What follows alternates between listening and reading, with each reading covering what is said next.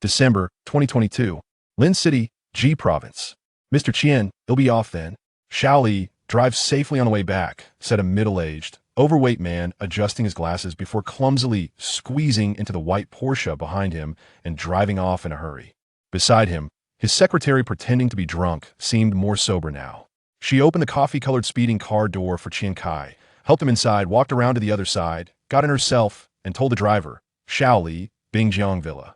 Qian Cai recalled what Lu Fat had mentioned at dinner returning to Shanghai. He closed his eyes, focused, then opened them again, his gaze no longer hazy. Forget it. Let's go back to the old courtyard at number 3 middle school instead. He exhaled deeply after saying that. This guy really has big ambitions. He wants to take over the second construction section. Not good at engineering, but damn good at gathering intelligence.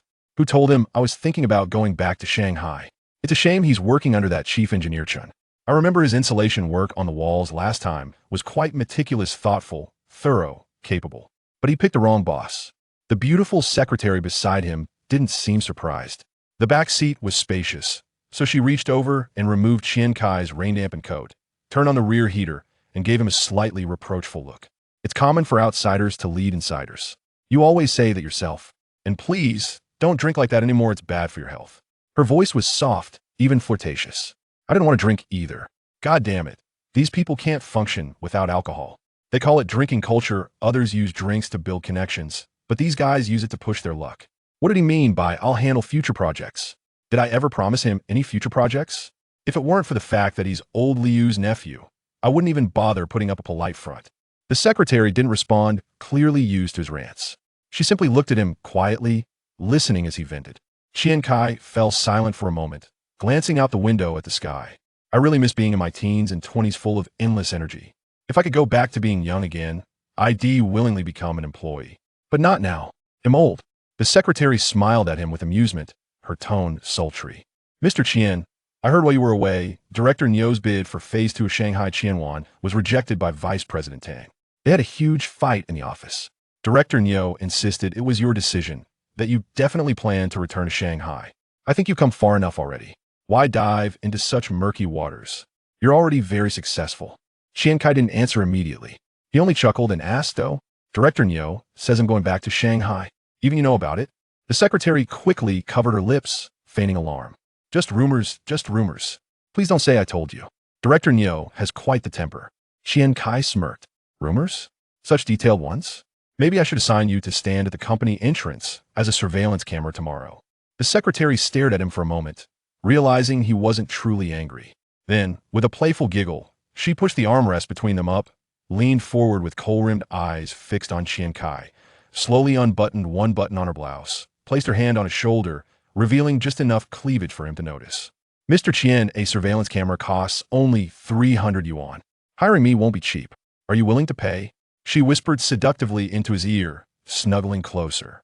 Qian Cai turned his head slightly, catching a glimpse of pale skin edged with black lace.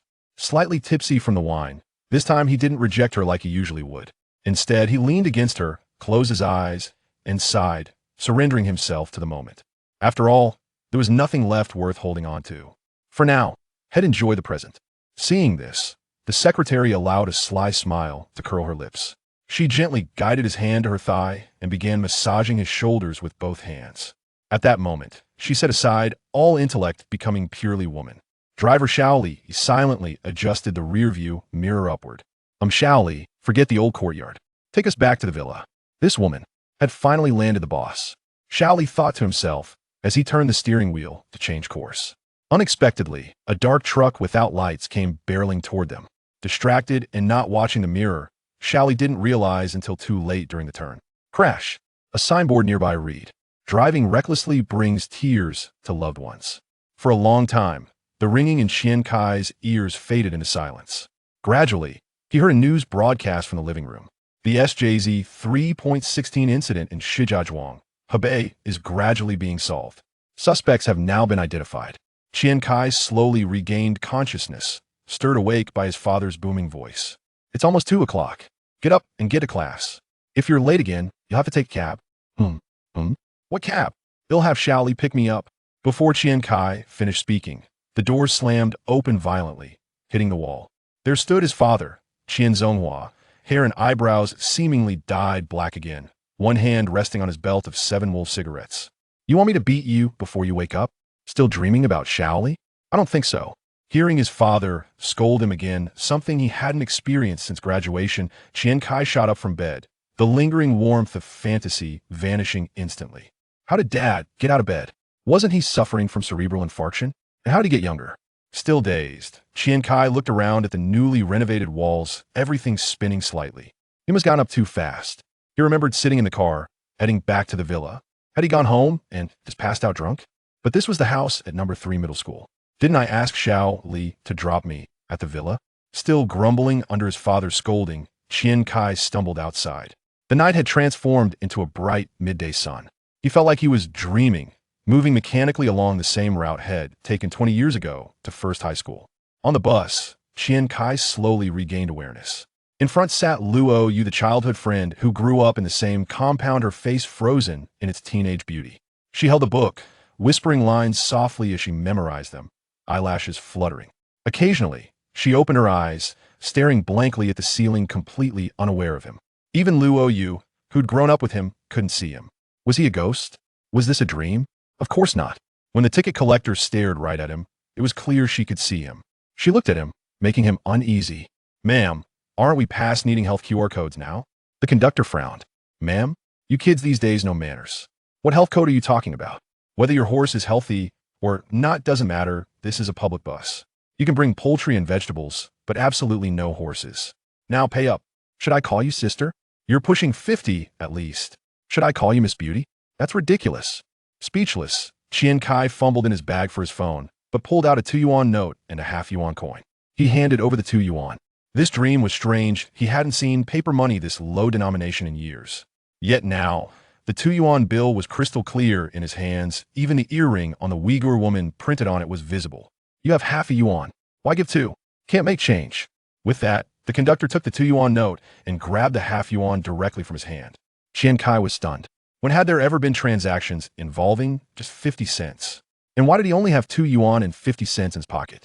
If this was a dream, wouldn't it at least involve some absurdly large banknote, like $10 billion? 2 yuan and 50 cents? Was this dream really that conservative? Truthfully, when they were in school, the bus fare was 50 cents. Qian Cai looked around. The realism of this dream was unsettling. Since returning to Ji province from Shanghai, he rarely dreamed at all, often falling asleep drunk and waking up the next morning. He studied the old man reading a newspaper, the rural woman carrying eggs to market, and the youthful version of Luo Yu by the window, all unchanged from decades ago. The newspaper in the old man's hands showed the date clearly. April 2001. 2001? Qian Cai leaned in, trying to read more. But the old man seemed to sense it, shifting his body and tilting the paper away, as if letting Qian Cai peek would cost him something. Not want to back down, Qian Cai moved in even closer. Young man, the paper's only 50 cents. You could buy one at the stop you boarded. The old man finally spoke. Qian Cai turned, their faces barely 10 centimeters apart.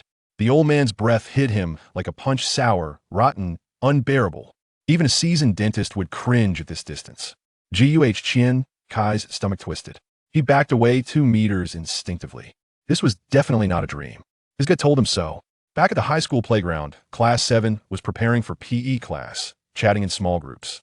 Qian Cai wandered through the familiar gates, walking along the main road toward the field, seeing familiar classmates, patting the iron fence along the way. The solid feel made him sigh deeply.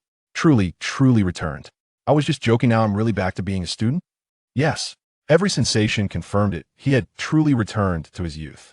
Still absorbing the shock, mourning the wealth had lost, Qian Cai recalled all those novels and dramas about time travel when suddenly, someone called out from a distance. Qian Cai, got any drinks? Give me a sip. It was Lao San Ye Junlin, his college roommate and self-proclaimed best friend, who lived off Qian Cai's food during his startup days, determined to eat him broke. Also the guy who, whenever Qian Cai ranked near the bottom in exams, patted his shoulder and said, "Don't worry, you've got me." Upon hearing the voice, Nie Junlin approached. Qian Cai snapped back to reality, briefly considering pinching him to test reality, but decided against it. If this really was April 2001, they weren't close enough yet for such familiarity. He tried to recall, yes, had just transferred here in the first semester. His dad, recently promoted from vice principal at number 3 middle school to academic affairs director at First High School, had arranged a transfer to put his troublesome son in the elite class. That version of his father, always lecturing him about working hard since age 12, studying on a primary school diploma, before the Gaokao revival, still had a losing battle with baldness. He and Ye Junlin had met only after transferring in, both sneaking into the top class through back doors, both at the bottom academically, naturally drawn together gossiping, playing cards, checking out girls. By senior year, Qian Cai finally woke up, studied hard, but his foundation was weak, his logic shaky. He barely got into a third-year university. "Hey, you still asleep? Got water or not? I'm dying of thirst." Nie Junlin shouted at him. No," Qian Cai replied absent-mindedly. Nie Junlin, oblivious to Qian Cai's detachment, launched into excited chatter. "First period is PE today. Yanya and Shan Wenjia are both on the playground by the flower beds. This is our chance, bro. During basketball, let me block your shot real cool like. After class, I'll treat you to internet time. Deal? You call getting dunked on our opportunity? Then tell me what exactly is an opportunity?" As he spoke, Qian Cai glanced toward the flower beds. Yanya, Shan Wenjia? He easily recalled their names. They were hot girls, after all. Both from the power company compound, lifelong friends, now in class 7. Yanya, long lashes, big eyes, a petite nose, almost European princess vibes. About 1.7 meters tall, multiple awards in city dance competitions. Probably aiming for arts college. Shan Wenjia, the school's famed literary girl. Her essay, My View on Dream of the Red Chamber, was used by teachers as a model piece for citing classical references in Gaokao essays. Around 1.65 meters, short hair, with a touch of ancient Chinese elegance. Neither was really his type back in high school. He liked fiery girls. Even as an adult, he never went for innocent types. Though indifferent to the so-called opportunity, Nie Junlin's eagerness annoyed him slightly. Nie Junlin replied instantly, "Opportunity means I get to flirt with Yanya, and you get free meals. Isn't that an opportunity? Fair point, but I want fried rice added." Qian Cai accepted the deal, thinking fondly of the delicious fried rice from the cyber cafe downstairs back in the day, a taste he hadn't had in years. Lao San was a generous soul. The deal was sealed happily. Class started. The PE teacher sent someone to fetch basketballs from the equipment room.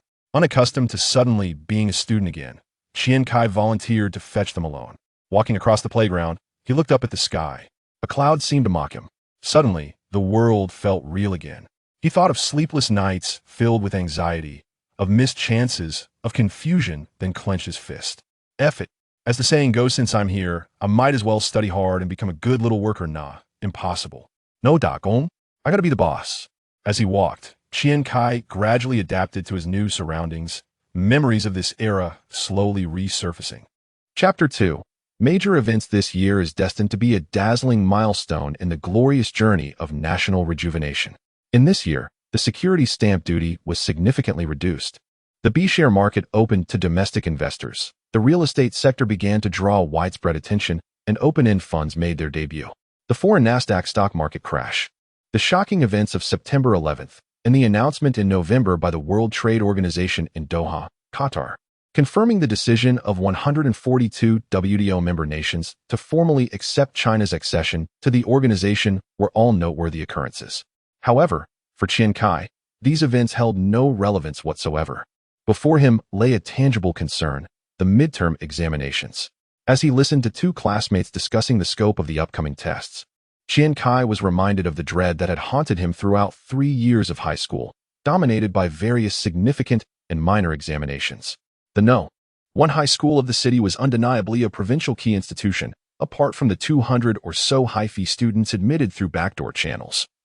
The majority of the over 1,000 students enrolled each year were high-achieving pupils from various districts and counties, including many top scorers from the county-level entrance examinations.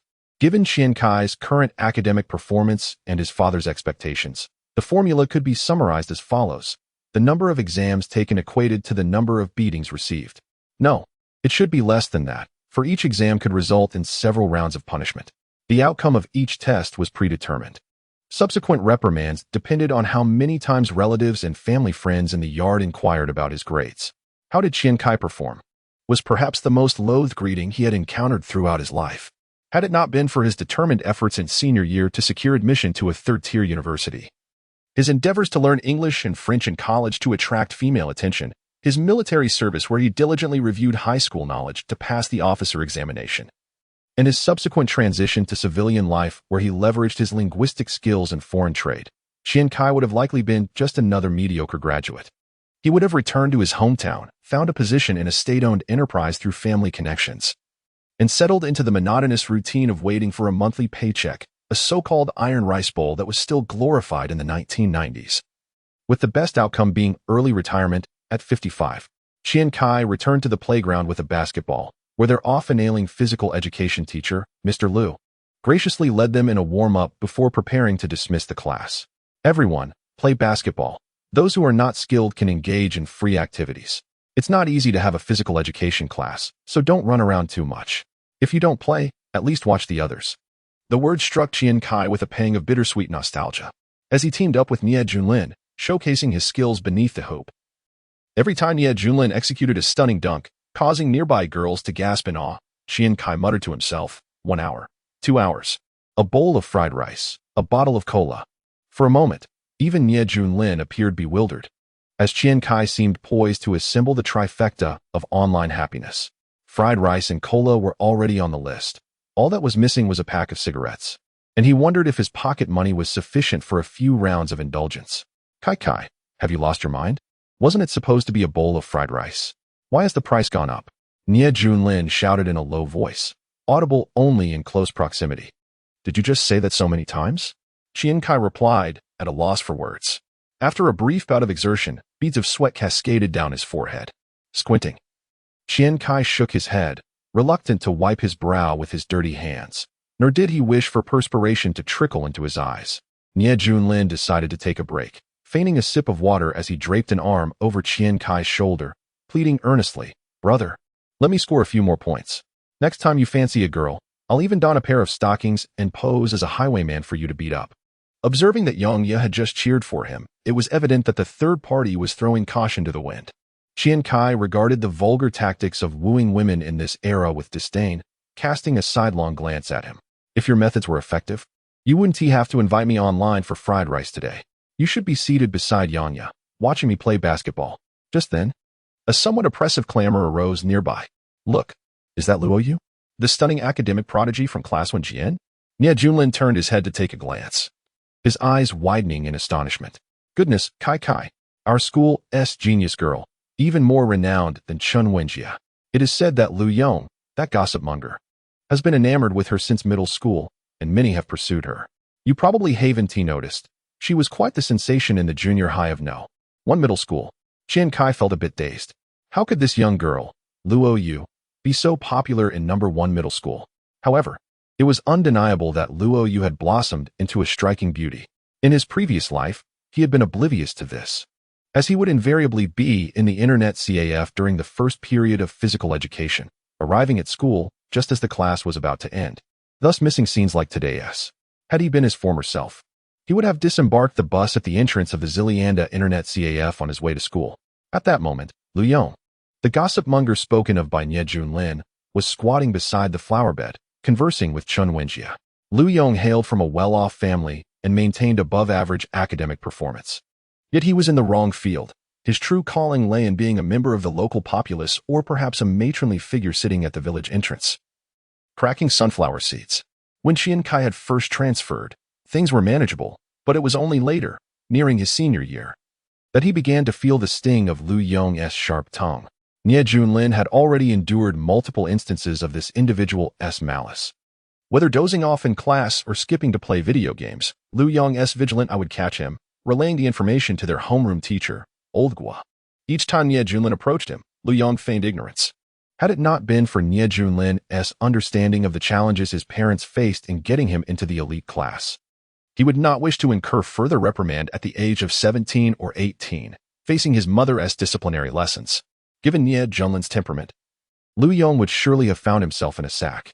Lacking athletic prowess, Lu Yong failed to attract attention during physical education classes, instead gravitating toward Yang Ye and Chen Wenjie, incessantly boasting about a relative studying abroad, showcasing his family's wealth and worldview, speaking somewhat loudly while casting disdainful glances toward Nie Junlin.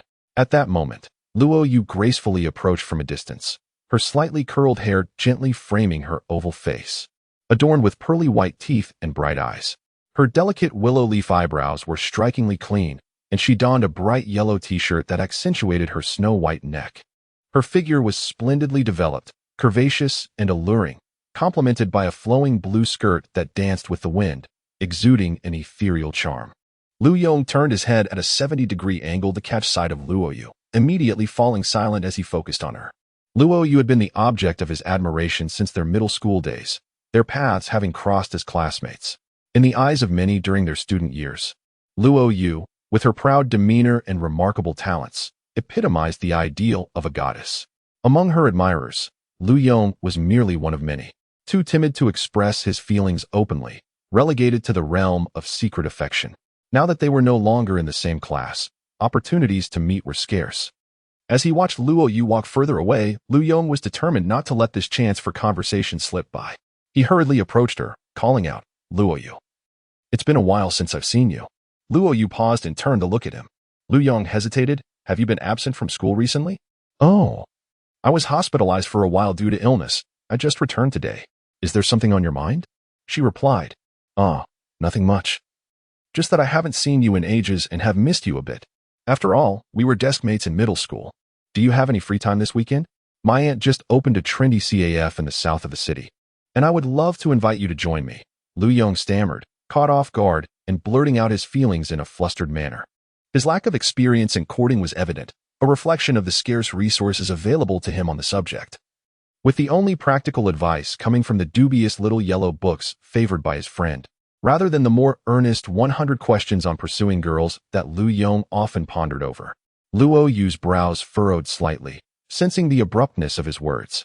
Just as she was about to respond, a languid voice emerged from behind Lu Yong. "Little Luo Yu, long time no see." The familiarity in the address was evident. Indeed, it had been a long time since they had last seen each other. After Luo Yu moved following her middle school graduation, their paths had diverged. She had grown up alongside Qian Cai, who had been something of a little shadow to him. Qian Cai, known for his exceptional strength and courage among their peers, had commanded considerable respect, leading their group in adventurous exploits. Luo Yu had looked up to him with admiration. Luo Yu's eyes brightened as she focused on the figure behind Lu Yong, a smile gradually spreading across her face. "Qian Cai, what are you doing here?" she exclaimed, her excitement evident as she waved her arms animatedly. This was the true essence of Luo Yu. Far from the image of a beautiful academic, she was, in fact, a little whirlwind of energy. "I just spotted you on the bus earlier, but didn't call out because I was preoccupied." Qian Cai recalled their earlier encounter on the bus, where Luo Yu had been too engrossed in her studies to notice him, and he had also been distracted, resulting in their missed greeting. At that time, public transportation was sparse, primarily serving the city loop, and Luo Yu's new home at Chengtu Xinfu was conveniently located along the same route to school.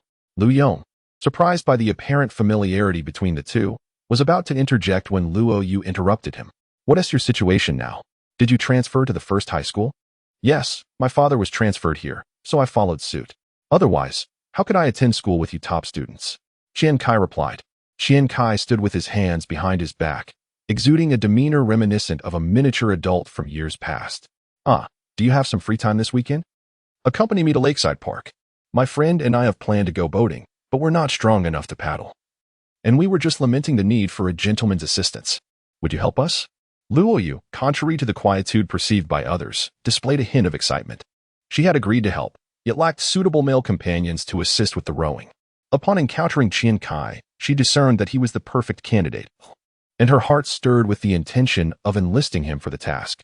"I'm not available," Qian Cai replied with a rather aloof demeanor, though internally he felt a surge of joy at Luo Yu's willingness to converse with him as she did in their childhood.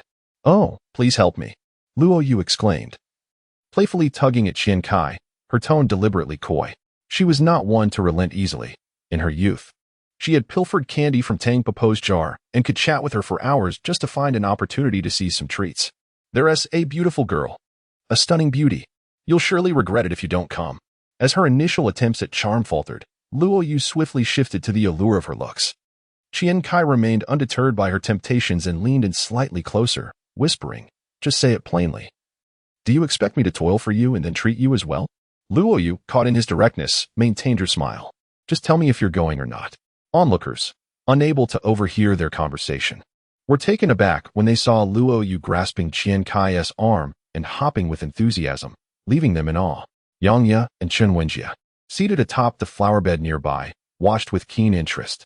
Qian Cai's profile, illuminated by the sunlight, was strikingly defined, and his athletic physique, honed from years of sport, was undeniably appealing. Even if he were not a star like Rukawa Kid, he certainly resembled a player like Mitsui, though previously, Qian Cai had been reluctant to engage with his classmates, often overshadowed by the undeniable charm of Nie Junlin, who was also an indisputable heartthrob. Lu Yong, observing this scene up close, felt a pang of frustration. He attempted to interject several times, but their conversation flowed too rapidly, and Luo Yu paid him no heed, leaving him with no opportunity to speak. Qian Cai, of course, had no intention of acknowledging Lu Yong. However, he recalled the numerous distasteful antics Lu Yong had engaged in during their senior year, such as seeking glory for their class in the sports meet. Despite his aversion to athletics, and publicly delivering those cringeworthy remarks aimed at elevating his own status. Qian Cai, the academic atmosphere at Sanzhong is relatively relaxed, and there are plenty of athletes, making it more suitable for you. Why did you transfer to Yizhong? This question lingered in Qian Cai's memory with particular clarity. Now that he had been reborn, he felt compelled to settle scores in advance, and a mischievous spirit began to arise. Instead of responding to Luo Yu, he retreated to Lu Yong's side and remarked, Luo Yu, I've heard that Lu Yong has harbored a crush on you for years. Have you considered giving him a chance? He finished with a teasing wink at Luo Yu. The camaraderie from their childhood remained intact, and Luo Yu instantly understood the implication. Her middle school classmate Lu Yong must have a grudge against Qian Cai, who was subtly advising her to remain indifferent toward him. I've already discarded what you wrote for me into the trash, and by the way, I don't like coffee, so please save it for someone else. With that airy dismissal, Luo Yu showed no desire to continue the conversation, turning her attention back to Qian Cai. The meaning in her gaze was unmistakable. Revenge was within her reach. Lu Yong was taken aback. In 3 years of middle school, he had never encountered this side of Luo Yu. Despite her previous indifference, she had never been so bluntly dismissive, always leaving some semblance of decorum. In that moment, Lu Yong realized the difference between knowing someone's face and understanding their heart. He stood frozen for approximately 3 seconds, his eyes suddenly emanating a complex affection as he stammered a simple okay before turning to leave. Glancing back in hopes that Luo Yu might call him back, Qian Cai glanced back, internally grading the performance, discounting the highest score of 8. 3 and the lowest of 8. 3. The final score stood at a mere 6. The acting was competent, yet the plot was cliché D, barely passing. There was potential, albeit limited. Others, at a distance, could not hear their conversation, but merely observing their expressions and postures led to speculation. The gossip regarding a transfer student from the 3rd middle school and a talented girl from the 1st would undoubtedly spread quickly. Luo Yu, having disregarded her reputation to defend her friends, felt a flush on her cheeks as Lu Yong walked away and the surrounding chatter began. Did he offend you? His mouth is particularly troublesome. There was a girl in our class who cried over a cleaning incident because of him. I know he likes me. He even slipped love letters into my desk, but I pretended not to see and tossed them in the trash. Is that so? Qian Cai suddenly felt that this person was even more troublesome than she remembered, showing no mercy even to girls. Luo Yu thought to herself that her carefully cultivated image was now utterly ruined. The more she reflected, the more aggrieved she felt, her expression turning somewhat sulky. I've stood up for you, and now I've offended an old classmate. You owe me a weekend treat, a grand meal. Did you hear me? With that, she fiercely clenched her small fist at Qian Cai. Realizing her demeanor was inappropriate, she quickly reverted to her ladylike composure. Qian Cai, however, immediately turned to leave, intending to evade the obligation. A grand meal? I barely have $2 to my name. Treating you to fried potatoes would be a challenge. Upon turning, she spotted Lu Yong, who had only managed to cover a mere 20 meters. A genius, with both audacity and talent. Qian Cai cast an appreciative glance at Lu Yong, uncertain if he noticed her. Qian Cai, Luo Yu bellowed from behind. With a hint of resignation, Qian Cai paused. The little lady was furious. Perhaps it was best to give her some face. All right, she replied, turning her back to Luo Yu and giving an okay gesture. What a mischievous spirit. When did she start pretending to be so demure? Qian Cai pondered. Chapter 3, a retrospective of the past after physical education class. Nie Junlin incessantly inquired about Qian Cai's acquaintance with Luo Yu. Qian Cai could only elucidate their childhood bond. As they conversed, they returned to the classroom, taking seats in the last row, where Qian Cai settled into his own seat, one that left a profound impression on him, situated at the back near the door. The rear row, by the window, evoked memories of Wang's hometown. Furthermore, the door at that time lacked the small window that would later become commonplace. It was a solid wooden door, entirely devoid of the anxiety of having the homeroom teacher's head unexpectedly appear like a giant sticker beside him, which doubled the joy of being there, a perfect hideaway for daydreaming. His seating arrangement wasn't due to favoritism from the homeroom teacher, Old Gua, but rather a consequence of the height-based seating order. At a height of 179 meters, Qian Cai was already among the taller peers in Province G, naturally relegating him to the back row. The corner seat was a deliberate choice to evade the teacher's gaze. With class yet to commence, Qian Cai rummaged through his desk for a few exercise books. Although a twinge of nervousness gripped him, he attempted to tackle the mathematics problems, which felt somewhat unfamiliar. Nonetheless, his logical reasoning had greatly improved since his previous life, and his computational skills posed no issue. Having undergone rigorous preparation for promotion examinations in the military, he did not find the material overly challenging. He had a grasp of the concepts, yet the formulas and theorems felt rather distant. With the aid of reference materials, overcoming the challenges was not insurmountable. It is worth noting that these problems were the private creations of the advanced class instructors, clearly more difficult than standard exercises. In his past life, Qian Cai would have struggled to even comprehend the answers, lacking any problem-solving strategies, and despite having memorized the relevant formulas, he would find himself at a loss. Each exam would result in him merely writing out a solution and listing related formulas haphazardly. In contrast, familiarity with the formulas suggested that he could expect an improvement in the upcoming midterm examination. As for physics and English, there was no need for concern. In his previous life, he had detested memorizing political content, relying instead on physics and English to boost his scores in the military promotion examination. Currently, he faced mechanics and thermodynamics in the second year of high school, which were indeed his strengths. However, chemistry remained somewhat nebulous, and he needed to reacquaint himself with key literary texts in Chinese. Nonetheless, Qian Cai retained memories of several significant examinations from his previous high school experience.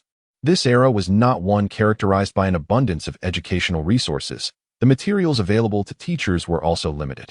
In such circumstances, it became imperative to dedicate more time to meticulously discussing the examination questions used in each midterm and final, so that even years later, at class reunions, they could reminisce about that particularly challenging question, recalling the process they had calculated, only to find the final answer erroneous. Often, the moment of realization that followed a teacher's explanation left a lasting impression, even if the specifics faded. Some famously difficult questions remained somewhat memorable, especially the college entrance examination, where countless rounds of answer comparisons and estimations had taken place.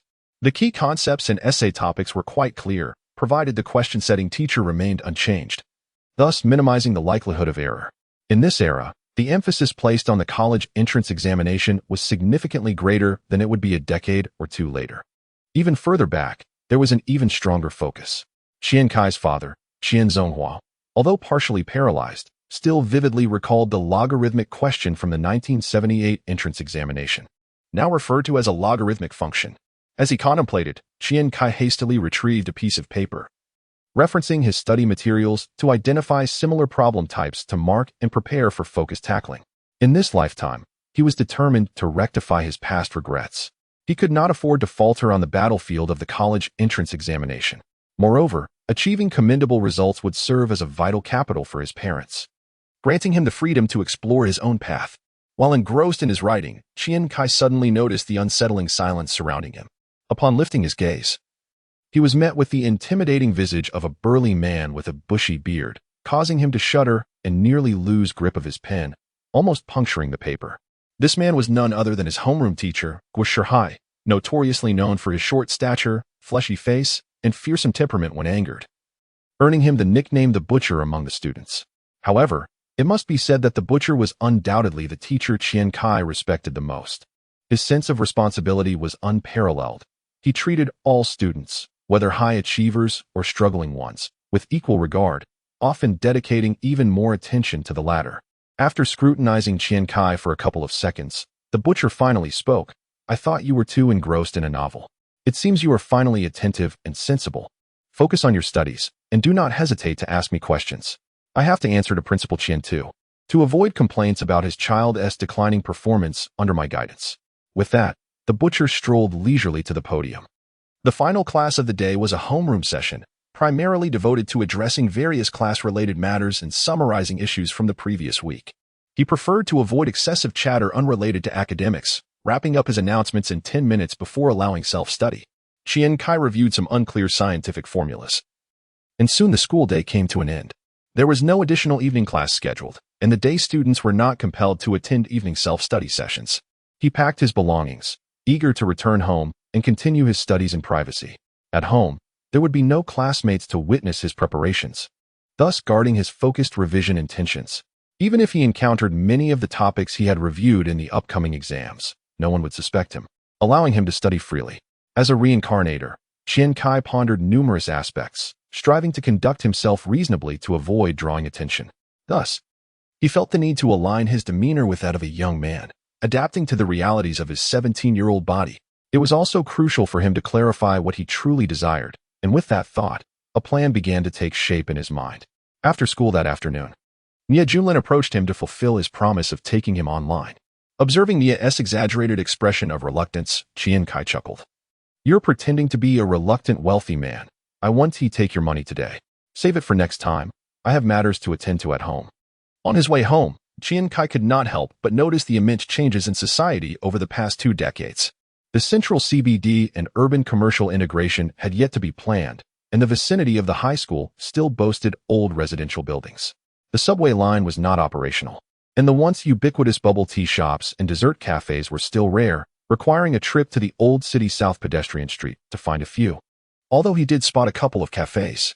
Nevertheless, Qian Cai was not inclined to dwell on these matters. If one were to engage in business, it was essential to consider that consumer capability was inextricably linked to societal development trends. Premature planning would not cater to the broad demands of society. On the road, I encountered several familiar uncles and aunts and greeted them warmly. Uncle Zhang, Aunt Tian. These individuals were all veteran teachers from the 3rd middle school, who, with the passage of time and economic development, had moved into commercial residential complexes. After many years, seeing their youthful faces evoked a sense of nostalgia for the warmth of our past interactions. However, these uncles and aunts sensed something different, turning their heads to glance at me and nodding in acknowledgement. This peculiar difference was quite simple. The child had taken the initiative to greet them.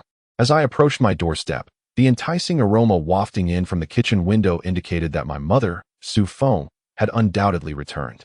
After years of savoring my parents' culinary skills, I could easily identify the fragrance of either fish-flavored shredded pork or sweet and sour cabbage, an unmistakable blend of sweet and sour. In these old residential buildings, one could almost discern what each household was cooking just by opening the kitchen window, facing the outside, while ascending the stairs. I set down my backpack and took out my keys to enter the house. Indeed, in the living room, my father was engrossed in the news while my mother busied herself in the kitchen.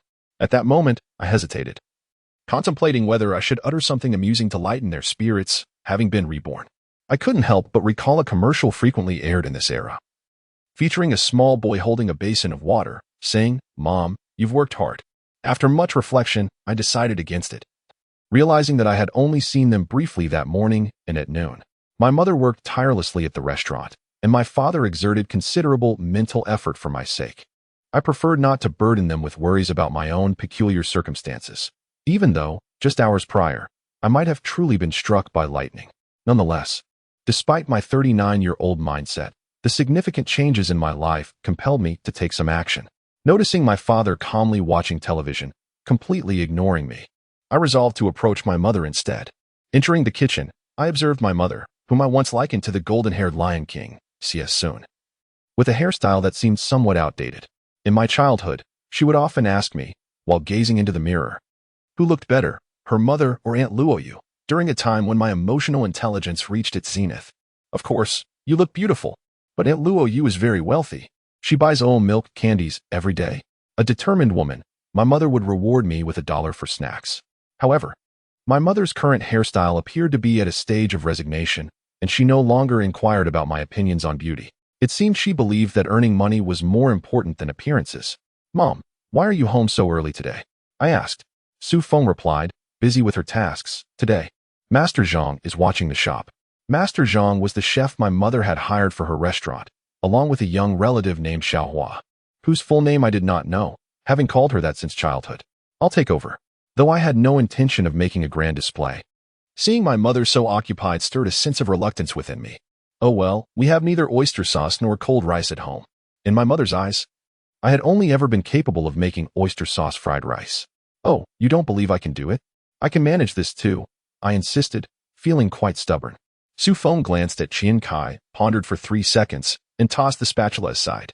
"All right, you take over," she declared before turning to leave. In her quest to cultivate Qian Cai's independence, she had resigned herself to allowing him to try, adopting a rather nonchalant attitude that if it didn't work out, they could always it out. Her years of experience running a shop had instilled in her the belief that nurturing Qian Cai's ability to live autonomously was crucial. She felt that children lacking such skills would inevitably return home in tears. She regarded herself as superior to his father, Qian Zonghua, who merely encouraged Qian Cai to focus on his studies. No, she considered herself to be operating on a different plane entirely. In his previous life, Qian Cai had lived independently for over a decade and had developed a discerning palate, thus he possessed culinary skills. With just a few deft movements, he transformed his mother's prepped ingredients into a dish that was surprisingly on par with her own cooking. "Dinner's ready," he announced, tapping the table with his chopsticks. "No tapping. Only beggars do that," his father retorted, visibly irate. Years ago, when he had been told Qian Zonghua is destined to beg, it had ignited his ambition to prove himself worthy of university education, despite being just an elementary school student. The three gathered at the table, the atmosphere warm and jovial. Su Feng tasted the dish, astonished that it was indeed palatable, while Qian Zonghua maintained an air of nonchalance, convinced that cooking was far simpler than studying, something one could learn with ease. Qian Cai felt slightly dissatisfied, wishing to present himself as more mature, subtly altering his parents' perceptions to facilitate his future endeavors. "From now on, I'll cook when I have time, and Mom, you can rest when you come home." To alleviate any doubts about his culinary prowess, he added, "If only I had some steamed fish soy sauce and a bit of rock sugar for this stir-fried cabbage. It would taste even better." "Just ask for money directly," Su Feng interrupted, having known for over a decade that in her son's presence, there was no such thing as a free lunch. She was all too familiar with his seemingly considerate demeanor, recognizing it as a precursor to his requests for money. Qian Cai, momentarily deflated by the interruption, felt a wave of frustration, yet recalled the old adage, "Since you're already here, why not seize the opportunity?" Today at school, he had encountered Luoyu, who had invited him to dinner over the weekend, along with a friend who was said to be quite studious.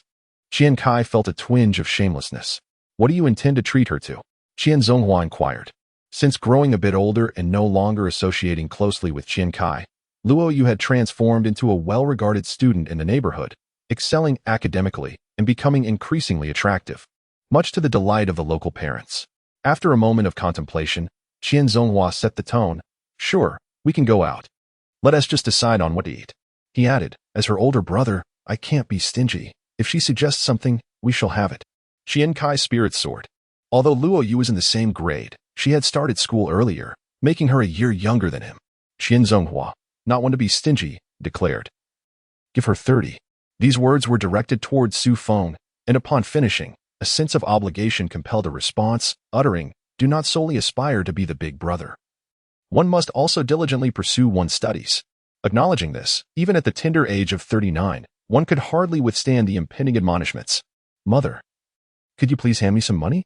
With that, the individual strode directly to the kitchen to wash the bowl, then entered the room with a school bag in hand. The money lay on the bed, having just satisfied its hunger, and could not help but begin to devise plans for the future. The remnants of rebirth still lingered, and even after a considerable time, the heart had not fully settled. Upon reflection, the immediate task was to break free from the constraints imposed by parents while also committing to diligent study. Turning over, a book was retrieved, and the process of learning commenced. The night passed in silence. Chapter 4. Displaying one's talents before others throughout the entire night. Qian Cai diligently reviewed formulas and theorems. As he was not yet finished with his second year of high school, he managed to cover the essential content around 10 p.m. though he still found certain aspects rather unfamiliar. He summarized these less familiar sections in his notebook, crafting a concise overview. The remaining task involved solving problems, revisiting previous material, and integrating formulas into his problem-solving strategies. Currently, he struggled to conceptualize some auxiliary lines in the geometry section of mathematics. He anticipated that proving the second sub-question would consume a significant amount of time, yet this area had always been a weakness for him. For now, he aimed to tackle the first sub-question of the major problem, hoping to secure at least 5 points out of 12, with the intention of relinquishing the rest. Having completed these tasks, he noticed that his parents had yet to enter the room, likely assuming he was asleep. Thus, he switched on all 3 lights in his room and brought out his work to continue. Qian Cai awaited the moment to showcase his gradual maturation and newfound diligence in studying to his parents. Around 11 p.m., after finishing his television program, his father entered the room to turn off the lights. As he opened the door, ready to chide Qian Cai about the unnecessary lights and the cost of electricity, he was taken aback to find his son engaged in solving problems. He stood there in stunned silence for several seconds before quietly closing the door and stepping out. Shortly thereafter, sounds of rummaging came from the storage room, accompanied by the voices of his parents, their footsteps, and his father calling out, "Add more sugar. If it's less, he won't drink it." Before long, Su Feng entered the room carrying a cup of hot milk, placing it directly on the table. Qian Cai turned around to see his father still standing at the doorway, an expression on his face that was nearly indescribable. If one were to attempt a description, it would be akin to witnessing the hopes of an entire village, filled with contentment, mingled with a hint of hope, a touch of conflict, and a lingering doubt about whether his son was truly studying. To confirm this, his father slowly walked toward the table, hands clasped behind his back, examining the densely scribbled formulas in Qian Cai's notebook, transforming that doubt into a settled certainty. Qian Zonghua, feeling reassured, quietly exited the room. Su Feng, too, felt a sense of conflict. Should she allow him to study until dawn or offer the customary parental words of concern? In the end, she settled on advising him to take care of himself and maintain a balance between work and rest before leaving the room. The cautiousness of the older couple, along with the continuous discussions emanating from the adjacent room throughout the night, made Qian Cai realize a crucial truth: the necessity of studying. Cooking held little value in comparison. Since he had clearly declared his intention to study diligently, he resolved to maintain this state of focus as a norm. Significant improvement in the upcoming midterm exams seemed easily attainable. After all, this endeavor was akin to a novice writer earning money. There was little room to fall lower, and plenty of potential for advancement remained. Awakening early, Qian Cai found that he could no longer sleep as soundly as he had in his previous life, resembling the wakefulness of an elderly person. Glancing at the calendar, he noted that the legendary product was nearing its market launch, while the leader of the large corporation had begun exploring the Internet of Things, and the leader of the smaller company was preparing to engage in the second round of financing in South Africa. On October 23rd, the stock market experienced an unprecedented surge, reminiscent of the sole insight into the 2001 stock market, perhaps a consequence of my prior enrollment in an MBA program in a past life. If I fail to seize this wave of collective gains, I may have to content myself with merely selling crayfish this year. This line of thought leads me to realize that time is running short for the Chinese team. Before stepping out, I noticed 35 yuan on the table, 30 of it intended for treating Luo Yu to a meal, with my daily bus fare and breakfast totaling 3 yuan, leaving me with 2 yuan as a reward, likely a reflection of my parents' satisfaction from the previous night. With a smile, I pocketed the money and headed out the door. On the bus to school, I encountered Luo Yu once more. Due to the flag-lowering ceremony on Friday, the little one was clad in her school uniform, which made her appear rather charming. At this moment, our school had yet to adopt summer uniforms. We wore the same attire throughout the seasons, with the institution only mandating uniforms on Mondays and Fridays for the flag ceremonies. Luo Yu's pale complexion suggested she had used some skincare products, and her lips seemed to be adorned with lip balm, leading me to marvel at how well her father has provided for her. "Good morning, Kaigo." Luo Yu greeted me, her voice melodious and sweet, evoking a sense of trepidation within me at the affectionate title. I instinctively touched my head, feigning injury. "Oh dear, my head hurts." "Luo Yu, could you perhaps lower the sugar content of your words? I know you nearly drove Lu Yong to despair the other day, and now you're plotting to extort me this weekend. I'm fully aware." Luo Yu fixed her gaze on me, inquiring, "So what delectable treat will you be treating me to?" She appeared quite eager. "Barbecue," I replied nonchalantly. Luo, you seemed momentarily taken aback. You'll find out when the time comes, I retorted with a roll of my eyes. By the way, I mentioned to my father that I would invite you to dinner this weekend and that you would be bringing a friend who excels academically. Just make sure not to let anything slip at school. I recalled the fib I had spun at home, hastily providing my testimony. Luo, you chuckled, covering her mouth. Before playfully admonishing, what do you mean? I've always been a good student, an academic prodigy, if you will. Her laughter sparkled like silver bells, and her pure, striking features drew the attention of those around us, causing my heart to flutter and my face to flush. Kai, what on earth is happening? This is a girl I've grown up with. As we entered the school, the morning sun illuminated our faces, and we engaged in playful banter, creating a warm atmosphere. Luo Yu, having garnered a reputation as a demure figure in school, appeared quite different from the composed persona that others were accustomed to, prompting a flurry of discussions among onlookers. Did you hear? That Luo Yu used to live in the 3rd middle school compound. Childhood sweethearts, huh? The gossip grew increasingly distorted, and I, feeling a wave of embarrassment, turned to the loudest group, admonishing, are we now discussing others in public? Can't you just chat in your own classroom? With a chuckle, Luo Yu playfully tapped my back, eliciting a chorus of cheers from those around us. With no desire to linger, I quickly arranged to meet Luo Yu the day after tomorrow and made my way toward the classroom.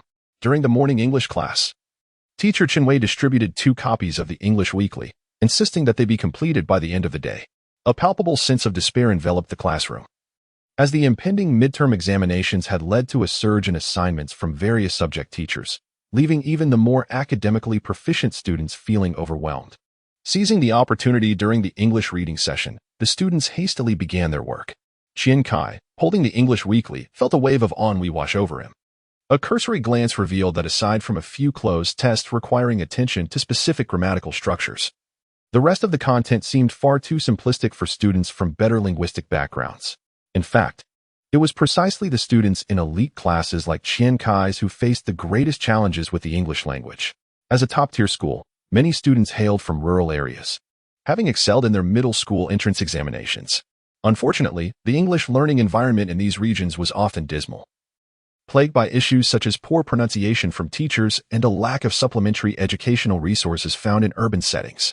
The lax English foundational education in rural primary schools had severely hindered the linguistic intuition of students from these areas. A weak sense of language often resulted in sluggish performance on assignments, leaving many to rely on rote memorization despite their adequate grades. Even if rural students managed to pass, their ability to read passages fluently remained questionable. The English Weekly predominantly consisted of multiple-choice questions, which Qian Cai swiftly completed with ease. However, upon reaching the essay section, which tasked students with writing an email to a friend in Australia discussing recent events in their hometown, he hastily drafted a few keywords on the paper, fully intending to merely glance at it later to check for errors, rather than submitting it for correction. To his surprise, during the 3rd period, when the bell rang, the English class representative, Yang stood up and called out that those who had completed 1 copy of the English Weekly should submit it for Teacher Chen to review a portion of it. Unbeknownst to him, Zhang Liang from the adjacent row had observed Qian Cai diligently scribbling during the reading session and had taken it upon himself to submit Qian Cai's work. Later that afternoon, upon entering the classroom, Yang intercepted him, exclaiming, "Qian Cai, what on earth did you submit? Now I've been reprimanded by the English teacher." She laid his English Weekly on the desk and pushed it toward him. Dismayed, Qian Cai wondered who had been so reckless as to submit his half-finished work. However, upon inspecting it, he prepared to defend himself. "No worries. Look, everything is ticked off. They are all correct." Yang, fully aware of his capabilities from having collected his assignments for the past 2 months, retorted, "Do you even realize where you copied this from?" She then pointed at the essay, indignantly demanding, "What is this supposed to be? Can you read it aloud for me?" In a bid to feign ignorance, Qian Cai picked up the paper and began to read from his hastily jotted keywords. "Dear Jelly."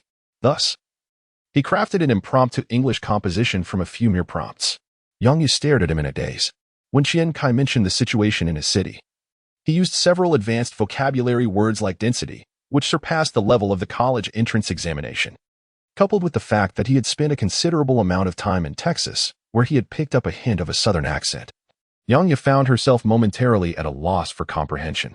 Yet, intimidated by Qian Cai's presence, she refused to concede defeat, exclaiming, "Is that English? Or are you speaking French?" Qian Cai was taken aback. French? Observing the expression on her face, Yang realized he was merely jesting, and she regained her proud demeanor. Qian Cai, the English section of the college entrance examination is worth 150 points. If you wish to attend university, you must take it seriously. Just as she was about to embark on a lengthy discourse, Qian Cai, unable to tolerate her nagging, swiftly interrupted her. French isn't expressed that way, he remarked, before picking up a newspaper and teasingly adding, "Ch re jelly, comment of Virginia." Outside the door, Chen Wei, who was about to enter, overheard the commotion and paused, arms crossed. Upon confirming that it was indeed French, she gasped and froze, then continued to listen intently, a smile gradually spreading across her face. Once Qian Cai finished, without waiting for anyone's reaction, she stepped into the classroom and approached the podium. Her interest piqued as she regarded Qian Cai. Seeing the teacher arrive, Yang felt a sense of relief. "Teacher, look at him. He is causing trouble instead of writing his composition." Yang's cheeks flushed, her heart racing, while Qian Cai discreetly cast a glance in her direction. Classmate Qian Cai just spoke in French. "I studied it for a while at Guangyi Foreign Language School, but I am not as proficient as he is," Chen Wei explained. Then added with admiration, "I never expected there to be someone more talented than others. I also saw your morning report, Qian Cai. You only got one question wrong. And it appears your composition is quite impressive as well, truly a master." The classroom erupted in an uproar, and suddenly the atmosphere was charged. In the back row, Nie Junlin slammed his hand on the desk and shouted, "Qian Cai, you're unbelievable. When did you learn all this behind my back?" Amidst a chorus of astonished exclamations, laughter rang out, drawing the attention of students from the neighboring class, who inquired about the situation. Some were astonished, while others remarked that the elite class was indeed exceptional, before departing dejectedly. Meanwhile, some girls gazed at Qian Cai with stars in their eyes. By that afternoon, the entire high school campus buzzed with the news. A wave of interest in the French language swept through, with many girls beginning to study French vocabulary. In no time, Qian Cai became the bane of the boys, who believed he had raised the bar for romantic pursuits. After school, as Qian Cai was about to leave, Yang called out to him, hurriedly grabbing her pink backpack to accompany him. As they walked, she bit her lip, her face slightly flushed, and apologetically murmured, "I'm sorry for misunderstanding you this afternoon." Her voice grew softer with each word. Qian Cai had anticipated her embarrassment and, having played all his jokes, decided not to tease her further. He cheerfully replied, "No worries. If you hadn't asked me that, I wouldn't have had the chance to shine before others." "Shine before others?" Yang was puzzled. "That is just showing off," he said with a smirk. Qian Cai realized the repercussions of his words and swiftly laughed while running away. Yang, indeed, pretended to chase him. Her cheeks flushed with embarrassment. The duo attracted numerous gazes as Yang sprinted with her slender figure. Many boys covertly gasped in admiration. At that moment, a second-year male student, who had encountered Qian Cai and Luo Yu at the school gate that morning, witnessed this scene and widened his eyes in disbelief, bellowing at the top of his lungs, "Good grief, what a beast!" This morning it was Luo Yu, and now it's Yang. There is no escape. The atmosphere around them erupted in excitement. As they conversed their way to the school gate, the topic came to a close, and Yang regained her composure. Observing Qian Cai moving ahead, she felt a twinge of nervousness, cleared her throat, and called out to him, inquiring, is your English really that good?" Qian Cai pondered for a moment before responding. "It's decent, primarily focused on speaking. My written skills might still have some minor flaws." Yang's face turned crimson, and after a brief hesitation, she continued, "I plan to take the TOEFL next year. Could you help me practice? There's a CAF I frequently visit nearby." Qian Cai, realizing that this girl intended to study in America, a fact she had kept under wraps, replied, "I might be unavailable this weekend. Luo Yu has invited me to go boating. How about next week?" Upon hearing this, Yang appeared somewhat dejected. "Oh, Luo Yu." Qian Cai, reluctant to delve into the nature of his relationship with Luo Yu, merely chuckled and said, "I didn't see that coming. You're quite the little heiress. Aiming for America, huh?" Yang's cheeks deepened in color as she replied, "Nothing is confirmed yet. Let us touch base next week when you're free." With that, she hastily quickened her pace and departed. Qian Cai shook his head and laughed softly. Being 17 truly is wonderful. In youth, one can still experience the thrill of blushing, a sensation Qian Cai had not felt since he turned 8. Chapter 5, the start of work on his way home. Qian Cai reflected on the events of the past 2 days, gradually acclimating to his 17-year-old form. With Saturday fast approaching and a meeting with Luo Yu scheduled for the day after, he realized it was time to make the most of tomorrow. Since his proficiency in French had already been revealed, the idea of developing quietly had backfired. Thus, it would be prudent to leverage this knowledge to engage in business. No matter how modest, one must possess capital, yet he found himself with merely 35 yuan, insufficient even for trading in pirated goods, especially with the need for funds looming. After much contemplation, Qian Cai resolved to visit his friend Nie Junlin before heading home. Upon arrival, he called out to Nie Junlin and inquired directly, "Do you still have that particularly old-fashioned outfit your father bought you last time?" Curious about the reason for the request, Nie Junlin asked what he needed it for, to which Qian Cai candidly replied, "I have a use for it. Please lend it to me." Without hesitation, Nie Junlin fetched the garment. Returning home with the attire tucked into his backpack, Qian Cai found his father, Qian Zonghua, lounging on the sofa. Engrossed in a broadcast from Central Television's Channel 4, a habit he had maintained until Qian Cai's marriage in his previous life. For a moment, Qian Cai felt reluctant to speak, choosing instead to sit quietly with his father, lost in thought while watching television. As memories flooded back, he mused that perhaps the heights he had reached in his former life were still insufficient. After a brief interlude, he stood up and made his way to the refrigerator. Retrieving a selection of vegetables, he steamed rice and then ventured into the living room to ask his father, "Mom won't be back, will she?" Glancing at the clock, Qian Zonghua replied, reclining further into the sofa, "No, she's eating at the shop. Leave the vegetables. I'll handle them after the news finishes." Ignoring his father's words, Qian Cai walked into the kitchen, stating, "Never mind. I'd prefer to eat early today. I have something to report to you later." With that, he began chopping vegetables and igniting the stove. As the oil sizzled, the smoke made his eyes sting, and he felt a twinge of discomfort. Some thoughts were best left unthought, for dwelling on them only brought anguish. Half an hour later, the meal was ready. Qian Cai gathered his emotions and joined his father at the table. After a few bites, Qian Zonghua spoke up, "What is on your mind? Go ahead." He adjusted his posture, spreading his legs and sitting upright, a stance he often adopted for serious discussions. Sensing that Qian Cai's calm demeanor suggested the matter at hand was significant. "Well, I've been studying French for over a year, as you know." Qian Cai began, dropping a bombshell. "No what? How would I know?" Qian Zonghua's reaction was akin to being struck by lightning, momentarily questioning the identity of this child before him. He was certain that no one in the Qian family had engaged with the French language for 3 generations. Moreover, in the current era, finding a French training class in the remote southwestern region would necessitate a journey to the provincial capital. After all, this was the city, not Linqing. Ruminating over the matter, Qian Zonghua could not conceive of a plausible explanation for how his son had learned French, ultimately concluding that perhaps he had merely glanced at some French books without acquiring any substantial knowledge. Determined to maintain his dignity as a father, he feigned composure and inquired, "You've learned? How well can you speak?" "Quite well, actually. I can manage a conversation with a French person," Qian Cai responded calmly. At this moment, Qian Zonghua could no longer remain seated. "Shall we have a chat? Do you understand? Just how much can we discuss?" Qian Cai pondered for a moment, realizing that if he were to reveal his grand plan, he could not hold back. With utmost seriousness, he responded, "That depends on how much he wishes to converse with me." Qian Zonghua stood up abruptly. "He can merely chat as he pleases? Better than English?" As he spoke, he recalled that during the last final exam, Qian Cai had scored 75 out of a perfect 150, precisely half. The English papers were riddled with mistakes, leading him to conclude that the subject was not particularly strong. He sighed, resigned to the notion that this child lacked the requisite talent. To his surprise, Qian Cai unleashed another revelation. "Better than English? If it were a French exam out of 150, I could score 135. No, 140. How do you say hello?" Qian Zonghua promptly inquired. "Bonjour," Qian Cai replied, somewhat speechless. "Have you eaten?" He continued to ask.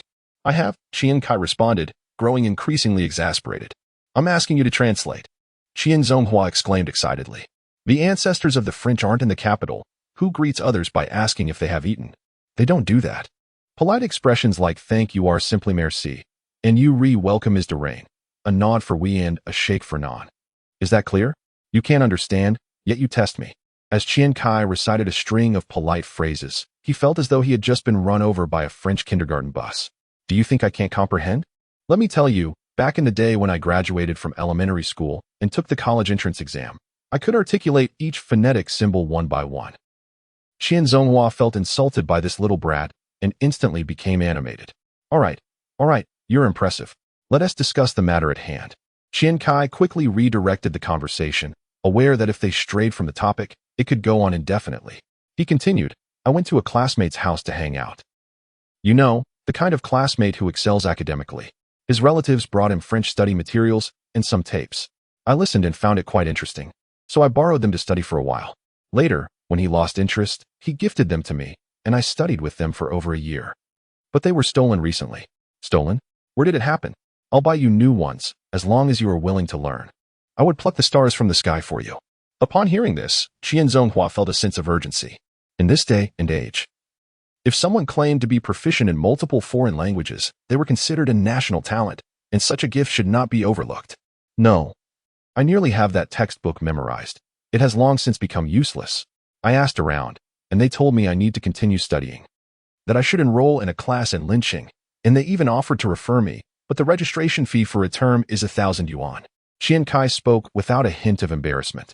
At this point, Qian Zonghua's expression shifted to one of realization, as if he had uncovered a hidden agenda. Inwardly, he thought, so this is what you were waiting for. My monthly salary is barely over 1,000. How dare you try to deceive me for that amount? He coldly inquired, which classmate? What is their name? As he spoke, his gaze scanned the room, searching for his teaching stick, ready for a confrontation. Seeing the tension, Qian Cai hastily added, if you don't believe me, just ask our teacher, Mr. Chun. Mr. Chun, the English teacher? Qian Zonghua brought him to the first high school, and the identity of the subject teacher was known to him. He did not elaborate further. Entering the room, he retrieved a sheet containing the names and phone numbers of the teachers. Locating Xinwei's entry, he seated himself in the living room and dialed the number. After a brief period, the call connected. Hello, is this teacher Xiao Chen? This is Qian Zonghua. Yes. Not the principal, but the director. My son is in your class, Qian Cai. I wanted to consult you about something. He mentioned that he speaks French and said you are knowledgeable about it. Oh, is that so? Of course, you are a distinguished graduate from a foreign language university. How could he possibly speak better than you? You're too humble. By the way, regarding his situation, if he wishes to continue studying, would it be advisable to enroll in a class in the provincial capital? Yes, you are absolutely right. It's all due to your excellent teaching. Very well, teacher Xiao Chun, do come over to our home one day. I can prepare a few dishes. All right, goodbye. After hanging up, Qian Zonghua sat in silence, lost in thought. After a while, he slapped his thigh and stood up, rummaging through the house before emerging with 1,000 yuan in hand. Despite the considerable sum, he felt a tinge of unease and asked, shall I accompany you? Qian Cai, looking utterly wronged, retorted, if you still don't believe me, find someone who speaks French, and I will have a chat with him. At this point, Qian Zonghua ceased his inquiries and simply handed over the money, feeling a newfound excitement. You possess this talent. You must study diligently. Study hard. The gratified father then imparted half an hour of earnest, frugal education to his son, before giving him an additional 30 yuan for transportation. Uncharacteristically neglecting the news, he left with hands behind his back, humming a tune. Qian Cai understood that his father was going out to showcase him, and he resolved to avoid wandering around the courtyard during this time to prevent an encounter with his father's old friends, who would undoubtedly insist on him demonstrating his French skills, leading to an embarrassing situation. In the evening, Su Feng returned home, having encountered Qian Zonghua and his group of old acquaintances along the way, and expressed her astonishment upon learning that Qian Cai could speak French. Su Feng, a graduate in English, listened to a few phrases in French and found the accent quite decent, though she could not comprehend it. She admonished him to be cautious on the road and avoid unlicensed taxis before heading inside to rest, feeling quite fatigued after a busy day. Early the next morning, Qian Cai purchased a ticket, changed into Nie Junlin's attire, and boarded the bus to Linqing. Closing his eyes to rest, his mind was solely focused on two words, commence work. Upon arriving at Linqing East Station, he made his way directly to the small commodities market. After surveying the area, he found little of interest, and those items that caught his eye were exorbitantly priced. He then proceeded to the freight center, where nearly all goods arriving from other regions passed through, with 2 shopping malls nearby. After wandering around the freight center for a considerable time, I finally spotted a truck bearing the license plate Zhiji, likely from Yiwu. Observing the workers unloading goods, I noticed a pickup truck arriving to collect the cargo. but it couldn't carry it all in one trip. I lingered nearby, watching intently. The destination appeared to be quite close, as within 20 minutes. The truck made a round trip. On the second journey, I hailed a taxi and followed the truck, which indeed turned into a roadside entrance. The vehicle's destination was a farmer's market, presumably a warehouse within. I strolled casually toward the side, witnessing workers unloading and neatly stacking goods into the warehouse, while a man resembling a boss directed the operations. I visited a nearby convenience store to purchase a pack of Yushi cigarettes and approached the boss, offering one as an icebreaker. "You have quite the stock coming in," I remarked. He scrutinized me for a moment. I appeared to be around 20, albeit dressed somewhat older. He replied, "Are you here to discuss procurement?" I nodded in affirmation. Without further ado, he instructed, "Wait for me to finish unloading." Sensing a promising opportunity, I remained silent and crossed the street to buy a bowl of noodles, eating while observing his management of the unloading process. The workers were clearly adept, and within an hour, the entire truckload was stored in the warehouse. The boss approached, keys in hand, and beckoned me to get in the vehicle. "During the ride?" he inquired. "Old Huang referred you, didn't he? My warehouse is not easily found by just anyone." I smiled without responding, offering him another cigarette. "It's better to keep a low profile," he remarked, nodding as he accepted the smoke. He then handed me a business card, which I glanced at, revealing his name, Qian. Before long, we arrived at the small commodity market I had previously visited. Following him to the entrance of a shop, I noted that it had not been open when I first came. As he unlocked the door, Qian gestured inside, saying, "Feel free to browse. I have samples of all the goods here. After you've looked, I'll provide you with a quote." He seemed unperturbed by my potential handling of the items and retreated to the back room, where the faint sound of a calculator suggested he was busy with accounts. I perused the offerings, selecting a few appealing samples, and called Qian over. Upon seeing my choices, he smacked his lips in approval. "You have a good eye, young man. These are all brand-name products." He pointed to a section, saying, "This is from Blue Cat. Are you familiar with it? Many specialty stores carry their products. I have the most comprehensive stock here. Backpacks, stationery, toys. All the specialty shops source their goods from me." He then indicated another bag of building blocks, saying, "That one. What is it called?" "Lego. A prominent brand from abroad. Besides me, you won't find it in G province." After assessing me once more, he continued, "All the goods here, if sourced from outside, are guaranteed authentic, and I sell them at genuine prices. For this backpack, if someone were to take loose goods, I would sell it for 30, whereas outside it retails for 80, with identical quality. Feel free to examine it. However, as for those referred by Old Huang, I prefer not to haggle. I offer them at 15 each, but I want to sell less than 100 pieces." He elaborated, "You've seen my volume of stock. Whether you take a lot or a little, the price remains constant. I simply cannot sell everything otherwise." Qian nodded, recognizing that the claim of selling others for 30 while selling himself for 15 surely held some exaggeration. Nonetheless, the merchandise was indeed exceptional and reasonably priced. "How about this, Brother Qian? I will sell it in Z City, not encroaching on your local market. If you could give me a bit more discount, I promise to bring in a few more clients once I sell well." Qian replied, "Z City? I suspected your accent wasn't from around here. This price is already quite low. If you want it, just take it. Otherwise, I will be closing soon." It seemed that Qian was not in the business of small-scale retail. His shop served merely as a display, open when major clients visited, and he likely didn't spend much time there otherwise. "All right, Brother Qian, I want to haggle this time, but I would appreciate a few small gifts. I might not reach 100 items, but I will select goods worth 1,000 yuan. You can see how quickly I sell them. If I come back next time without at least 2,000 yuan worth of goods, I won't bother you," Qian offered. Qian, being a straightforward man who didn't wish to waste time after such lengthy negotiations, agreed. Qian selected a variety of items, primarily Blue Cat products, and added a few high-end Lego pieces. After calculating the total, it came to 1,020 yuan. Casually, he placed the change into another pocket and called Qian over to settle the bill. He then produced 1,000 yuan, feigning discomfort as he said, "This is all I have. I just happened to bring 1,000, and I don't have more than a penny left. How about you round it down, Brother Qian? My suppliers have just the right quantity of these goods." He then offered a cigarette. "That can't be rounded down. You could forego a backpack instead," Qian retorted, refusing to comply. "How can that be? You see, my Lego and Blue Cat items are all sets. If I have one too many or one too few, how will I distribute them among my suppliers? It has to be fair, right?" I'll make it up to you next time, Qian persisted. Enough, enough. Qin Yunwei waved his hand, accepting the payment and beginning to pack the goods. Just as he was finishing, Qian hurriedly grabbed a dozen exquisite hairpins and other small trinkets, tossing them into a plastic bag. Brother, this, Qin Yunwei appeared somewhat displeased. Qian quickly offered another cigarette, took the bag, and left in haste, leaving his contact information behind. Upon returning to Z City, it was already 3 in the afternoon. Without delay, Qian set to work. First, heading to the largest stationery store near the experimental primary school. Upon entering, he approached the owner, carefully unwrapped a blue cat backpack from his bag, and placed it before the owner, followed by a Lego toy. Boss, what do you think of this? How is the quality?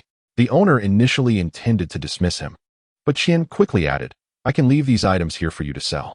Once sold, we can settle the payment. The backpacks sell for 80 outside. You can take 40. The toys for 75, selling at 120, and the pencil cases at 15, with pens at 2 yuan each. You keep half, all right? If the items don't sell, you can return them to me. Upon hearing this, the owner picked up the merchandise for closer inspection, mentally noting that the quality was indeed commendable, and they were all branded items of high demand. He wondered if they might have been stolen from somewhere. However, since no upfront payment was required, even if they sold, he could hold back the payment for a few days to observe the situation, alleviating his concerns. Someone who had spent years selling such items could easily discern their quality, but a price negotiation was still necessary. Other matters are not up for negotiation, but the backpack is priced at 35. If you agree, I will leave it here. If not, you may take it away. Very well, I shall endure a minor loss. But you must earnestly promote this merchandise for me. Qian's heart ached at the thought of such sales tactics, yet he could not deny the quality of the goods. The Blue Cat brand had indeed attracted inquiries lately, so he replied affirmatively. Thus, Qian spent the entire afternoon visiting 6 shops. And by the time he emerged from the last one, dusk was settling in. He had successfully secured deals with 5 establishments. Yet the final one proved obstinate despite all his efforts. Ultimately, he was compelled to reveal that their supplier was a relative, leaving him to depart in frustration. Having squandered considerable time, each shop was allotted a single high-end Lego item, naturally priced higher for greater profit. These toys, acquired at a cost of 45, were listed at 120. This strategy not only prevented monotony, but also showcased the quality of his merchandise. Qian's interest in the Blue Cat stationery backpack was not without reason. He recalled that during this period in his previous life, the airing of the Blue Cat cartoon and its television advertisements had ignited a fervor in the city of Z, where saturation in larger cities had led to a market descent, culminating in a wave of enthusiasm for Blue Cat products. Many elementary school students took pride in owning Blue Cat stationery, which even bore social significance. Based on Qian's recollection, the trend was destined to last at least a year or 2, and he was determined to capitalize on it ahead of time. In truth, there were numerous ways to earn money, yet few were suitable for him. To sell effectively without direct involvement and to avoid being outmaneuvered by distributors. The key lay in ensuring high-quality products at reasonable prices while maintaining the confidentiality of the supply sources. After much contemplation, the A-grade goods from Yiwu emerged as an ideal choice. Having overcome the challenges of identifying discrete, high-quality sources and selecting popular items, the path to profit would become significantly easier. Upon returning home, Qian Zonghua awaited him in the living room. In an era when few possessed mobile phones, Qian, being a student, certainly did not have one, leaving Qian Zonghua to wait in vain even as night fell. Without waiting for inquiries, Qian promptly explained the payment situation and lauded the foreign teacher's engaging methods of instruction, even sharing a few phrases in French to convey his day's earnings. Qian Zonghua found himself bewildered, yet reassured that his expenditure had not been in vain. In the future, citing exhaustion from travel as an excuse, he would claim to have dined out, retreating to his room. If Qian Zonghua were to come too close, he might overhear Qian murmuring to himself, "It is all about studying. It is all about studying." Chapter 6, Ex-Wife? Wife from a past life? Z City, Sunday. Qian Cai indulged in a leisurely slumber, perhaps fatigued from the previous day's endeavors, and neglected to set his alarm. When he finally arose, it was already 9 a.m. After a refreshing shower, he found the hot water heater fluctuating between scalding and lukewarm, a reminder of the era's capriciousness. He donned a denim jacket, tidied himself up, and stepped outside, retrieving the snakeskin bag he had carelessly discarded at the corner of the first floor upon his return yesterday. Strolling towards a nearby abandoned demolition site, Once possibly a grain storage facility, he navigated through the remnants of bricks and debris. Qian Cai sifted through the rubble, selecting a few intact pieces, neatly arranging them in his bag. After gathering a dozen or so bricks, the weight of the bag was considerable. However, he relished physical activity and his robust health allowed him to meander back home with relative ease. Upon reaching the staircase, he left the bag in the coal shed before ascending to his apartment. At noon, Luo Yu's call echoed through the house, arranging a meeting at the eastern gate of the park at 2 p.m. Estimating an hour's leeway after accounting for travel, Qian Cai swiftly donned his denim jacket, descended, and took the bag with him as he exited. He boarded a bus to the park's eastern entrance, where he discreetly concealed the snakeskin bag before venturing to a nearby agricultural market, a far cry from the serene scene it would become 2 decades later. Devoid of ubiquitous fresh food supermarkets, the atmosphere was bustling, with patrons engaged in haggling and meticulous selection, embodying the market's vibrant spirit. With 40 yuan in his pocket, he contemplated that in this era, it would suffice to treat Luo Yu and her friend to a meal of 6 dishes and a soup at a restaurant. But at the market, it could procure 8 to 9 jin of pork. Ambling through the stalls, he emerged half an hour later, burdened with a collection of barbecue charcoal, iron wire, seasonings, wooden skewers, a brush, and neatly sliced meat, having spent 28 yuan, had it not been for the barbecue supplies. His expenditure on meat and ribs would have been merely a few dollars. Upon returning to the park, he spotted 2 striking figures, their beauty undeniable, exuding youthful exuberance that captivated the attention of passers-by. As Qian Cai approached, he caught sight of the girl beside Luo Yu, nearly losing his balance. The first time he beheld this face in a past life, he was reminded of flirtatious glances and playful smiles. The alluring silhouette beneath her loose athletic were stirring countless emotions within him. Luo Yu, having noticed the unmistakable admiration on Qian Cai's face, smiled proudly. "What do you think? I told you, she's a stunning beauty. You're lucky to treat us to dinner."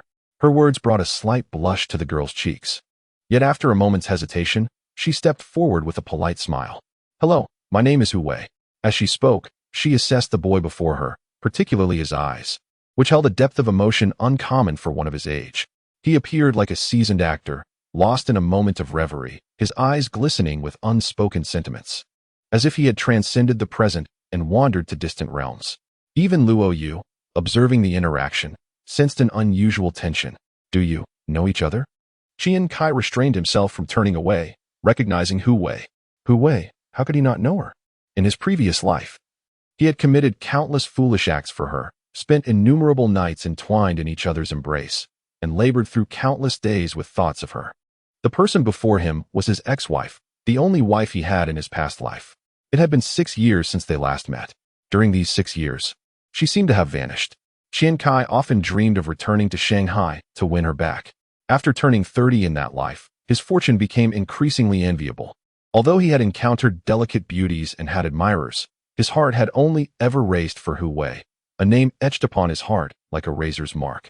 He graduated and enlisted at the age of 21, was promoted at 23, and that same year, he was transferred to Shanghai where he met her. She was at one corner of the city, and he at another, yet whenever he had the chance to take leave, his sole desire was to see Hu Wei. At 27, he filed for marriage, only to receive an order mandating his transfer out of the military. That same year, he and Hu Wei obtained their marriage license. By 33, after 6 arduous years of entrepreneurship, everything nearly crumbled in an instant, leading to his divorce and return to Ji province. In 12 years, a story of passion, madness, and despair unfolded, too complex to encapsulate in a single sentence. Steadying his mind, Qian Cai found himself in a whirlwind of confusion, unable to conjure a suitable excuse to mask his emotions, and could only mutter a vague greeting. "Oh, hello." He walked straight ahead, forgetting to respond with his own name, oblivious to the redness in his eyes, feeling that he could not possibly appear dignified in such a short time. After Hu Wei left him, he had cultivated an attitude of nonchalance and irresponsibility, which he could maintain with others, but not with her. As he walked, memories flooded back. In his previous life, she eloped with him against her family's wishes, they married, and then he, overwhelmed by pressure, pushed her to divorce, causing her immense suffering. What he faced now was merely him repaying the debt of his own cowardice. He was no longer the young man he once was. This time, he must seize his fate in his own hands. Upon reflection, Perhaps the heavens had arranged for him to be here and allowed him to encounter her again as a form of compassion towards this pitiable soul, granting him a chance to alter his destiny. With this thought, Qian Cai's heartbeat gradually steadied, his pace slowed, and a smile began to return to his face as he turned to look at them. Forgive me, my uncle recently passed away, and I just saw someone who resembled him, which made me a bit sad. With no moral scruples, Qian Cai resorted to invoking the memory of the relative he disliked the most to redeem his earlier impolite demeanor. He spoke these words without unease, as this uncle had once sacrificed his own health multiple times to excuse Qian Cai from school. The two women, upon hearing this, felt a sudden clarity, and their previous misunderstandings and doubts began to dissipate. Luo Yu repeatedly comforted him not to be disheartened, acknowledging the inevitability of life and death. While even the unfamiliar Hu Wei chimed in with a few supportive words, Qian Cai waved his hand, indicating that it was merely a transient sorrow, as his uncle's family had never treated him particularly well, and now it was of little consequence. As they strolled along, Luo Yu inquired about the purpose of the bag in Qian Cai's hand. It was only then that Qian Cai recalled, in his moment of excitement. He had forgotten to bring the bricks, instructing them to wait momentarily as he hurriedly raced back to retrieve the snakeskin bag. When the two women saw Qian Cai again, he appeared rather disheveled in his denim jacket, his left hand burdened with various packages, while his right hand dragged the snakeskin bag. Resembling a young laborer venturing into the city, save for the absence of a yellow hard hat. The sight elicited laughter from the two women, who approached and took the items from his hands, discovering the contents within. You intend to treat us to this? The meat is raw. How shall we consume it? Luo Yu queried, a hint of confusion and embarrassment evident as she glanced at Hu Wei, who had mentioned that her childhood friend's brother would treat them to a sumptuous meal. Did I not tell you? It's barbecue, Qian Cai replied while walking, his explanation somewhat vague. Hu Wei stifled a giggle, correcting him. You mean barbecue, right? Outdoor barbecue. Her voice was as melodious as a songbird, yet resonated in Qian Cai's ears like a clarion call. Nodding, he gazed at the surrounding scenery, suddenly feeling invigorated, disregarding whether the others thought him peculiar, and expressed his thoughts. To sever the peach blossoms is to mar the scenery. To cook the parrot is to enhance my cup. Upon hearing this, Hu Wei chuckled lightly, responding, that is hardly a flattering phrase. It's from Qin Yuan Shun, hate. Such a beautiful environment does not align with such sentiment. Who do you harbor such resentment towards? It cannot possibly be Luo Yu, can it? Or perhaps, me. Realizing he had misspoken, Qian Cai forced a laugh, haha. Is that what it implies? I don't recall many poems about food. Today's scenery is so splendid, I wish to indulge in some poetic flair. Despite his words, a stubborn glint remained in his eyes. Luo Yu abruptly hopped in front of the two, playfully accusing, is it that you're smitten by her looks? You're losing your composure. With a mock frown, she seemed to protect Hu Wei, adding, young man. She's the academic deity and a top beauty from Lincheng No. 1 High School. You'd best be careful flaunting your literary prowess before her. Qian Cai shot Luo Yu an exasperated glance. Little brat, I'm not even calling you sister anymore, yet you still mock me. He had genuinely regarded Luo Yu as a little sister since childhood. In truth, she was like a sister. They had sworn brotherhood when they were younger. With her being the sixth, Luo Lu, and himself, Qian Laoda. Of course, he refrained from voicing this now to avoid any misunderstandings from Hu Wei. We're in the same grade, Luo Yu insisted, her tone defiant. As their conversation flowed, they arrived at the riverbank, where the trio selected a boat. The attendant informed them that for 10 yuan, they could row for the entire afternoon. Both Qian Cai and Luo Yu understood this price was inflated for outsiders. 5 yuan would suffice. However, with Hu Wei nearby, and her pockets deep enough, Qian Cai surprisingly did not haggle and paid the 10 yuan.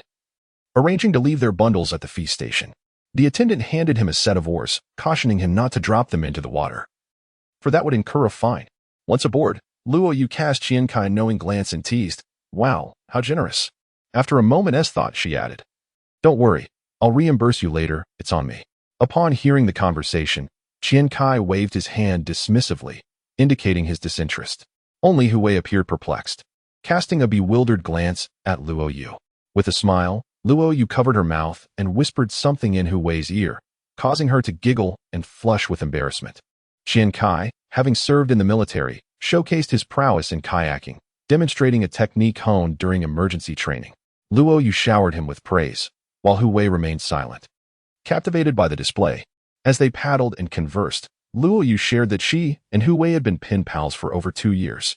In this era, such friendships were often forged through mutual acquaintances, and both sought female companions, leading a common friend to introduce them. Qian Cai nodded in understanding. He recognized the reason behind Hu Wei's choice to correspond with a pen pal. Her family imposed strict restrictions, nearly prohibiting her from making friends during her school years, leaving her to navigate a solitary existence. Qian Cai surmised that had Hu Wei's family not vetted Luo Yu, aware of her academic diligence, they would never have allowed this outing. He presented 2 exquisite hairpins to the girls, claiming they were small gifts purchased during their journey.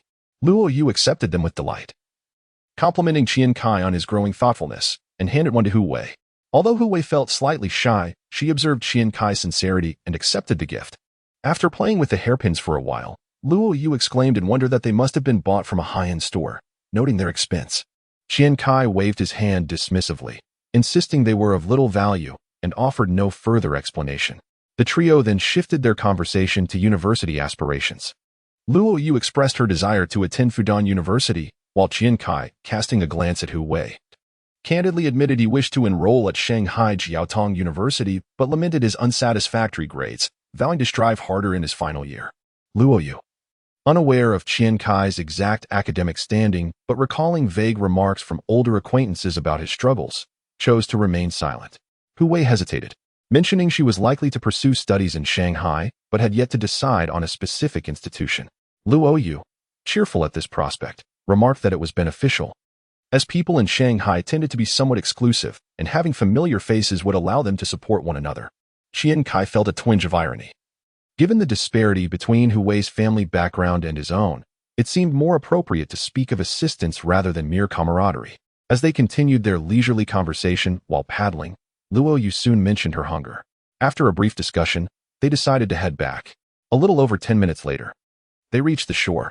Qian Cai returned the paddle, retrieved their belongings, and led them to a secluded spot, initiating the setup of a makeshift stove. He arranged bricks into a simple stove structure, for ready-made barbecues were scarce in this era. However, he had procured some long iron wires, which he straightened and wrapped around a skewer, creating a rudimentary grilling rack. Gathering twigs and leaves, he ignited the fire, kindled the charcoal, and after washing the pre-cut meat once more, he brushed it with oil and began grilling. The process was methodical, piquing the curiosity of the 2 girls. Kai Gu, how do you know so much? You can paddle, build a stove, what other skills do you possess? Luo Yu inquired, her eyes sparkling with intrigue. Qian Cai could only explain, in my childhood, I took you to climb ladders and scale walls, and we caught fish in the pond. Aside from academics, I seem to be suited for a wild child's life.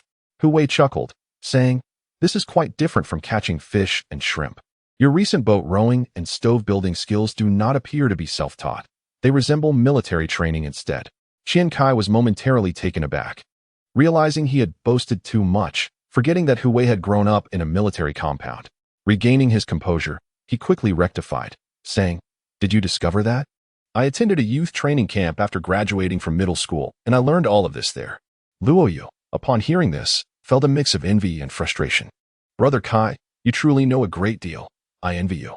My father is very strict, forbidding me from playing and insisting I learn the piano, which is quite bothersome.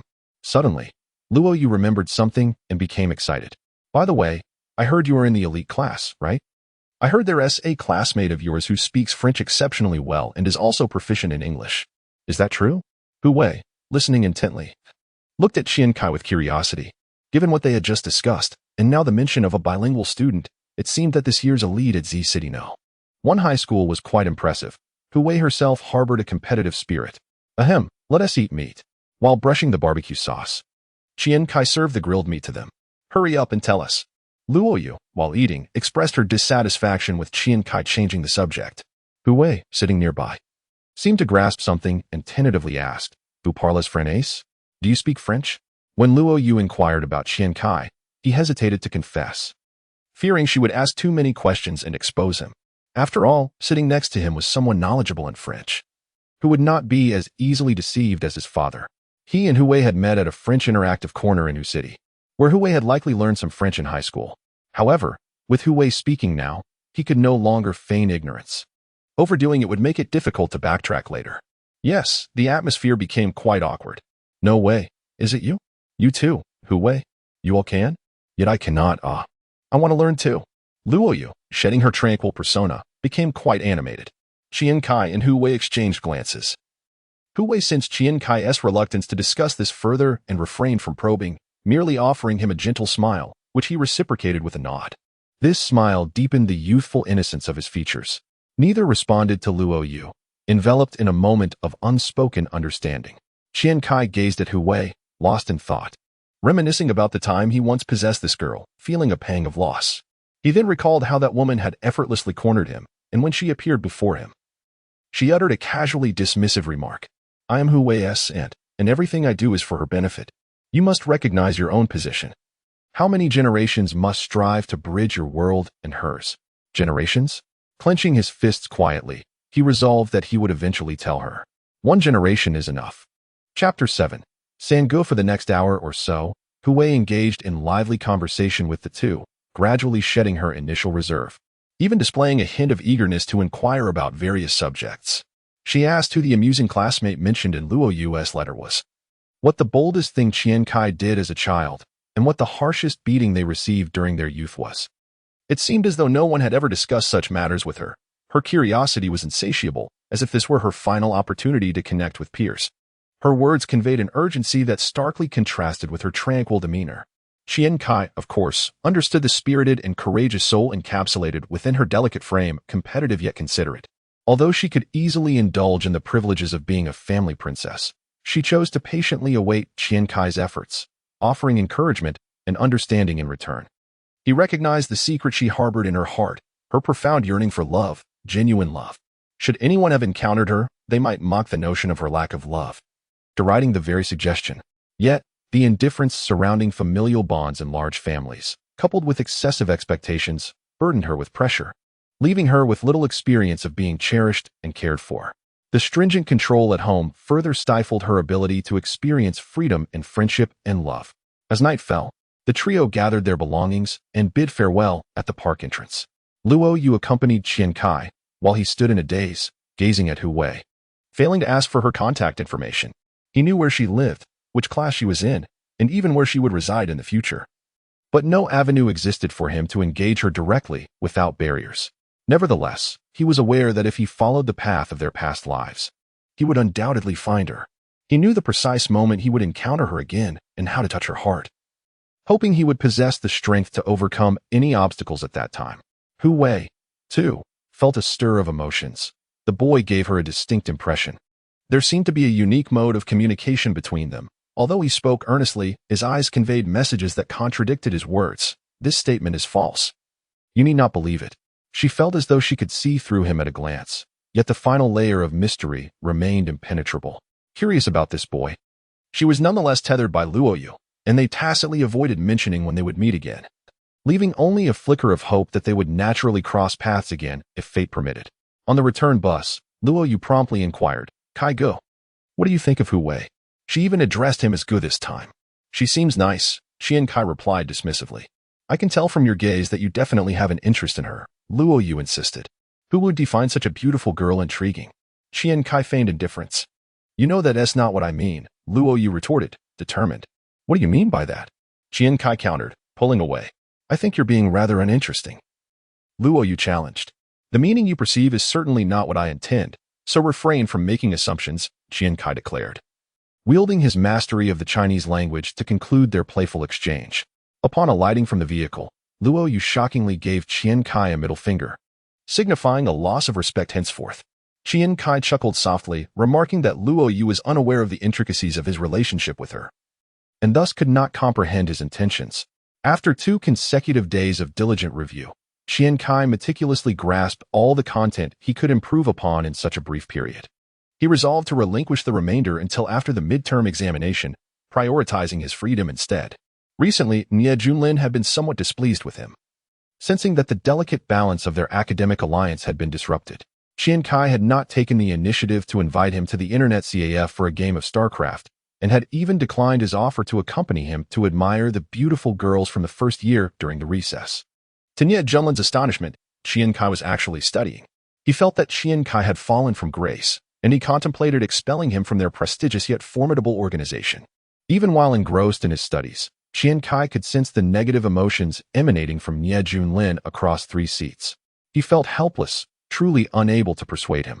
As the latter's aversion to studying was deeply rooted, seemingly hereditary among his 3 brothers. Their father, Nie Yuan, was involved in excavation and transportation, an industry typically characterized by low educational attainment. He himself had barely graduated from elementary school. His life motto was a dismissive, "What use is there in studying?" Such a formidable family had managed to produce 3 college graduates solely because their mother sought prestige. In reality, the youngest brother, despite languishing at the bottom of the elite class in high school, was considered the most academically accomplished in his family. His 2 elder brothers boasted far more illustrious records at school. The youngest brother's life had been fraught with challenges, although the family had some financial means. They could not withstand the relentless competition among the 3 siblings.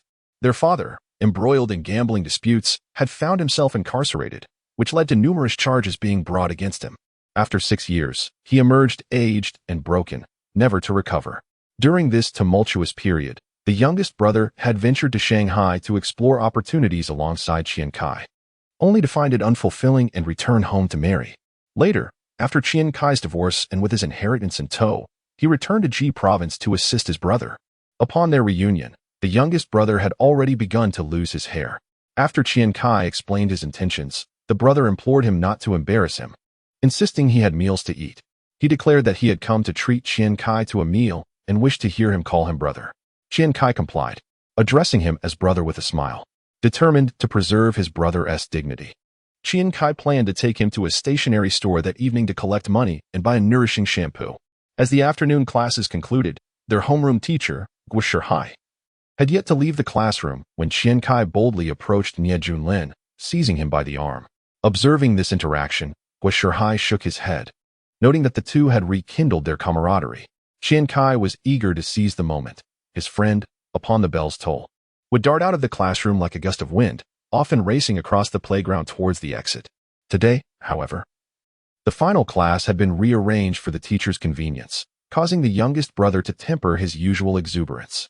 "Come, let me take you to a wonderful place," Qian Cai stated plainly, revealing his intentions. "This afternoon, I have arranged to engage in a game of StarCraft, having placed a wager of $5 per match. Nie Junlin refuses to participate, no matter what.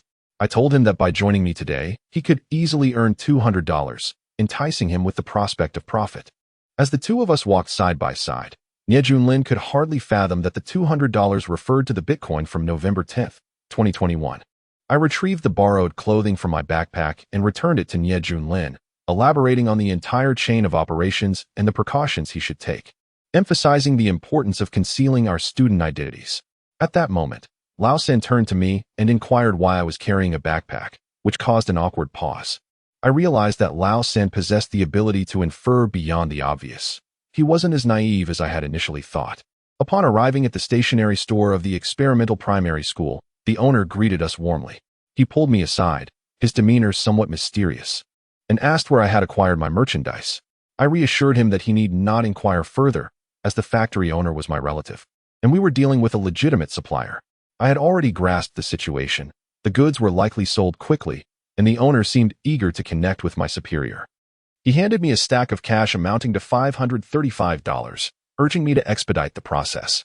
However, I hesitated to agree too readily, stating that obtaining the goods required waiting in line and that he would receive an update from me soon, with the next batch contingent on prepayment.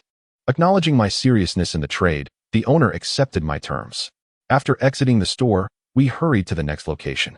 Along the way, I calculated our accounts. $854 receivable from Blue Cat Stationery and $375 from Toys, instructing Nie Junlin not to speak and to remain vigilant. Aside from the sales at Hangzhou, an experimental primary school, we had only sold a little over half at the other schools. No toys had been sold at all, which deviated from our expectations. Nevertheless, this was to be anticipated as the acceptance of novel products correlates with economic capacity, and the parents of students at Hangzhou and experimental primary school tended to be comparatively affluent. In total, we collected $120, and I retrieved the unsold items to resell them at the experimental primary school stationery store for immediate cash. While collecting the goods, I negotiated with the owners of 3 stores to bring in new stock once it arrived. Upon checking the time, I realized it was nearly 7 o'clock. So I found a payphone to inform my family that I was at school for evening study sessions in preparation for the upcoming midterm examinations. My father, Qian remained skeptical, asking which teacher was supervising the evening study, intending to verify it by phone. I insisted there was no need for confirmation. The results of the midterm exams would speak for themselves. My father expressed admiration for my unwavering confidence, even in the face of potential failure, stating, "All right, if you don't perform well in the midterms, we will settle the score." After ending the call, I took Nie Junlin to a renowned accessory shop nearby, Romantic Full House, where the atmosphere was bustling with couples. Once inside, I noted the thriving business. The male patrons were quite generous. I compared a hairpin and headband from their collection with my own merchandise, observing some similarities in craftsmanship, but my designs were evidently more contemporary. Their offerings consisted mainly of butterflies and flowers, while mine featured cartoon characters and imitation diamonds, with more vibrant colors. My cost was merely $1.02 each. Yet they were retailing at $6 to $8, yielding an astonishing profit margin, sufficient for several intermediaries to earn their share. Boss, I have a batch of wholesale belts and hairpins for you to consider. Fearing rejection, Qian Cai placed the goods before the boss without waiting for a response.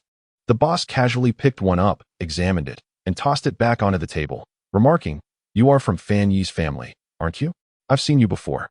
Qian Cai thought to himself that the boss mistook him for a competitor trying to create trouble. "We are direct distributors from Linqing. Please take a look at the merchandise." He quickly interjected, adopting a Linqing accent. The boss scrutinized him for a moment, unable to discern any deceit, then picked up a faux diamond style and compared it to his own stock. Discovering a lack of similar items, he concluded that this venture could indeed be profitable. The boss summoned a waiter to guard the checkout counter and beckoned them into the back room. After some haggling, they settled on a price of 2.5 yuan each, stipulating that more than half must be faux diamonds, with an order of 500 pieces to be paid upon delivery. Qian Cai agreed to ensure delivery within 2 days. Once outside, he retrieved his phone book and called Xin Yue and Linqing to discuss the shipment quantities of stationery, toys, and accessories, amounting to approximately 2,000 yuan worth of goods, arranging to pick them up the following day. Upon exiting, Nie Junlin reminded him, "The day after tomorrow is Friday. If you tell them you'll collect the goods then." "Won't you be missing class?" Qian Cai looked at his companion in confusion. "Yes, I have class, but you can go," he replied. "Why not just send the payment through the post office and have him ship it?" Nie Junlin inquired. He was not particularly concerned about taking a sick leave, as he often did, but found it somewhat bothersome. Qian Cai sighed. "Are you out of your mind? This is only our second business transaction. Why would I trust him so readily? Plus, there's a confidentiality issue regarding the channels. We need to keep this under wraps for at least 2 months while establishing a stable partnership. So, what do you say? Will you take on this task?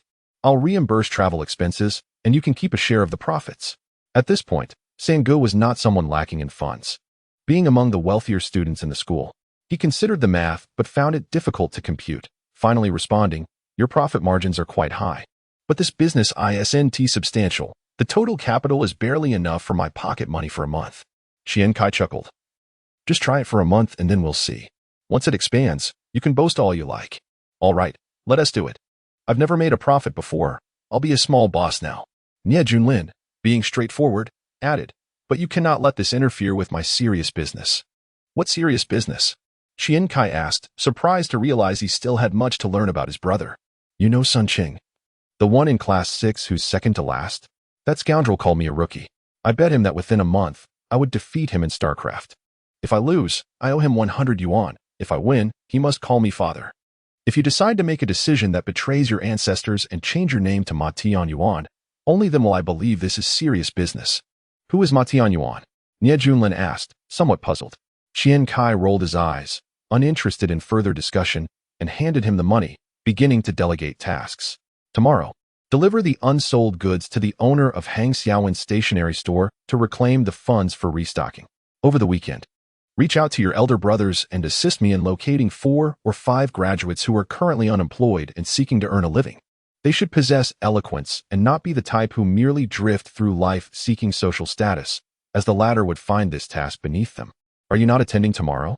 Nie Junlin felt a tinge of injustice. The invitation was extended to help you become acquainted with others. After all, you are a shareholder now. What if they fail to recognize you in the future? Qian Cai, ever the opportunist, sought a convenient excuse for his own laziness. Very well, this matter is easily resolved. Within a week, I will become familiar enough with those bosses to share a mahjong table with them. Nie Junlin felt a deep sense of trust and thumped his chest in affirmation. Qian Cai merely rolled his eyes at this. He then stretched lazily, reflecting that the money earned from such labor was indeed hard-won, and he needed to recruit a few subordinates to assist him. Subsequently, he and Nie Junlin found a barbecue stall to indulge in a meal, after which Nie Junlin took the goods home. Just before departing, Qian Cai recalled something he had forgotten and said, "Old 3, you might want to buy some ginger to rub on your head and wash your hair. It looks rather greasy." Old 3 patted his head and replied, "Why should I rub ginger? I can just wash my hair." Qian Cai insisted, "Just trust your elder brother. It can enhance your vitality." Chapter 8. Turbulence. Early Thursday morning, just as Qian Cai was preparing to leave, he was intercepted by Qian Zhonghua, who expressed his intention to head to school for an early meeting. Qian Cai realized that the old man was merely using this as a pretext to engage in conversation with him, which caused him a twinge of sorrow for the lack of creativity in the excuse. Recently appointed to the first high school, the old man was currently focused solely on administrative duties and would not begin teaching until the new academic year commenced. With the meeting scheduled for 9 o'clock, he had departed the house at 6:30, leaving Qian Cai to wonder what he could possibly accomplish in the intervening hours at the office. The two men discussed their plans and decided to take bus route 11 to school, with the intention of stopping at Fuxiang Yuan for some buns along the way.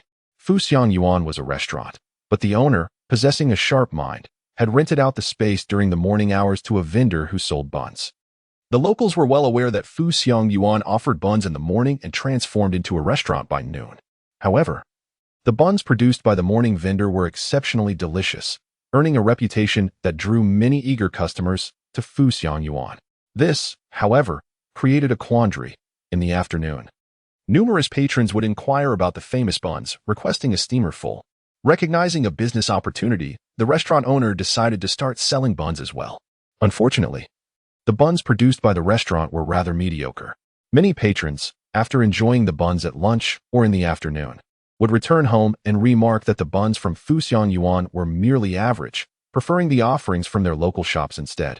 As a result, the reputation of Fuxiang Yuan fluctuated between high and low, not far from their starting point. The two men purchased 2 steamers of the enigmatic buns and 2 cups of soy milk before continuing their journey to school. The old man began to seek conversation, inquiring about Qian Cai's plans for the future as they approached the midpoint of the second semester of his sophomore year. After taking a sip of soy milk, he suggested Shanghai Jiaotong University. Considering the question, Qian Cai decided to be forthright, realizing it would be better to express his intentions directly rather than risk being urged to apply to prestigious universities later, especially since it was likely that Hu Wei would also aim for Jiaotong University. The old man regarded him intently. "I understand that when you were younger, I encouraged you to aspire to Tsinghua or Peking University as a lofty goal. However, now that we face reality, given your current grades, we must confront the truth. I am discussing practical matters with you, no more lofty ideals. I'm not joking. I am determined to attend Shanghai Jiaotong University," Qian Cai exclaimed, his eyes wide with conviction. The old man's expression turned slightly troubled. "Son, gaining admission to Shanghai Jiaotong University does not come without significant expense. For years, I have supported you through school, ensuring you were in the top classes, but this time, it is up to you. Do not expect me to assist you. I lack the means to secure a transfer to Shanghai Jiaotong University." Sighing, Qian Cai reflected on the old man's unrealistic expectations. "Please, do not treat me as a fool. When I say I intend to go to Jiaotong University, I mean gaining admission through my own merits, not through exorbitant fees or by taking on a security position there." Frustrated, he tossed a small bun into his mouth, only to find it scalding hot, prompting him to spit it back into the bag, exhaling with a huff as he cooled his mouth. The old man, upon seeing the situation, was amused, thinking to himself that he had found a teaching moment. He said, "Look at this bun. It's too hot for you to eat, right? It's better to let it cool down. Though it may not be as delicious, at least it won't burn your mouth." The same principle applies to choosing your college major. Of course, if you can manage to have a hot bun that is both tasty and not scalding, that would be ideal. Upon hearing this, Qian Cai was reminded of what his aunt Hu Wei had told him. "What's the matter, old man? Do you think I can't handle a hot bun?" He quickly grabbed the bun and stuffed it into his mouth, blowing on it a couple of times before taking another bite. only to let out a yelp from the heat. I want to eat it hot. The old man, somewhat irritated, retorted, with your grades. You can barely get into a local normal university, and you dream of attending Jiaodong University? I think you should be aiming for roasted sweet potatoes. Realizing the old man was getting fired up, Qian Cai thought it was impulsive to take out his frustrations on him. As An Hui's situation had little to do with his father, so he softened his tone and said, I understand. You may not believe me, but I am indeed putting in the effort and do not wish to give up. Let us wait until the midterm exam results come out before discussing it, shall we?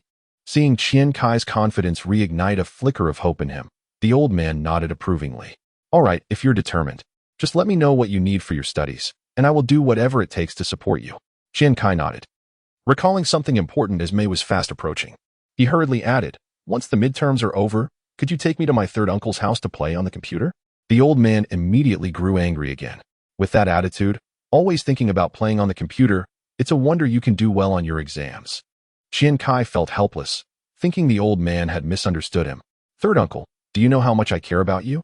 In class 7 of the second year at number 1 high school, the atmosphere today was particularly oppressive. The mathematics teacher, Huang Bing, was furious due to the results of the recent mathematics quiz. The error rate for the 23 questions had reached 95.31. In simpler terms, out of 64 students, only 3 managed to complete the exam correctly. Huang Bing was not one to idle away his time. He taught the advanced math classes for both the second and third years, showcasing his capabilities. With a hawkish nose and single eyelids, he walked with his head held high, and his temper was notoriously explosive. Moreover, he often expressed disdain for students from the southwest region, declaring, Yuji province and Sichuan folks are only good at playing mahjong. You're not proactive in anything else.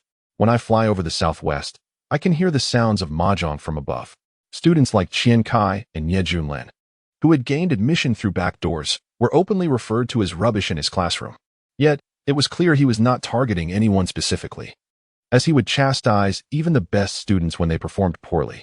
Even the top student, Yang Rui, who scored 142, would face a 20-minute tirade, with Huang Bing insisting that if one lost even a single point on the college entrance examination, they should not claim to have been his student.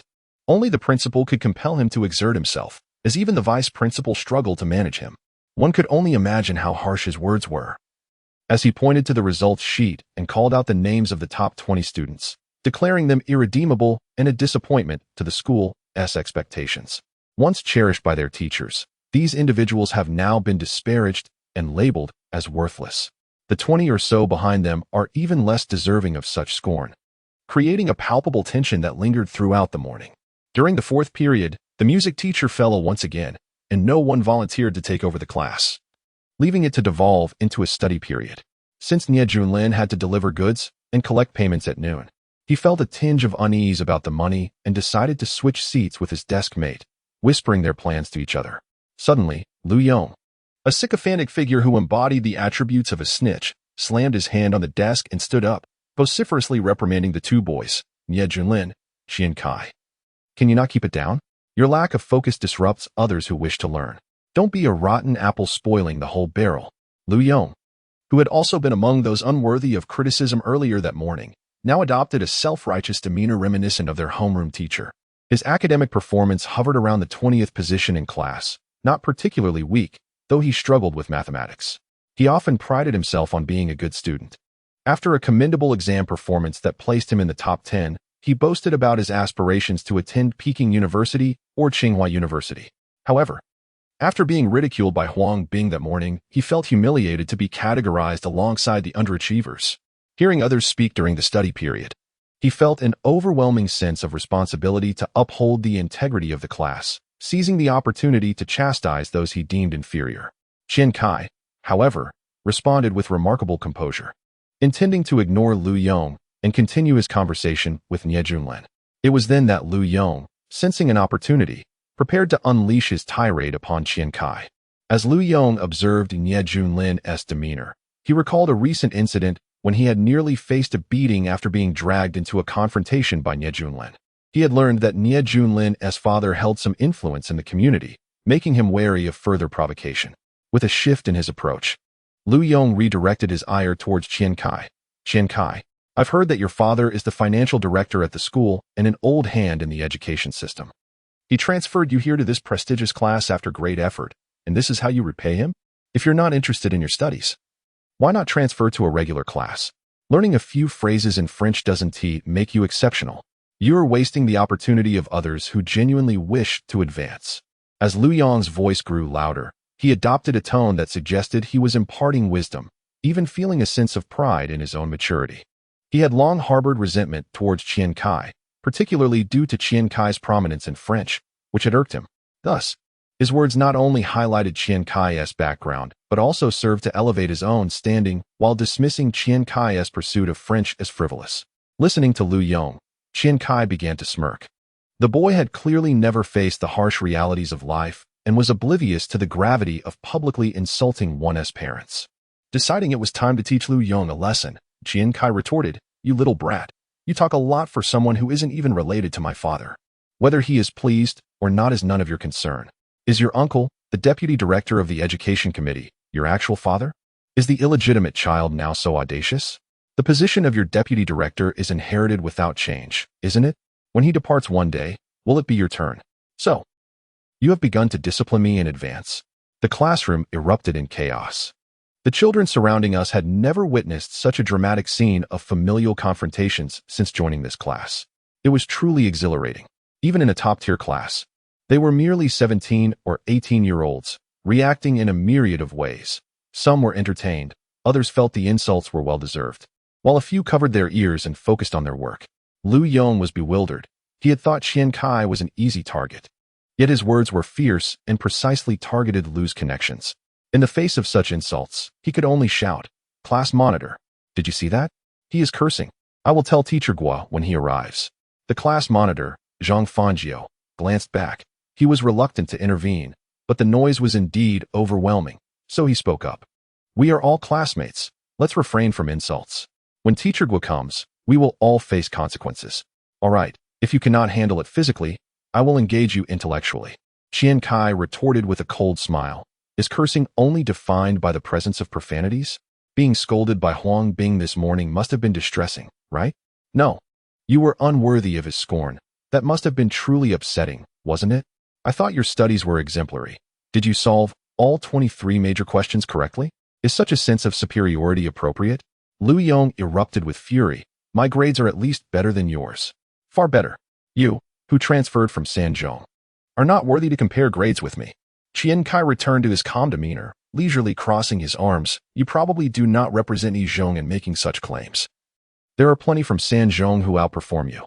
With your abilities, do you really think you can gain admission to Tsinghua or Peking University? I wonder if the walking stick sold by Zhao Benshan during the Spring Festival has deceived you into a state of confusion? As for whether your grades are indeed superior to mine, let us wait until after the midterm exams to see. The classroom erupted once more, with curious glances directed at Qian Cai. You possess remarkable eloquence. Seeing Lu Yong stammering and unable to respond, Qian Cai chose to ignore him and continued addressing Lao San. However, Lao San was also unable to absorb the information.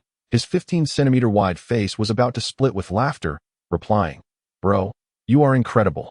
Lu Yong was utterly speechless. He wanted to retaliate, but could not find a logically sound argument. After all, he had not inquired about Qian Cai's performance in the major exams at Sanzhong. His remarks were purely subjective. The results of the regular in-class assessments were kept by the teachers and were not disclosed. Later, Lu Yong had a sudden flash of inspiration with some rebuttal remarks, but noticed that no one was paying attention to them. The entire classroom had returned to silence, and the atmosphere was no longer conducive to confrontation. In the latter half of the class, he was filled with regret and indignation over his lackluster performance. After school, Lu Yong rushed to confront Nie Junlin and Qian Cai, pointing at Qian Cai and shouting, "I am waiting to see your grades." Without allowing Qian Cai to respond, he stormed off in anger, for he feared being caught in a situation where he could neither win the argument nor the fight. Qian Cai could only shake his head with a smile. 17 years old, how wonderful. What a joke, truly naive and untested. Chapter 9, which CAF? By the time Lao San returned at noon, he was already clutching more than 2,000 in capital. With an air of excitement, he spoke to Qian Cai. "This business of yours is truly remarkable. When I delivered the goods, parents were already approaching, inquiring about the blue cat stationery, which seems to be quite in demand. We should certainly stock up more. Otherwise, I might have to invest some of my own money to increase our supply. If we only procure goods on weekends, I feel that 2,000 yuan will hardly suffice for a week's sales. Qian Cai furrowed his brow. Recently, he had taken the time to watch television at home. And at this moment, the Blue Cat animated series was airing, yet the advertisements for the stationery had yet to be broadcasted. The timing for a surge in popularity seemed premature. Sensing Lao San's impatience, he thought it prudent not to allow him to entertain such fanciful notions and gently guided him. In such a vast city, are there only a few stationery stores? Lao San paused. Certainly not. There are several near the experimental primary school. Indeed. What do you think those stores will do once they see the demand for Blue Cat stationery? Qian Cai continued patiently.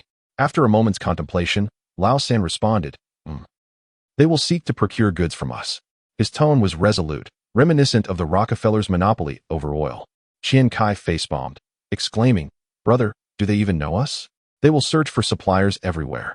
Lao San's expression turned to one of dismay, a hint of panic creeping in. Then what should we do? Isn't your source rather discreet? While the source was indeed discreet, Qian Cai believed that the local manufacturers would not specifically venture to Lin City for it. However, stationery is hardly a high-tech product. Couldn't local factories replicate it? Our quality might be superior, but if others aim to profit, would they simply wait for us to deliver? As the inquiries increased, wouldn't local stationery manufacturers begin to imitate our products? We are distributors, while they are producers. Can we outprice them? After articulating this, Qian Cai felt the weight of the task of educating Lao San. He took a swig from the beverage he had pulled from the drawer. Lao San fell silent, gradually realizing that he had oversimplified the situation. Thus, Qian Cai continued, Therefore, we cannot proceed in this manner. We must first secure the market. We cannot supply all the goods to them this time. In fact, we should reduce the quantity. The merchandise we bring back needs to be distributed widely, connecting with several stores so that people recognize it as our product. We must negotiate in my way. You cannot manage this alone, so reach out to your brother for assistance. Additionally, we need to create hype around the product. The stores that sell well should occasionally be left without stock, but not for too long. We want them to feel the urgency of the goods. Lao San remained silent, absorbing Qian Cai's insights until, after a while, he seemed to reboot, giving Qian Cai a thumbs up and exclaiming, You truly are a genius. I will heed your counsel from now on. After a brief moment, Lao San approached with a conspiratorial air, asking Qian Cai, If we procure more goods, can we negotiate a lower price? Upon hearing this, Qian Cai set down his pen, thinking to himself that Lao San had finally grasped the concept. He replied earnestly, Absolutely. This stationery will sell exceptionally well for at least the next year or two, with demand exceeding supply. We need not fear unsold stock at this moment. But competition is inevitable. The prices we offer to the stationery stores must continue to decrease. For instance, if we manage to reduce the procurement cost by a mere yuan. With 2,000 yuan, we could acquire backpacks priced at 15 yuan each, yielding 133. 3 units, whereas at 14 yuan each, we could obtain 142. 8 units, resulting in a discrepancy of nearly 10 backpacks. Distributing them at 35 yuan each would leave us short by almost 200 yuan, reflecting a substantial profit margin. As the volume of goods procured increases, this disparity will only widen, which serves as our leverage in the price war. With an expression that confirmed his instincts, the third brother slammed his fist on the table and declared, All right, I'll make a quick trip. His words were imbued with the ambition of building a commercial empire and reaching the pinnacle of life, as if he were finalizing a grand project. Qian Cai mused that the gap was still quite significant, yet refrained from interrupting and continued to read. In the ensuing time, Qian Cai diligently identified and addressed gaps in his understanding of geometry, which he had initially intended to abandon. Given the current circumstances, it seemed imperative to excel in the midterm examination, not merely to compete with that meddlesome classmate but also to maintain his father's honor. Every additional point would count. His proficiency in Chinese had always been commendable. Despite minimal formal study, he had absorbed much from his father, a Chinese teacher. This subject was Qian Cai's strongest area, where he could potentially score around 120. His English was also satisfactory, as he had recently grasped fixed grammatical structures. However, there was limited room for improvement in physics. While chemistry, biology, and mathematics required focused effort, Qian Cai estimated his current standing to be above the threshold for prestigious universities. If he could secure a perfect score in even one subject, he would likely surpass many peers in this competitive arena, where the margin was merely around 100 points. His advantage lay in the fact that the high school curriculum had not yet been fully completed, at least until the end of the first semester of the senior year. He would have time to consolidate his knowledge. While others were still learning new material, he aimed to capitalize on this time to review and minimize errors, thus enhancing his scores. However, in recent days, he had been frequently disturbed by classmates, particularly since he and Lu Yong had made a bet on who would perform better after the exams. During breaks, classmates seemed to intentionally observe his studying, which left Qian Cai feeling somewhat frustrated. Lu Yong, on the other hand, felt a sense of relief. He had learned about Qian Cai's performance at the third secondary school and thought to himself that it was too late for him to feign diligence. He would have to wait and see. On Friday, the third brother took a day off to procure goods, and the two arranged to meet at the back gate of the school at Xiaochen's noodle shop the following afternoon to deliver the goods. Before the end of the school day, their homeroom teacher, Guo Shihai, ascended the podium to announce that the midterm exam dates had been set, commencing next Friday. The format would mirror that of the college entrance examination, encompassing Chinese, mathematics, English, and comprehensive science, to be completed over 2 days before the holiday. 3 days later, on the following Tuesday, the May Day holiday would commence.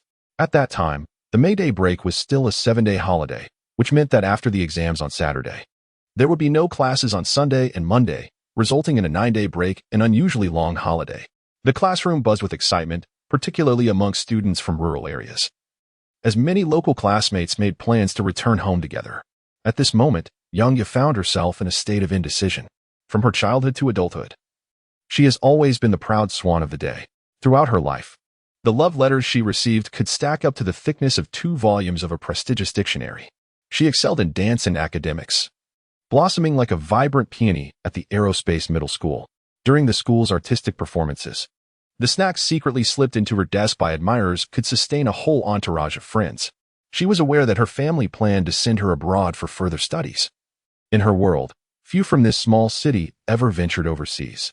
Besides the exorbitant costs, the language barrier loomed as the greatest obstacle, and she would inevitably lose touch with those around her. Thus, she had never accepted any suitor's advances. Yang Yu enjoyed visiting cafes, relishing music concerts, and cherished her time with the equally proud Chen Wanjie. Though Chen Wanjie would not study abroad, she had a penchant for foreign literature, capable of reading the original text of Gone with the Wind. However, recently, she found herself often thinking of a male student who had transferred to her school. Initially, she was merely surprised to discover that he understood French and appeared proficient in English, speculating that he must have worked hard to learn these languages, perhaps with aspirations of studying abroad like herself. At this time, Yang Yu was still somewhat naive, not realizing that Europe and America were separated by vast oceans, mistakenly believing that since they both would be going abroad, they might still cross paths and belong to the same circle. Thus, she extended a friendly invitation to him, suggesting they meet at her favorite cafe, hoping to share her life and secrets with someone equally exceptional and to learn how he approached his studies. However, he declined her invitation, seemingly uninterested in mingling with her circle. The girl he had been invited by appeared quite popular, yet he and she existed in entirely different worlds, destined to part ways. How could he refuse her? After all, she had never been one to actively pursue boys. Frustration welled up within her, and the thoughts of a young girl began to overflow. Thus, she decided to give him one last chance to be friends. Biting her lip, she stood up and walked directly to Qian Cai, handing him a neatly rolled note before quickly exiting the classroom. Upon opening it, Qian Cai felt a rush of irritation. The note read, "Would you like to go to the cafe this weekend afternoon? Chen Wanjie will be there too." What was this girl thinking? Was a cafe a suitable meeting place? There were likely dozens of cafes in the bustling district of City C. Realizing this, Qian Cai hurriedly followed her. Yang Yu was not walking quickly. She had rushed out in shyness but immediately slowed down after leaving. Qian Cai caught up to her in just a few steps. Seeing him approach made her somewhat anxious, fearing he would refuse her again, so she spoke first. "Are you busy? If you are, that's fine. I just wanted to ask how you study foreign languages." This preemptive strike, she thought, would ensure that even if he declined, she would not be left at a disadvantage. Qian Cai slapped his forehead, as if he could hear a crow cawing. He unfolded the note in front of her, adopting a tone akin to teaching a child, and said, "Look at what you wrote." Then he pointed at the words cafe with his finger. "Which cafe is this?" Yang Yu fixed her gaze, her face suddenly flushed. She had somewhat naively assumed that mentioning the CAF near the school was an implicit invitation to meet there. Realizing this might not have been the most appropriate way to phrase it, she softly uttered, "It's the Chimu CAF near the back gate of the school." Qian Cai, upon hearing this, recalled that she had indeed mentioned it before. It appeared that he had simply forgotten. Feeling a slight embarrassment, he replied, "Oh, you have mentioned it. All right, I will meet you there at 2 o'clock this Saturday afternoon. My treat." With that, Qian Cai indicated that he had yet to gather his books and turned to head back to the classroom. As Yang Yu watched Qian Cai's retreating figure, a wave of happiness washed over her, delighted that he remembered her words. With a smile, she stepped outside, but after walking for a while, she noticed he had vanished. She straightened her posture, gripping her backpack straps with a sense of pride, her steps becoming lighter. Upon returning home, Qian Cai found his father engrossed in the news. Offering no opportunity for conversation, he sat down for a while to watch alongside him. When Qian Zonghua rose to prepare dinner, Qian Cai expressed a desire to subscribe to several newspapers, the Economic Daily, the Financial Report, and the Business Times. Qian Zonghua did not refuse. Acknowledging that understanding the world was beneficial, yet he emphasized the importance of prioritizing studies before heading off to cook. Later that evening, in his room, Qian Cai scribbled in a notebook, his writing chaotic and disordered, primarily consisting of keywords paired with improvised codes to denote time. Nonetheless, he endeavored to ensure that he could decipher his own notes. He sought to document as many events as possible that might influence his destiny, leaving behind a marker and proof of his memories, fearful that with the passage of time, those recollections would become increasingly nebulous. In this tumultuous sea of intertwined memories from his past and present, the events unfolding continuously impacted his recollections of a former life. He dreaded the thought of one day completely forgetting certain aspects of his previous existence. Uncertain whether the changes brought about by his butterfly-like presence in the current world would lead him to doubt the authenticity of those past experiences, perhaps even convincing himself that they were merely a dream. Awakened for quite some time, he still felt deeply moved. He pondered move to the rhythm. As his thoughts wandered, his mind momentarily blank, and he began to sway his head to the beat. Chapter 10. The fearless Yang Sanshun. On Saturday afternoon, Lao San called to inform that both the goods and people had arrived. There was a certain discomfort in his voice, possibly due to monetary matters that he found inappropriate to discuss over the phone. Upon arriving at the back gate of the school, Qian Cai finally caught sight of Lao San and the group surrounding him, leading to a moment of realization.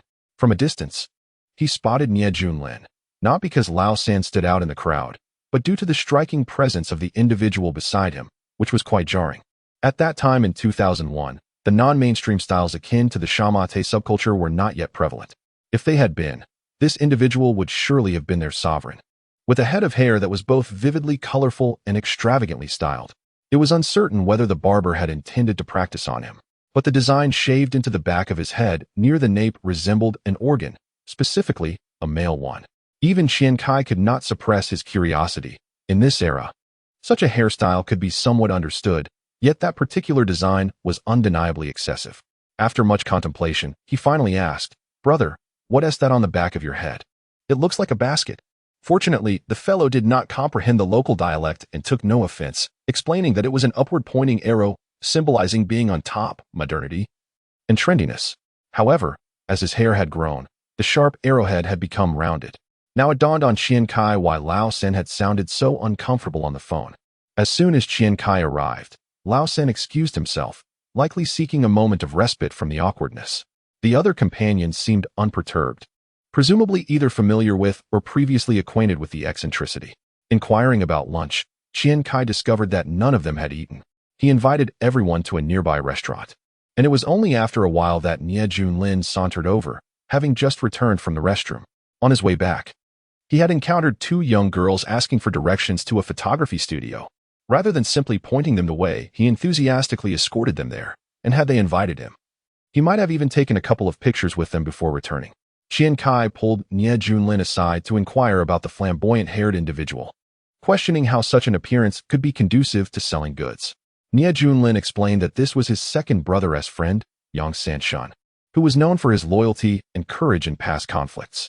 Currently, his family was facing health issues, and they were in dire need of financial assistance. Yang Sanshun was eager to earn money, and as for his hairstyle, it could easily be trimmed if necessary. Qian Cai thought this could indeed be useful information. So he broached the subject of the hair with Yang Sanshun, emphasizing that such a style was ill-suited for sales. However, Yang Sanshun hesitated to comply, eventually revealing that he had a girlfriend, and they had styled their hair similarly as a couple. If he were to cut his hair, she would likely threaten to break up with him. Qian Cai was taken aback. The monarch of the Shamate style had a queen, too. He suppressed the urge to inquire about their familial aspirations and instead gently encouraged Yang Sanshun. I've heard your family is struggling with illness. As a man, you should shoulder your responsibilities. This hairstyle will only serve you in a barbershop. Anywhere else, you'll be compelled to have it cut. For the sake of a whimsical commitment, it's simply isn't worth it. After finishing his task, he casually remarked, I will keep my hair, but not the person. You decide. Yang Sanshun sat in silence for a few minutes, then slammed the table, stood up, and declared, advance me 3 yuan. Nie Junlin handed him the money, and he exited. With not everyone present, it was challenging to make arrangements. They decided to order some dishes and have a meal first. To their surprise, everyone returned in about 20 minutes. Yang Sanshun had opted for a buzz cut, and to be honest, he looked quite handsome now, with well-defined features and a prominent nose, exuding a somewhat dashing soldier vibe. Qian Cai thought to himself that this brother's girlfriend must have wanted him to adopt this hairstyle to showcase a handsome man. Once everyone had gathered, they began to eat while discussing their plans. Besides Qian Cai and Nie Junlin, there were 5 others. 3 were assigned to different counties, and 2 were sent to other stationery stores in the city to sell goods. To teach them how to engage with customers, Qian Cai first took them to 2 stores for on-site training, splitting them into 2 groups to avoid overwhelming the shopkeepers. After finishing their meal and leaving the restaurant, an incident occurred on their way to the first stationery store. A pickpocket dashed past them while a woman in the distance shouted for help. Yang Sanshun reacted swiftly, darting forward with remarkable speed. Within 100 meters, he caught up to the thief. Spotting a nearby stone, he leaped onto it and executed a flying kick, landing a blow on the thief's head. However, he lost his balance upon landing and fell to the ground alongside the thief. The pickpocket attempted to flee but was apprehended by Qian Cai, who was astonished by Yang Sanshun's prowess. Qian Cai had spent 6.5 years in the military, including 6 years in basic training, and while his combat skills were commendable, he felt somewhat weaker in this life. Yet, given their similar ages, he realized that even with his skills, he might not have been able to defeat Yang Sanshun. Especially considering his speed, he could have easily qualified as an athletic standout in a sprint. Meanwhile, a plump woman arrived, panting heavily, eager to express her gratitude. Upon seeing the group of 6 or 7, she seemed intimidated and approached the true hero, Yang Sanshun, offering him money. Sanshun, being a straightforward person, returned the bag he had taken from the pickpocket and said, just give me 3 yuan as a token of appreciation. The woman promptly opened her bag and handed him 5 yuan. Sanshun took it and passed it to Nie Junlin, saying, here's your barber fee back. Give her 2 yuan in change. With that, he turned to leave, and Qian Cai thought to himself that this brother was indeed impressive, a true talent. As they exited the second store just half an hour later, it was evident that Qian Cai's efforts were far more effortless than when he had gone alone the first time. He asked if they understood, and they all replied that it was quite simple. Qian Cai pondered this. Perhaps it was because many children were already seen carrying these backpacks, indicating that the brand had gained popularity. However, toys remained challenging to sell. Only the experimental models and the aviation-themed ones seemed to move well. After some reflection, Qian Cai had an epiphany regarding the location's influence on sales. The notion that students typically purchase toys from stationery stores is somewhat presumptuous. Most of these toys, costing several dozen or even hundreds of units, are likely beyond the students' financial means. Only when accompanied by their parents do they tend to acquire such expensive items, and usually, parents prefer to buy toys from shops near parks. Upon this realization, Qian Cai promptly suggested that toys should be directed to the toy stores in the park instead of the school. He established a timeline for stocking goods and committed to visiting the stores daily to assess feedback. Qian Cai agreed to offer a 20 commission on sales to each person, with travel expenses covered separately. He also tasked Sanshun with making daily trips and collating information from the other 4 individuals to report back to Qian Cai, promising an additional daily wage of 10 units for Sanshun, with travel expenses also reimbursed. With these arrangements concluded, Qian Cai felt a sense of relief and settled down with Nie Junlin at a nearby CAF. How much money do you have left after purchasing the goods? Qian Cai recalled his promise to treat someone to coffee the next day. Just as he was about to mention it, he realized he had taken 500 units more in goods than necessary, returning with 500 units worth of supplies for the experimental elementary school stationery store. He also allocated 15 units each for 3 individuals traveling to the county, leaving him with 205 units. This batch of products, once sold, could yield over 500 units, resulting in a profit exceeding 3,000 units after accounting for the 20 commission and wages. Upon reviewing the accounts, Nie Junlin produced a small notebook filled with densely packed calculations, revealing the complexity of the bookkeeping. Qian Cai glanced at the ledger, momentarily perplexed by its chaotic presentation, and couldn't help but frown. Brother, when the money comes back, set aside 20 units to buy a calculator. Nie Junlin scoffed. Doesn't it look pretty good? Just look at the detail. Qian Cai slammed the ledger open before Nie Junlin, pointing to a specific section. Look here, 15 multiplied by 105 should yield 500. Plus 75 should equal, he gestured emphatically. Why write it out like a primary school assignment? And what's this scribbling? You actually made a mistake? Nie Junlin took the ledger, reciting the numbers one by one. 15 5 times 5 equals 25, 75, 1005. Wait, you're right. You really are a genius. Nie Junlin exclaimed, looking at Qian Cai with surprise. Are you really a high school student? Qian Cai momentarily envisioned several historical figures, such as Zhang Fei and Fan Kuai, feeling inexplicably certain that Nie Junlin must also be a remarkable character. Hand over the money you have. I'll need it tomorrow. Yang Ye and Chun Wenjie invited me to a CAF. Qian Cai reassured himself, regaining his composure. Wait, you're only telling me this now? I've already arranged to go to the DVD store with someone tomorrow. Nie Junlin's face reflected regret. Did I tell you to go? Qian Cai rolled his eyes. I speak of money. I shall go. Did you not say so? Nie Junlin's bright eyes shimmered with unshed tears. I am doing this for your own good, my brother. If you are certain about going, I shall accompany you. Qian Cai could hardly withstand that gaze. Nie Junlin sighed. Yes, I will go. The following afternoon, at Chimu CAF, a man and 2 women engaged in lively conversation in English, with a backdrop strikingly resembling Nie Junlin. What are you discussing?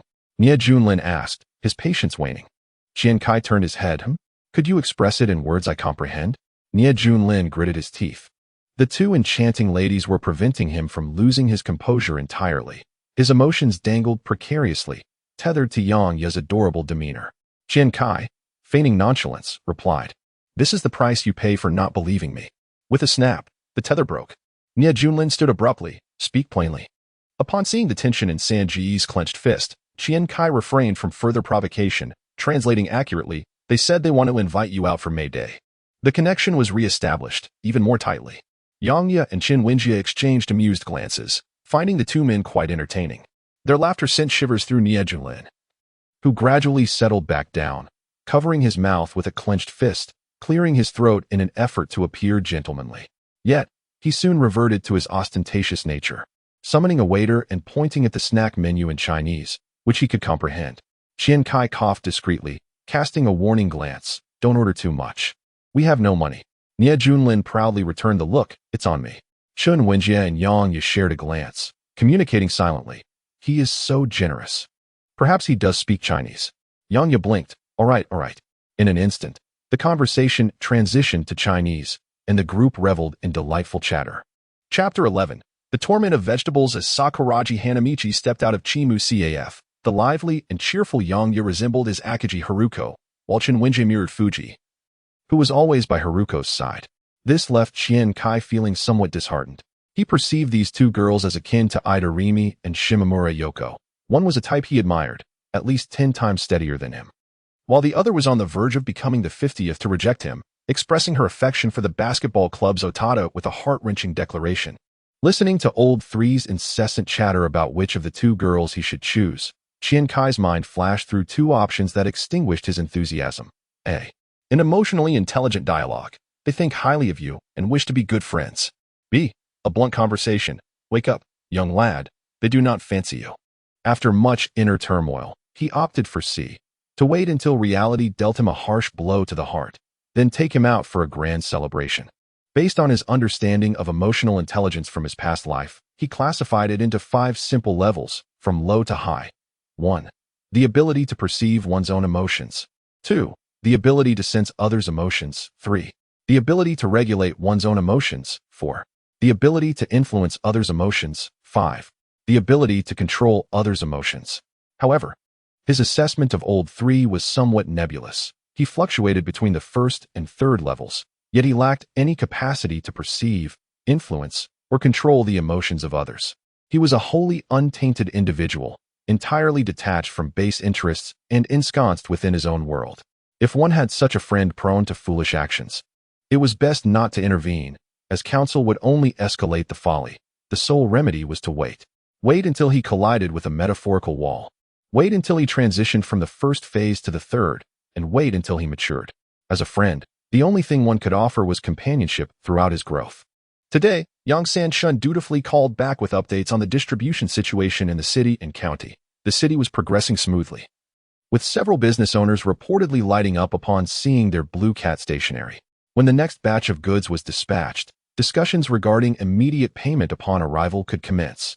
However, interest in the county was rather tepid. Nonetheless, under the precondition of selling first and paying later, distribution could also be deemed successful. Qian Cai contemplated the phrase information asymmetry. As someone who had mastered this disparity for 21 years, he pondered whether to pursue a direct, swift descent to the upper echelons or to painstakingly lay a foundation akin to constructing a pyramid. Qian Cai resolved to proceed with caution. Thus, even if he were to be kicked down a rung or two, he would not plummet from the celestial realm to the abyss. Noticing ample time at his disposal, he decided to develop quietly and build a solid foundation without provoking his adversaries. Observing the upper echelons, Qian Cai realized he must diligently strive for improvement. For failing to manage his parents would lead to the demise of his grand ascent in its infancy. From the onset of his senior year, his parents had nearly pinned him to his desk, forbidding any business ventures and restricting his sleep to a meager 7 hours plus a 1-hour nap. If this situation remains unaltered, then this high school journey can only be likened to a scene from a television drama. The sun rises slowly, accompanied by the caption, "And thus, a year has passed." The alarm clock has been set to 5:30, granting an additional hour for reading. Although both Chinese and English are considered strengths, there is still a slight gap to bridge in securing a place at Shanghai Jiaotong University. These two subjects must become pivotal scoring areas in the college entrance examination. The essay topics are already known, eliminating the need for excessive worry over this aspect. With over a year to craft a flawless draft, memorization serves as the foundation. Mathematics must conquer the various proofs and calculations involving ellipses. It is essential that this portion of the exam is adequately addressed, especially since it includes two substantial problems, the final one being centered on ellipses.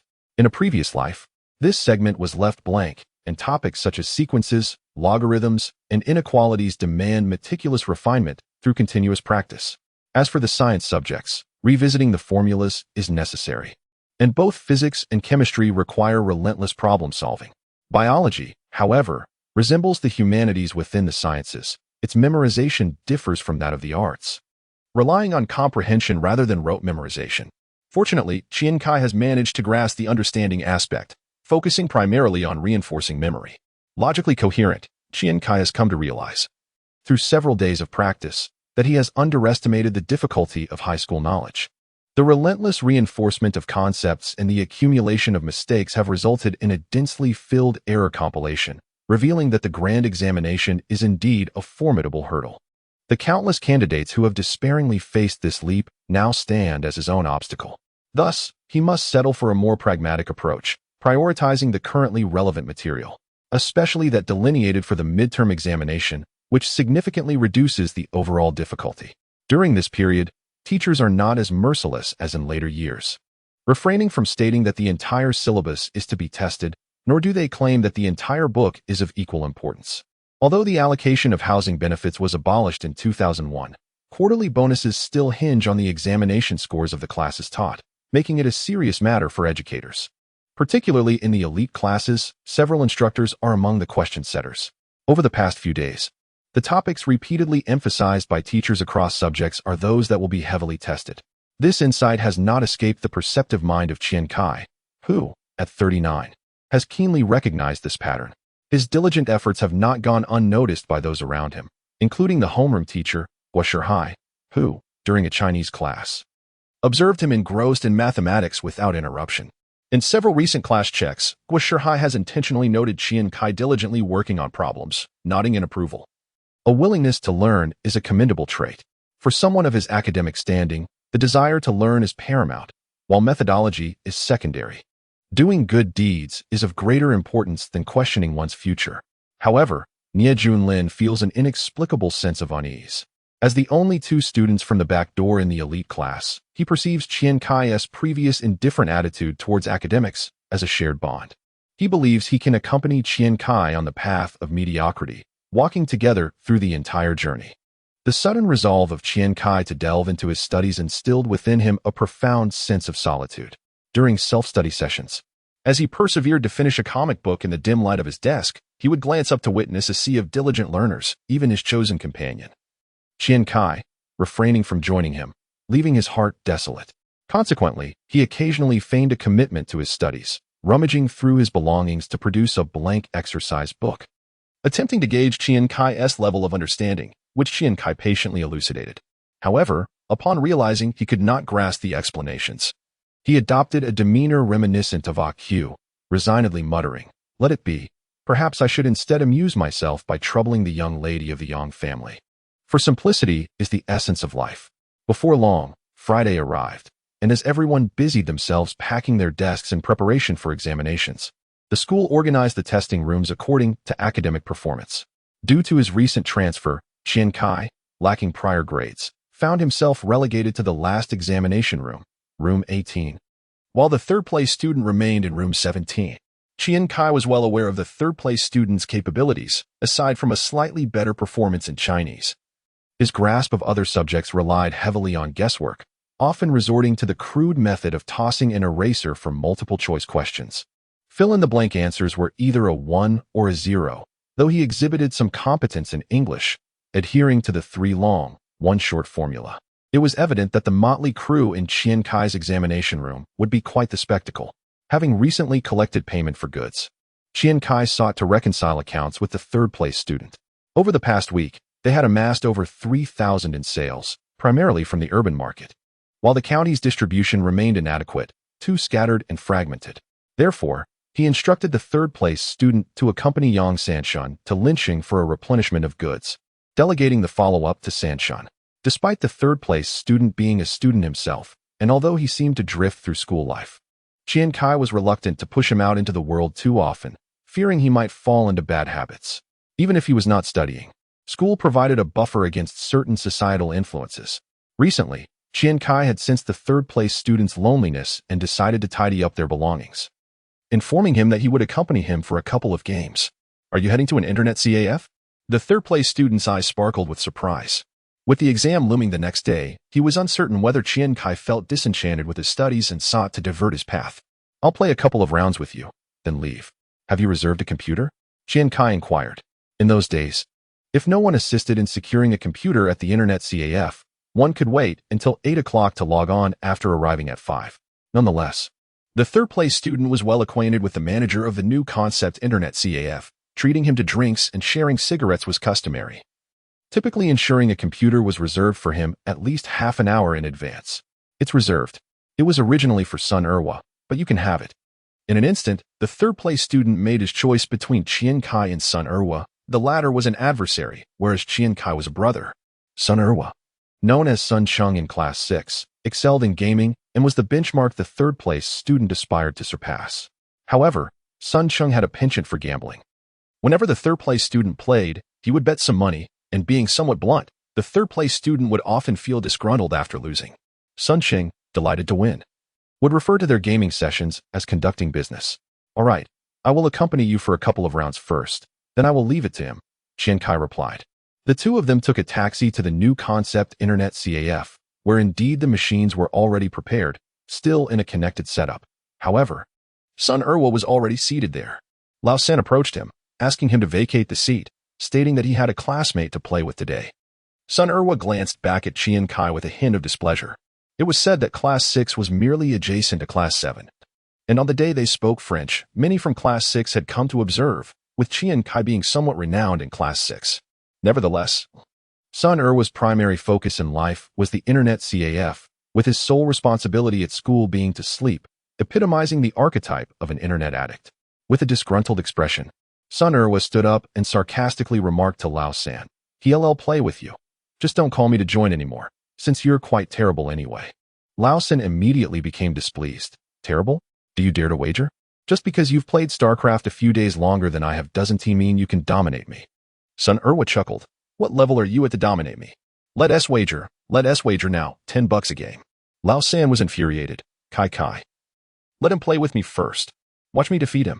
Qian Cai had come along primarily to accompany Lao San, so whether he played or not was of little consequence. He nodded in agreement and positioned himself behind Lao San. Sun Er sat back down, opened the local area network, and set up a game. And the two began to play. Qian Cai observed that their development and operational speeds were not vastly different. However, Sun Er's defense was commendable, while Lao San, being somewhat rigid, opted to play Zerg and only focused on frantically producing Zerglings to assault Sun Er's base in the early stages. After Sun Er swiftly constructed barracks and machine gun turrets to fend off the first wave, Lao San began to produce flying dragons. Sun Er then utilized tanks and anti-air towers to defend against two waves and sent atomic bombers to harass, successfully obliterating a wave of farmers, leading to a significant economic disadvantage. Ultimately, Sun Er launched a counteroffensive with a fleet of warships to conclude the battle. From Qian Cai's perspective, this strategy was indeed rather rudimentary. However, within the bustling internet CAF, their skills were considered commendable, with the sound of keystrokes echoing sharply. Lao San, known for his boisterous nature, attracted quite an audience. If it were me just now, I would have launched a wave of ground spiders combined with flying dragons to breach his defenses and secured victory, one knowledgeable observer proclaimed. Another knowledgeable observer could not contain himself. "What do you know? His defense towers can counter invisibility. You wouldn't stand a chance. With just a couple of hits, the spider tanks would annihilate you." Qian Cai chuckled, amused by the abundance of self-proclaimed experts in this modest internet CF. Yet, perhaps this was where the joy lay. Lao San, with a darkened expression, grudgingly handed over $10, feeling quite unsatisfied. "Let us do it again." Typically, they would merely wager $5, not escalating to such amounts. Sun Er, being cautious, preferred a steady approach, fearing that if he overwhelmed Lao San, Nie Junlin might lose interest in playing altogether due to insufficient funds. However, today both were somewhat agitated, especially after Lao San had insisted that Sun Er vacate the computer for Qian Cai. He no longer cared about future implications. "Let us do it again. But let us make it 50. Are you in?"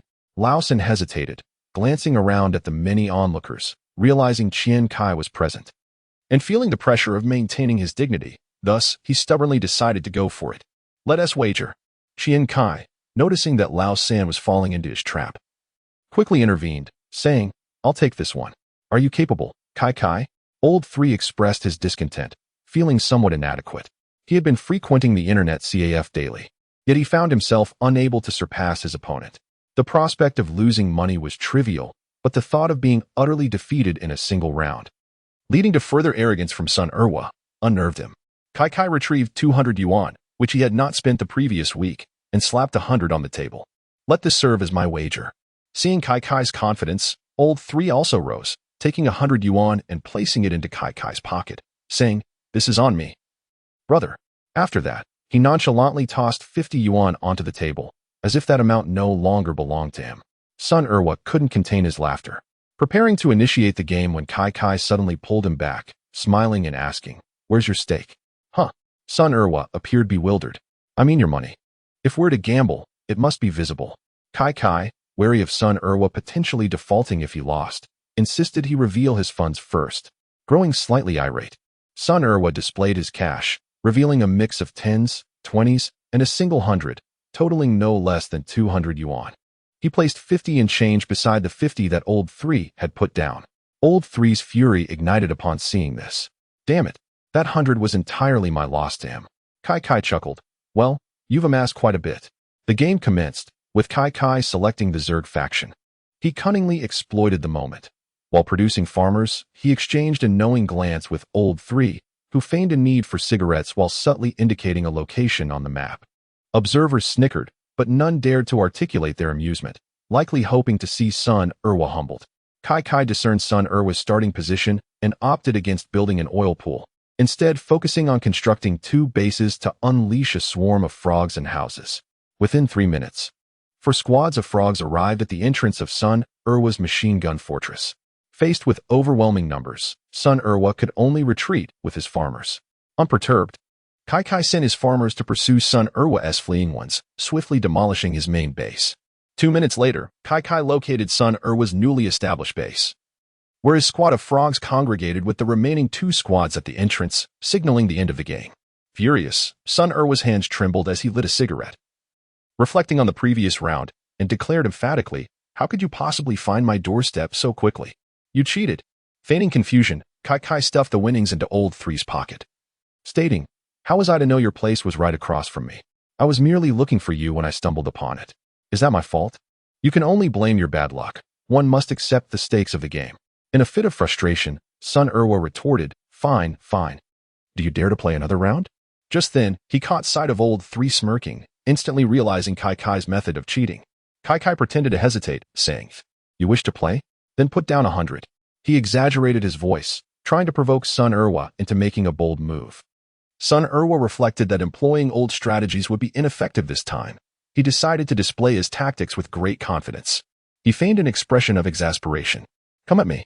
Qian Cai's expression faltered momentarily, and Sun Erwa, recognizing his bluster, promptly produced the 100 he had won and placed it on the table. "Pay up." Qian Cai glanced at Nie Junlin, his face betraying uncertainty. Nie Junlin thought to himself, "Is it possible to lose momentum here?" He immediately pulled out the 100 that Qian Cai had just given him and placed it on the table, escalating the stakes. With 200 in wagers now resting on the table, the internet CAF buzzed with excitement, and even the CAF owner, who had been engrossed in his work, removed his headphones and approached. Realizing that the funds were now irretrievable, Qian Cai entered the room and opted for the divine faction. Sun Erwa frowned as the game commenced. Qian Cai began by focusing on technological advancement rather than constructing buildings or deploying troops, erecting a perimeter of defensive towers instead. Sun Erwa fortified his position with 3 machine gun fortresses, waiting for Qian Cai to attack. Even after deploying tanks and robots, no assault came, leading him to prepare for a counteroffensive. Meanwhile, Qian Cai had sent a worker to establish 2 additional bases at the mines, significantly bolstering his economic advantage. When Sun Erwa finally located him, he discovered that Qian Cai had fortified his base with turrets. With a cold smirk, he launched a coordinated attack with his robots and tanks, initiating a long-range bombardment on Qian Cai's defenses. Unexpectedly, several invisible units appeared beside the tanks. Sun Erwa had not anticipated the swift emergence of these cloaked soldiers. Unable to counter their invisibility, he hastily retreated with his tanks. Unfortunately, the high damage inflicted by the invisible units, combined with Qian Cai's strategic positioning, left him with only 3 robots upon his return. Sun Erwa quickly upgraded his technology to produce large ships and engaged in a skirmish with Qian Cai's aircraft, resulting in mutual destruction.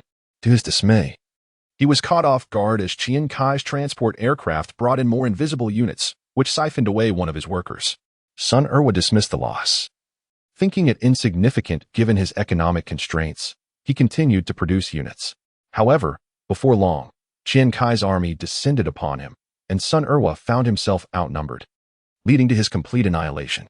Frustrated, Sun Erwa raised his mouse, poised to slam it down in a fit of rage. Just then, the CAF owner's voice cut through the tension. "If you break it, you'll pay." He swallowed his anger and reluctantly set the mouse down, prompting a wave of laughter from the surrounding crowd, with the third party laughing uproariously. The 2 who had been praising earlier were now at a loss for words. Exclaiming in awe, Qian Cai took the 200 and handed it to the third party, who was overjoyed and announced he would treat everyone to drinks, prompting another cheer from the crowd. Dazed, Sun Erwa stood up and asked Qian Cai, "How did you amass troops so quickly?" Qian Cai remained silent, tilting his head towards the computer and moving his mouse to the base. Sun Erwa's eyes widened as he beheld Qian Cai's human faction base, devoid of any units, yet brimming with houses and dozens of workers, rapidly depleting a mine. Sun Erwa stared at him incredulously and inquired, "What kind of strategy is this?" Qian Cai, unfazed, replied, "This is what we call a newbie crushing strategy." Chapter 12. As Qian Cai was about to exit the internet CAF, Nie Junlin followed suit. Qian Cai paused, Surprised? Aren't you done playing? Nie Junlin was equally taken aback. Of course, I want to play. Then why are you following me? Qian Cai asked, a hint of annoyance creeping in. I'm just seeing you off, Nie Junlin replied nonchalantly. This is an internet CAF. Do you really think it's your home? Qian Cai expressed his disdain, giving him a light pat on the shoulder before continuing. You should have something important to do, my friend. With that, he turned and walked away, shrouded in modesty. Nie Junlin stood still for a moment, suddenly feeling a tinge of boredom. He glanced back at the CAF, spat on the ground in frustration, and muttered, damn it, before heading outside, leaving without even refunding his internet fee, and went straight home. From that moment on, Laosin changed, but to what extent, no one could tell. The author had yet to elaborate. Beep, beep, beep. All candidates, please enter the examination room and find your assigned seats. Do not bring books, whisper, or chatter. Quietly await the distribution of exam papers. It must be said that for many years, Z City No. 1 High School has consistently hovered between the second and third positions in G Province, a testament to their dedication to the examination process. Every assessment is conducted in accordance with the standards of the college entrance examination. Even a midterm exam adheres to these rigorous criteria, with students arriving ahead of schedule. Half an hour before the exam, candidates lined up to enter, the tense atmosphere palpable, leading to a situation where virtually none of the students from No. 1 High School experienced any discomfort during this period. Qian Cai slowly joined the queue to the examination room, nearly at the end of the line, a strategic decision likely informed by psychological principles. Those in the first examination room entered first, positioned closest to the exterior, while those in subsequent rooms could only watch enviously as they strode in with heads held high. The farther back in line, the more confined their view became, with all eyes fixated on those ahead. This arrangement instilled a sense of superiority among those advancing first. Qian Cai's designated position was essentially the target for all the science students in his grade. The art students were in another building, divided into around 10 examination rooms. Following a similar arrangement, upon entering the examination room, a classmate ahead of Qian Cai had already slumped over the desk, succumbing to sleep, while another girl, roughly his peer, pulled out a cotton swab to attend to her complexion, likely dealing with blemishes. Qian Cai settled into the second-to-last row on the right side, marking this as his fixed seat for the exam. The person behind him was absent, but the name tag read, Cheng Lai. Upon seeing the name, he thought, damn, my ex-girlfriend. How could I have forgotten? He recalled that this was around the time they had met in his past life, marking his first love, a transfer student from Hangzhou. Her academic performance was decent, certainly better than his in the previous life, and her appearance was quite appealing, exuding a subtle allure. As conversations flourished in the examination room, they discovered that Cheng Lai was from Class 11, located just below Class 7. She was aware of his status as a transfer student in the top science class and immediately surmised that Qian Cai must have influential connections to have secured a spot there. At that time, Qian Cai was oblivious to such implications and refrained from mentioning his family background, insights that he would only come to understand later. The two individuals gradually developed a connection, eventually leading to their interaction with Qian Cai at the third middle school, where it was revealed that his father was merely the director of the first middle school. Subsequently, a sense of detachment emerged, culminating in Qian Cai becoming involved with a junior from the first year, thus adorning him with a modest green hat. In a fit of rage, Qian Cai confronted Cheng Lai in Class 12, resulting in a commotion that drew the attention of the teachers, who subsequently notified his parents. Upon returning home, he received a reprimand from his father, a consequence that was somewhat intertwined with the stringent pressures he had faced in his previous life during his final year of high school. However, by this point, any lingering resentment had dissipated. He merely regarded it as a somewhat naive phase of his life. Without her, he would not have experienced the determination that characterized his final year in high school in his previous existence. While lost in thought, an orange-hued figure entered the room. And for some reason, Qian Cai perceived that Cheng Lai's appearance had transformed since their first encounter in his past life. His memories were somewhat hazy, but upon closer inspection, he realized that her hairstyle had changed. In his previous life, she had worn her hair down, while now it was styled up. Her skin was a sun-kissed shade. Her eyebrows were well-defined, and her large eyes, though often squinting, bore a hint of allure. She had a petite nose and plump lips, adorned with a charming curve. Dressed in a yellow cardigan over a snug white t-shirt that accentuated her silhouette, she paired it with jeans that revealed her ankles. her Converse sneakers showcasing socks that matched the color of her outerwear. Upon closer proximity, he noted discrepancies from his previous memories. A beauty mark graced the outer corner of her eye, neither unattractive nor something he had previously known. Overall, her figure would score an 85 out of 100. While her appearance would merit a 75, if Hu Wei were the benchmark of perfection. She regarded him with a smile that radiated kindness, which surprised him given her past demeanor towards him. Just as Qian Cai pondered these thoughts, Cheng Lai initiated the conversation. Qian Cai? From class 7? How do you know me? Do you recognize me? Qian Cai mused, a sense of foreboding creeping in. Could she also be a time traveler? It seemed illogical for her appearance to have changed if she had not encountered any ripples caused by his presence in class 12. Qian Cai had always exercised caution concerning the events surrounding him, the people he had altered, and the potential ramifications of those changes. You're the Qian Cai who speaks French, right? I've seen you in your class. Aren't you in the top class? What are you doing in this examination room? Cheng Lai bombarded him with questions. Qian Cai realized he had perhaps underestimated the impact of the previous incident and discerned that she did not genuinely know him. He opted for a succinct response. Just like you. Oh, I see. Cheng Lai exclaimed, realizing they were both transfer students. She seemed poised to say more. But just as she drew a breath, Qian Cai gestured for silence. The teacher is coming. The announcement of examination regulations commenced. Firstly, no talking. The voice echoed through the speakers as the invigilator made his way from the entrance to the podium. Once the rules were thoroughly stated, the distribution of examination papers began. Qian Cai rubbed his hands together, feeling a slight tension. However, once he received the exam sheet, his anxiety eased. The questions were manageable. After a brief scan, he found no blind spots, even recalling phrases from the Yayang Tower that he had memorized. Please begin answering the questions, announced the proctor.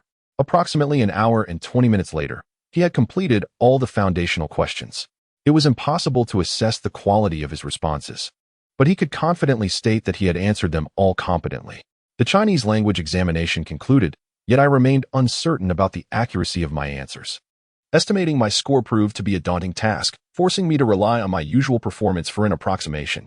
The remaining challenge was the essay, titled Walking with Adversity, allowing for a self-chosen perspective.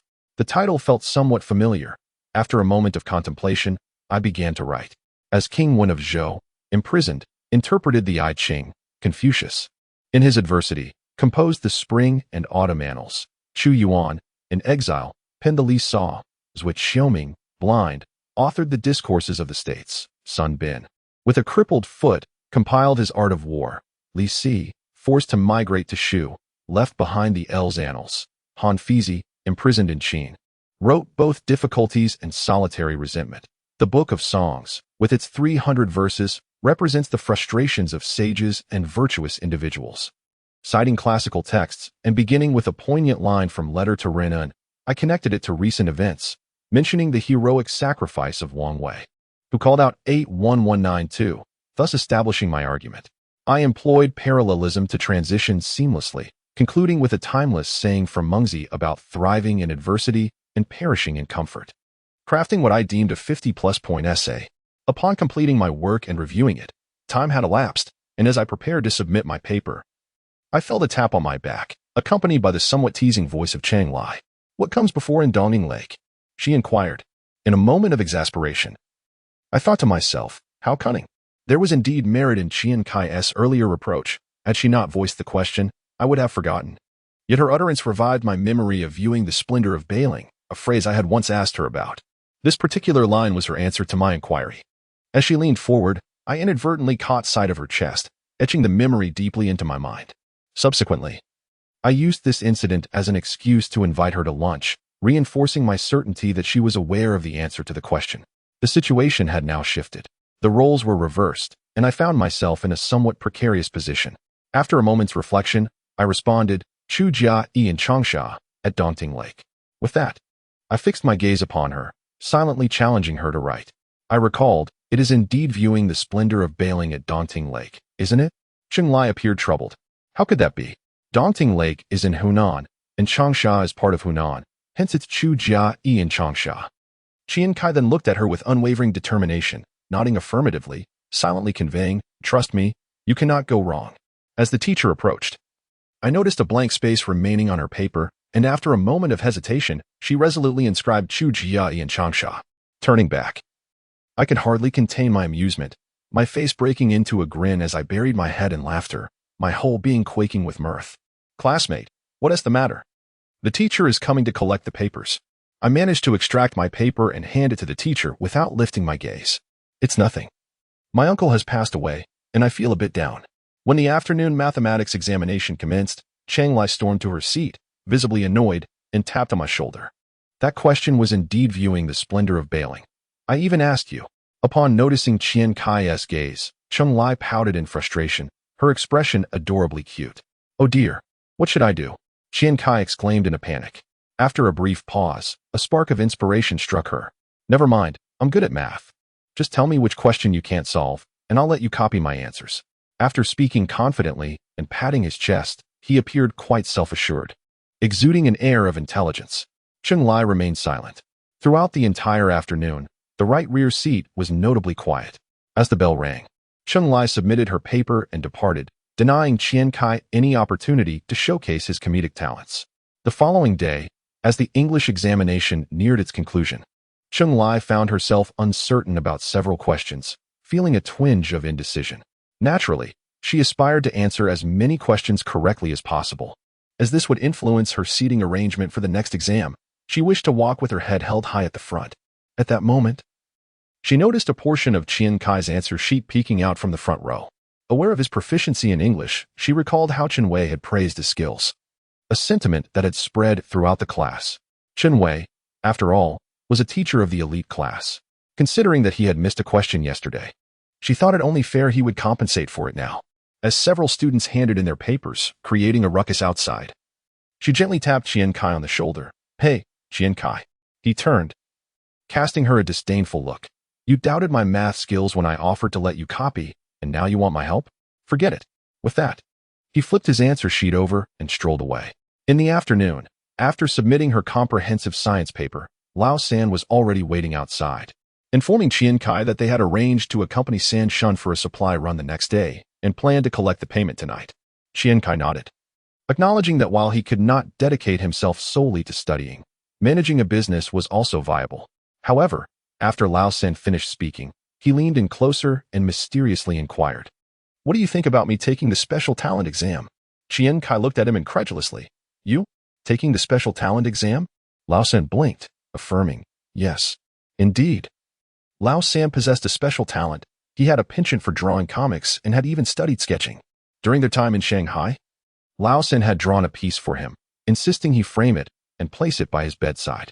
The artwork itself was, well, the nose resembled a nose and the eyes. Lao San concluded that his skills had somewhat waned, yet his comic artistry remained quite impressive. That talent had certainly not faded. After engaging in some playful banter, Qian Cai pondered aloud, why not give it a try? If the opportunity arises. Take the exam in Shanghai. Sea City is rather dull, surrounded by mountains. We are originally from the hills. We should go see the Huangpu River. How did you know my family wants me to go to Sea City? Lao San exclaimed, bewildered, pondering if Qian Cai possessed an undisclosed talent for fortune-telling. Your grandfather informed me in a dream, Qian Cai replied, then turned to leave. After taking a few steps, he glanced back. I must tell you, Island Village. Phew, Akaji Haruko asked me to let you know to visit Lin City in a couple of days. Island Village? Phew, Akaji Haruko? Who are they? And why go to Lin City? I'm already heading there tomorrow, and now I have to go again in a few days? No way. Lao San shouted in response. Yangya, look at the monkey. Came Qian Cai's voice, lingering in the air. Wow, Lao San exclaimed, caught off guard. Chapter 13. A rare holiday gathering the students of Class 7 in the second year of high school one found themselves enveloped in a peculiar joy, particularly for those who harbored aspirations for the college entrance examination. There was a keen awareness that this would be the last opportunity for unrestrained revelry in their high school careers. The next occasion would be the summer break preceding their transition to the final year.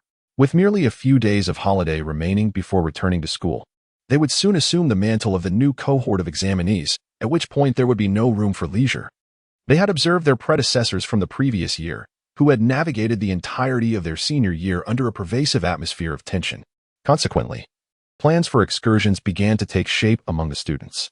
Even those from less fortunate rural backgrounds intended to return home to gather a few fruits from the mountains or to rendezvous with old friends to dig up sweet potatoes to roast in their own hearths, all while indulging in heartfelt conversations.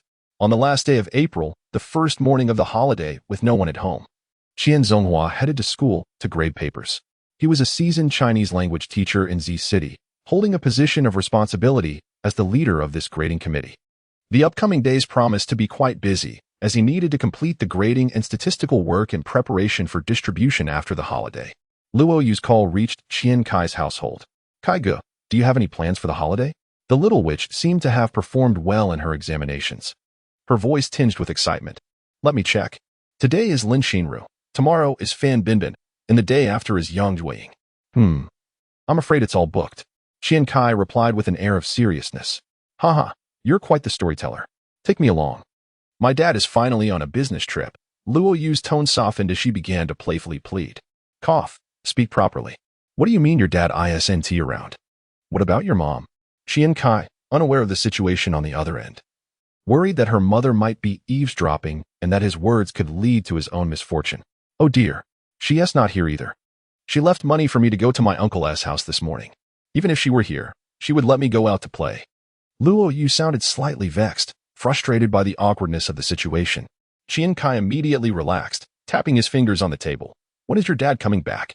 "He is not here for the holiday. He went to the capital." Luo Yu replied, exasperated. Qian Cai, curious about her family, teased, "Oh, I see. So, the day after tomorrow, I'll take you to Lin City to see the monkeys. It's all arranged. Our classmate Yang Ya, the one who danced the swan dance at last year's party, and Chen Wenjie, you know her, the brilliant science student, will be joining us." Qian Cai swayed his head, even contemplating adding a touch of casual Beijing dialect to his tone, feeling confident as he awaited the results of his examination. Ready to impress his father. "You have quite the charm with the ladies. They're all beauties." As Luo Yu listened, her voice gradually grew colder. A bead of cold sweat trickled down Qian Cai's brow as he felt the temperature in the conversation plummet, adopting a righteous demeanor. "Impossible.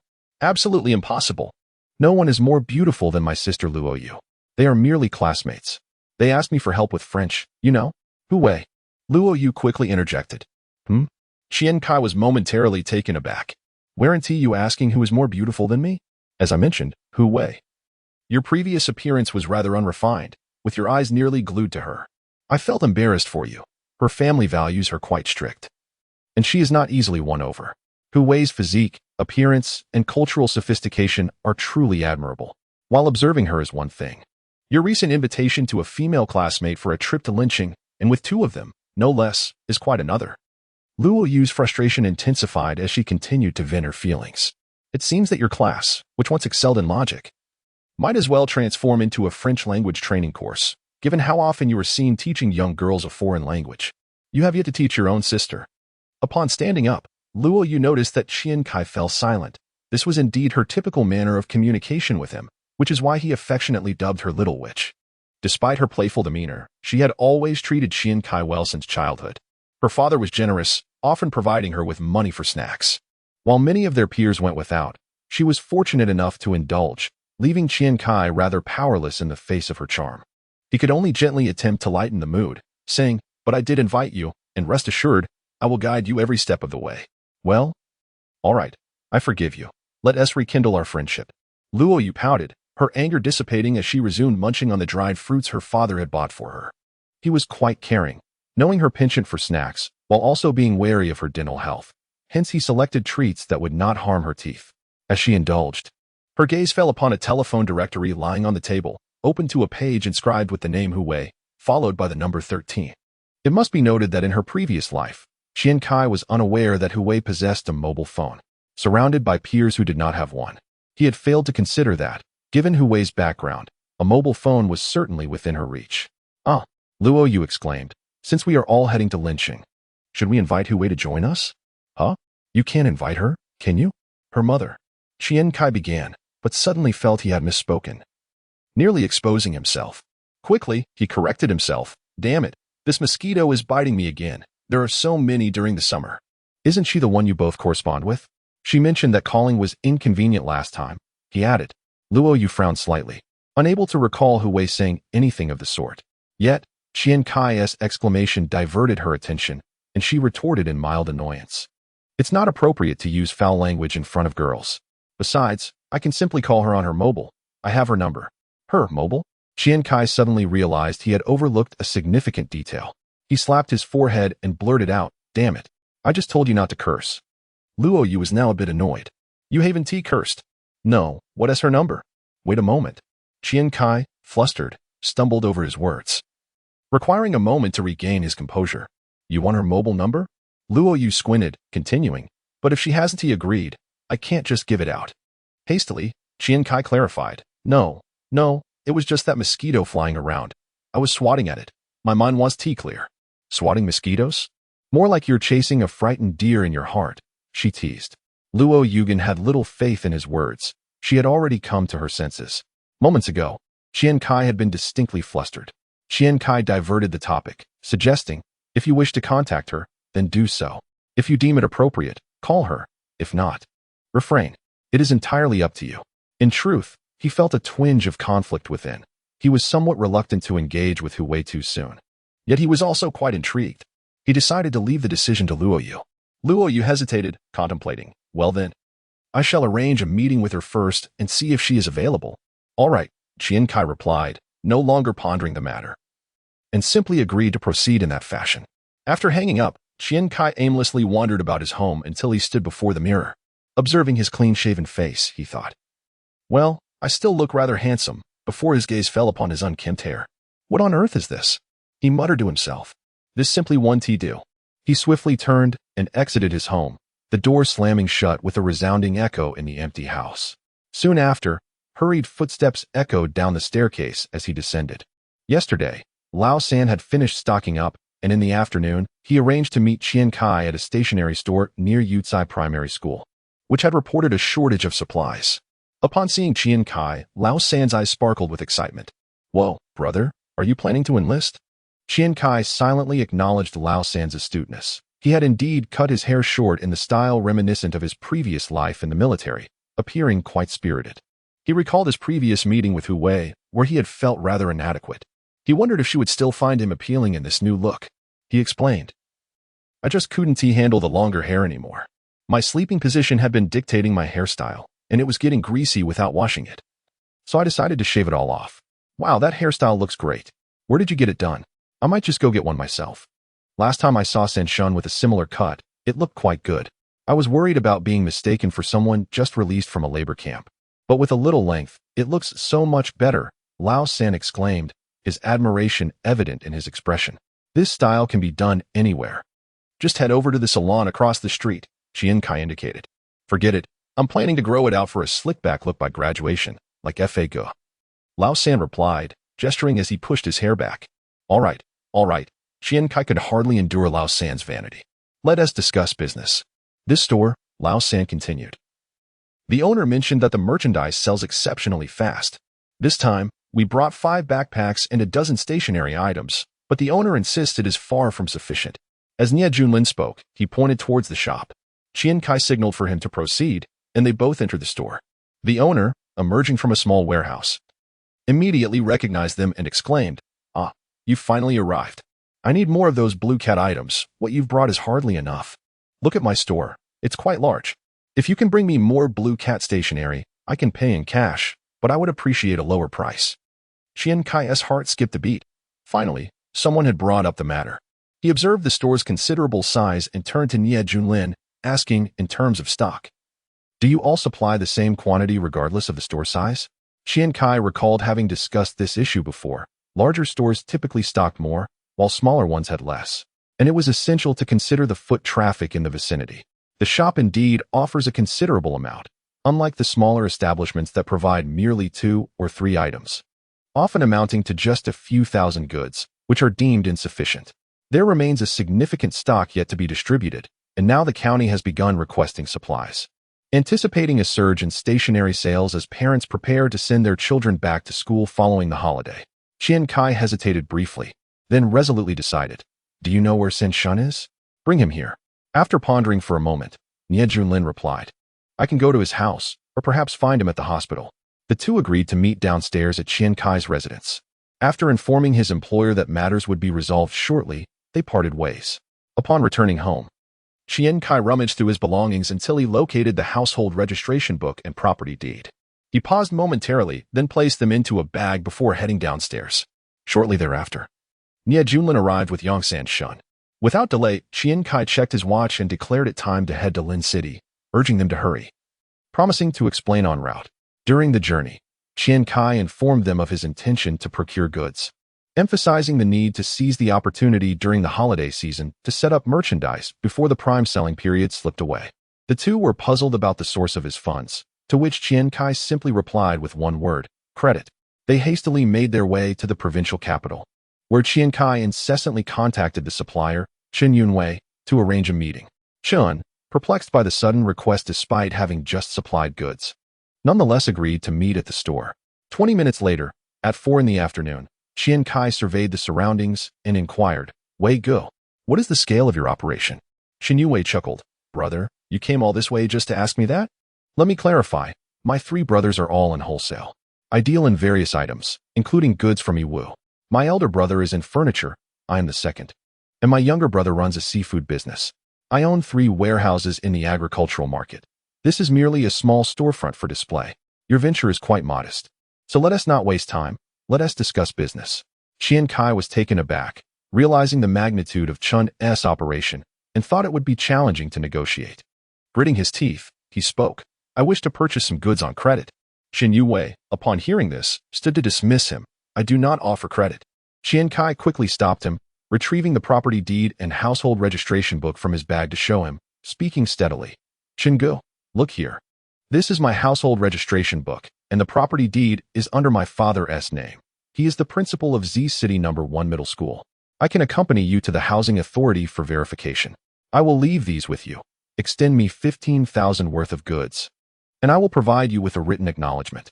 I promise to settle the account within a week, and should I fail to do so, feel free to report me.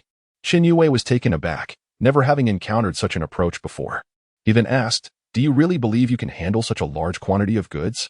Qian Cai, seizing the moment, elaborated confidently. As you can see, this is my first order, and the previous 2 were hardly sufficient. Frankly, even this amount is inadequate for sales. The 15,000 you mentioned would not suffice. I would need to return next week for more. In truth, I would like to discuss prices as well. But since I have no cash on hand this time, I want to press that point now. If you trust me to sell, I'll bring cash for the next transaction, and we can negotiate further then.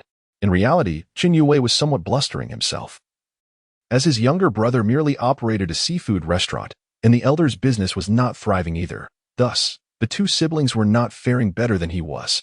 In the provincial capital, the A-grade blue cats are somewhat difficult to sell, as Lin City already boasts over a dozen legitimate blue cat stores, several of which are conveniently located near school entrances. The residents of the provincial capital are affluent, and the competitive spirit among children is palpable. They delight in selecting items from exclusive stores in front of their peers. Observing the lucrative potential in this emerging market, Chen Yunwei feels a twinge of temptation. However, there are unwritten rules in every trade. Should he engage in direct sales and snatch away business from established suppliers, word would spread, and he would find himself lacking customers for his goods. Although sales in Z City are promising, the primary concern remains the security of payment. After a moment of contemplation, Chen Yunwei suggests, accompany me to the housing authority. I must warn you, brother, if you attempt any tricks, I will not hesitate to call the authorities. Upon emerging from the housing authority, Qian Cai introduces Chen Yunwei to Lao San and Yang Sanshan. Chen Yunwei waves his hand dismissively, saying, enough, brother. I am more familiar with these 2 than with you. One has visited me a couple of times, while the other helped me with deliveries just yesterday. Clearly, Chen Yunwei holds a more favorable impression of them than of Qian Cai, causing Qian Cai's face to flush with embarrassment. Chen Yunwei pats Qian Cai on the shoulder and states, brother, I understand the rules. You are the boss, and I will only negotiate with you. Misunderstanding Chen Yunwei's words, Qian Cai clarifies, that's not what I meant, Wei Gu. I'm quite busy with my studies. Henceforth, he will take over. He gestures towards Yang Sanshan. Are you still a student? Chen Yunwei is taken aback, having assumed from the sight of him smoking that he was in his 20s. University. A college student. Qian Cai lies without batting an eye. That's acceptable. Does your family know about your business endeavors? Qian Yunwei lights a cigarette and offers one to Qian Cai, who accepts it but does not light it. Yes, didn't I show you my identification? My family is experiencing some financial strain. I have an uncle who has come to assist me after being laid off. Qian Cai fabricates a story about his uncle, intending to reassure Qian Yue that he has responsible adults involved and is not one to abscond with the merchandise. While Qian Cai indeed has uncles and an aunt, none of them are unemployed. Feeling reassured, Qian Yunwei and Qian Cai agree to arrange a vehicle for the following day to facilitate the delivery. With Sanshun poised to begin work immediately, Qian Cai then inquires whether Qian Yue knows of any unlicensed cabs, as the night is growing late and the bus station may soon cease operations. Taking a moment, Qian Yue pulls out his phone. I know of a truck heading to Z City shortly. You can pay him 30 to take you back. He has spare seats available. In the evening, the trio returns to Z City, dine at a modest restaurant, and finalize arrangements for Sanchuan's supply for the next day. Lao San hands Sanshun 100 yuan, solidifying their plans before each departs for home. Meanwhile, in Z City No. 1 High School, Qian Zonghua, who is responsible for grading and statistics, stares wide-eyed at the unfolding events. Chapter 14, Self-Defense. Old Qian, your child is quite impressive. Director Qian, how did you educate him? Please share your methods with us. Director Qian stared blankly at the computer screen, intending to boast as he usually did, but found himself unable to utter a word. His son had performed astonishingly well this time, with scores of 137 in Chinese, 135 in mathematics, 148 in English, and 225 in comprehensive science. It was evident that aside from the significant loss of points in the chemistry section, where he scored only 68 out of a perfect 108, and in physics, where he achieved 102 out of 120, his performance was commendable. Even in biology, where he scored 55 out of 72. These results were enough to earn Qian Zonghua a moment of pride, proclaiming his son, Qian Cai, to possess the potential of a great emperor. With a total of 645 points, it left no room for modesty. Realizing this, Director Qian picked up the phone beside him and dialed, but no one answered at home. At this moment, he was quite eager to provide Qian Cai with a mobile phone, but a little phone would suffice. A smartphone was too extravagant. After hanging up, Qian Zonghua looked around at several teachers with a puzzled expression. Do you think there might be a possibility that he copied from others? Old Qian was anxious to confirm this matter, yet he found himself unable to utter the words plagiarism and cheating. The head of the second-year department, Wu Fakue, spoke up. Impossible. After saying this, he turned over Qian Cai's examination paper, pointed to the examination room column, and continued, I arranged the seating for this exam. Considering the close proximity might lead to copying, I specifically changed the seating from 35 students to 30. Just look at his examination room, the last one. The scores there, besides one girl who barely broke 500, are all below 400, with some even around 200. His performance in every subject was commendable, especially in English, where he made no errors. Furthermore, he wouldn't have been able to copy anyone's extensive problem-solving steps in Chinese and English essays while sitting in the first examination room. Wu Fakue then offered a knowing smile, unless someone leaked the questions to him. Nonsense. Although the two had not worked at the same school previously, they had known each other for many years, and Qian Zonghua was not one to hold back. He continued, he might get lucky once. But what about the college entrance examination? I don't even know who sets the paper. How could there be any leaks? Besides, we're all part of the educational system. Who would engage in such desperate actions? Thus, old Qian, you should have a serious conversation with your son. As a father, you should be more aware of his remarkable progress, Wu Fakue lamented. In fact, it's encouraging when teachers' children perform well. It signifies a positive influence from educational families. And we all hope our children excel as well. Indeed. I heard from Qinwei in his class that he even speaks French. This child is quite the eager learner, interjected an English teacher nearby. Upon hearing this, the expressions in the office shifted from mere envy to something more profound. Old Qian suddenly felt a bit embarrassed and regained his composure, refraining from boasting further, while still maintaining an air of caution in his words. Let us see how he performs next time. Perhaps it was just an extraordinary display. At this moment, Qian Cai stealthily opened the door, unaware if anyone in the family had returned home. He hurried to his room, turned on the light, and laid out a set of materials on the table, contemplating that today he must let his parents see him burning the midnight oil in his studies. As it approached 9 o'clock, Su Feng, returning from the restaurant after closing, noticed the light in Qian Cai's room but did not enter. Instead, he knocked on the door to ask if Qian Cai wanted something to eat, to which Qian Cai declined, allowing Su Feng to retire for the night. Qian Cai heard no sounds of rummaging from the room, suggesting that his father had gone straight to bed, which eased his mind. Typically, Qian Zonghua would not rummage through documents like the property certificate or household registration book. Such tasks were usually handled by Su Feng during business dealings. When Qian Cai finally awoke, it was already 10 in the morning. Upon entering the living room, he was surprised to find his father quietly seated on the sofa, resembling a statue of a Buddha. Seeing Qian Cai, his father casually inquired, "You're up? Did you get a haircut?" "Yes, I cut it yesterday," Qian Cai replied. "You stayed up studying until midnight, yet you didn't return. Aren't you going to grade papers today?" He felt the need to inform his father that the previous night had not been wasted. "I've already finished grading. The haircut looks good. Let's start fresh," Qian Zonghua remarked, maintaining a calm demeanor that contrasted sharply with his earlier self in the office. Suddenly, he reached into his pocket. A motion that startled Qian Cai and momentarily filled his mind with various possibilities. To his surprise, his father pulled out a bundle of money, 800 yuan, and placed it on the table, saying, "This is for you." Overwhelmed by this unexpected windfall, Qian Cai felt a rush of thoughts. In his previous life, he had encountered bank cards capable of holding vast sums of money, yet at that moment, a rather unambitious thought flashed through his mind. In this new world, whether it was the 1,000 yuan he had deceitfully acquired as startup capital or the several thousand yuan in merchandise payments, none felt truly his. They were merely instruments for compensating his regrets. Only the daily 3 yuan for bus fare and breakfast, along with this 800 yuan, felt authentic, money that genuinely belonged to him. Observing Qian Cai's gleeful expression, Qian Zonghua nodded in satisfaction. He had contemplated buying Qian Cai a small phone. But after a morning of shopping, he realized that the modest device within the budget of 800 yuan paled in comparison to the impact of the cash itself. Seeing Qian Cai's delight, he felt assured that his decision was correct. "How many marks did you score? Is it worth such a grand gesture?" Qian Zonghua inquired, scrutinizing the money on the table. "Don't you have an estimate?" He probed further. "I haven't compared answers with my classmates, but I feel I did reasonably well." Qian Cai responded, his gaze still fixed on the money.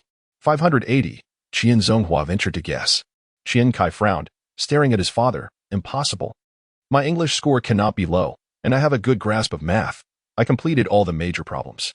Even if other scores vary widely, it cannot be below 600. At last, Qian Zonghua nodded approvingly, a smile breaking across his face. 645.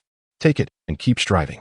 As the saying goes, just as the moment seems fleeting, the monk Luji swiftly pocketed the money from the table, secretly contemplating the old man's cunning nature and wondering if he was testing whether the money was illicitly obtained. A mere misstep in a single word could lead to a predicament from which he might not escape today. Glancing at the time, he realized it was running short. He rose to declare that he had made plans to hang out with classmates, thus would not return for lunch. Qian Zonghua, suddenly serious, insisted that they must remain vigilant. After a brief tug-of-war, Qian reluctantly gathered his belongings and stepped outside, only to discover the old man humming a tune as he descended the stairs. Upon arriving at the bus station bound for the provincial capital, Luo Yu was surprisingly engaged in cheerful conversation with Yang Ye and Chen Wenjie, leaving the third brother to appear contemplative at the side. The superficial camaraderie among girls blossoms rapidly. Within mere minutes of meeting, they affectionately address one another as dear. A group of young men loitering nearby, smoking and laughing, cast glances at the 3 dazzling beauties. Perhaps deterred by the presence of the third brother, they refrained from approaching. Luo Yu, spotting Qian Cai approaching, greeted him with enthusiasm, complimenting his new hairstyle, while the other 3 girls quickly gathered around. Qian Cai glanced at the group of young men in the distance and suggested they board the bus. Once aboard, Luo Yu pulled Qian Cai to sit in a row together, mentioning that Hu Wei would be joining them shortly. Qian nodded in acknowledgement and offered an apologetic gesture to Yang Ye and Chen Wenjie in the back row, explaining that he had not discussed Luo Yu and Hu Wei's arrival with them. The 2 girls responded enthusiastically, asserting that having more people would make it more enjoyable. Qian Cai then turned to the third brother beside him, exchanging a knowing glance, before looking back at Yang Ye, silently indicating his intention to provide support later. The third brother's face lit up with understanding, nodding in agreement. During the journey, as the bus halted at a county town, a drunken man and a middle-aged woman carrying a basket of eggs boarded, presumably a couple. A few disheveled, also inebriated men followed them to bid farewell. The drunken man, slurring his words, waved dismissively at his companions, signaling that they need not see him off. As the couple searched for seats, they found none available. The drunken man surveyed the bus, noticing the mixed seating arrangement, and approached Yangya, gesturing animatedly at her. Yangya, confused, ignored him, prompting the woman to raise her voice sharply, exclaiming, "Can't you see? I'm drunk." This sudden outburst startled the third brother from his reverie, and Qian Cai turned to assess the situation. Upon witnessing the woman yelling at Yangya, the third brother could no longer contain himself, standing abruptly to shout, "What are you yelling about?" As the bus began to move, just at that moment, the drunken man unexpectedly reached out and touched Yangya's face, laughing foolishly. The woman, witnessing this, became furious, ready to berate him with harsh words. Before Yangya could register what had happened, the third brother's furious shout resounded from behind. "What the hell?" He adjusted his position and kicked the man in the waist, causing him to topple over. The woman, realizing her partner had been bested, abandoned her intentions to scold him, instead shouting, "Driver, stop the bus." With a sudden screech, the vehicle came to a halt. The driver, turning to assess the situation, noticed the woman hastily rushing to the rear seat by the window, where she pressed against a young man, forcefully prying open the window to shout towards the distance, "Chuanhua! Chuanhua, your uncle has been attacked." A few individuals in the distance appeared to misunderstand, prompting the woman to shout again, "Hurry over." Upon hearing her urgent call, they realized there was an emergency and quickly made their way towards the bus. The driver, apprehensive of inciting a confrontation and somewhat irritated by the woman's disregard for the passenger's comfort, attempted to drive away without allowing the newcomers to board. To his surprise, the woman lunged forward, grabbing the steering wheel, pulling and tugging, determined to prevent the driver from leaving. In the ensuing chaos, the vehicle started moving, and as the driver struggled to maintain control, the bus began to drift towards the roadside. This was a critical juncture at the county's exit. Should the front wheels leave the pavement, the entire bus could topple into the adjacent ditch. At that moment, Qian Cai stood beside Yangya, stabilizing the third man. Upon witnessing the unfolding situation, he rushed forward, seizing the woman's hair and forcefully yanking her back, sending her sprawling onto the rear seat, where she landed atop a man. The driver, realizing the urgency, slammed on the brakes, bringing the bus to a sudden stop at the edge of the road, and promptly turned off the engine. Inside the vehicle, an eerie silence enveloped the passengers, broken only by the driver's heavy breathing, visibly shaken by the ordeal. Once the situation appeared to stabilize, Qian Cai exhaled deeply and called out to the passengers, "Does anyone have a phone? Please call the police." A middle-aged man in his 40s, regaining his composure from the shock, retrieved his phone from his briefcase and dialed for help. As he spoke, the group of men arrived at the scene. Unable to discern the situation inside the bus, they began banging on the doors. The driver, noticing that the men appeared intoxicated, refused to open the door. Frustrated, they attempted to climb through a partially open window. Aware that the conflict was unavoidable, Qian Cai urged the driver to open the door to prevent a potential stampede as they entered. The driver, lacking confidence but recognizing Qian Cai's calm demeanor and capability, complied and unlocked the door.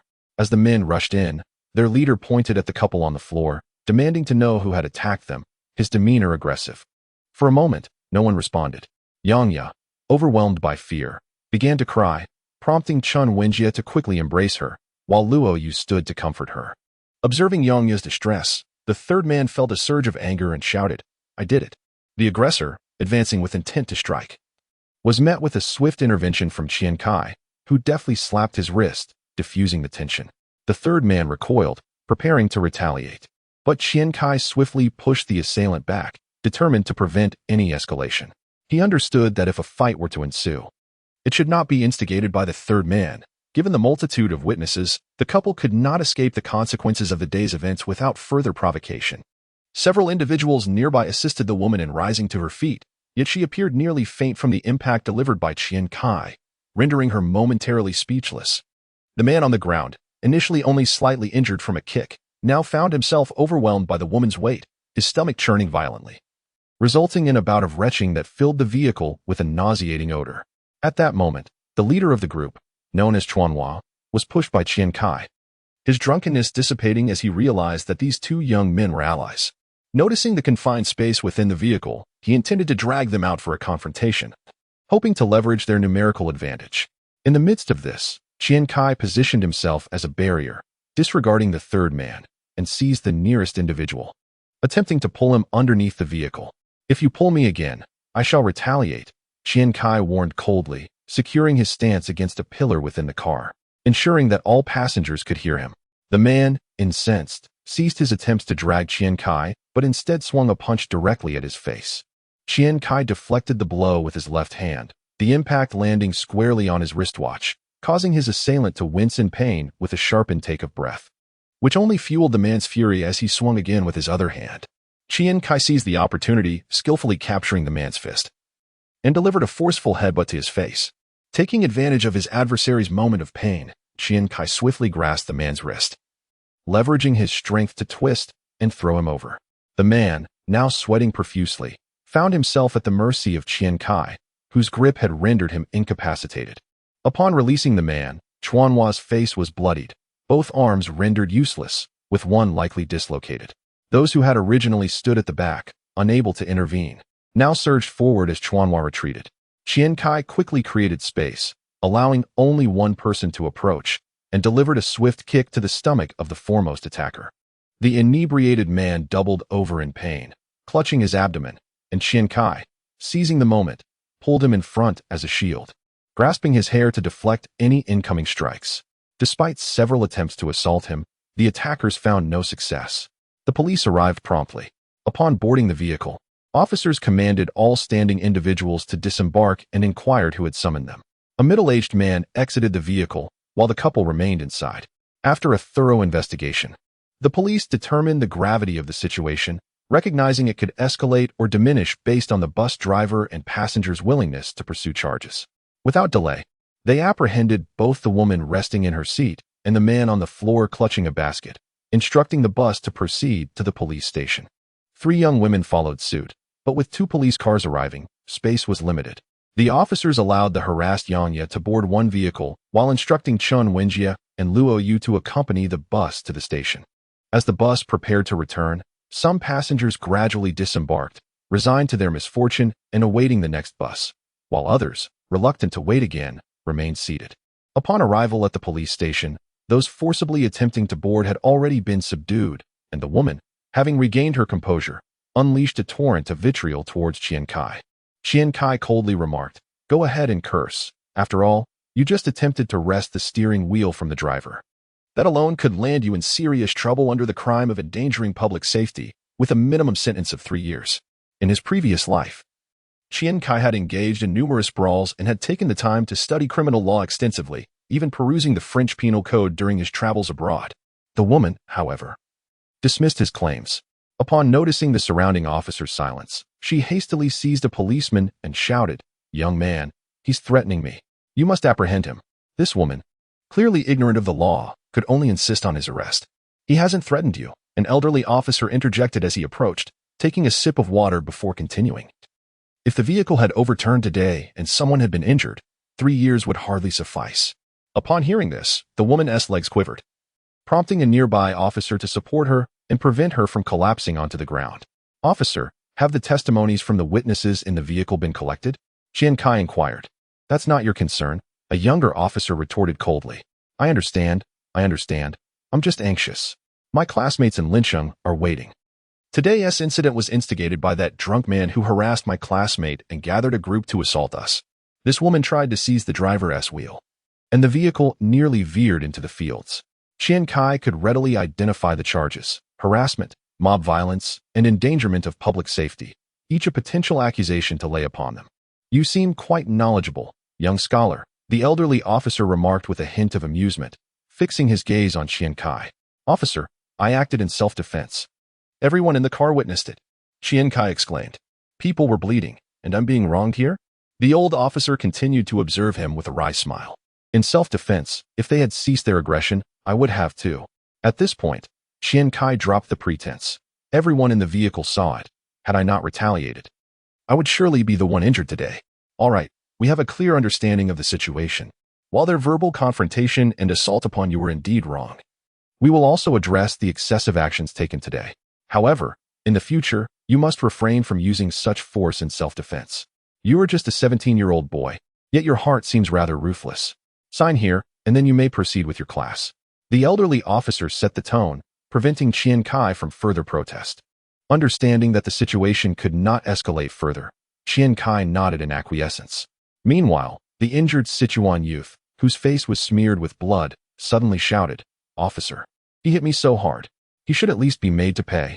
Qian Cai chuckled. "The police are here to protect you. If you wish to spend time in a detention center, keep shouting." The youth fell silent, his expression shifting between uncertainty and defiance as he saw the officers remaining silent. The old officer cast a penetrating glance at Qian Cai and said, "Justice is not yours to dictate. Now be on your way." As they reached the entrance, Luo Yu had just finished recording statements and was descending the stairs. Lao San and Yang Ya, along with Chun Wenjia, were likely still upstairs signing documents. Luo Yu hurried over to check on Qian Cai's injuries. Upon discovering that Qian Cai had merely scraped his skin, Luo Yu felt relieved. Winking at him and giving a thumbs up. Suddenly, Luo Yu recalled something and took out a telephone directory from her backpack, rushing towards the police station while exclaiming, "Hu Wei is still waiting. I must call her." Qian Cai, upon witnessing this, followed suit to assist in clarifying the situation with the on-duty officers. Upon hearing the circumstances, the police allowed Luo Yu to recite the number, enabling her to connect the call. As Qian Cai heard the digits, a smile spread across her face. For the last 4 numbers corresponded to her birthday. Chapter 15. The lackey Lao San, Yang Ya, and Chun Wenjia descended, and Qian Cai and Luo Yu approached them. Observing that the bus was still parked in the police station courtyard awaiting passengers, and realizing that nearly 2 hours had elapsed, the 5 engaged in discussion. Qian Cai, aware of Lao San's temperament, felt assured and softly inquired of Yang Ya, "Are you all right? Is it still possible for us to go to Linqing?" Having been startled earlier, Yang Ya was now devoid of spirit, her voice tinged with melancholy as she replied, "I'm fine, but I no longer wish to go. You all should proceed. I want to return home." Upon noticing this, Chun Wenjia comforted Yang Ya by patting her back, then turned to Qian Cai with a serious expression, stating, "If she is not going, then neither will I. Have you arranged to meet classmates in Linqing? You should go ahead. I will accompany Yang Ya back on the return bus." After speaking, she cast a lingering glance at the 2 boys, adding, "Qian Cai, Nie Junlin. Thank you for your support today." Lao San, scratching his head and chuckling, remarked, "What is the big deal? It's only what we ought to do." Qian Cai, "You're looking exceptionally dashing today." Qian Cai shot him a glare, interrupting, "The girl you like is shaken up and feeling low. Is it appropriate for you to be so cheerful?" He then deftly suggested, "Nie Junlin, I'm fine, but I noticed you took a kick earlier. Are you all right? Perhaps you could also escort Yang Ya and Chun Wenjia back." Since the 3 girls were obscured from view and hadn't seen clearly, Qian Cai promptly awarded Lao San a Medal of Valor for his injuries and signaled him fervently. Even Lao San, though somewhat slow-witted, grasped the implication and began to rub his stomach, conveying a look of deep gratitude to Qian Cai, then feigned discomfort, stating, "All right, no problem. I am also concerned that the 2 girls might encounter trouble on the way back, so I'll head back first." Qian Cai, feeling greatly relieved, nodded. "Ensure they arrive home safely to avoid worrying their families." Upon hearing this, Lao San felt an overwhelming urge to embrace Qian Cai in gratitude. Remembering something, he pulled Qian Cai aside and handed him over 4,000 yuan, indicating that this was a portion of the payment just received, after deducting what was due to others. The 5 then parted ways. Qian Cai turned to Luo Yu, asking, "What is the verdict?" Luo Yu seemed unaffected. Having grown up playing in the courtyard with Qian Cai and having engaged in her share of tussles, her mental fortitude surpassed that of the average girl. She soon regained her buoyancy, exclaiming, "Since they aren't going, let us go shopping." Qian Cai rolled his eyes, clarifying, "I meant to ask how Hu Wei responded." Suddenly, he felt a sharp slap on his back from Luo Yu. Her expression shifted instantly, and in an indignant tone, she retorted, "You just want to meet Hu Wei. You have no intention of taking me along."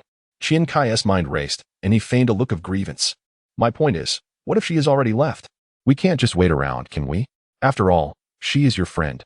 I'm merely trying to assist you." Fearing Luo Yu might become obstinate, he adopted a righteous demeanor. After hearing his reasoning, Luo Yu hesitated slightly before saying, "She mentioned she is in her father's office and asked us to inform her once we arrive. She was unaware of her exact location and feared that the chosen place might be too far, as Hu Wei had taken quite a while to arrive." Upon hearing this, Qian Cai felt a sense of relief. Calculating the time, it seemed that Hu Wei's father must currently hold a position in the provincial government. So he opted for a location in close proximity to the provincial capital, Let us go to the International Trade Center. After all, it's in the city center.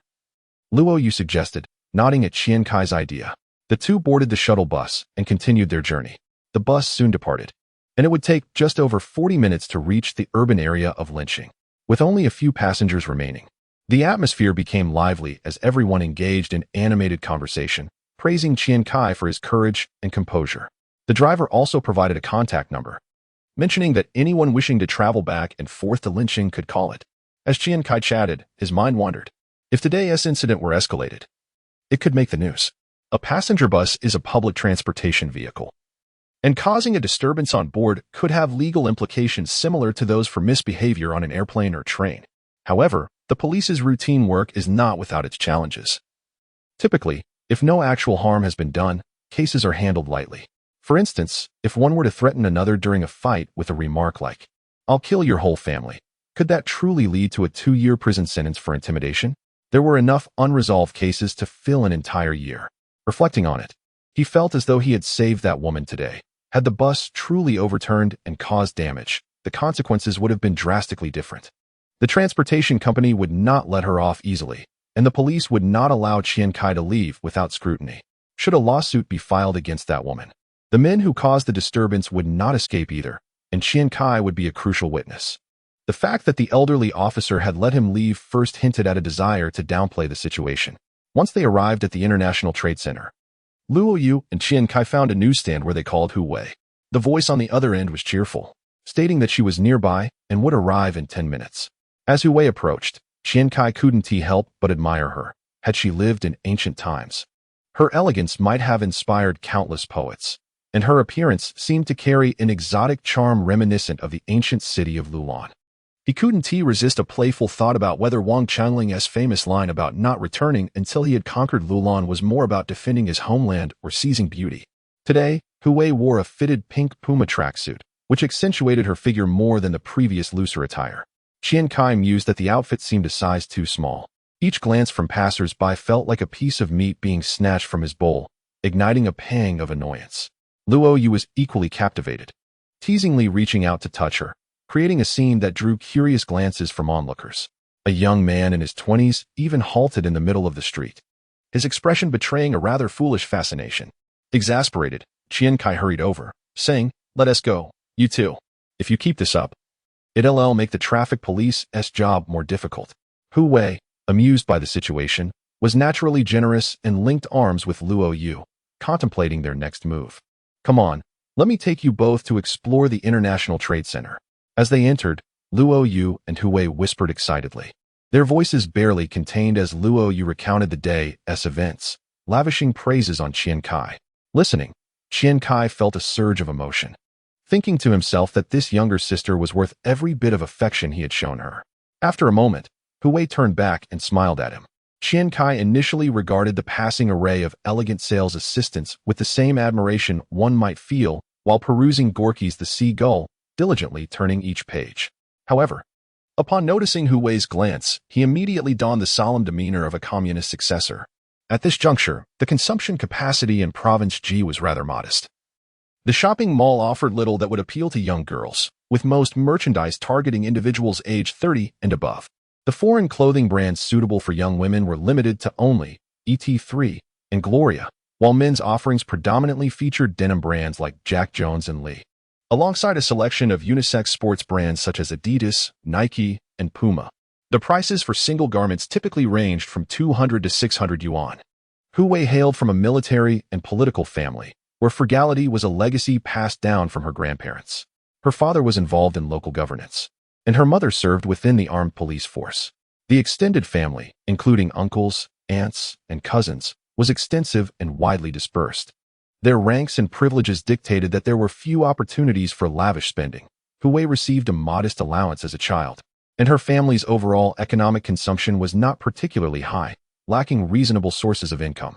This familial heritage fostered a stringent aversion to corruption, as no one dared to jeopardize the family's future due to personal blemishes. However, this modesty was merely relative to families engaged in business. It was not until the subsequent decade that some members of her family began to intertwine with commercial dynasties, gradually leading to a more acceptable standard of high consumption. Qian Cai was acutely aware of Hu Wei's spending habits and, despite carrying over 5,000 yuan in his pocket, felt no hesitation in accompanying the two girls as their advisor. Yet, during their time in the fitting room, Qian Cai's reactions left both girls perplexed. When Hu Wei tried on a white dress from Gloria, which perfectly accentuated her curves, Luo Yu exclaimed how beautiful it was, but Qian Cai expressed disdain, suggesting that the adorable denim overalls paired with a loose t-shirt were far superior. Luo Yu immediately began to critique Qian Cai's discerning taste. But Hu Wei noticed that while Qian Cai's words conveyed disdain, his gaze remained fixed on her, causing her to blush. After a spirited debate, they settled on a fashionable gray cardigan paired with a white t-shirt adorned with playful graphics, complemented by a black skirt and chic white ankle boots. The color palette chosen by Qian Cai was quite stylish. Luo Yu found it appealing, thus mildly reversing her opinion on Qian Cai's aesthetic judgment. Observing how the outfit concealed Hu Wei's graceful figure, Qian Cai, much like a proud elder, nodded approvingly. Hu Wei cast a resigned glance at Qian Cai, as if yielding to his insistence, and remarked, "This outfit doesn't look too small, does it?" Throughout their shopping excursion, Qian Cai had selected only loose-fitting garments that masked her silhouette, treating the more form-fitting, attractive pieces with disdain, as if they were the enemies of his class. He seemed to wish to envelop her in a thick quilt, grinning foolishly as a father might while cradling a delicate flower pot, a stark contrast to his previously grave demeanor. "Not small at all, quite roomy," he replied with a grin, unabashedly circling around Hu Wei, satisfied with his selection. Before calling over a sales assistant to inquire about the price, the sales assistant calculated that the total cost of the dress and shoes amounted to 1,300 yuan. With a sweet smile, she remarked, "Sir, your taste is impeccable." However, Qian Cai suddenly appeared astonished and enraged. Everyone assumed he found the price exorbitant, but he exclaimed, "You called me sir? I am only 17. 17. Hu Wei couldn't help but chuckle at his outburst. Contemplating the price, she bit her lip and asked, "Is there a discount?" She then retrieved a modest brown wallet from her attire. To her surprise, Qian Cai hurriedly snatched her wallet, adopting an ostentatious demeanor towards the sales assistant, declaring, "It's not cheap. Do not give her a discount." Luo Yu instantly pondered if he might be somewhat foolish. "Are you out of your mind?" The sales assistant chuckled, covering her mouth.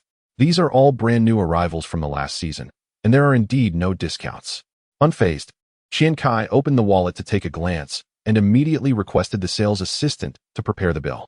As he passed by Hu Wei with the receipt in hand, he returned her wallet unscathed, fearful of her refusal, and hurriedly made his way to the checkout counter to pay. By the time the two women caught up with him, Qian Cai was radiating a victorious smile, brandishing the bill. Hu Wei felt a twinge of regret. "How could you pay for it? It's too expensive."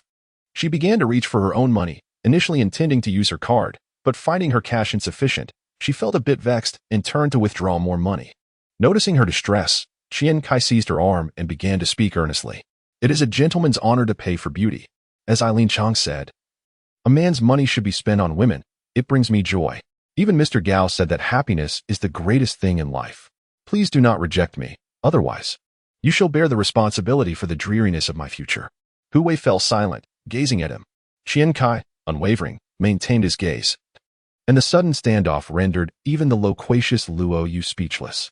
"All right, let me offer a commonly used excuse among men. I will gift you something, and when you have the time, you must invite us for a meal, all right?" Qian Cai conceded, casting a glance at Luo Yu. "Fine, what do you wish to eat? I will treat you both shortly." Hu Wei stated and walked ahead, while from Qian Cai's perspective, he noticed her ears were flushed. He hurriedly followed her. After a few rapid steps, they suddenly realized the profound silence surrounding them, a stark contrast to the raucous afternoon. Turning back, they saw Luo Yu still standing in her previous position, disheveled by the wind and gazing at them. Qian Cai rolled his eyes and slapped his forehead, signaling Hu Wei with a glance, indicating that the young lady was displeased. Upon approaching, Qian Cai acted as if nothing had transpired and casually remarked, "Why aren't you moving?" He intended to feign ignorance. Luo Yu, with her sparkling eyes devoid of earthly light, slowly raised her hand, palm facing upward, and coldly stated, "What about mine?" Qian Cai, as if regaining his memory, suddenly understood, awkwardly laughing. "Oh, I thought it was something else. Come, let us go buy it." "Buy what?" Luo Yu's fury had yet to dissipate. Qian Cai promptly patted his chest, declaring, "Whatever you say to buy, we shall buy." Suddenly, the winter rain transformed into sunshine. Luo Yu dashed past Qian Cai as if he were invisible and stepped forward to link her arm with Hu Wei's. Laughter and joy resonated ahead. Hu Wei, with a resigned smile, glanced back at him. Qian Cai immediately clasped his hands behind his back, fixating on the ceiling as if observing the clouds above. The scenario evolved into Luo Yu trying on clothes alone, while Hu Wei and Qian Cai assisted her. Qian Cai was destined to be a mere advisor throughout his life. During his time in the military, he had just become a junior aide when he was forcibly discharged. He whimsically mused that it would be splendid if he could lead the way, carrying the bags of these two ladies. In truth, he had made considerable progress today. Holding Hu Wei's clothing in his hands, feeling as though he had ascended to the status of her devoted escort. Unexpectedly, half an hour later, he found himself as the attendant for both of them. Luo Yu selected a less expensive outfit, a dress priced over 400. When it was time for Qian Cai to settle the bill, Luo Yu boldly proclaimed, Hu Wei bought something worth 1,300. I am at least a third of a great beauty, so this 400 is quite reasonable, don't you think? After speaking, she cautiously eyed him, fearful that he might lack the funds to pay. Qian Cai immediately regarded Luo Yu with sincerity, stating, I believe you are at least half a beauty. Shall we add a little more? With a swift motion, Luo Yu playfully smacked him on the back of his head with her bag, causing Hu Wei to nearly burst into laughter. Chapter 16. To the best Chingguofu in the world, Hu Wei chose a restaurant located quite far away to treat them to a meal. It was a place she frequented. After entering and selecting a table, she mentioned that she would go buy bubble tea for the two of them. Luo Yu expressed her desire to join, while Qian Cai, uninterested in such sugary delights, opted to wait and enjoy some tea instead. Shortly after the two women left, a waiter approached and inquired whether they had a membership card. Qian Cai responded with Hu Wei's name and provided her phone number, suggesting that the waiter check for any registration. The waiter noted this down and returned to the counter. After a while, the two women returned, and as Hu Wei walked to the front desk, she wore a puzzled expression upon returning to their table. Did you give my phone number to the front desk? She asked. Yes, Qian Cai replied nonchalantly, taking a sip of her tea. I overheard when the police called and asked Luo Yu. Do you remember it? Hu Wei questioned. The last four digits are 0820. That should be your birthday, right? A Leo, quite easy to remember, Qian Cai jested, attempting to adopt the demeanor of a fortune teller. EW, that's creepy, Hu Wei responded with a look of disdain, yet she did not contest the statement. I knew he remembered your number, Luo Yu exclaimed, glaring at Hu Wei with indignation. It's fine, Hu Wei said, seemingly understanding. Look at how lecherous he is. Even if you don't tell him, he would find a way to know. At this, Qian Cai found herself at a loss for words. Suddenly, Luo Yu recalled something and directed a question at Qian Cai. Where did you get your money? Qian Cai replied, taken aback. Do you want me to repeat myself like a parrot? Luo Yu shot her a glance. My father gave it to me, Qian Cai admitted honestly. How much? Luo Yu pressed further. 813,000, Qian Cai stammered, continuously altering her answer. Are you reciting a phone number? Show me. Luo Yu exclaimed, growing frustrated. Qian Cai promptly revealed her entire fortune from her pocket. 3650. That is quite a sum. Is your father planning to marry you off? Luo Yu was astonished, pondering why her own father only ever gave her a couple of hundred when he went out. Good grades, Qian Cai shrugged nonchalantly. How good? Did you score 750? Luo Yu asked incredulously. If I scored 750, my father would sell the house just to give me pocket money. Qian Cai rolled her eyes and continued. It was 645. Both women were taken aback by this revelation. What about your English score? 148, and Chinese? 137. Impressive, Luo Yu remarked, offering a fist bump as a summary of her admiration. As a humanities student, Luo Yu could not compare other subjects, but the scores in these two subjects, which were shared across disciplines, clearly demonstrated Qian Cai's academic prowess. He performed so well. Didn't you say he was average in his studies? Hu Wei inquired of Luo Yu. Because I want to attend Shanghai Jiaotong University, Qian Cai interjected promptly, not wanting to put Luo Yu in an awkward position, as her previous academic performance had indeed been less than stellar. In her previous life, Hu Wei attended Jiaotong University, yet at this moment, she vaguely sensed that her father was to be transferred to Shanghai. He encouraged her to strive for admission there. Given her academic prowess, she was torn between Fudan, Jiaotong, and Tongji. Consequently, she inquired, why Jiaotong and Shanghai? She yearned to glean her own answers from Mr. Qian. Ancient, open, and inclusive. Numerous esteemed domestic institutions and disciplines bore its legacy. Out of personal admiration, she wished to share an alma mater with Mr. Qian. Mr. Qian recalled the words Hu Wei had once shared with him in her past life, now bestowed upon her anew, allowing him to revel in the marvels of this temporal journey. However, his argument lacked conviction. Hu Wei shrugged her shoulders, leaving Mr. Qian momentarily stunned. Ha ha ha. Not persuasive enough. Wasn't that what you told me? He exclaimed, laughter tinged with a hint of sorrow. Indeed, Hu Wei's previous life had been rife with jesting when she uttered those words. Her choice of Jiaodong stemmed from its proximity to her home, as she wished to avoid lengthy travels, a fact she had surmised but was unwilling to admit, cloaking it in sentimentality. Mr. Qian, with a frown, stated, "Fine. My father favors Jiaodong. It was his selection." Understanding the intricacies, Luo Yu interjected, "But doesn't your father prefer Tsinghua or Peking University? He often mentioned it in our yard when we were children. I can't get in." Mr. Qian's emotions teetered on the brink of despair. At that moment, Hu Wei relented and comforted him. "All right, your reasoning is quite good. I accept it." After the trio finished their dinner, this splendid day seemed destined to conclude. In truth, Luo Yu still wished to linger, yet Mr. Qian, noting the encroaching darkness, deemed it unwise to delay further. He borrowed Hu Wei's phone to call the number provided by the daytime driver, confirming their location and arranging for a pickup within half an hour at a fare of 30 yuan per person if they wished to avoid waiting. They would need to cover the cost for 4. It was somewhat pricey but acceptable. Hu Wei lingered with them for a while, and Luo Yu expressed a desire to purchase some spicy chicken from across the street to take home, leaving the two behind. "How was your day? Did you enjoy it?" Mr. Qian asked. "Quite well. Your haircut looks rather handsome," Hu Wei replied. "It was in anticipation of seeing you," Mr. Qian responded. Hu Wei found herself momentarily at a loss for words.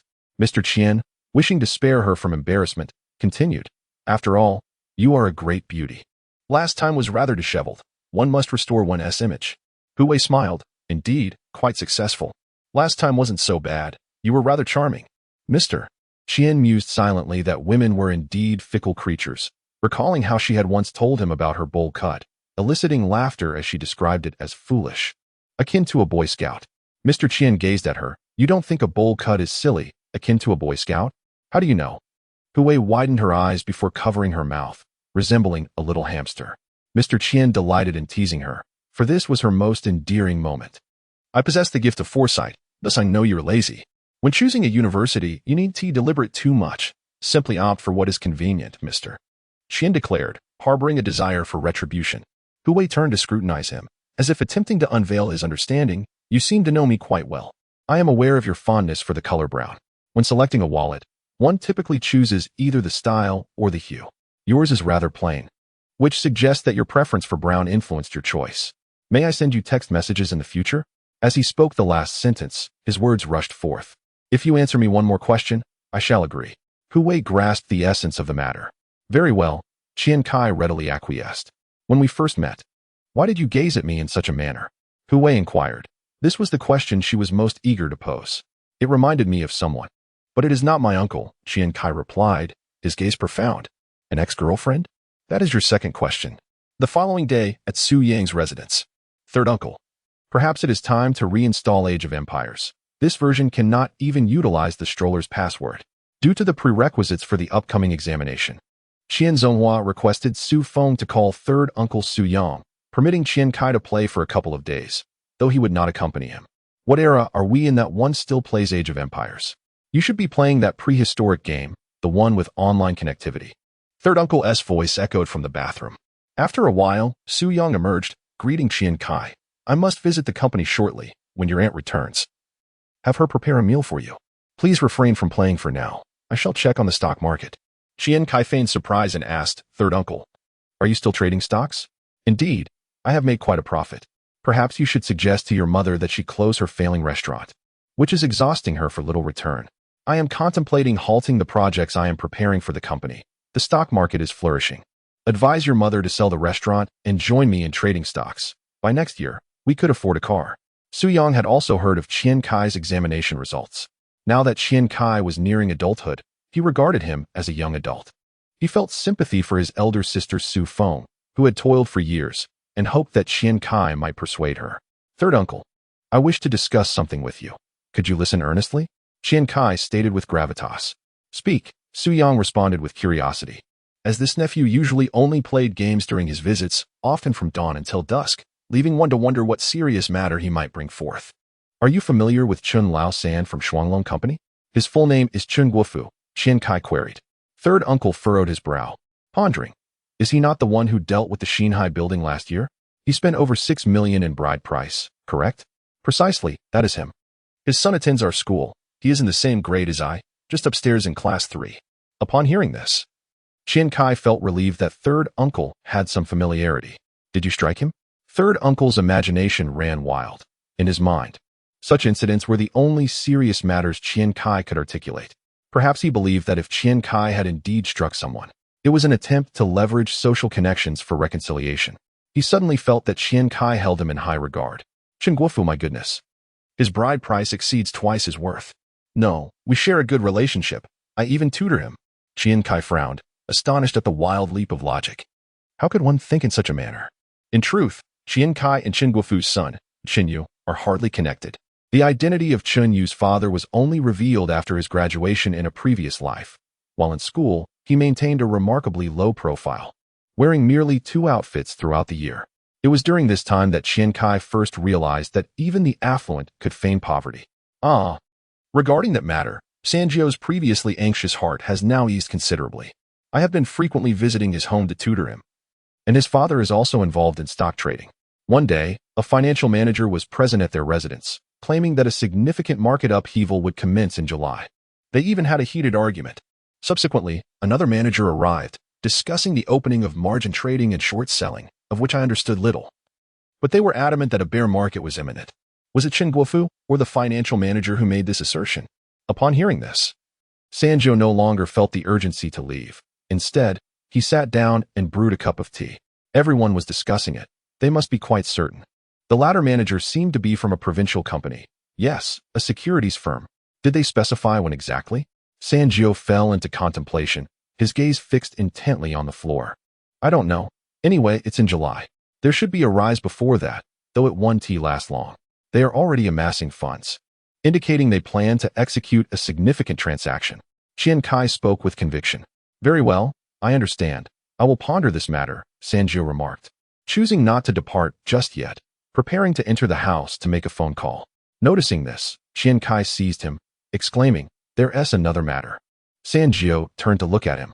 Qian Cai continued, Sanjio, I learned something significant at his house, a defunct old sock factory in the southern part of the city. You know it, right?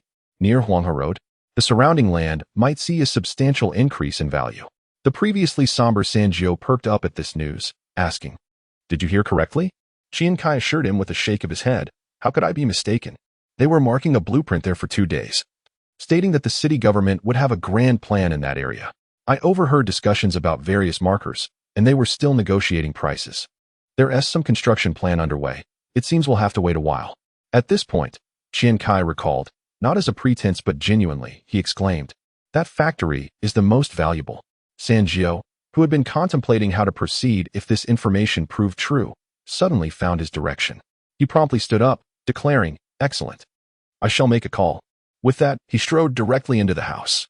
Having shared all that needed to be said, Qian Cai collapsed onto the sofa, reflecting on whether he had made any errors in his previous statements. In truth, Qian Cai had never been well versed in the stock market, even in his past life. When he enrolled in an MBA program, it was primarily for networking rather than genuine understanding of market fluctuations. His knowledge of this impending market turmoil stemmed largely from Sanjio. In his previous life, Sanjio had divorced due to the consequences of the bear market. From subsequent conversations with his parents, it was revealed that after incurring losses in the stock market, Sanjio had frantically borrowed money to attempt to turn around. Although he managed to survive in the real estate market as a broker, earning a modest income, it was far from his previous prosperity. Sanjio had always treated him kindly throughout his life. Although he had also supported Sanjio in his past life, time had taken its toll. Among the regrets he seeks to amend in this life, this is certainly one of them. As for that piece of land, one must express gratitude to the third brother, whose family resides nearby. At that time, the third brother was already attending university, and during his vacation home, he would share barbecues and drinks with me, vehemently cursing his father as a fool. Had he purchased the land adjacent to the dilapidated sock factory to establish a landfill, the airport's projected compensation would have multiplied tenfold. Acquiring the sock factory would have yielded even greater fortune. In that moment, as I delivered the final blow to my uncle, it was the third brother's last remark that echoed in my mind. In truth, with Qian Cai's information advantage, he possessed knowledge of the imminent provincial upheavals over the next 2 decades, envisioning countless opportunities for wealth. However, the most immediate and forceful opportunity, with specific demolition timelines, was this very instance. After a while, my uncle emerged from the room, gazing at Qian Cai with a dazed expression, stating, "If the stock market situation in July proves to be true, I shall spare no effort to pursue it. If successful, I will owe you a significant debt of gratitude. Whatever you desire, I shall provide." Upon hearing this, Qian Cai reclined in satisfaction, convinced that this matter was destined to succeed. As for the accolades, he was indifferent, preferring to attribute them to the esteemed Chen Guofu. Any rewards were unnecessary, for in due time, it would remain uncertain who would emerge wealthier. Chapter 17. Establishing a mechanism. The matter concerning my third uncle has been settled, and now it is time to reflect on my own affairs. In a little over a year, a millionaire will be born into the family. And if I find myself in a position worse than that unfortunate third uncle from my past life, then the visage of this reborn individual would indeed be fit to be cast into the murky waters of disgrace. Descending the staircase, I sought out a newsstand to make a phone call, initiating contact with Nie Junlin and Yang Sanshan. Unfortunately, Nie Junlin was not at home, so I arranged to meet Yang Sanshan at the entrance of the old geological team at 3 in the afternoon, bringing along his identification card. After concluding the call, I noticed time was fleeting, so I boarded a bus to the geological team. There, I encountered a row of old storefronts that bore a striking resemblance to my memories. Many of the roll-up doors were adorned with "for rent" signs. This area had previously housed a private school, the fate of which remains unknown, whether it closed down or relocated. Numerous nearby restaurants and small shops experienced a dramatic decline in business, with many unable to sustain operations and resorting to subletting. This location was in proximity to the home of the third middle school, where in my past life, Qian Cai frequently visited a nearby DVD rental shop. After meandering through the vicinity, Qian Cai's attention was drawn to a small shop. Its inventory was sparse, indicating that the owner was clearing out stock in preparation for closing the business. Despite being operational and maintained with a semblance of cleanliness, the shop possessed a back room, presumably utilized for storage. Approaching the proprietor, I inquired about the situation and confirmed that the shop was indeed preparing for sublease. The owner had signed a 3-year lease with the landlord, with over 8 months remaining. Unable to sell the remaining stock, the owner opted for subleasing at a rate of 500 per month, payable biannually. Qian Cai understood that this price was inflated in this desolate locale. Aside from a few elderly geologists who might buy cigarettes daily, there was scarcely any business to be had. After a round of haggling, we settled on a total of 2,800 for an 8-month lease, to be paid in full upfront, with the stipulation that the current inventory must be cleared within a day. I requested the owner to present the lease contract for review, which revealed no issues and included provisions for subleasing. I then took a seat inside the shop to await Yang Sanshan. Around 2:40 p.m., Yang Sanshan arrived ahead of schedule, and I silently approved of his reliability. Since I was not yet 18 and did not possess any officially documented income, I had Yang Sanshan sign the sublease contract with the owner. In roughly half an hour, everything was finalized. The owner wasted no time and began packing up, stating that he would arrange for a vehicle to transport the items that evening. Satisfaction washed over me as I surveyed the shop, which would serve perfectly as an office and storage space. Given the increasing volume of inventory, the previous method of having others transport goods back to their homes for storage was no longer viable. It posed risks of damage during transit and hindered effective management. The essence of management lies in systematic organization. I had previously taken precautions by retaining identification from those who distributed goods. Yet a coherent and unified management strategy had eluded me. With this new shop, individuals delivering goods to the county would now have a centralized point for feedback, facilitating the implementation of a structured system. As the business expanded, it became evident that a haphazard approach to management would be unsustainable. As a student, without a robust and effective management strategy, any moment could lead to betrayal from those I relied upon, potentially sealing my fate. Qian Cai pondered for a moment before explaining to Sanshan, "From now on, this place will serve as both a warehouse and an office. In the future, distribution in the urban area will be handled by others, and you will directly receive a 10% commission from my profits."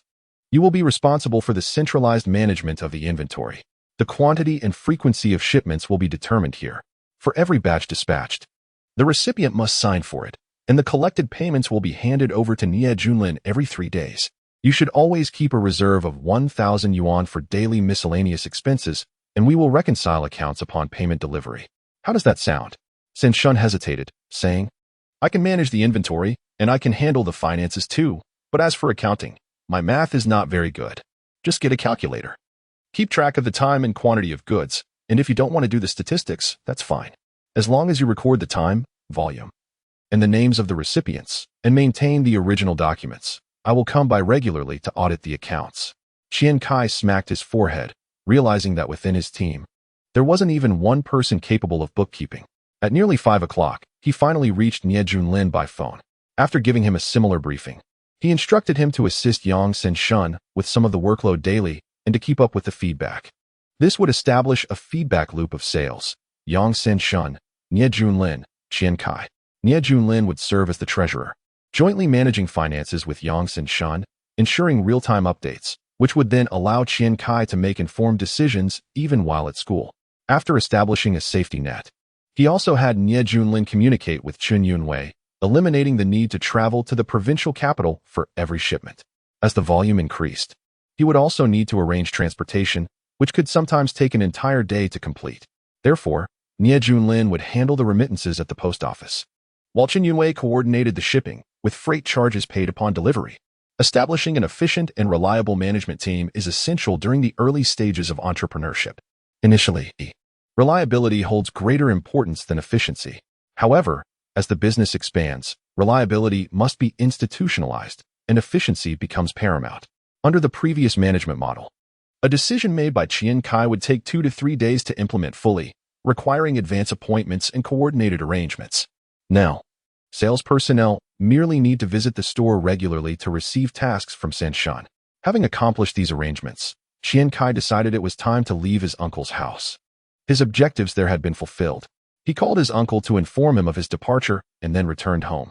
With the impending high school graduation approaching, it was crucial for him to successfully execute his plans, with admission to Shanghai Jiaotong University being a significant milestone. He needed to commit to his studies, not only to draw closer to Hu-wei but also to secure a socially recognized credential in an increasingly interconnected world where personal information is becoming ever more exposed. Engaging with the upper echelons of society, a degree from a prestigious institution would facilitate greater recognition. Furthermore, it was imperative to acquire the knowledge he sought from an esteemed university. The emphasis remained on learning. It was all about learning, as cooking skills alone would not suffice. On May 8th, during the second period of the morning break, the homeroom teacher, Guo Shihai, entered the classroom holding a stack of Chinese language papers and 2 grade books. He surveyed the silent students below, cleared his throat, and suddenly broke into a smile. Everyone was quite anxious, but there was no need for concern. Most students performed admirably, with Yang Rui securing the top position in the grade, and 6 out of the top 10 students in the science class hailing from our class. Cheers erupted spontaneously. Qian Cai, seated below, clasped his hands, his expression a mix of anticipation and eagerness. Although he had already received his individual subject scores, the specifics of his ranking remained unclear. Having integrated into the student life, Qian Cai began to harbor youthful hopes. Guo Shihai called for glue, affixing a paper to the wall while holding another report card. He nodded and announced, "You can view your specific scores on the wall. I will primarily announce the total scores and rankings." Yang Rui, first place, with a remarkable score of 702.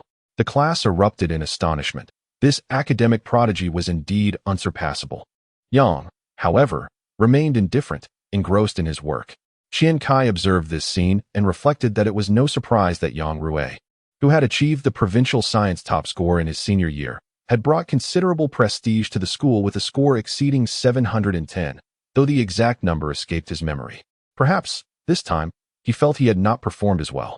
Old Guo wore a smug expression. "Very stable, let us keep this up." Yi Qianqian, second place. With a score of 694, various discussions ensued among the students. Those who excelled but had not yet heard their names felt a twinge of anxiety with each name announced, while those acknowledged engaged in discussions, calculating where they might have lost points. This starkly illustrated the divide between the high achievers and the underperformers. In a previous life, Qian Cai had always focused on the points he had gained, while those with superior grades contemplated the points they had lost, marking a clear distinction in academic performance. Qian Cai, 15th place, with a score of 645. The classroom erupted once more.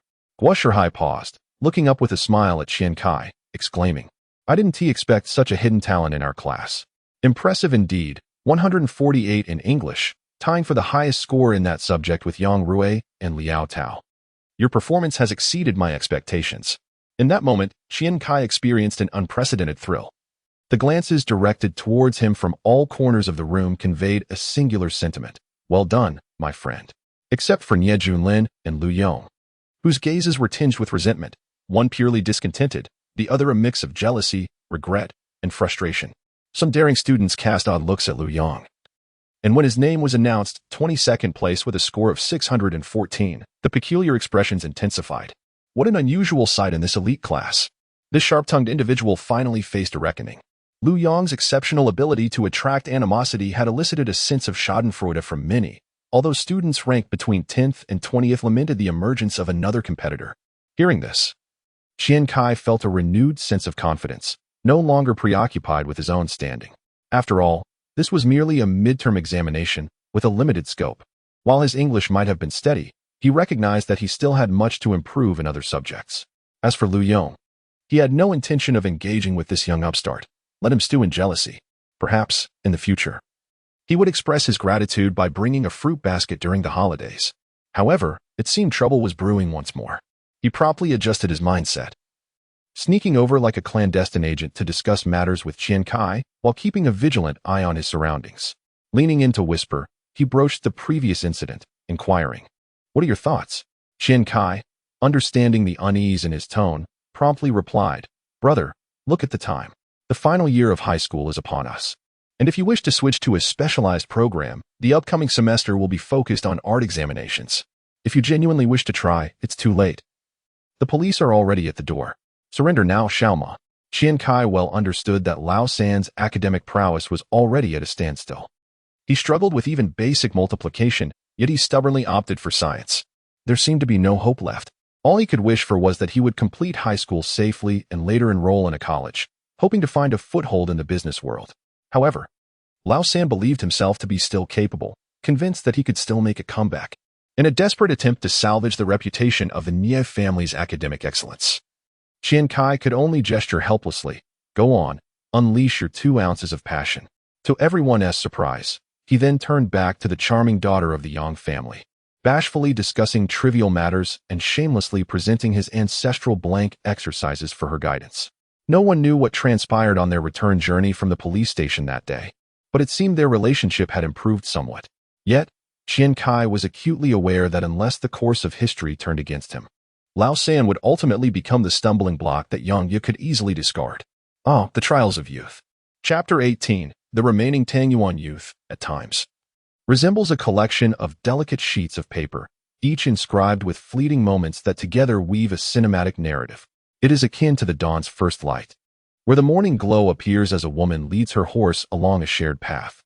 Qian Cai finds himself fortunate, granted the opportunity to revisit the past, one youth dedicated to frivolity and another to academia.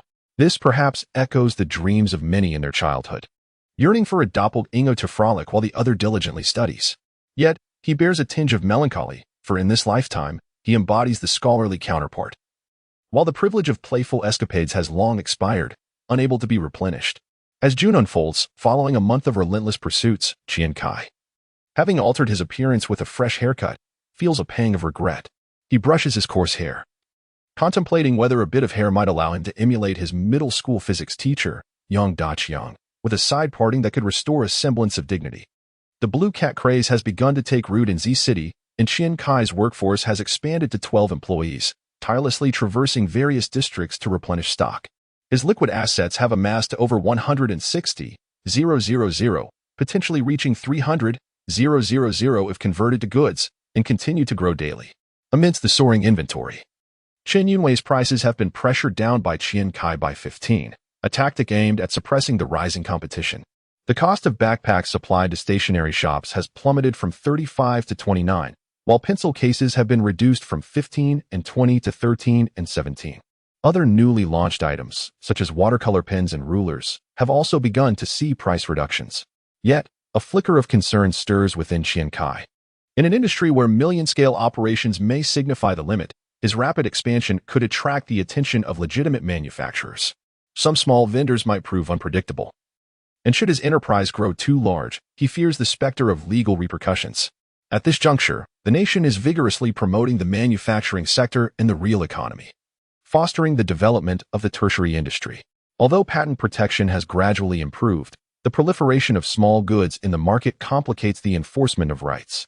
The counterfeit industry, with its extensive supply chains and numerous participants, incurs high costs for protection, often leaving legitimate manufacturers aware of piracy, yet unable to trace its origins, or facing convoluted supply channels where a single store may sell various brands of counterfeit goods. It must be acknowledged that Qian Cai's choice of suppliers has proven astute. Many local manufacturers hastily producing B-grade knockoffs stand no chance against the A-grade products from Yiwu, characterized by blurry designs, fading colors, and subpar quality. Even featuring a new version of Tom and Jerry with an added Jerry beside the blue cat. Following negotiations with Yuan, he has selected additional intriguing items from the catalog, including artistic drawing boards, missile pens, roller erasers, and joystick-style pencil sharpeners, stationary items that embody playful attributes. These are the very products Qian Cai anticipates will ignite a fervor in the market. He has also complied with the requests of the owner of Romantic Full House, selecting some novel trinkets. All is progressing favorably. Qian Cai reflects on the toys and stationery he had once clamored for as a child, pondering how many others have profited from them. Little did he anticipate that he would one day become part of that very narrative. As Qian Cai arrived at the store around noon, he observed several individuals busily engaged in sorting and dispatching goods, their actions somewhat scattered and frantic. A few boxes of lunch were left unopened on a nearby bench, which led Qian Cai to perceive a certain disorder in management. Resolute in his decision, he called his younger brother, who had just returned home, requesting him to arrange a sick leave for him, indicating he would not attend school in the afternoon. Recently, Qian Cai had consistently achieved high scores in his subject assessments, which had not gone unnoticed by his teachers. Thus, taking an occasional sick day was no longer seen as an intentional attempt to skip class, nor would it prompt parental notification. However, the presence of Qian Zonghua, who had never before appeared on Qian Cai's floor, had become more frequent since the midterm examinations, as he occasionally came to check on classroom discipline. This made the risk of taking leave rather significant. After hanging up, Qian Cai took a taxi to the talent market on Hazhong Road. At that time, the talent market was not as professional as it would become in the future. Clusters of individuals, holding signs seeking laborers, loitered at the entrance. Moving further inside, the crowd became somewhat more specialized, with stalls advertising for sales positions and skilled workers. These booths typically featured tables and chairs, with materials laid out. Although most belonged to fledgling companies with limited budgets, their recruitment notices often handwritten on large boards. Further inside, a cleaner and more orderly area catered to managerial talent and well-dressed individuals, where the companies capable of affording the management fees were primarily large corporations. These companies had set up canopies along both sides of the road, displaying a significantly more professional appearance, often adorned with posters outlining their recruitment criteria. Some of these posters bore company logos, and a few tables showcased laptops, a rarity in that era, often costing upwards of 20 to 30,000 yuan, indicative of substantial financial strength. Today, Qian was on a mission to recruit talent. Lacking the funds to rent a venue for hiring, he had to creatively utilize his resources. Strolling leisurely through the market, Qian Cai carefully selected which booths to visit. The stalls were not soundproof, allowing him to overhear conversations within, while some featured transparent fabric, providing a clear view of the proceedings. He focused on a few companies related to the retail sector, but after interviewing several candidates, he shook his head in disappointment. It was not that the talent here was inadequate. Rather, the limitations of the era made some perspectives seem outdated in Qian Cai's eyes. He sought individuals who possessed a modern approach to enterprise management, preferably those with experience or, at the very least, the potential to adapt to contemporary trends. After wandering the talent market for about 2 hours, a middle-aged man clad in a light-colored suit entered the scene, exuding an air of someone responsible for recruitment. He approached the entrance of a retail and wholesale company named Yuan, where the employees stood to greet him with a handshake, their enthusiasm markedly greater than during the previous recruitment efforts. Qian Cai immediately took note of this interaction. Manager Yu, the company has decided not to hold a separate recruitment fair for you.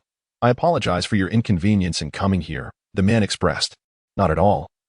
We are all laid-off workers. Attending an interview doesn't require such formalities, was the cordial reply. The resume is unnecessary. Mr. Yu's accomplishments in the industry are well known to all. We have a form here for you to fill out, merely to indicate your visit. Later, the HR department will contact you regarding your employment. All right. Thank you for your assistance, Shaoli. No need for such formalities. Qian Cai distinctly heard the name as he followed the individual out of the talent market. Just as the person was about to hail a cab, Qian Cai seized him by the arm. Hello, Mr. Yu.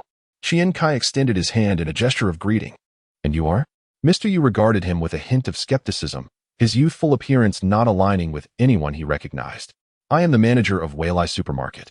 My name is Qian Cai. In a flash, Qian Cai had devised a name for the company that resonated with the idea of the future, cleverly aligning with his aspirations.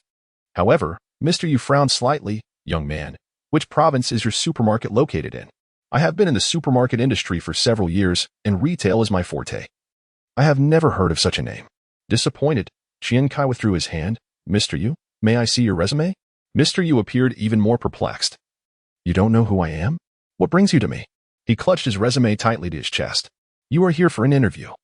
And I am here for recruitment, Qian Cai stated plainly.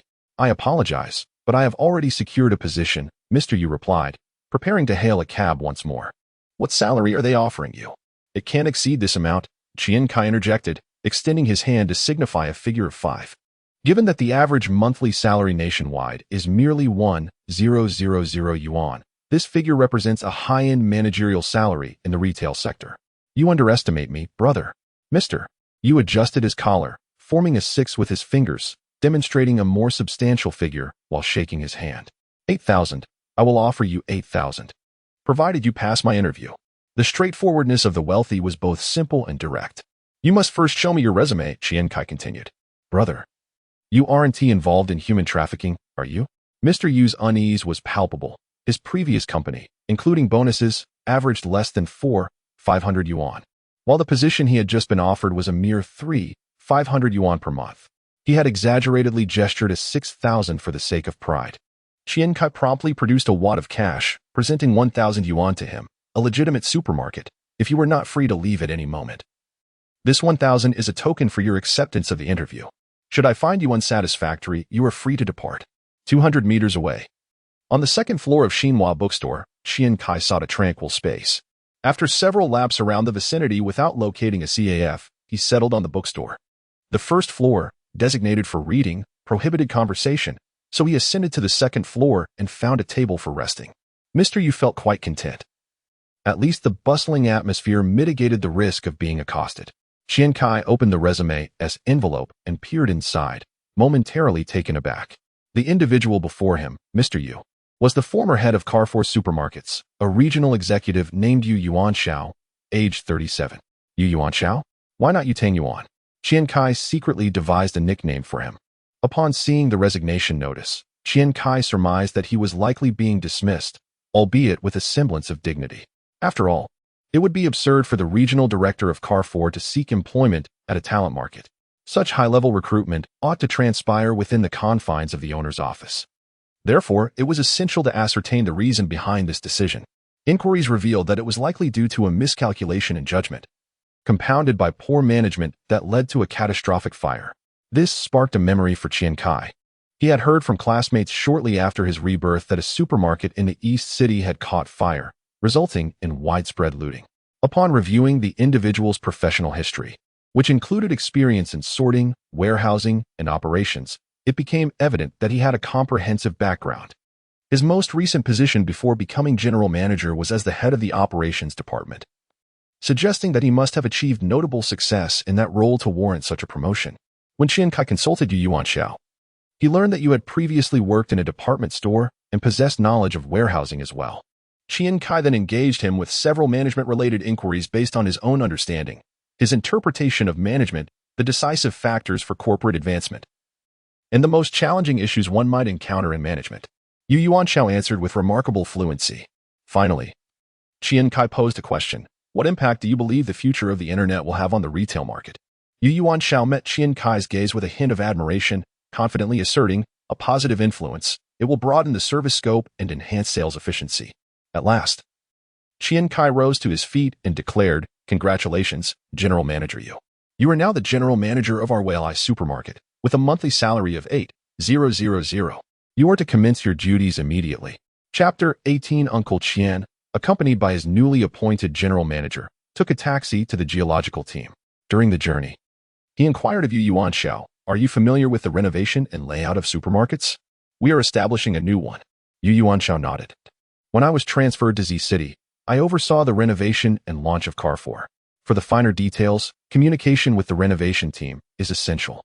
Qian Cai, possessing some knowledge himself, had previously worked on construction and civil engineering projects upon returning to Ji province in his past life. He had always been eager to learn, acquiring a modicum of understanding about the construction-related industry. Upon arriving at the delivery entrance of the store, Yuan Xiao felt a pang of sadness, uncertain as to why he had chosen to follow this young lad into such an endeavor. "Is this your supermarket? You intend to open a convenience store? And I am to be the general manager here?" Qian Cai remained silent, ushering him into the store and calling for Yang Sanshun, "Bring me the account books." He led Yuan Xiao to the back room, where 3 ledgers lay before him. "Currently, I possess approximately 300,000 worth of goods. We commenced our venture in April, starting with just myself and now expanding to 13 individuals. With an initial capital of 1,000 yuan, we anticipate scaling to 600,000 to 800,000 next month. I will allocate 100,000 for negotiating the lease and another 100,000 for foundational renovations. If that proves insufficient, I will find a way to procure more. I have already selected the location. You will handle the negotiations. Ideally, we can arrange for the rent to be paid quarterly in advance, but the lease must be for at least 5 years." Qian Cai wasted no time, directly issuing instructions. What kind of business is so profitable? Why even open a supermarket at this rate? With this pace of growth, you could be a billionaire by next year. Yuan Xiao was taken aback, questioning whether Qian Cai was boasting. "It's wholesale of small goods, counterfeit products, you see. The ceiling is limited, and once the trend fades, sales will dwindle." Qian Cai refrained from mentioning any legal complications. "That's not illegal." Yuan Xiao hesitated, unsure if he might offend his new employer, and fell silent. Qian Cai waved his hand dismissively. "Rest assured, once legitimate manufacturers approach us, I will settle this matter financially, and we will become bona fide agents. No one holds a grudge against money. This is merely a temporary measure to sustain the supermarket. I do not intend to expand this side of the business. Once the supermarket is on track, I will gradually cease operations here." "Then, where will the supermarket be located?" Yuan Xiao asked, somewhat apprehensive. "At the intersection of BJ Road, beside the old department store, there's a row of shops spanning 2 floors. I visited. It's over 500 square meters. Previously a restaurant that has vacated. You should inquire about it. I estimate the annual rent should not exceed 180,000. You can negotiate for a better price. A 5-year lease with a higher penalty for breach, half the payment up front and the remainder 3 months later." In his past life, a Zhangjiang supermarket had thrived there in 2002. With booming business during its opening day discount event, an occasion when Su Feng had seized an ample supply of toilet paper and cooking oil sufficient for a year, leaving Qian Cai astounded. In this life, he was determined to seize the opportunity. Qian Cai continued with his plans. "We must ensure the opening by September. Once negotiations are settled, construction on the walls must commence immediately. Time is of the essence, and I guarantee that the first tranche of funds will be available to you in 2 weeks. 2 weeks? What am I to do in the meantime?" Yuan Xiao queried. In his leisure time, he could take the initiative to inquire and familiarize himself with matters. However, at this moment, he needed to direct his financial resources outward, refining their distribution plans and processes.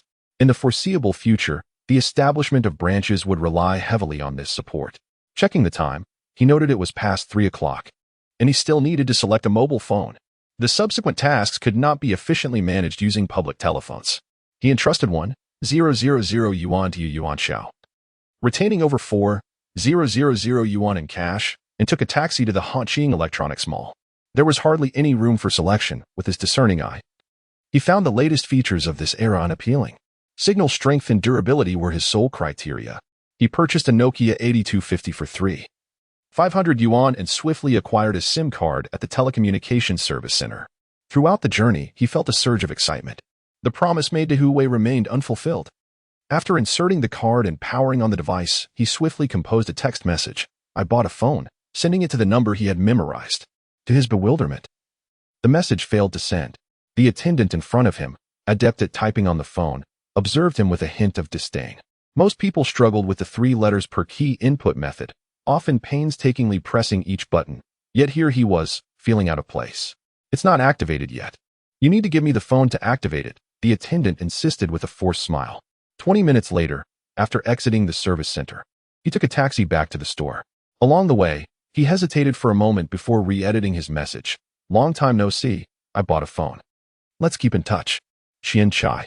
He thought that his previous message might not elicit a response, considering the long absence and the suggestion to stay in touch. If she wished to avoid conversation, she could merely respond with a polite phrase. Upon arriving at the store, his phone remained silent. He entered to find Yuan Xiao engaged in conversation with Yang Sanshun. Qian Cai shared his new phone number with them, stating that they could reach him at this number in the future.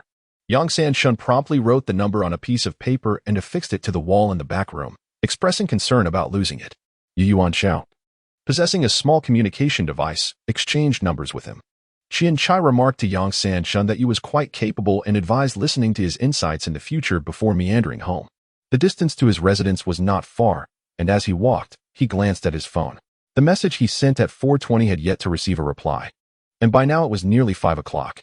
Frowning, he continued on until he reached the foot of his building, where his phone vibrated. Aren't you in class? He read, smacking his forehead in realization. Indeed, it was Thursday, a day filled with afternoon classes. Suddenly, he halted, recalling that classes concluded at 5:05 p.m., and it was now 5:08 p.m. His home was 2 kilometers from school. If he had arrived in 3 minutes, Hu Wei saved me.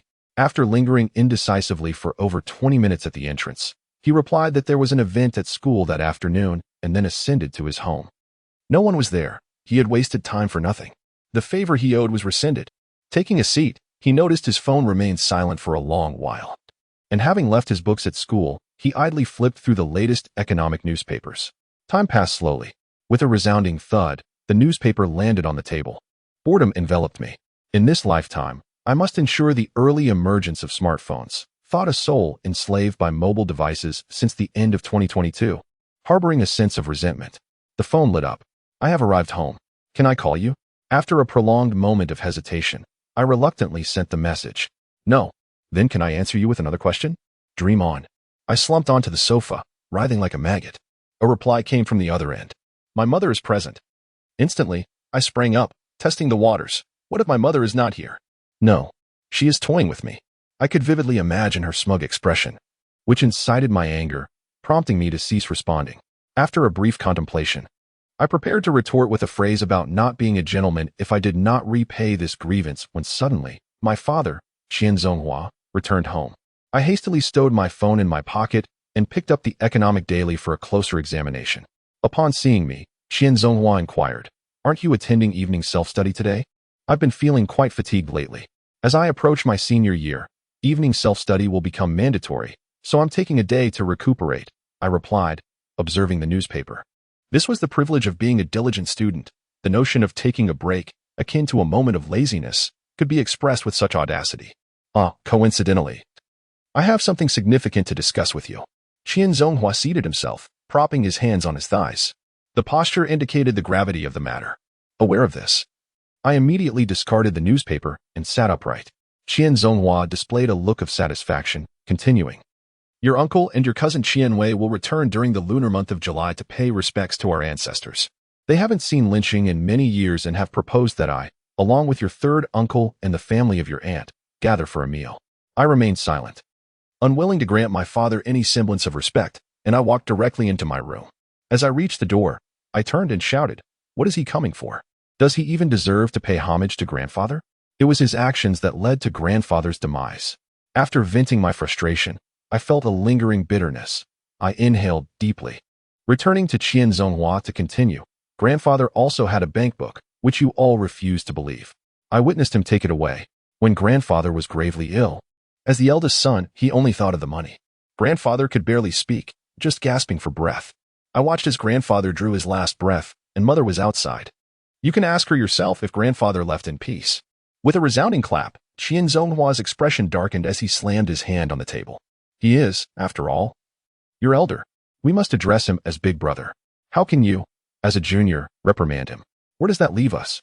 The room fell into a heavy silence. Qian Zhonghua sighed and continued. Never mind. You are growing up, and there's nothing I cannot discuss with you. As for that bank book, all of us siblings are aware it contains 25,000 yuan, proceeds from the sale of 2 storefronts on Shaping Road. We confronted him about it back then, and he admitted it, claiming it was a loan. We feigned ignorance out of fear of your mother's and your third aunt's anger. I had not anticipated the existence of matters unknown to me. In my previous life, my parents pressured me relentlessly to study, never mentioning ancestral worship. Nor would they bring up this issue. However, the despicable deeds of my uncle were not limited to this alone. In a previous life, Hu Wei and I obtained a marriage certificate, contemplating inviting the groom's family for a meal, thus simulating a wedding ceremony. However, my uncle brought along several relatives from Hu Wei's family who supported the union, only to mock my parents and me with thinly veiled sarcasm. Yet, due to my father's influence, they refrained from openly criticizing Hu Wei. It was solely this uncle and his wife, who seemed to have gained some benefits, who incessantly berated Hu Wei, culminating in the uncle's remark that our family's temple was too small to accommodate such a grand Buddha, prompting Hu Wei to leave in a huff. That day, despite facing numerous obstacles from relatives and parental disapproval, Hu Wei, who had never shed a tear before, wept throughout the night. 7 years have passed. Has he repaid it? Back then, 2 storefronts were exchanged for 25,000. What are they worth now? I reminisced about the various grievances this family had inflicted upon me. Qian Wei, being half a year my senior, had attended the same class before his uncle's family moved to Linqing. He had stolen from a classmate, only to be caught by the teacher who summoned his parents. The very next day, his aunt stormed into my home, accusing me of teaching Qian Wei to steal. Anyone could surmise that it was merely a child's excuse. Yet she believed it wholeheartedly. You must learn to understand your father and me. In our era, with no father present, the eldest brother acts as the father, and we must respect him. I have already committed to this matter. If you are dissatisfied with him, you may call him uncle and eat quietly. But do not make it difficult for your father and me. Qian Wei remained silent, retreating into the house.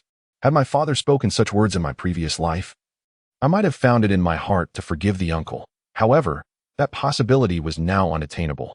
I took out my phone, receiving a text message. Are you angry? I replied, no, I just drew your portrait. Someone said you're not pretty, resembling a Buddha.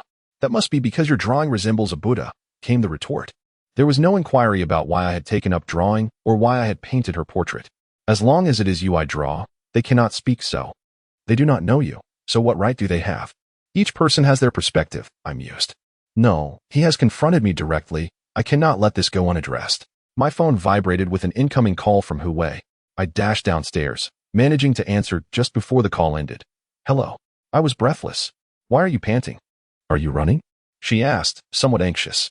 My dad doesn't know about my phone purchase. It was too expensive to reveal, so I ran downstairs to answer, I confessed, believing there was nothing wrong with my honesty. Yet, Hu Wei's focus did not linger on that, as she promptly inquired, Are you at home? Yes, I replied. Who were you talking about earlier? Hu Wei seemed slightly troubled, sensing my teasing. At a loss for words, I responded, an annoying relative, my uncle. Your uncle? Isn't he? Hu Wei's surprise was evident. Oh, I was joking. He left 3 times while I was on sick leave, I brazenly admitted. The other end fell silent. I added, however, what I said earlier is true. He remarked that you are unattractive, resembling a Buddha, which is why I find him bothersome. Hu Wei finally spoke. Can we discuss matters regarding your uncle? Qian Cai replied, let's talk face to face. When? Whenever you wish to see me. Chapter 19. Development Diary. It rained today. How are things on your end? Not too bad. The sky is overcast. It should rain soon, I presume. Subsequently, every day, Qian Cai would send a message to that number detailing the weather in Z City. Occasionally, he would share snippets of events occurring in his life, but only in a single line, never more, for he feared the pangs of longing would overwhelm him. Hu Wei eventually grew accustomed to this, responding with just 1 line each day. June 20th, Wednesday. I have recently ventured into some small business and earned quite a sum. Study diligently. Do not become blinded by wealth. Qian Cai visited the store at noon, and upon seeing him, Yang Sanshan approached eagerly. How was today? Qian Cai inquired as a matter of routine. We collected nearly 20,000 in payments, holding over 70,000 in hand. Tomorrow, we plan to dispatch goods. But Yuzong suggested discussing terms with them first, settling a portion while reserving some for you. We also need to negotiate the payment terms. As stores that have received goods 3 times must pay in full upon delivery. Yuzong is quite capable. Today he streamlined the entire dispatch and payment process, making it much clearer for me. He asked me to bring a phone over today. Henceforth, we will make calls from the store, as relying on public phones is quite inconvenient. Sanshun spoke with increasing enthusiasm. Qian Cai nodded with a smile, amused by Yuan's eagerness to ensure the supermarket's success by holding substantial funds close. June 26th, Tuesday. It is raining again. This dreadful weather has me exasperated. Today's physical education class was once again cancelled. Frustrated face, young man, maintain a calm demeanor. The final exams are approaching. By the way, we have music class today. Hee. Qian Cai stifled the urge to reply, instead venting his frustration by gripping his phone. Recently, San has become rather smug, claiming he no longer values the pocket money his father gives him. The wholesale income has been steadily increasing, and he receives 20% of the profits, earning several tens of thousands in commissions. Sanshun has now become quite wealthy. It is said that his girlfriend has dyed her hair back and brings him meals daily. After Nie Junlin transferred the latest batch of payments, Qian Cai managed to gather 200,000 to give to Yuan Xiao. July 2nd, Monday. I am becoming a small business owner, haha. What kind of owner? Hey, I'm ignoring you now. A vibrating call from Hu Wei. Hello? Qian Cai replied with a smile. Can't hold it in any longer, can you? Speak quickly. The voice on the other end was somewhat subdued, as if clenching a fist. I am going to be the owner of a supermarket. Qian Cai chuckled. Today I officially signed a contract. Old Yu negotiated the rent down to 160,000. With an advance payment of 80,000. We can start work on the walls tomorrow. Oh, I wish you prosperous business. Hu Wei's curiosity was satisfied, realizing he had opened a grocery store. The call ended abruptly. Hey, what is this, you little girl? Qian Cai's excitement plummeted. Then he shouted into the air, what a grand supermarket. Isn't anyone going to congratulate me? July 15th, Sunday. The final exams are approaching, and I feel my eyesight has been declining recently. It is quite warm here. How is it on your end? Take good care of your eyes. Remember to do eye exercises. Stay cool. Next Tuesday marks the final examinations, followed by a brief 10-day holiday as the impending challenges of senior year loom. Recently, Qian Cai, Lao San, Yang Ye, and Chen Wenjie have seemingly formed a close-knit group, frequently gathering at the Chimu CAF to tackle problems and engage in English conversations. Lao San, however, tends to zone out and handle the bills. Notably, Yang Ye's attitude towards Lao San has improved significantly. She often engages him in conversation, perhaps influenced by his recent generosity. For her birthday, Lao San gifted Yang Ye an imported Betty doll worth over 500 yuan, which she cherished. Today, the plumbing and waterproofing work has nearly concluded, and carpentry is about to commence. Qian Cai finds himself with merely a few 100,000 yuan left, which will undoubtedly prove insufficient once the soft furnishings begin. The stationery market has recently become somewhat saturated, with 20 individuals having penetrated the county's secondary markets. Yuan Xiao is primarily focused on the supermarket sector, while Lao San and Yang Sanshun have collectively brought in merchandise worth 200,000 yuan, resulting in some inventory pressure that will require time to alleviate. Despite being preoccupied with the final exams, Qian Cai visited the store upon hearing this news and expressed considerable frustration. The 3 of them decided to send someone to explore nearby counties to distribute the excess inventory. In truth, Qian Cai had been hesitant to expand into other counties, fearing that scaling up would be unmanageable. Recently, Lanmao has begun airing television advertisements, and their products are indeed selling well. However, the sheer volume of their latest shipment is daunting. How many primary and middle school students can a city of 7 million support, all using Lanmao backpacks and stationery? Reluctantly, Qian Cai had to allow for a slight opening. This situation resembles the release of floodwaters. Once the dam breaks, the excess must flow out.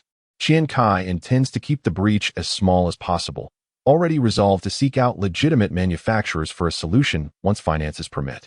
As he wishes to avoid the tarnished reputation of having started from piracy, he also visited the supermarket, where operations are relatively stable and the entrance and exit of construction materials are orderly. Yuan Xiao monitors things daily, occasionally calling the leader of the renovation team for discussions. The experienced hands proved to be dependable. However, financial matters require careful consideration. Another issue arises as he needs to formalize the supermarket's paperwork. Being under 18 complicates matters. But legally, individuals aged 16 to 18 can be recognized as legal persons if they can prove their capacity for income. However, the wholesale stationery sector remains somewhat clandestine. After discussing this with Yuan Xiao, he readily offered a solution, suggesting he could obtain a consultant title and income verification from a friend's company. On Thursday, July 19th, after the exams, the results were favorable. Qian Cai initially expected poorer performance, but was pleased to find his recent studies effective. Our next exam is in 2 days. Wish me luck, my young friend. In the spirit of the final exams, I'll send you 2 messages today. The final exams have concluded, ushering in a brief holiday. Qian Cai realizes that in a couple of days, he must commence with the soft furnishings, which will entail significant expenditures. And he fears that his current funds will last only a few days. In recent days, the stationery sector has managed to deplete a portion of its inventory. However, shipments to neighboring markets, being relatively new, still operate on a cash-on-delivery basis, necessitating a further period for market absorption. Financial assistance is required. Upon returning home, I reached out to my third uncle. Have you sold off your shares? I inquired directly, bypassing any pleasantries. I have already divested several popular stocks earlier this month. Will the reduction of state-owned shares genuinely have a significant impact? My third uncle seemed somewhat uncertain. From the information I have gathered recently at Chen Yu's household, it is indeed certain. You will witness it soon. They are poised to enter the market. I expressed my conviction, calculating the timeline. I noted that while I was unsure of the exact day when a substantial drop would commence, July was fast approaching. All right, my uncle prepared to end the call. Wait, can you come over in a few days? I quickly added. What is the matter? He asked, hesitating. I felt it was inappropriate to discuss this over the phone. Let us discuss it in person once you have confirmed the stock market news. Fine, I have something to ask you as well, he concluded before hanging up. On Monday, July 22nd, I sent a message of encouragement for the morning comprehensive exam, advising him to carry an umbrella due to the rainy weather in his area. The supermarket began procuring materials for its storefront, while I had previously transferred 200,000 to Yuan Xiao for the purchase of certain electrical goods. In recent days, funds have begun to flow in from surrounding counties, prompting me to send an additional 100,000, leaving me with less than 2,000 on hand. Consequently, I instructed Yuan Xiao to pause the pace of expenditures and focus on recruiting and training staff. Reflecting on advanced offline concepts from supermarkets in later generations, I realized that high-end product strategies and brand design are not yet integrated into contemporary society, as the primary consumer demographic would likely not embrace such notions. Currently, supermarkets thrive on high-volume sales, attracting customers with low-priced goods. Yuan Xiao had also established connections with familiar suppliers, yet I aspired to introduce a fresh produce section. The inclusion of meat and seafood markets in supermarkets is rather uncommon in this era, though not without precedent. My intention is not to create a specialized fresh produce supermarket, so a wide variety is unnecessary. I still aim to maintain a general merchandise supermarket. Nonetheless, it would be prudent to initiate this concept gradually, cultivating consumer habits among residents. Standing at the entrance of the supermarket, which had started to take shape, I turned to Yuan Xiao. Do you think we can implement the fresh produce section? Yuan Xiao responded, are you keen on fresh produce? The current layout would need to be altered. Our design is predominantly focused on general goods. If we are to incorporate a fresh produce area, we must modify that corner on the first floor, add a few stockrooms, and procure display panels. I mused. It doesn't have to be extensive. Residents currently purchase vegetables at markets. We can nurture this consumer habit. Once we have branches, we can gradually expand this segment. That will still require funds, Yuan Xiao insisted. All right, give me a few days, I replied. If you want it, I must make arrangements. A few days? Yuan Xiao questioned. Let the situation develop a bit longer. As the clock approached 5, a text message response arrived. I performed admirably on my examination, and today, my father arranged for an acquaintance to collect me, sparing me from the rain. On Monday, July 30th, I encountered an individual who bore an uncanny resemblance to you. I pursued them down the street only to discover it was an elderly woman. Are you mocking me? Irritated. Today marks a dismal Black Monday for the stock market. As the Shanghai and Shenzhen exchanges endured a staggering decline for several consecutive days, plummeting again by 109 points. The Shanghai Composite Index fell below the 2000 mark, reaching a low of 1956 points. My third uncle also called. Qian Zonghua answered the phone in the evening and informed Qian Cai that their uncle would be visiting our home tomorrow. Qian Cai, holding today's financial daily, ran his fingers through his tousled hair. At last, the bullet has been fired, and I find myself on the brink of bankruptcy. Chapter 20. On track on July 31st. At noon, my third uncle arrived, burdened with numerous packages. My mother, Su Feng, upon hearing of his arrival, made a special trip back home. As she entered, still removing her shoes, she caught sight of the various items my uncle had brought. "Third uncle, what on earth have you bought all this for?" Su Feng exclaimed, her voice resonating loudly. This was largely due to her grandfather's hearing impairment, which necessitated her speaking in a raised tone. As the eldest daughter, she was responsible for many household matters, a role further amplified by her years of running a small business outside, where a softer voice often led to being perceived as an easy target. "Big brother, you're back." Third uncle Su Yang greeted warmly. "You're here, yet you bring so much." "Qian Cai, pour your third uncle a cup of tea," Su Feng instructed. "I've already poured it," Qian Cai replied, a hint of annoyance in his tone, gesturing towards the table, feeling like a mere servant whenever guests arrived. "Today, it is precisely because of Qian Cai that I came. He has been an immense help to me. Without his reminders, I would have been in quite a predicament," third uncle reflected, having previously discussed the matter with Qian Cai, who found no cause for concern. The situation was quite reasonable, given his current academic performance. He could visit a classmate's home for study without being perceived as making excuses to play and thus risk a beating. Third uncle recounted the events once more. "This boy is quite clever." Su Feng expressed her satisfaction with Qian Cai's demonstrated talents. Over the years spent in business, Su Feng had witnessed the rise of the economy and understood that future prospects would not solely hinge on academic qualifications.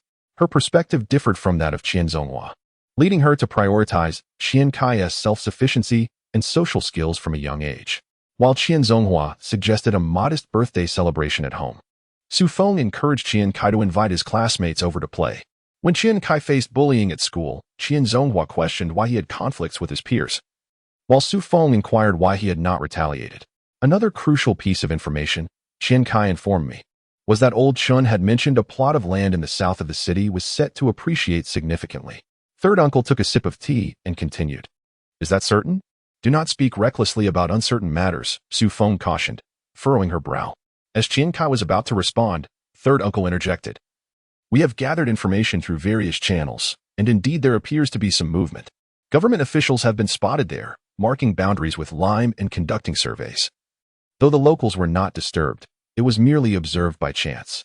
However, when we combine this with Qian Cai's information, we can draw some conclusions. I suspect that while it may not be finalized yet, the intentions of the leaders are likely known to some." Qian Cai rolled his eyes, thinking to himself that knowing something was one thing. That land had been under consideration for expropriation for ages, and even third uncle's father remained indecisive. Such matters were ultimately settled by official decree, often unbeknownst even to local leaders. Contemplating this, Qian Cai signaled to third uncle and glanced outside. Third uncle, puzzled, stood up. And Qian Cai suddenly exclaimed, "Third uncle, forget about the meal. I have something important to discuss with you." Su Feng, sensing there was more to uncover, nodded silently in agreement. In the kitchen, Qian Zonghua, chopping vegetables, immediately called out, "Make sure your third uncle finishes his meal." Su Feng entered the kitchen, prompting Qian Zonghua to refrain from speaking, as this matter was far more significant than mere dining. The two descended the stairs, and Qian immediately turned to Su Yang, stating, "In recent days, I've visited a classmate's home and learned concrete information. By April of next year, decisions will be finalized. Once that happens, discussions regarding land acquisition will commence. The longer we wait, the more individuals will become aware. We must act swiftly before they take action, at the very least. Let's secure a contract and refrain from making hasty payments. Should any alterations arise, we can simply compensate for a breach of contract." Su Yang was taken aback. "Is it truly confirmed?" Qian replied, "We cannot afford to delay even a single day." Su Yang was about to leave when Qian caught his arm. "Uncle San, I need to discuss something with you." Su Yang turned back. "Speak. You drove here, right?" Qian inquired, knowing Su Yang owned a Santana. Su Yang pointed to the car parked on the slope by the entrance of the courtyard. "Come, I'll take you somewhere. Let us talk as we walk toward the geological team," Qian said, heading directly for the vehicle. Su Yang, trusting him, followed. On the way, Qian suddenly stated, "Uncle San, I need to borrow 400,000. What? You young lad, what do you need such a sum for? Listen, don't squander money, and stay away from vice." Su Yang slowed the car, perplexed about where Qian was leading him. "Rest assured, if I can still score over 600 points after dabbling in such things, it's legitimate and for a good cause," Qian asserted, retrieving his phone. Su Yang, slightly puzzled about the source of the phone, remained silent, eager to hear whom Qian was calling. "Mr. Yu." "Yes. Where are you? Is it convenient for you to come to the geological team?" Yes. Qian quickly finished the call and informed his uncle, "You'll understand once we arrive." Upon entering the store, Yang Sanshun spotted Qian and handed him a stack of cash, approximately 30,000, saying, "This is what we collected today. Since you're here, consider it yours." Su Yang was taken aback. Qian paid no mind, nodding as he inquired, "Have the goods payment and bonuses been deducted?" Sanshun nodded in affirmation. "They've been issued. And I transferred 50,000 for tomorrow's supplies as well." The stationery wholesale side has also stabilized. Remittances from several surrounding counties have started pouring in, and our stock is nearly depleted. We'll commence restocking from Linqing, and Qian's wallet has finally begun to swell. Once the supermarket has been operational for a while, we can strategize a bank loan to completely resolve our financial issues. As they entered the inner room, Uncle San could no longer contain his curiosity. "What are you doing?" "Engaging in business," Qian replied with a smile. "What kind of business?" Uncle San pressed. "Just wait. He will be here shortly to explain." Qian gestured for patience. Before long, Tang Yuan, Yuan Xiao arrived. "Tang Yuan." Uncle San was the first to exclaim. "Wow, they know each other. Holy moly, he really is called Tang Yuan." Old Su, Yuan Xiao was equally surprised. After a round of introductions, they all grasped the situation at hand. Su Yang and Yuan Xiao were classmates, both walking to town every day to attend high school in the mountains. After school, they would chop pigweed together before heading home. Eventually, both of them managed to study elsewhere and lost touch.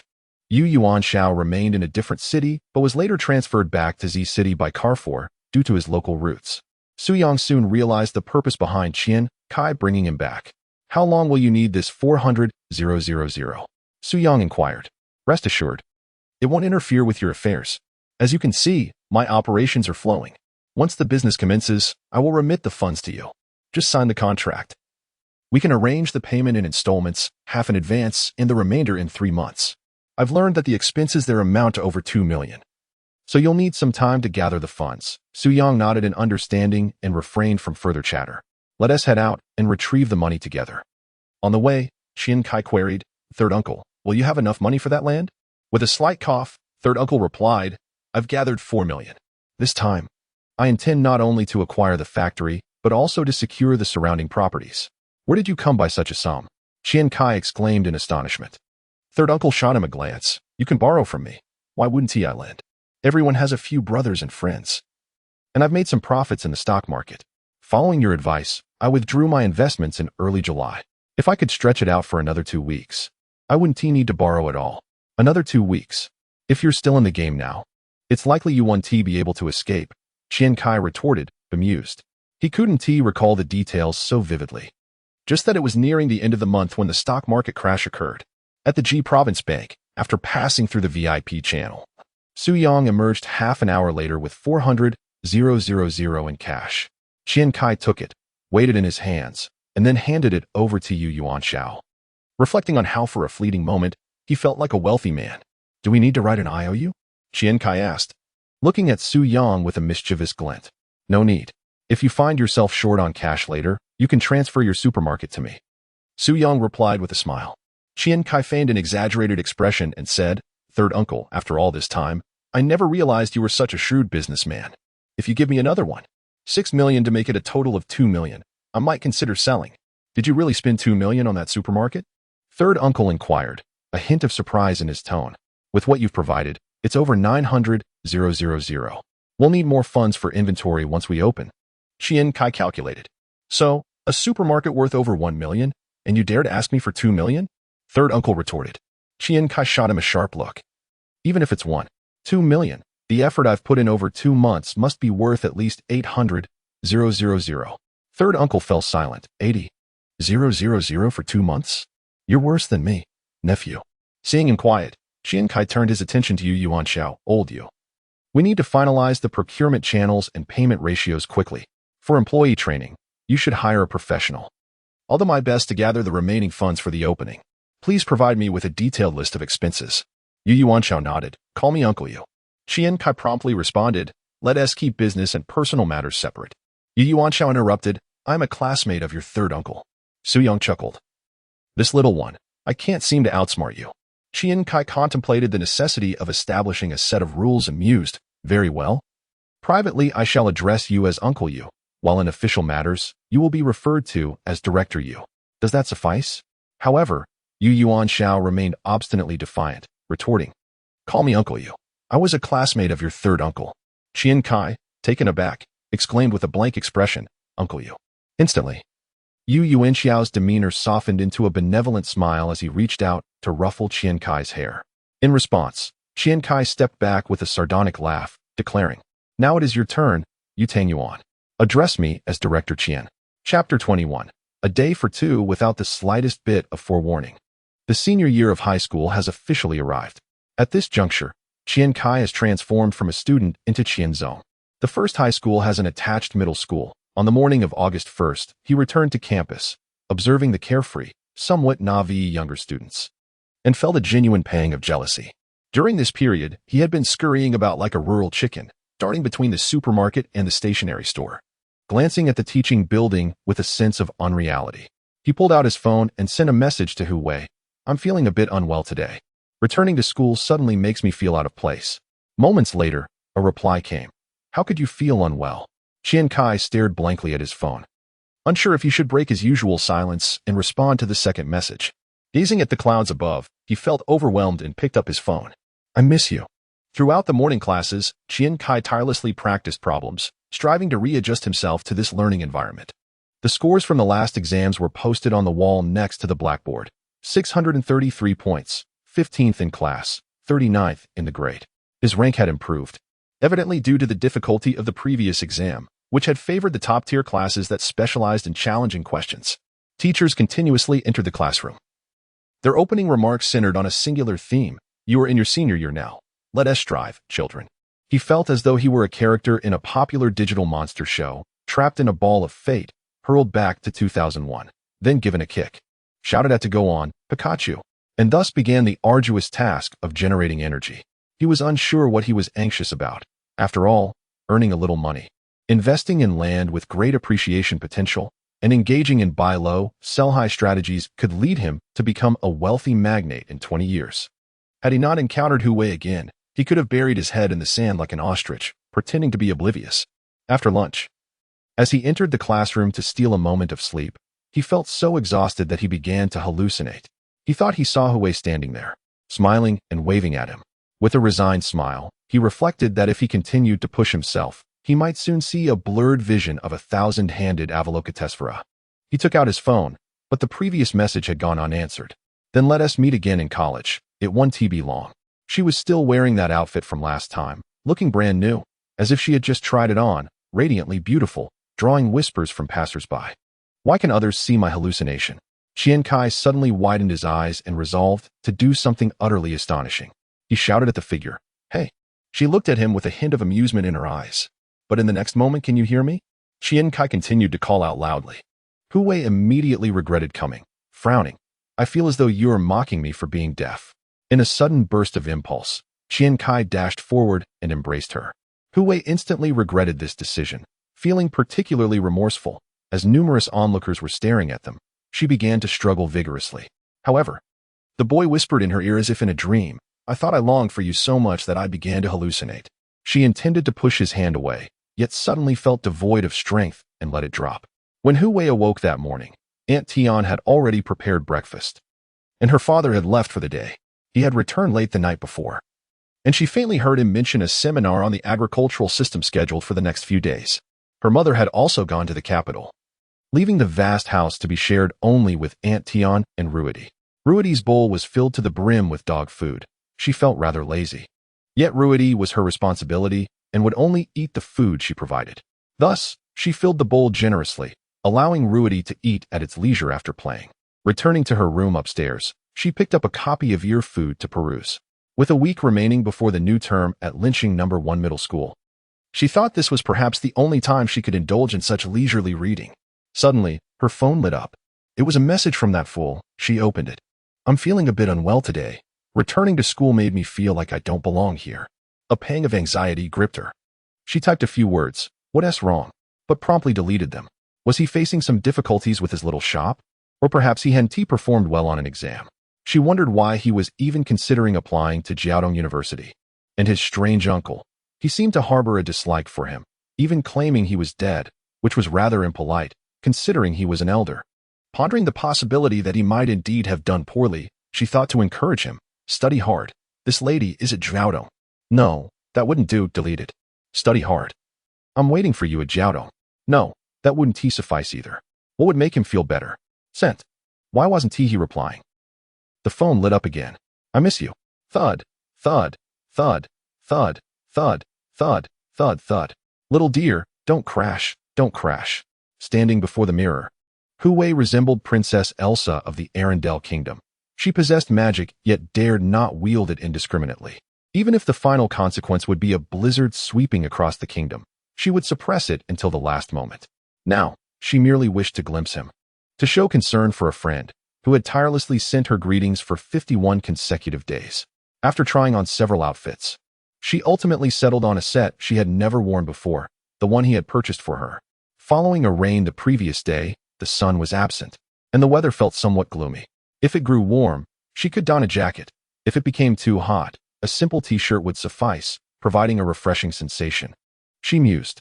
As she sat on the bus, she lamented the weather, wishing for her own magic wand to summon a tempest, so that her August self, clad in a sweater and cardigan, might not appear so foolish. However, as they neared City Z, the heavens graciously obliged her with a gentle breeze, and the sky seemed poised to rain. Wearing a light jacket did not feel so out of place, and Hu Wei's spirits naturally lifted as she lightly tapped her feet on the floorboard beneath the front seat. At long last, noon arrived.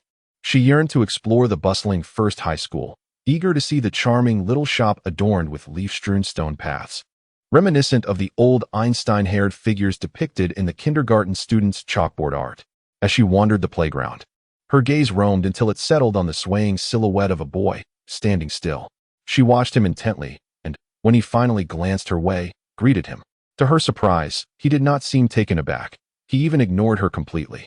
Hu Wei bit her lip, feeling a sense of injustice swell within her. Did he not realize the resolve it took for her to approach him? How could he disregard her so easily?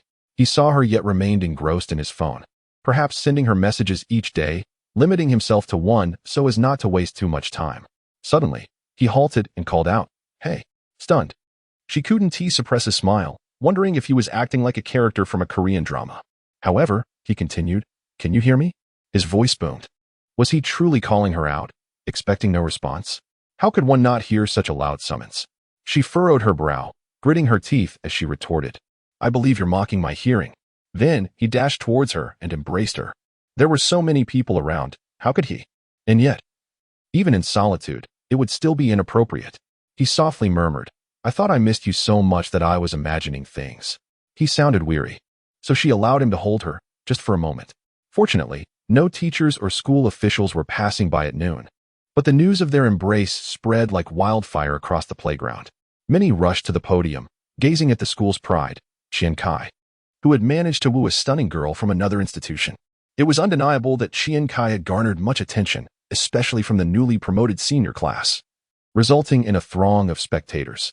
When Qian Cai spotted Hu Wei, his demeanor shifted from indifference to one akin to a thief caught in the act. He resumed his previous shy disposition, and they hurriedly exited the campus, only to walk alongside each other once outside. After a moment's thought, he called home, informing his father that he had taken a cold shower the previous night and had been suffering from a runny nose all day, necessitating a visit to the clinic for an intravenous drip. He asked his father to notify their homeroom teacher, Mr. Gua. Thankfully, his recent studies hadn't given his family cause for concern, and his father didn't probe further. Yet, with the upcoming supermarket opening, he felt it was time to come clean to his family to seek some personal freedom. With Hu Wei beside him, his previously blank thoughts suddenly crystallized, revealing the significance of many matters. Qian Cai led the way toward the geology team, and Hu Wei smiled, watching him concoct an excuse for his absence. After he concluded the call, she playfully asked, "Are you happy now?" Qian Cai responded with utmost seriousness. Happy doesn't quite capture it. It's more like sheer ecstasy. Hu Wei raised an eyebrow in disbelief, suddenly inquiring, "Who were you messaging just now?" Caught off guard, Qian Cai quickly retrieved his phone, displaying the screen to her. There were only texts from the number 10,000 and messages from Hu Wei. Scrolling through his contacts revealed only Yuan, his uncle, and Hu Wei. Satisfied, Hu Wei nodded approvingly. The young man had a promising future ahead.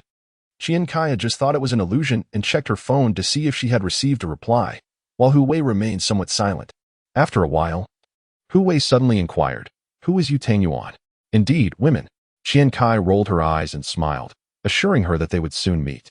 Hu Wei continued, "Can you share the story about your uncle?" With a chuckle, he began recounting the sordid tales of his uncle's family and their misdeeds throughout his childhood, as well as the indifference of humanity. Among these stories was one featuring a fictional brother from his second uncle's family, whose father was the second son, and thus, where did the second uncle come from? Listening intently, Hu Wei remarked, "That is indeed despicable. No wonder you detest him." This prompted her to reflect on her own relatives, who likely behaved similarly, albeit out of fear of her father and the grandfather who so cherished her. With this thought, Hu Wei commented, "My family is quite similar to your sister-in-law's, though I consider myself somewhat luckier." Upon hearing this, Qian Cai shook her head with a wry smile. "You are equally unfortunate. It's just that you are still young, and many misfortunes have yet to befall you." At that moment, Hu Wei had just turned 17, and the relatives scheming for advantageous marriages had yet to set their sights on her, wary of inciting the old man's wrath. "On the 20th, you'll be celebrating your birthday. How do you wish to spend it?" Qian Cai inquired with a grin. Hu Wei's expression turned melancholic, resembling a character from a comic. As she shrugged and said, "I suppose my parents will invite some uncles and aunts over. My birthday has always served as an excuse for their socializing." Qian Cai nodded thoughtfully and asked, "What kind of gift would you like? I'll buy it for you." Hu Wei laughed. "Weren't you just lamenting about being short on cash? How come you're so generous now?" Qian Cai patted her face. "Indeed. But I've been busy with the opening and studying.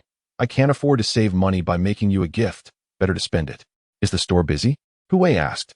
Qian Cai smiled back at her. "Seeing you makes me feel I can be even busier." As they arrived at the geological team's storefront, Yang Sanshan spotted Qian Cai and Hu Wei, marveling at Hu Wei's beauty. The brothers in the shop clamored for her attention, urging her to treat them to a meal.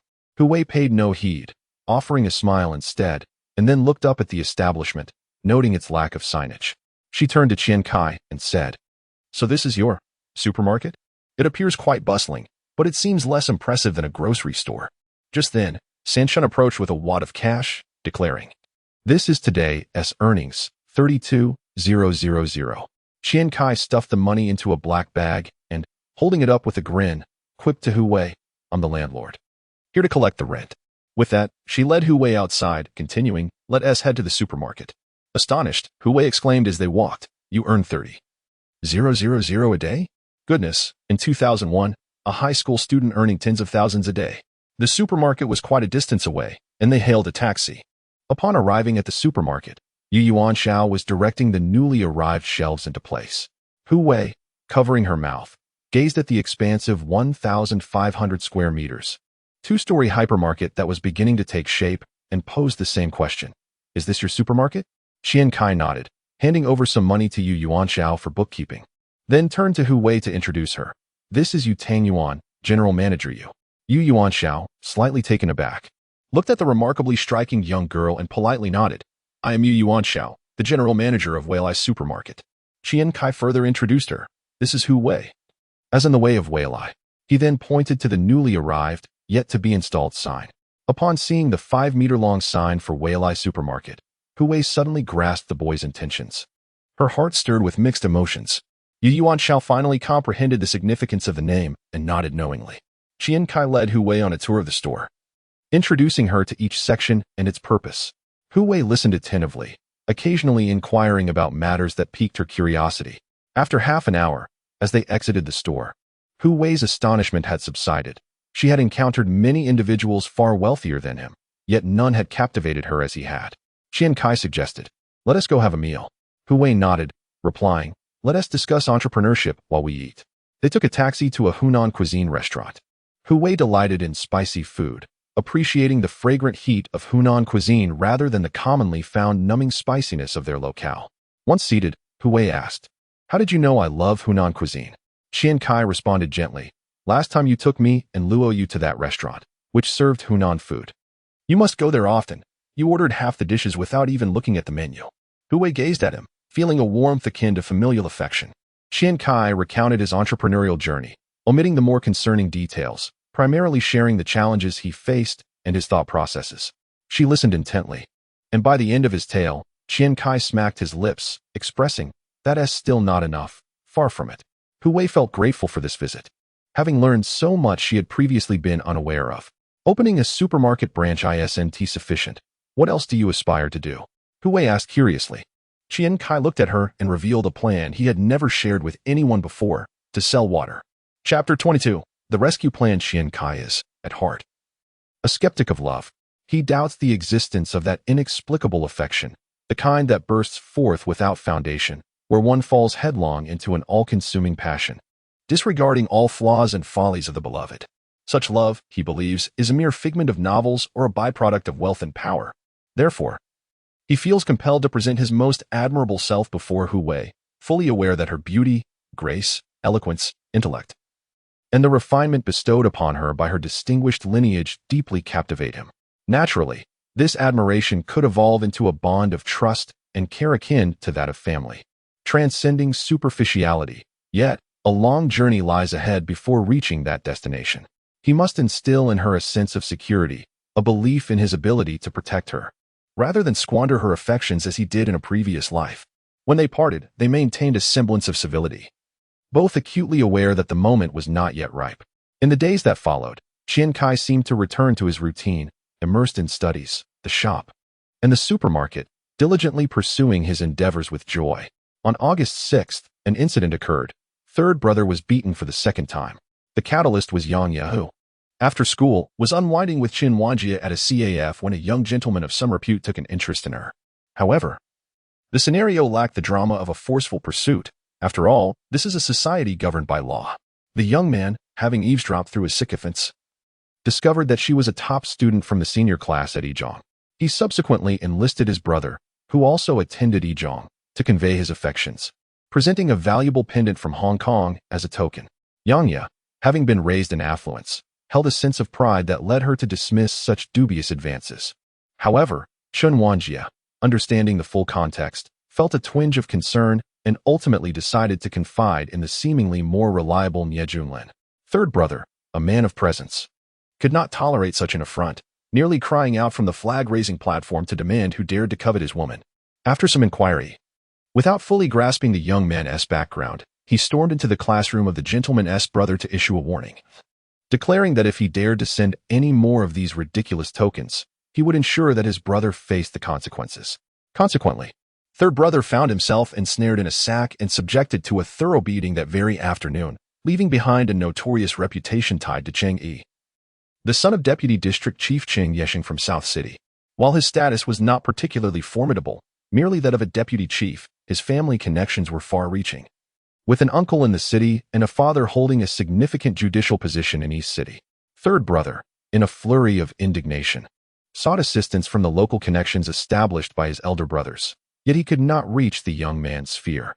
The very next day, upon exiting the school gates, he was met with a new round of violence, this time from assailants armed with nightsticks. In a moment of arrogance, Cheng Yanyi had not forgotten to instruct his younger brother to summon Miss Yang from the Yang family to witness the disgrace of Nie Laosan.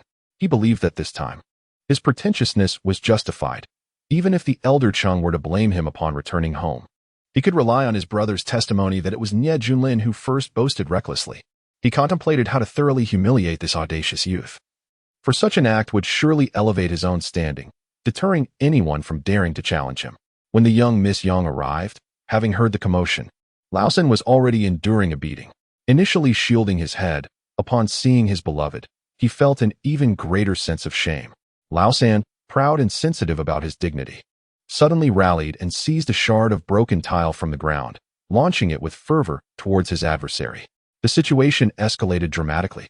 The tile inflicted a 6 centimeter long and 2 centimeter deep gash on the assailant's collarbone, narrowly missing a more critical injury to his neck. As the man had the presence of mind to step back, both Lao San and his aggressors were apprehended, and amidst the chaos, the young Master Qing made his presence known, declaring that Lao San was doomed, as this constituted armed assault and intentional harm, clearly positioning himself as a self-proclaimed arbiter of justice. When Qian Cai learned from the distressed Yang Ya about the assailant's background, he recognized the name. Knowing that this individual had become a topic of gossip among the residents of Z City, he was infamous for his role in the crackdown on corruption, having been implicated in a variety of scandals. During his tenure as the executive vice governor, he was said to have amassed numerous accusations, with friends recounting tales of his lavish lifestyle, including the ownership of 11 villas, indicating that his wealth far exceeded what he could reasonably maintain. Moreover, while serving in Yodi town, he had covered up a catastrophic mine collapse that buried 8 individuals, an incident that led to a hush payment of 500,000 yuan, a staggering sum in 1995. This town was not far from Qian Cai's hometown, prompting a friend to speculate that perhaps some distant relatives were among the victims. While other offenses may have occurred later, involving personnel promotions and clandestine project sales, the intricacies of these matters were convoluted. Even with knowledge of them, securing tangible evidence would be daunting. However, a single confirmed allegation could suffice for substantial repercussions. The influence of this individual in Z City was deeply entrenched, and Qian Cai had no intention of directly confronting the provincial authorities with accusations. Instead, he aimed to intimidate this Cheng Yanniai's father, fully aware of the significant risks involved. Should he proceed with such a course of action, he would inevitably become a target for retaliation from this shady character, potentially endangering his own safety. After offering some words of comfort to Yang Ya, Qian Cai contemplated the challenge of obtaining concrete evidence. Given the years of silence among those involved, it was evident that they had mastered the art of discretion. No witness would dare speak out while the elder Cheng remained in power. Yet, instilling a sense of paranoia in him regarding the existence of evidence would be a simple task. A photograph of the Shishan village mine, annotated with the figure of 500,000, would be sufficient to ignite countless suspicions in his mind.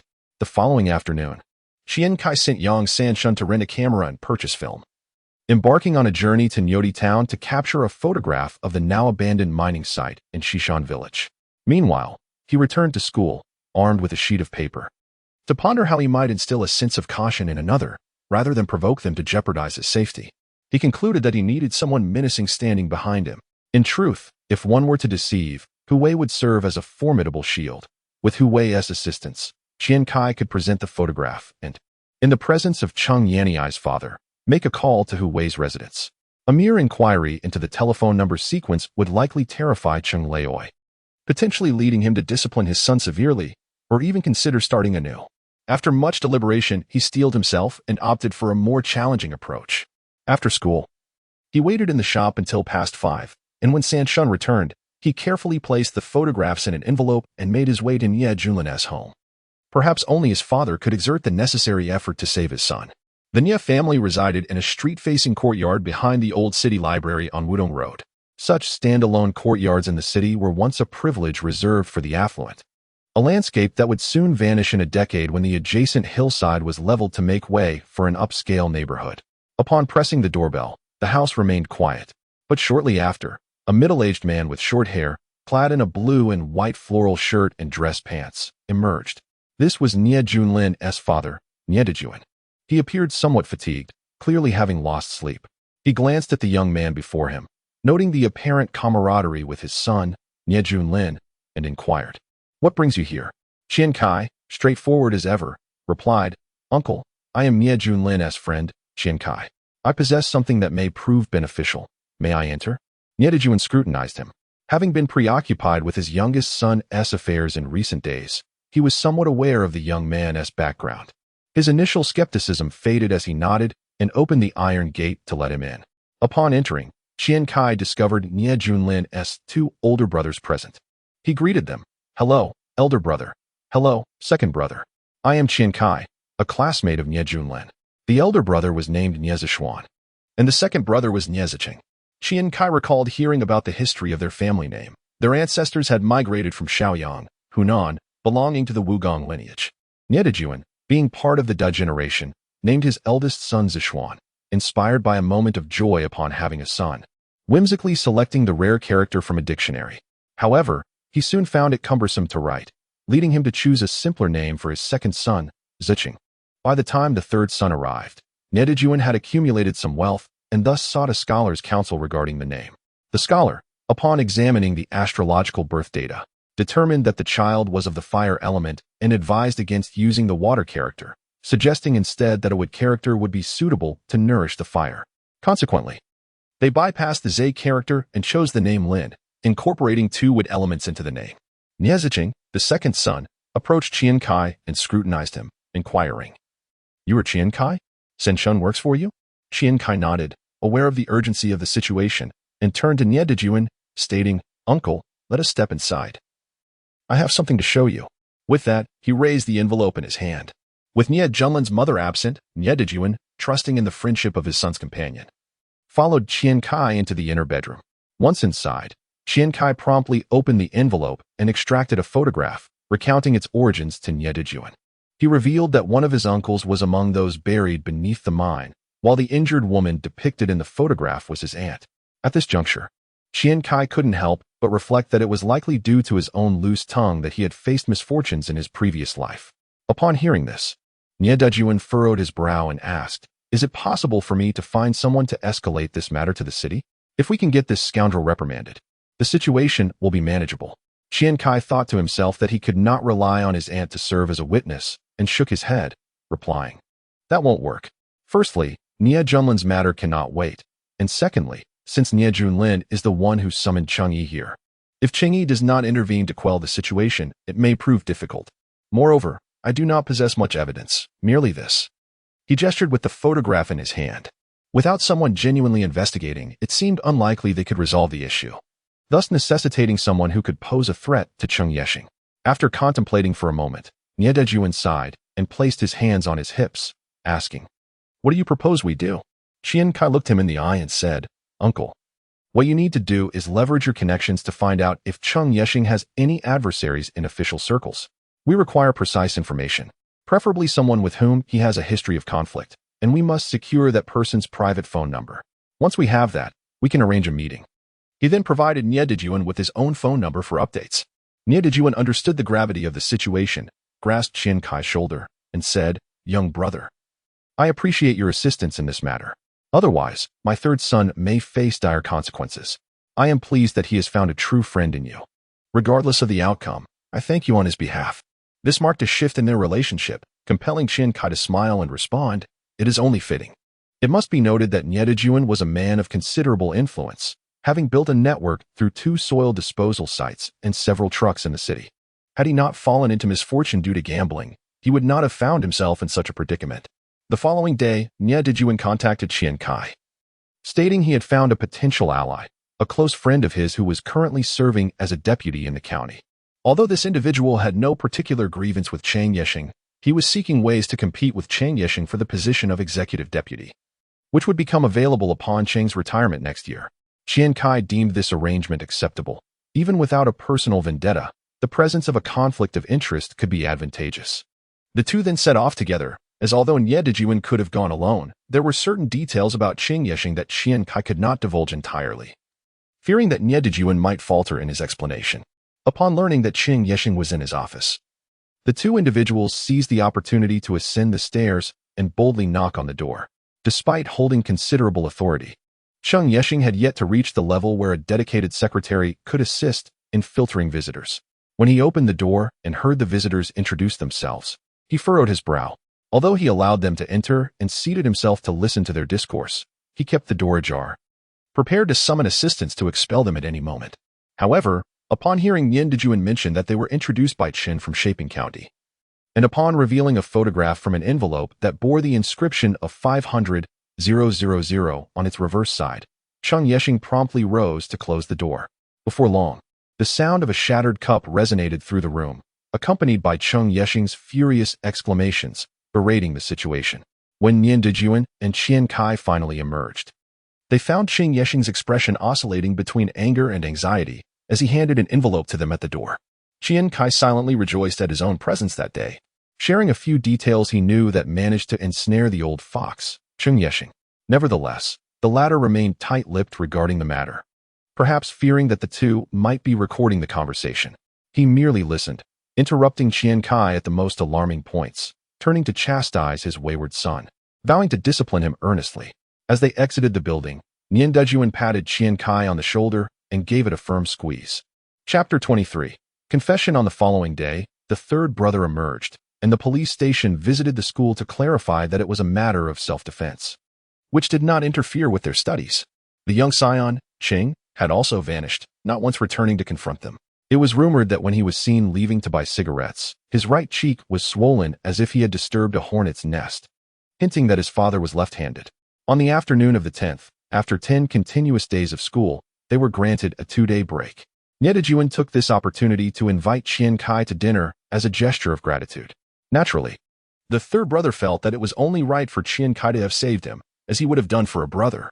However, the first and second brothers believed that the third brother lacked proper etiquette and suggested that he raise a toast to Qian Cai with tea instead of wine. Qian Cai quickly waved his hands in refusal, but Yuan remarked that such a toast was meaningless, and he discreetly retrieved 2 bottles of aged Wulianye from beneath the table. Qian Cai no longer declined, especially since even the usually quiet hostess, Lu Wenhui, stood up to take a glass. Lu Ai had been quite anxious in recent days, on the day Qian Cai visited. She had even returned to her family home to seek connections through her retired chief officer father. The conversation then shifted to Qian Cai's business endeavors. Lu Wenhui, though initially apprehensive, was astonished to hear that Qian Cai intended to pivot to opening a supermarket of 500 square meters, nodding in agreement and exclaiming that this boy had great potential. She had never encountered such a promising child before and, upon learning about Qian Cai's commendable academic performance, insisted that Junlin should learn from him. She mentioned that she operated a shunned restaurant and encouraged him to visit whenever he needed assistance. Qian Cai was well aware of this, though the restaurant's business was not as lucrative as Yuan's. Nonetheless, its decor was commendable, and he assured everyone that he would certainly patronize the establishment for future company gatherings. As they exchanged toasts, Yuan stood up to declare that their family operated on the principle of reciprocation, asserting that aside from the child's mother, who was civilized, his 2 sons had a temperament more akin to that of the streets. He urged Qian Cai to speak up if he ever felt wronged, suggesting that the 4 of them would readily assist him in dealing with any grievances. Qian Cai, amused yet somewhat perplexed, responded that he would focus on conducting legitimate business and studying diligently, assuring them he would avoid trouble. Lu Wenhui nodded approvingly, remarking on how well-mannered Qian Cai was, contrasting him with her own children.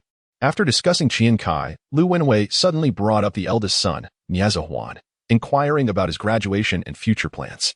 Yuan waved his hand, indicating that he had already devised a plan for his eldest, let him enjoy a few months of leisure before joining him on the construction site.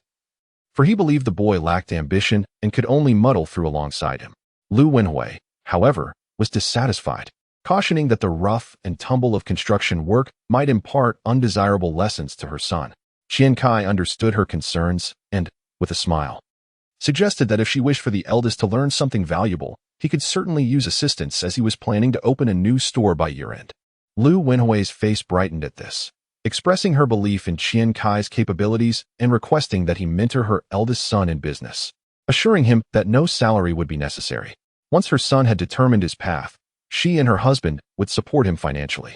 Qian Cai finally agreed, stating he would assist the supermarket's general manager with errands. The manager was an adept individual, previously the district head of Carrefour, and following him promised greater learning opportunities. Despite his busy schedule, his salary would remain unchanged. Lu Wenhui immediately expressed her approval, as this was likely the outcome she desired most. Learning from a savvy businessman would undoubtedly save her from numerous detours. Qian Cai suggested they wait until the elder brother felt ready to commence work, but Lu Wenhui insisted on starting the very next day, expressing her gratitude. The elder Yuan stood up to toast, promptly correcting himself to address Qian as General Qian, declaring that he would henceforth be his subordinate. Qian Cai nodded earnestly, providing directions to the supermarket and instructing him to meet General Manager Yuan Xiao the following day. He would brief him accordingly. As they departed, the third brother, slightly inebriated, embraced Qian Cai and remarked, "Brother, you are not being fair. Such a significant matter as the supermarket does not include me." Qian Cai responded that he should focus on his studies, assuring him that once in university, there would be ample opportunities to earn in Shanghai, with grand plans in store for him. With the Nie family bidding him farewell, Qian Cai boarded a taxi. The following day, Qian Cai visited the store early to collect funds and calculated that he had approximately 300,000 yuan. He met with Yuan Shao at the supermarket, taking along the necessary paperwork to the bank. As he had yet to register a company, he opened a sole proprietorship account using the supermarket's business license, depositing the funds and handing the card to Yuan Shao before returning to the supermarket. Observing the nearly completed renovations, Qian Cai turned to Yuan Shao and inquired about the progress of staff recruitment and training. After a moment's contemplation, Yuan Shao responded that while they could open under duress, given the potential for a bustling opening, it was necessary to recruit some summer interns from local universities to serve as temporary staff. Qian Cai waved his hand dismissively, insisting they not resort to the practices of the restaurant industry. He preferred to expand the employee base to enhance service quality. He emphasized the importance of nurturing talent, as employees could be redirected to new branches in the future. Recalling the previous day's discussion, Qian Cai mentioned that a certain Nie Zishuan would report for duty that afternoon, suggesting Yuan Shao mentor him, given Yu's busy schedule. He proposed that Zishuan undertake errands, with his salary set at the marketing department's base rate, with possibilities for future increments based on performance. Yuan Shao nodded in agreement, noting that he indeed needed assistance in liaising with suppliers. This prompted Qian Cai to inquire about their inventory status. Yuan Shao calculated and replied that, aside from the fresh produce Qian desired, nearly all other supplies had been negotiated, ready for dispatch upon receipt of payment. These were all from his established contacts, who agreed to a 75 prepayment, with a short settlement period of 1 month. What about the profit margins? Qian Cai asked. There is not much room for negotiation on this front, Yuan Shao explained. Most branded products are widely available, including in retail stores. Based on our procurement prices, profit margins range from 18 to 25. Qian Cai calculated briefly for the grand opening discounts. Let us divide it into 2 tiers, an 88 discount for profits exceeding 20 and a 92 discount for those below that threshold. We should also organize a lottery, offering prizes such as rice cookers, grains, oils, and vouchers. Anyone who spends over 300 can enter once, and those who spend over 500 can enter twice. You can calculate the ratios yourself, as we strive to make a remarkable debut on opening day. Yuan Shao felt a wave of relief wash over him and nodded in agreement. This is indeed a substantial discount, and you are quite generous. Qian Cai then calculated the timeline. If the goods can be sold, settling payments will not be an issue. We need to ensure the shelves are fully stocked by the 15th and keep a reserve of 1 million in inventory. Starting today, we can distribute flyers and reach out to various organizations to print shopping cards as giveaways. We plan to have a trial run on August 16th and officially open on the 20th. Yuan Shao began to tally the expenses, the renovation cost, which he gathered gradually, totaled 300,000, with a remaining surplus of over 150,000. Adding this 300,000 brings the total to over 450,000. With 500,000, we can procure 2 million worth of goods, leaving 50,000 for advertising and prizes for the opening lottery. We can open on time as you requested. There are no issues. Qian Cai calculated further and realized that the supermarket has now spent a total of 35 million to open, while still owing 80,000 in rent and 5 million in goods, rendering the finer details unmanageable. The notion of 2 million seemed overly optimistic. We would need several more money printing machines to make it feasible.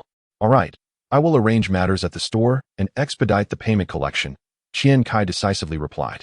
Yuan Shao, a man of action, promptly entered to address the training staff regarding the opening preparations.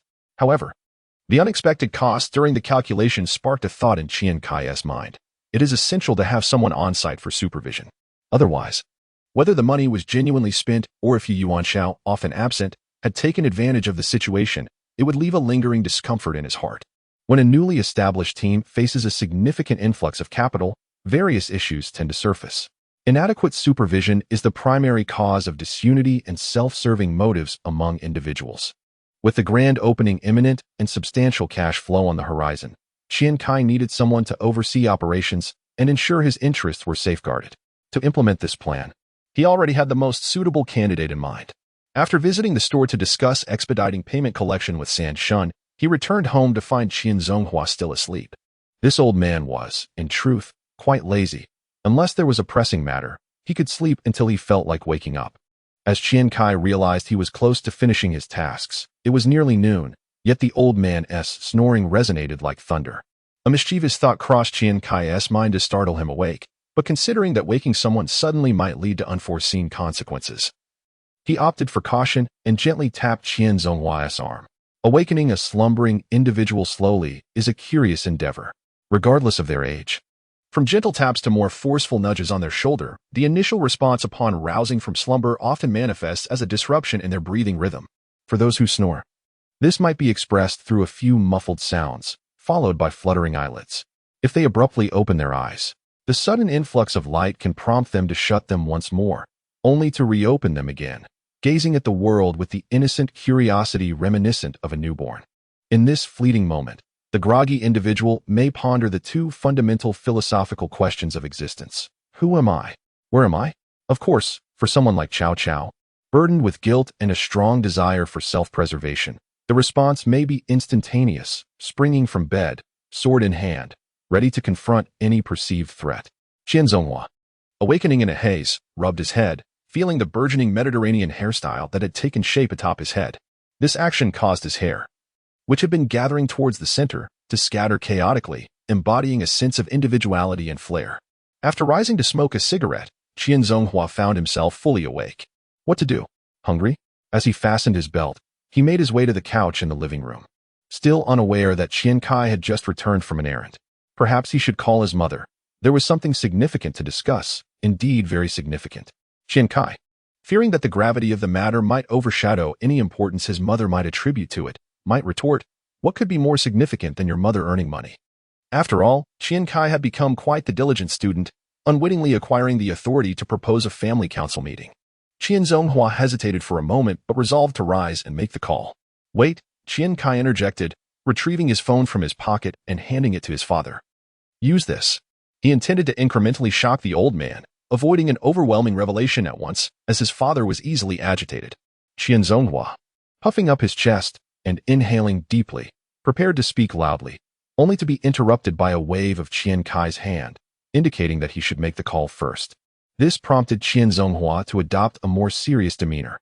After all, the sudden appearance of a relatively inexpensive yet still over 3,000 yuan phone in the hands of a child in a modest household in 2001 was no trivial matter. Thus, whatever Qian Cai deemed worthy of delaying discussion must surely exceed 10,000 yuan in significance. Upon hearing Su Feng's voice on the other end of the line, Qian Zonghua did not need to reveal his identity. He simply stated, "Come back quickly. There is something important regarding Qian Cai." After hanging up, Qian Zonghua was about to inquire further when Qian Cai waved his hand again. Mom will be back to discuss it together. Consequently, Qian Zonghua fell silent, and the two faced each other in a tense standoff, with Qian Zonghua cultivating an atmosphere of silence, brimming with unexpressed anger. At that moment, he resembled a warrior, his hand resting on his belt, exuding the essence of a general who had yet to receive his title, always prepared for battle with a bloodied sword at his side. He was poised to draw his belt at any mention of illicit activities or rumors of a young woman's predicament that Qian Cai might divulge. 20 minutes later, Su Feng, suspecting that something troubling might have transpired, rushed into the scene without even changing her shoes, striding directly into the living room. Sighing with relief, she turned her gaze toward Qian Zonghua. What is going on?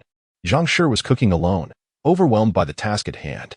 Su Feng appeared anxious and gestured for him to speak quickly. Qian Cai finally spoke up. Mom, how much do you earn in a month?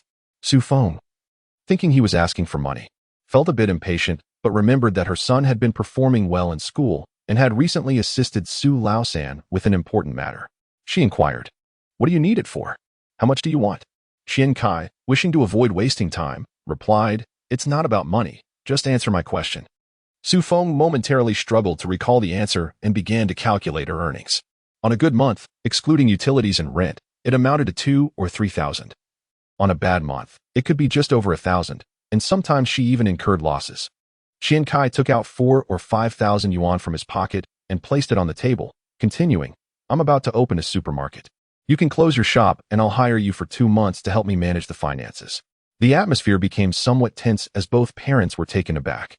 They didn't see Qian Cai as the type to rob a bank, and they struggled to grasp the logic behind his proposal. Consequently, Qian Cai began to explain how he intended to run the stationery business, recounting a narrative similar to Hu Wei's, deliberately omitting any alarming details, except for emphasizing the necessity of a 1,000 yuan startup fund.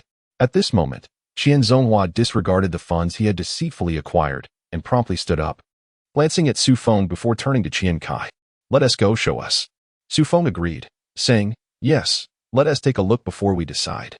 On the way, Qian Cai called his third uncle to validate the legitimacy of his funding sources, opting not to take them to the wholesale store to avoid overthinking the matter. Having run a small business for many years, Su Feng possessed a shrewdness typical of a merchant, capable of discerning many issues. One of the reasons for her openness was to foster a relaxed environment, thus avoiding unnecessary complications. Upon arriving at the supermarket, Qian Cai called out to Yuan and introduced both parties. Yuan nodded at Su Feng, saying, "Hello, sister. I also graduated from Shizipo and was classmates with Su Laosan. He has mentioned you." Hearing this introduction, Su Feng became more serious. Without waiting for Qian Zonghua to speak, she inquired about the store's situation. Qian Zonghua, unable to articulate much about the large business of running a supermarket, could not claim ignorance entirely. However, aside from contributing a name, he was at a loss and could only ask, how much did it cost to open this store? Upon learning that the investment prior to opening had reached 135 million yuan, he felt as if he had hit a brick wall. Su Feng, being far more astute, began questioning the intricacies of the procedures, from the necessary paperwork to business licenses, tobacco and alcohol permits, and sourcing channels, delving into the critical details until the third uncle arrived on the scene. The third uncle provided explanations regarding what he knew until he finished speaking, at which point the couple confirmed that this supermarket indeed belonged to their family. Observing the situation, Qian Cai remarked, "Uncle you can get back to your work now. Ensure that we stick to the opening schedule. My mom will come over starting today to oversee the store in my place." Qian Cai contemplated the phrase exercise regulatory power, deeming it overly rigid and inappropriate. Yuan indeed had a multitude of tasks at hand. After exchanging pleasantries with a few individuals, he busied himself elsewhere. Qian Cai welcomed his parents and his uncle into the reserved office on the first floor, and upon entering, he directly addressed his mother. "As you can see, Mother, I would like you to assist me in overseeing the finances here, primarily to observe, but refrain from overly interfering in the operations. I estimate that the gross profit for the first month will exceed 800,000. Any loss, even a mere fraction of 1%, would be of greater significance than your restaurant. Wouldn't you agree?" Su Feng, who had previously operated a grocery store and was quite resourceful, nodded in agreement. "I will discuss with Master Zhang. We will keep it running if possible, and if not, we can hire someone." Su Feng had toiled for several years over that modest restaurant and was somewhat reluctant to relinquish it. The sudden emergence of this substantial supermarket felt surreal, far less stable than the restaurant she had nurtured. Qian Cai nodded, recognizing the importance of subtlety in this matter. Haste would not serve them well. He then turned to his father. "Father, I did not consult you on this matter, and I regret deceiving you regarding the initial funding. However, as you can see, the business has already taken shape, and we cannot abandon it. 135 million is not something one can accumulate in 100 years without sacrificing everything." He raised his voice, attempting to dismantle Qian Zonghua's last line of defense. Qian Zonghua felt his pride slightly bruised and cleared his throat. "And what about your studies? Are they to be neglected? After all this effort, we have finally seen some progress." As a learned individual, he still struggled with the purpose of education. Qian Cai swiftly quelled his father's concerns. "You need not remind me. You have observed my recent academic performance. I am determined to gain admission to Shanghai Jiaotong University. I will study diligently, but you must grant me a degree of freedom, including the right to stay out late. I can assure you that my academic results will remain unchanged." Shanghai Jiaotong University. Qian Cai reiterated emphatically. "No, the supermarket does not operate at night. What would you do staying out late?" His mother was the first to voice opposition. "You are a young man now, with money. What would you be doing out at night? Chasing after girls? Let me tell you, the world is a dangerous place." Her primary concern was safety. She feared that Qian Cai might squander his money, and, should he encounter misfortune, the thought of being targeted for his wealth was distressing. Her mind raced with possibilities. Standing by, the uncle began to play his part, perceiving the situation with clarity. He believed that Qian Cai's recent acumen rivaled his own. A young man capable of quietly amassing a fortune of over $1 million and possessing future plans would not flaunt his wealth indiscriminately. Thus, he sought to ease the tension. Why create an atmosphere of conflict over such a joyous occasion? Your achievements are commendable, and you are earning money. The child is about to reach adulthood. You cannot control everything. Come, let us find a place to dine and celebrate. That is the main concern. His words subtly reminded them to loosen their grip.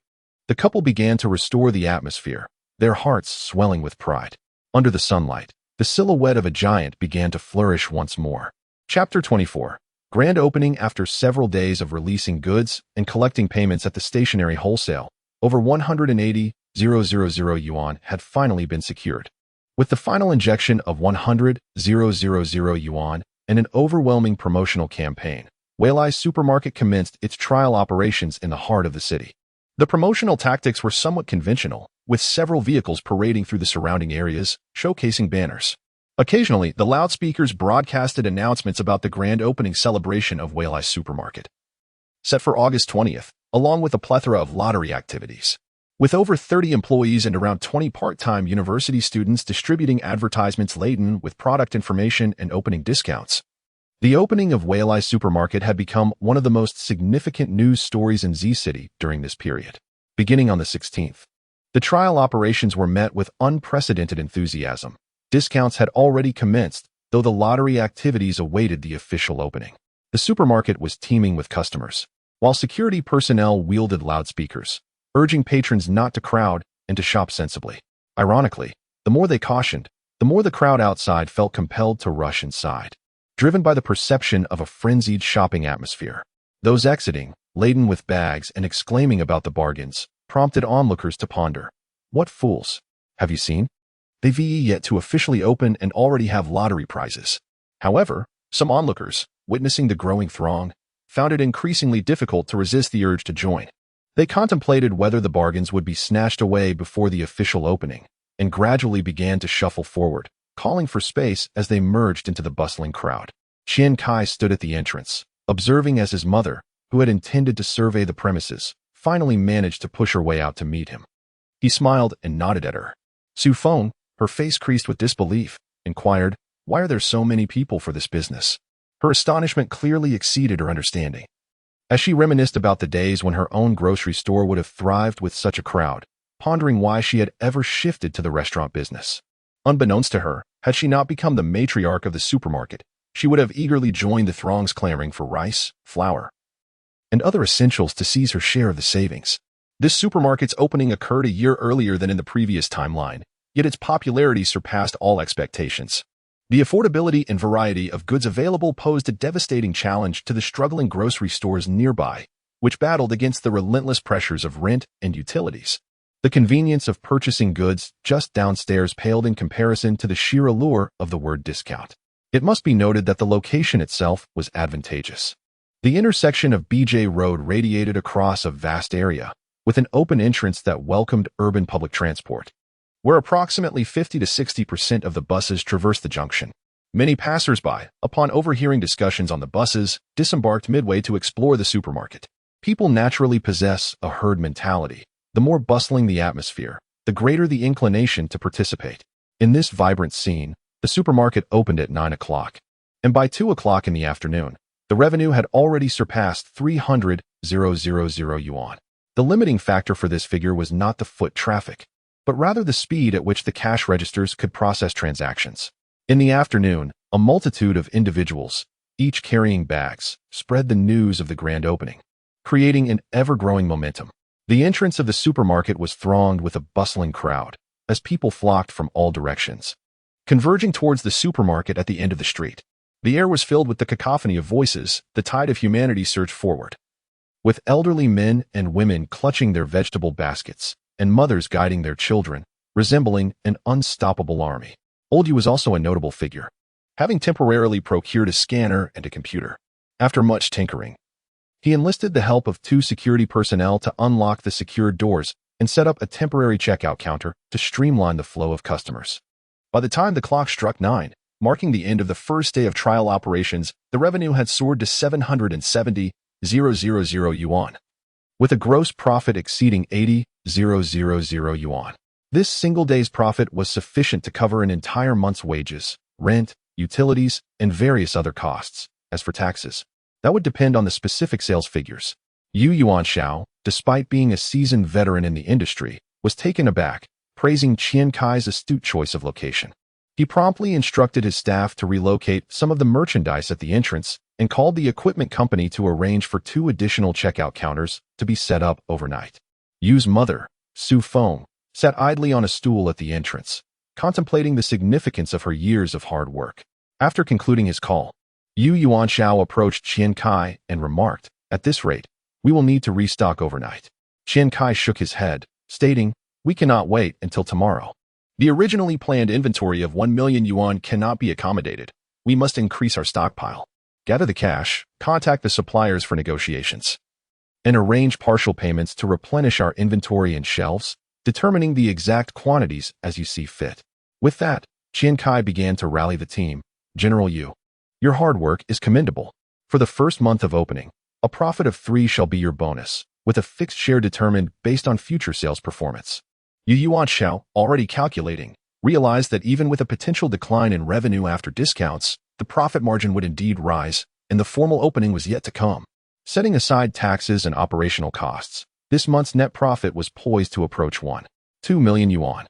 If he were to receive 3, that would amount to 36,000 yuan, equivalent to a lavish 200 square meter apartment in this city. Yuan Xiao was filled with excitement, his spirit invigorated and ready for the challenge ahead. Noticing his enthusiasm, Qian Cai reminded him, "General Yu, this is merely a trial operation. We must not only generate revenue but also identify and rectify issues." Yuan Xiao took a moment to regain his composure, silently commending Qian Cai's clear thinking, and replied earnestly, "Rest assured, Director Qian, I am experienced enough to consider all angles." Qian Cai nodded, and Yuan Xiao turned to depart. On the afternoon of the 18th, he sent a text message to Hu Wei, "The first supermarket named after you opens on your birthday, celebrating your little milestone. Any praise to be offered?" 2 minutes later, a response arrived. "Thank you. The birthday star is very touched." Qian Cai promptly replied, "What gift would you like?" A minute later, the response came, "This is the best gift." On the 20th, the supermarket officially opened its doors, with a lottery booth set up at the entrance, flanked by beautiful hostesses. The MC was poised and ready, and under the recent trend of averaging 600,000 yuan in daily revenue, the atmosphere was charged with excitement. The opening of the Neo supermarket has become a topic of conversation among residents within a 5-kilometer radius, particularly during their commutes home. This establishment has emerged as a phenomenon, attracting the attention of local television and newspaper reporters on its inaugural day, eager to capture the grandeur of the event. Remarkably, the supermarket garnered the highest media exposure in the city without spending a single penny. However, the ever-prudent Mr. Qian had discreetly instructed his assistant, Nie Junxian, to discreetly distribute a generous red envelope to the attending journalists. They left satisfied, each receiving a 200 yuan shopping card, which prompted them to embellish their reports with positive remarks about the supermarket's excellent value and the enthusiastic patronage of local citizens. In preparation for the opening, Yuan Xiao had optimized the checkout structure based on recent experiences and Mr. Qian's guidance, adding 2 checkout counters and installing directional signs in each functional area. They increased the number of shopping carts by 50, established a luggage storage system at the entrance, and implemented a membership and recharge system, complete with a dedicated service desk for members and promotional activities for initial and subsequent recharges. This significantly enhanced procurement efficiency and financial reserves, leading to a remarkable 800,000 yuan in member recharges and 530,000 yuan in member spending on that day, with total cash income reaching 600,000 yuan, resulting in an impressive single-day revenue record of 13 million yuan for the province. However, there were minor setbacks as the member registration system experienced multiple glitches, causing the computers to freeze under extended use. Fortunately, Mr. Qian had foreseen potential issues and connected the data to the internet, creating several hard drive backups. Otherwise, data loss could have led to a catastrophic situation for Mr. Qian. Meanwhile, Hu Wei turned 17. Mr. Qian felt a surge of inexplicable excitement as he witnessed the growth of his former wife's daughter. experiencing a joy akin to that of nurturing a character in a development game. Should he refer to her as a blossoming goddess? Or perhaps a young lady from the Hu family coming into her own? He sent her a message, on the day we meet again in this life, a youthful beauty, like a peach blossom. Shortly after, he received a reply. Is it the graceful young man? Mr. Qian chuckled and responded playfully. Hee hee. A minute later, she texted, what are you chuckling about? He replied, the cabbage has grown, and the wild boar is quite excited. Hu Wei giggled on the other end, as her mother's voice called from a distance. Wei Wei, come here. Everyone is waiting to cut your cake. On August 22nd, after taking 2 days off and returning to school at noon, Mr. Qian sensed an unusual atmosphere in the classroom. As he entered, he noticed a strange demeanor from his classmates. Upon sitting down, he discovered a note tucked away in his desk. Ungrateful dog of a man. His gaze immediately shifted to the source of the note, his classmate, Lao San. Surely, this was a case of Lao San having inadvertently offended a girl, leading to a misplaced note. Lao San approached nervously and whispered, did you provoke Luo Yu from the liberal arts class? Mr. Qian slapped his forehead, realizing the gravity of the situation. Today, the entire 7th class had witnessed an unforgettable scene. Renowned for her demure demeanor, the goddess of the liberal arts class, Luo Yu, stormed to the entrance of the science class after the 2nd period, her spirits visibly ruffled. Inquiring about Qian Cai's location, she emphatically slapped a note onto his desk before departing in a huff. The curiosity of her classmates was piqued as they gathered around the note, their astonishment palpable. It was the quick-witted Lao San who snatched the note away, yet he hesitated to dispose of it, ultimately concealing it in his desk. By the time Qian Cai arrived at school, the incident had already brewed into a scandal, distorted through whispers. With speculations swirling about whether the child Luo Yu had purportedly lost was a boy or a girl. On his right, Lu Yong's gaze seethed with fury. The goddess he had admired throughout their 3 years of middle school had been sullied, and his fragile heart, already battered by Qian Cai's previous examinations, felt on the brink of shattering. Yang, who had recently been rebuffed in her attempts to engage with Qian Cai, wore a subtle expression of melancholy, realizing that this friend had ultimately been claimed by another. Even Shen Wenjie, typically uninterested in gossip, found herself intrigued, casting a puzzled look at Qian Cai. Only Qian Cai himself began to piece together the unfolding drama. Hu Wei's escapades had finally reached Luo Yu's ears. Unlike the science class, the liberal arts students were more attuned to gossip. It was inevitable that someone would relay the news. Given Hu Wei's striking appearance coupled with Qian Cai's companionship, it was easy for Luo Yu to deduce the truth.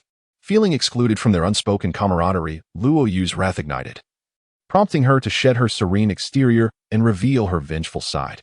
Qian Cai was left with a throbbing headache. While he could dismiss Luo Yu's actions, he knew he had erred, and he was at a loss for how to explain his embrace with Hu Wei. Hu Wei had likely been unsettled by their hug that day, and after a trip to the supermarket, she had forgotten to reach out to Luo Yu.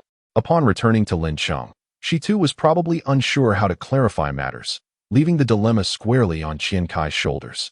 With a calm resolve, he contemplated the situation, realizing he would have to exhibit the less palatable traits of a nouveau riche.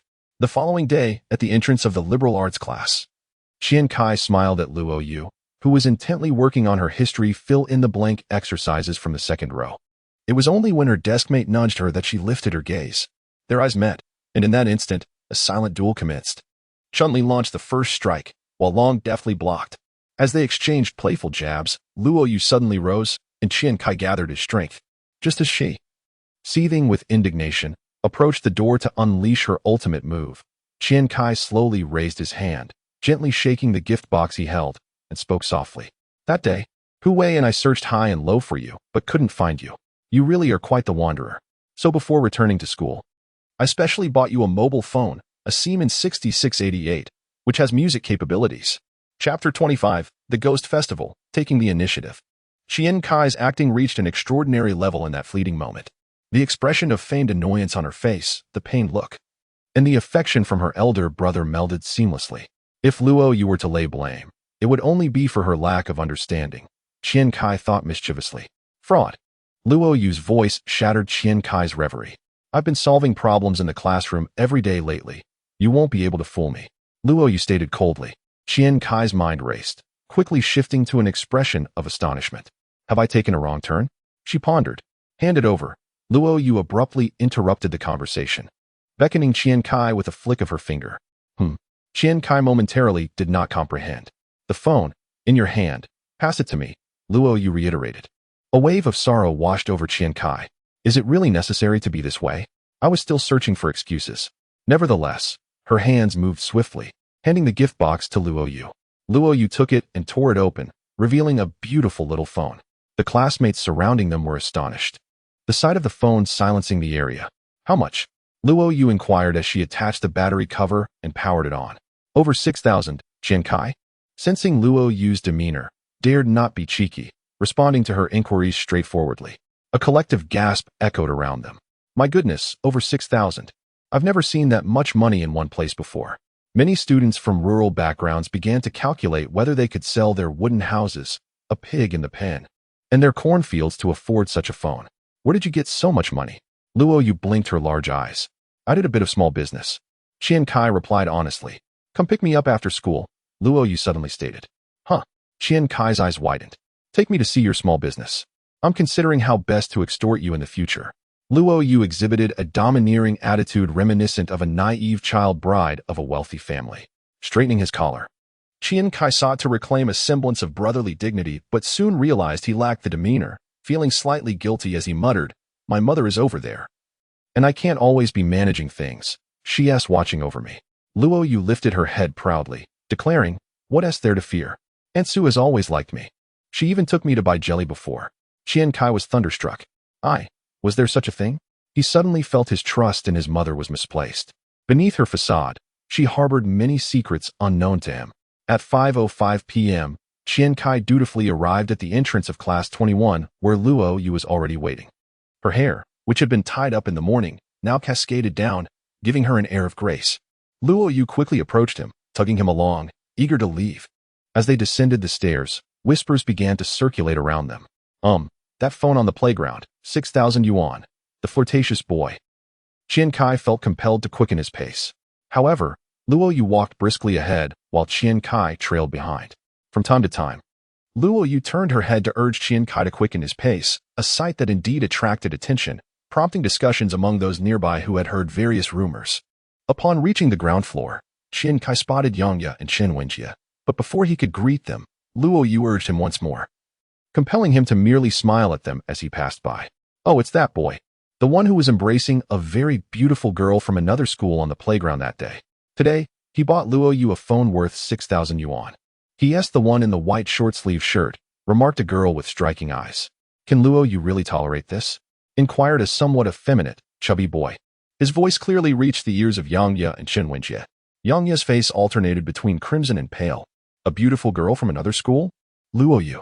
Does his family possess such wealth? I had no idea before. It seems he has never mentioned this to us, not even to Nie Junlin. Could you help me with that? And this, Luo Yu exclaimed, pushing a small cart as she excitedly surveyed her family's supermarket, selecting various snacks. Qian Cai followed behind, resigned. Luo Yu was elated upon seeing the supermarket. She had heard of its renown. And the fact that it was managed by Qian Cai meant she could freely indulge without worrying about his financial status. However, when she glanced at the supermarket sign, her gaze momentarily faltered as she looked at Qian Cai, before she regained her previous enthusiasm. Su Feng approached, warmly greeting Luo Yu and inquiring if her mother had come. She then advised Qian Cai to allow little Luo Yu to pick out some tasty treats, noting how the young girl was becoming increasingly lovely. Luo Yu sweetly replied, Aunt Su, you're looking more beautiful too. Your hair looks stunning, which further brightened Su Feng's smile.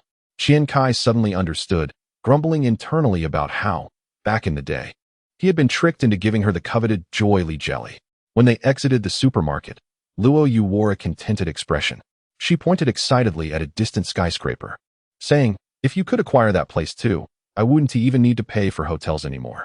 Qian Cai followed her gaze and became momentarily speechless. Dear Aunt, that is the Industrial and Commercial Bank building.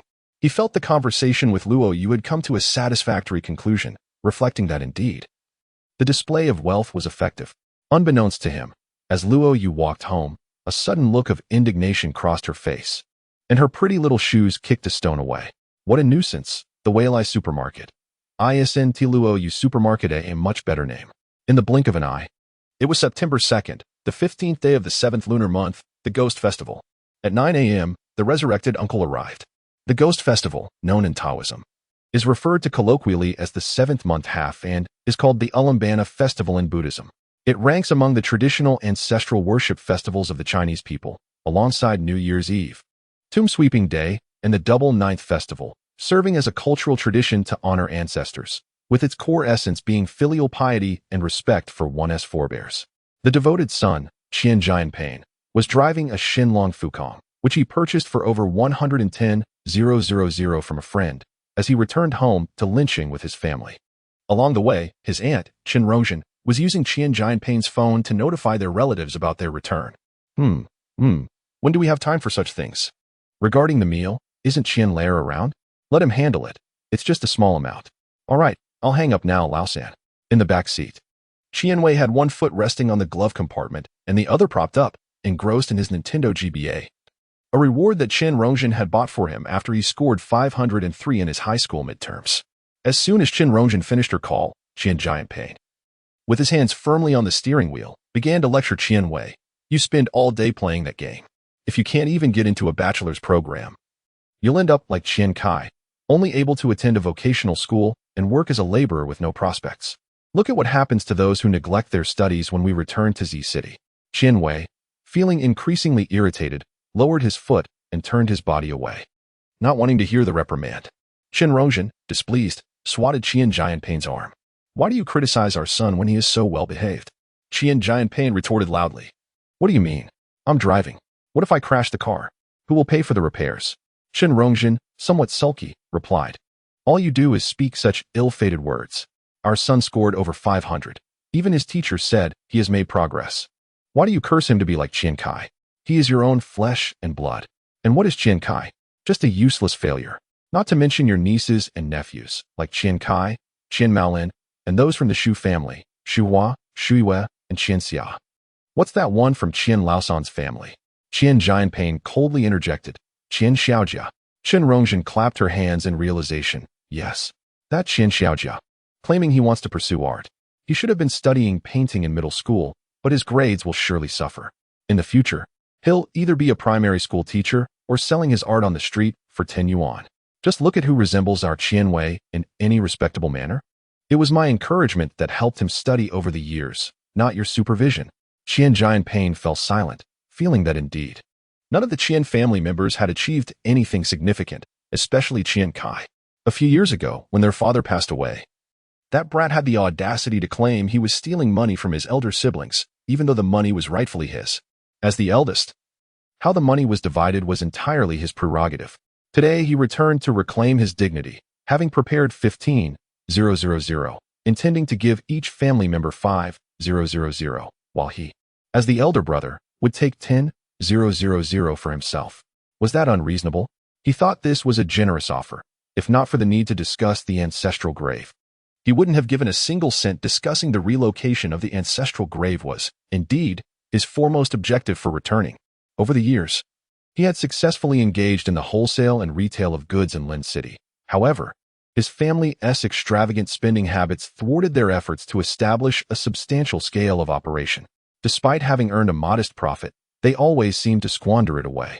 He had even spent 2,000 yuan to consult a renowned fortune teller in Lin City, who proclaimed that his destiny was muddled by conflicting financial stars and lacked a treasury of wealth, thus necessitating the relocation of their ancestral grave to ensure the family's prosperity.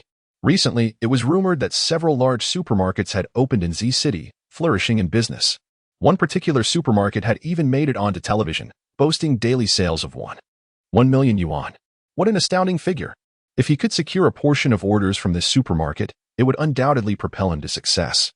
He had also inquired among friends about a former executive of Carrefour, who hailed from his hometown of Shizipo Town, which was quite nearby. Upon returning to Z City, he intended to seek out this individual in hopes of exploring potential opportunities. Chapter 26. Ancestral Worship. When Qian Cai's family arrived at their ancestral home in Banjiao Town, the Qian family, comprising Qian Zonghua, Qian Yawu, and Qian Yuan, totaling 11 individuals, had already gathered. Additionally, 2 cousins from their great-uncle's house in the countryside were present, as they all shared the same ancestor and planned to pay their respects together. After disembarking from the vehicle, Qian Cai ambled with his hands clasped behind his back, awaiting greetings from each family member. With the elder generation now absent, his elder brother exuded an air of authority, while Qian Rongzhen took the initiative to greet several families, albeit with an equally commanding presence, clutching her handbag. The younger members of the family were of similar ages, with Qian Wei, the eldest among them, nearly 4 months older than Qian Cai, both of whom were in their final year of high school. Xu Yu and Xu Hua, twins from their aunt's family, were also present, addressing each other simply by their names, now both in their first year of high school. Qian Maolin and Qian Shaojia were from their third uncle's family. Qian Maolin was the elder brother in his second year of high school, while Qian Shaojia, his younger sister, was in her second year of middle school. Qian Wei, having reached adulthood, now embodied the demeanor of a young leader, refraining from engaging with his younger cousins. Before the family's relocation to Linqing, the cousins had shared a close bond, with Qian Wei and Qian Cai even being classmates. However, the dynamic shifted after Qian Jianping left his position as a department head at the textile factory to pursue business, often speaking condescendingly about the meager salaries of his relatives.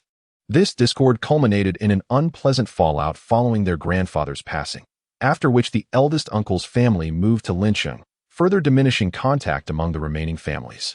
Once a mischievous child and the leader of his peers, Qian Cai had seen a decline in his standing as he matured, with increasing comparisons among the cousins. Despite Qian Zonghua holding the title of vice principal, he wielded little influence at the school, which was not particularly prestigious, and he was averse to soliciting favors. He had been unable to assist his children with their studies, and his mother Su Feng's small restaurant lacked vitality, contributing to a lower status within the family hierarchy. Qian Maolin, exhibiting maturity beyond his years, approached Qian Cai and greeted him. "Cai Ge, I noticed you arrived early today. What mode of transportation did you take?" "Oh, we took a taxi," Qian Cai replied, somewhat distracted by the sight of Qian Jianping's self-important demeanor. "A taxi? Isn't that rather expensive?" Qian Maolin inquired, astonished, knowing that a cab ride to the town would typically cost at least a couple of hundred yuan. "Not at all, it was discounted," Qian Cai retorted. Having received a call from Yuan Shao earlier that morning, which had led him to unwittingly mention supermarket discounts, Qian Wei, who had been silent until now, could not resist teasing him. "Haha, a discount on a taxi? I've never heard of such a thing." He then turned to Qian Rongzhen, who was not far away, and called out, "Mom, Qian Cai claims they took a taxi here, and that it was discounted." Qian Rongzhen chimed in, "Qian Cai, when will you learn to curb that loose tongue of yours? There are so many elders present." Qian Rongzhen has long been troubled by Qian Cai's accusation that Qian Jianping embezzled money. When the opportunity arose, she did not hesitate to launch a scathing reproach. Qian Zonghua and Su Feng, who preferred to maintain a low profile, had not engaged much with others, but upon hearing this, they felt somewhat embarrassed. Su Feng promptly interjected, "We actually took a taxi here today." Qian Cai was not mistaken. Qian Jianping then chimed in, "Su Feng, this is something that needs to be addressed. You too. When a teacher earning a meager salary and the other running a small business with little success still choose to spend money on taxis, how can you afford it? A single ride likely costs a couple of hundred, right? My fuel and tolls from Linqing only amount to 200. With such extravagant spending, how will you ever save to pay Qian Cai a high fee in the future?" His words effectively chastised the entire family, elevating his own status as the one who drove. At this moment, Qian Cai felt a surge of anger rising. But since they were in their hometown and planned to visit Grandpa on the mountain soon, he managed to keep his tone calm, saying, "Uncle, you keep insisting I will pay a high fee. How can you be so certain? You must know your own capabilities. My Weiwei scored 503 in the final exam.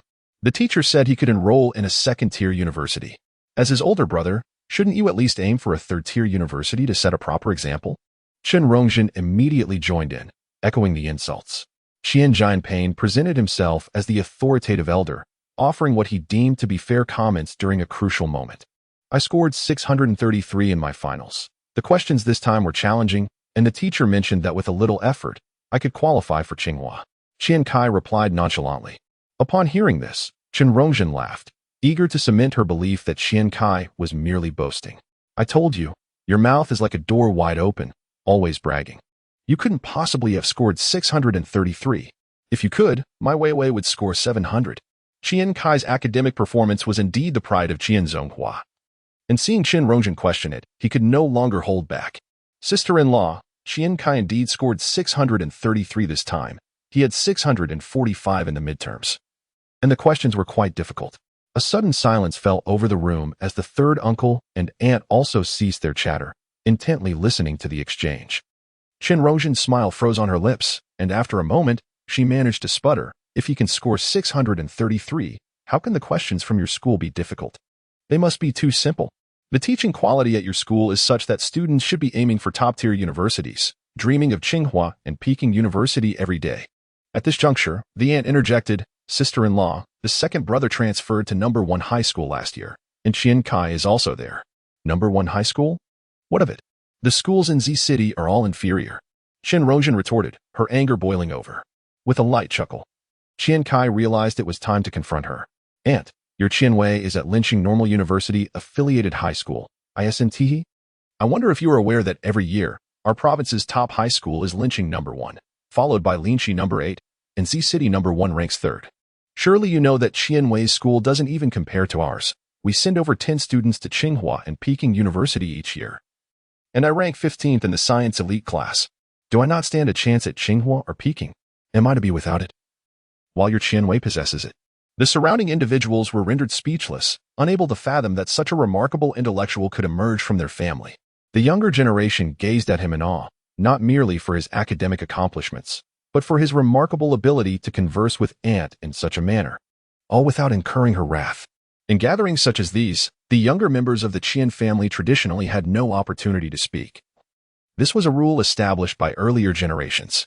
While Qian Jianping upheld other commendable traditions, such as assisting impoverished relatives and fostering unity and fairness, he adamantly enforced the hierarchy of seniority.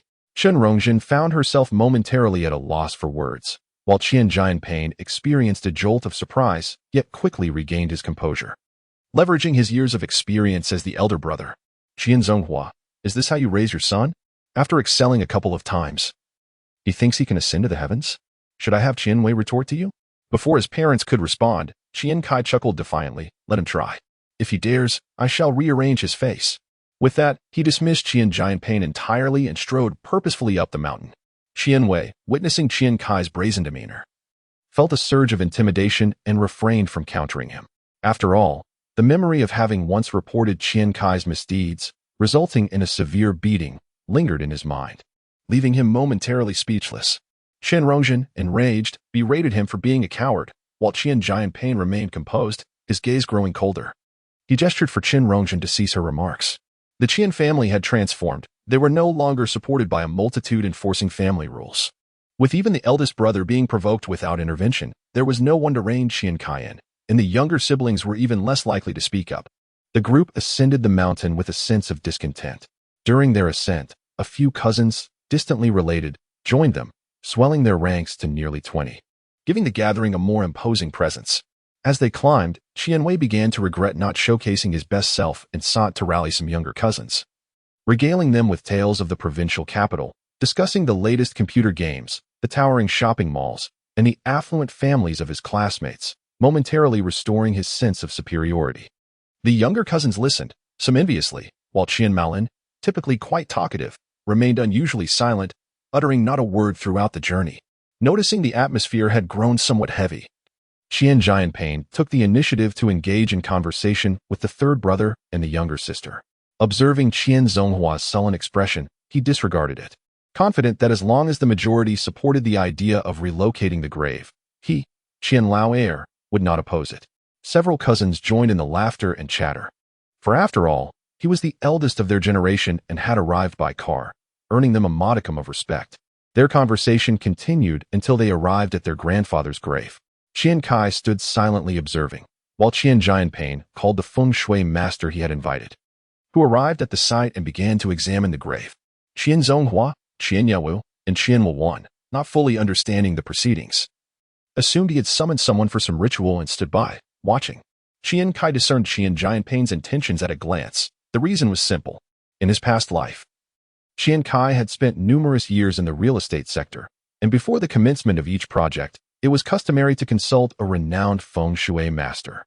Not only was Qian Cai aware of these practices, but he could also perceive that this particular master lacked competence. The man merely circled the grave to assess its orientation, neglecting to examine the earth beneath his feet. Feng shui, after all, is fundamentally rooted in the land itself. one must consider the soil's moisture and color. Yet this master seemed oblivious to such nuances, likely a charlatan. After a moment of observation, the feng shui master leaned in to whisper a few words to Qian Jianping before departing. Qian Jianping maintained an impassive smile, while Qian Cai swiftly withdrew from the crowd's gaze, turning to wander off. Once out of sight, he broke into a run, quickly catching up with the feng shui master. Upon Qian Cai's return, a cousin from the countryside, knowledgeable about the rites, had already taken on the role of officiant, directing the gathering to offer sacrifices, light incense, and kneel in reverence. Qian Zonghua was searching for Qian Cai and, upon seeing him return, hastily pulled him to join in the bowing. Several women were unable to partake in the rituals and stood off to the side, engaged in idle chatter. As Qian Cai gazed at the grave before him, a flood of memories washed over him. His grandfather had been exceptionally kind to him during his lifetime, not merely in the conventional sense of grandparental affection, but rather as a playful companion. His grandfather, possessing a youthful spirit, had shared countless stories from their family's past. In his youth, his grandfather was a notable figure within a radius of several dozen kilometers. His great-grandfather, Qian Cai's ancestor, was likely a prominent leader of a fraternity known for its camaraderie and integrity, referred to locally as Pao Ge. This brotherhood espoused principles of loyalty and honor, ensuring that no one acted deceitfully. Thus, his great-grandfather had extended much goodwill to others. The fraternity was divided into clear water Pao Ge and murky water Pao Ge, with the former consisting of families with stable incomes. His great-grandfather belonged to the esteemed class of clear water Pao Ge, which earned his grandfather the local title of young master. His grandfather delighted in teaching him the gestures of the fraternity, perhaps believing that Qian Cai's spirited nature suited the role of a highwayman. Later, his grandfather was incarcerated but miraculously survived several years in confinement before being released. A shrewd man, he had hidden over 20 gold bars within a dilapidated cupboard in the countryside prior to his imprisonment.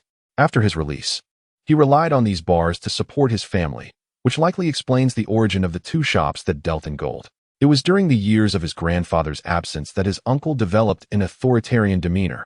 After a considerable interval, the rites concluded, and the group prepared to descend the mountain for a meal. The dining venue had been arranged by Qian Cai through Su Feng. With his older brother absent from the locality, the arrangements were primarily the responsibility of his second brother. However, should the expenses prove substantial, the cost would be shared among all. Qian Cai felt relieved that he had chosen a familiar establishment. Otherwise, the aftermath of the gathering could have been uncertain. During the return journey, Qian Jianping summoned Qian Yawu and Qian Wuwan to the vehicle, indicating that he had matters to discuss. He instructed the others to take the passenger bus, and neither the uncle nor the aunt voiced any objections, choosing instead to accompany the Qian family. Two cousins from the second grandfather's family also joined, bringing along several children. At this moment, Qian Wei felt a sense of superiority, wearing a proud expression as he boarded the small vehicle. Upon arriving back at the restaurant, they discovered that their room number was 888, which elicited praise for Su Feng's organizational skills. Su Feng promptly explained that the establishment was owned by the mother of one of Qian Cai's classmates, and their primary concern was to enjoy their meal and drinks.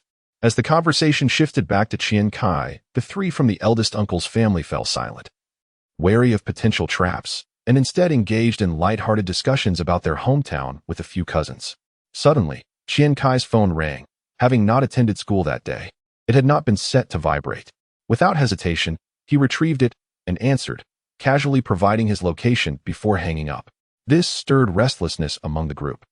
Aside from Qian Jianping, none possessed such a luxurious device, not that they couldn't afford it, but rather, Qian Rongzhen had spent her days at home, deeming a mobile phone unnecessary. Qian Wei wore an expression of grievance, having been spoiled since childhood, and boldly remarked, "Mom, he has one. Why won't you buy me one?"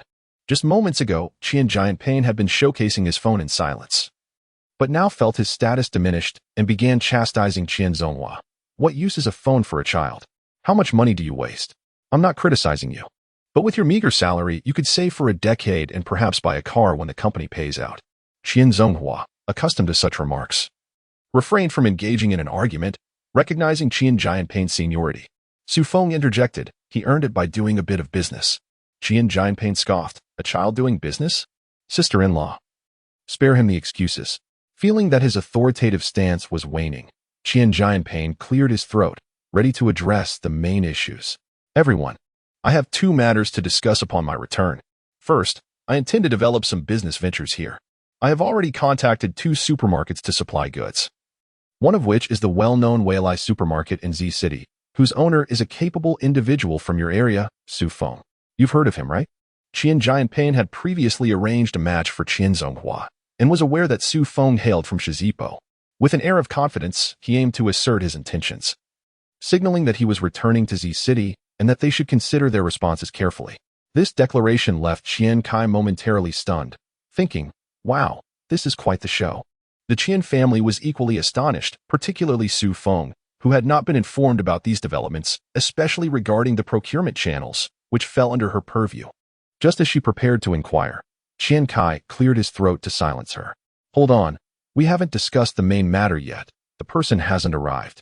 Seeing that everyone had quieted down to listen intently, and Su Feng remained silent, likely unfamiliar with the situation, Qian Jianping continued.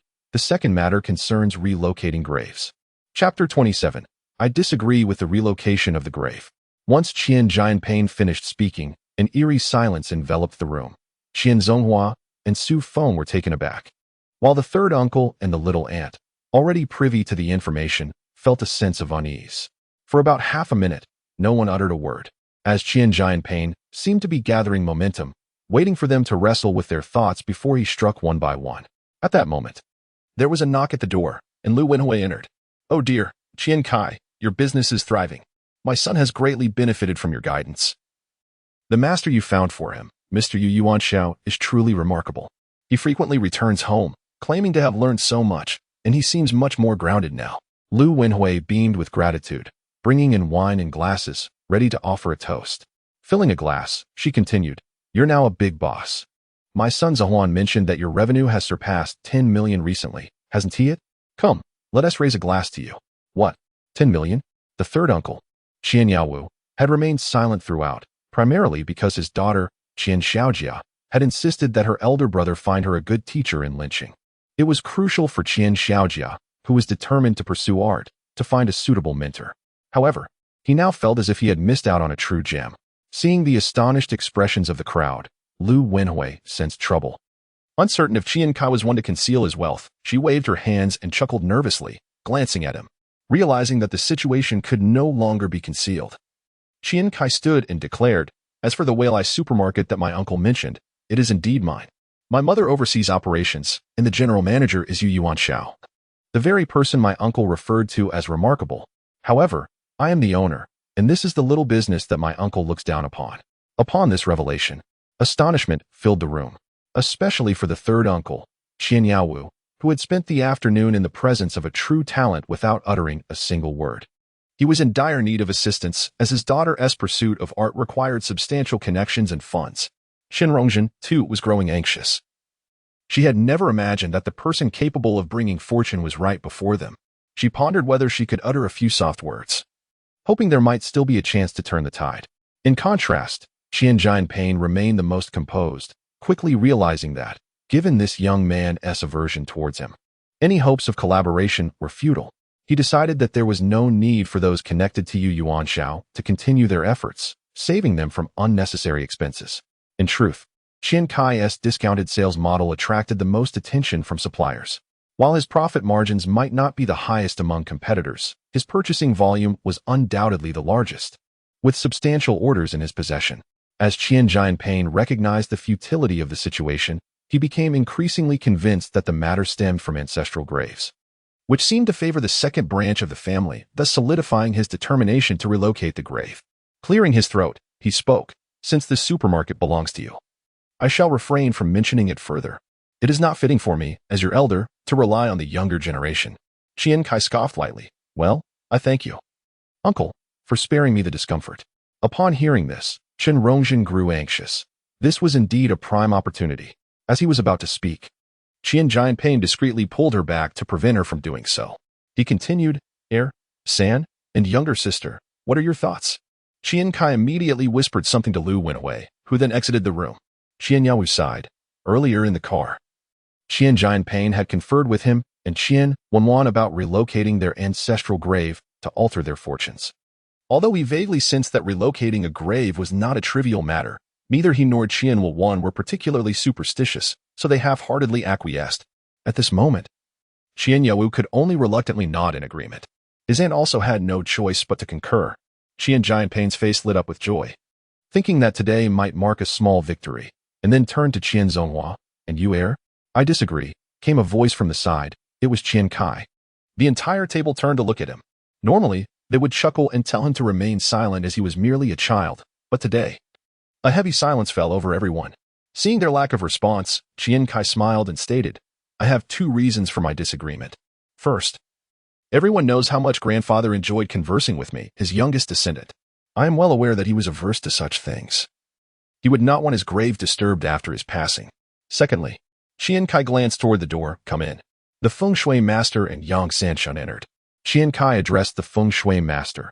"Tell us what he said to you today," and gestured towards Qian Jianping. Qian Jianping's expression shifted, and he attempted to intervene. But the feng shui master was straightforward and began speaking rapidly. "He told me he wanted to alter his fortune, claiming that his destiny was mixed and incapable of gathering wealth. He wishes to relocate the grave for this purpose. I advised him that such a relocation might adversely affect his siblings, to which he responded that it was fine as long as his family's fortunes were preserved." Upon hearing this, the crowd was taken aback. They had not anticipated that the eldest brother, who was typically domineering, would show such disregard for the bonds of brotherhood. Qian Jianping, incensed, slammed his hand on the table and pointed at the feng shui master. "He is deceiving you. This little scoundrel has hired someone to trick you." However, the feng shui master, unperturbed, calmly retorted, "Since you believe in this, then let us wager a curse with the ancestral deity. Whoever tells a falsehood shall have their entire family perish. Is that acceptable?" Qian Cai chuckled, realizing that this master adhered to a code of ethics. His money had not been wasted. Qian Jianping was momentarily at a loss for words. As a businessman, even if he did not hold superstitions, he had his reservations and could not risk such a bet. Even disregarding that, challenging a fortune teller to a wager would surely become a source of ridicule. The onlookers had begun to form their judgments. Several uncles exchanged glances and, accompanied by their families, chose to depart. At this point, Qian Jianping had lost both face and stature, but he pressed on, banging the table again and bellowing, "I am the eldest brother. If I say the old man's grave must be moved, then it shall be moved." He then pointed at Qian Zonghua and added, "You've raised a fine son. He is nothing but a calamity." Su Feng also stood up, directing his gaze towards Qian Zonghua, and inquired, "He speaks of your son. Will you not respond?" Qian Zonghua sighed, realizing that perhaps this family could no longer be held together. He rose and uttered a single word, "Leave." Qian Cai observed that the others were nearly ready to depart and nodded, saying, "You may go. Once you do, I shall have the freedom to act." Qian Zonghua hesitated momentarily, but Su Feng tugged at him, and together they exited the room. At that moment, Qian Cai felt liberated and, disregarding the presence of his uncle and aunt, stood up and pointed an accusatory finger at Qian Jianping. "Qian Jianping, I have long held a disdain for you. The despicable acts your family has committed against me need not be detailed. I will be candid. My decision to open this supermarket is, at least in part, due to you. You had best pray to the gods you revere that I do not expand this supermarket into lynching. Otherwise, do not expect to merely savor meat. I shall ensure you are deprived of even broth." The expression on Qian Jianping's face fluctuated between anger and disbelief. For Qian Cai's words struck at his very core. Qian Cai revealed his more savage nature, sneering as he continued, "Moreover, this ancestral grave is not yours to claim. It belongs to all of us, and should anyone dare to disturb it, I shall confront them, one by one."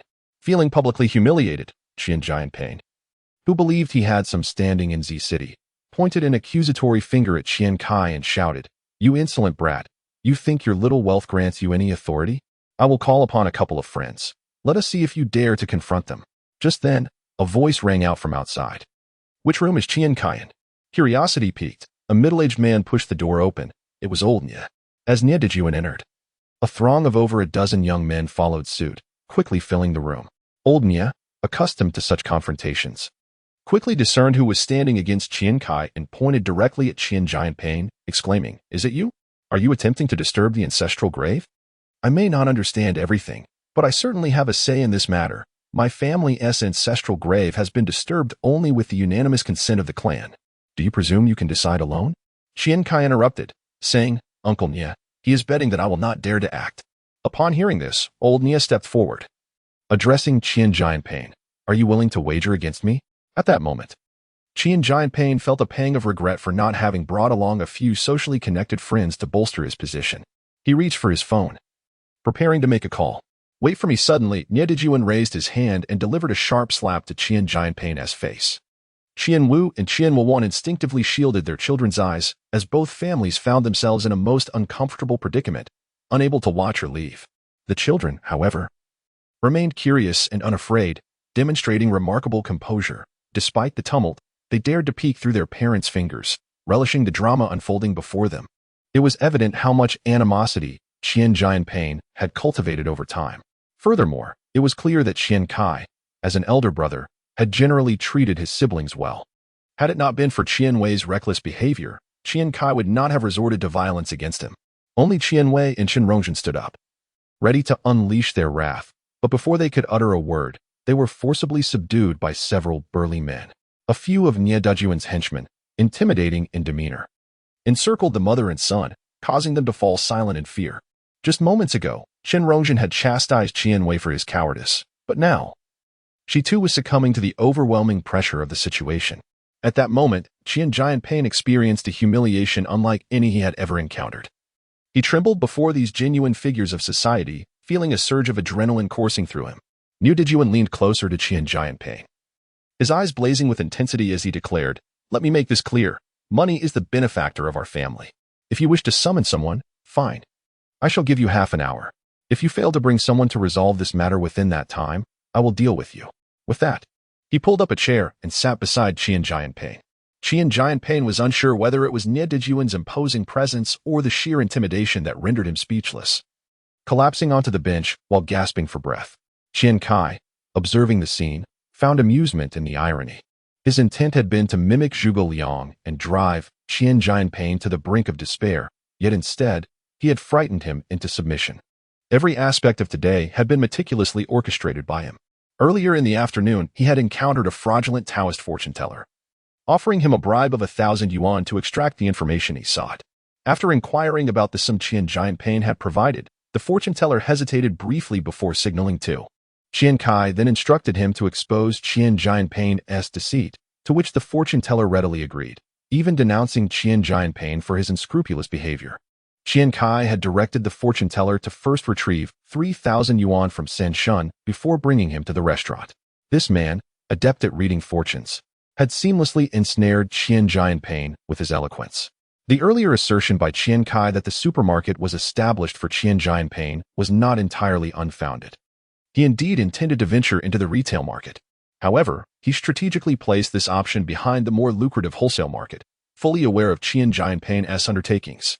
Had he not disrupted the natural course of events, Qian Jianping would have likely returned to Z City the following year, gradually securing supply channels for several supermarkets, which would have only emboldened him further. Moreover, 3 months prior, he had confided in Hu Wei about his desire for vengeance, and he was resolute in seeing it through. He envisioned selling water, bottled water, and beverages, understanding that something as simple as a bottle of water could sustain multiple affluent individuals. This endeavor required a vast sales network, and he had several avenues to explore. First, streamlining the wholesale market. Second, leveraging existing retail channels. Third, targeting sports venues. And fourth, exploring fast food outlets. Mastering these channels would yield significant profits, transforming every bottle of water or beverage in his possession into a lucrative opportunity. He also contemplated online retail, though he deemed it premature. However, selling water was merely a means to ensure the substantial cash flow he required. He harbored even grander ambitions. For 10 minutes, Qian Jianping refrained from reaching for his phone to call for assistance, fearing that summoning his associates from the underworld would only exacerbate the situation with Yuan, leading to further beatings. Qian Cai found the situation rather tedious. With a resigned sigh, he pulled Yuan out. Upon exiting the restaurant, a significant burden seemed to lift from his heart. Turning to Yuan, he expressed his gratitude. "Uncle Nia, I truly appreciate your assistance in this matter." Old Nia erupted into hearty laughter, wrapping an arm around Qian Cai's shoulders. "Why such formality?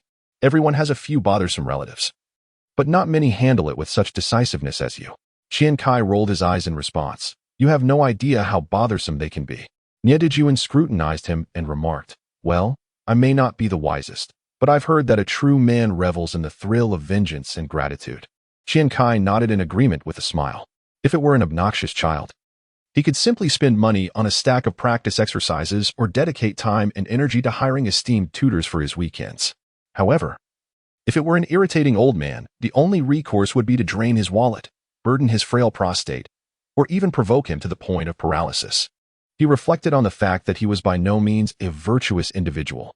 Rather, he was someone who reveled in baser amusements. Chapter 28. The layout on September 5th.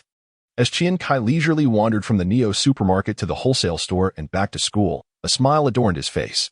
After just 20 days of operation, the store had generated an impressive revenue of 520,000, while the supermarket amassed wealth, 2 million. Although sales experienced a slight decline following the conclusion of discount promotions, they stabilized at a commendable daily average of 300,000 to 400,000, with the gross profit margin rising to approximately 20%. In the initial 20 days, the average gross profit margin stood at 13%, yielding over 158 million in gross profit. After accounting for store expenses and the share owed to Yuan Xiao, Qian Cai retained over 1 million, prompting him to transfer 400,000 to his third uncle. With the remaining funds, his bank balance now boasted 22 million, officially marking him as a millionaire. With the supermarket entering a phase of stability, Qian Cai promptly arranged for Yuan Xiao to expedite the recruitment of talent, aiming to cultivate the next generation of personnel required for future branches. He promised Yuan Xiao a 3% profit share from the next store, which elicited a joyous response. The training approach was straightforward, a shift system where 2 groups of employees would work simultaneously, with seasoned staff mentoring newcomers. The location for the next store was designated Wanshou Road, Qingya Plaza. Negotiations for leasing would commence immediately, ensuring that construction could begin without delay. Aiming for a grand opening by early November, Qian Cai had already outlined the subsequent plan to Yuan Xiao to establish 3 stores in Z City by December. The primary challenge lay in sourcing talent. A bustling store served as a crucible for training individuals, allowing them to swiftly adapt to a frenetic pace.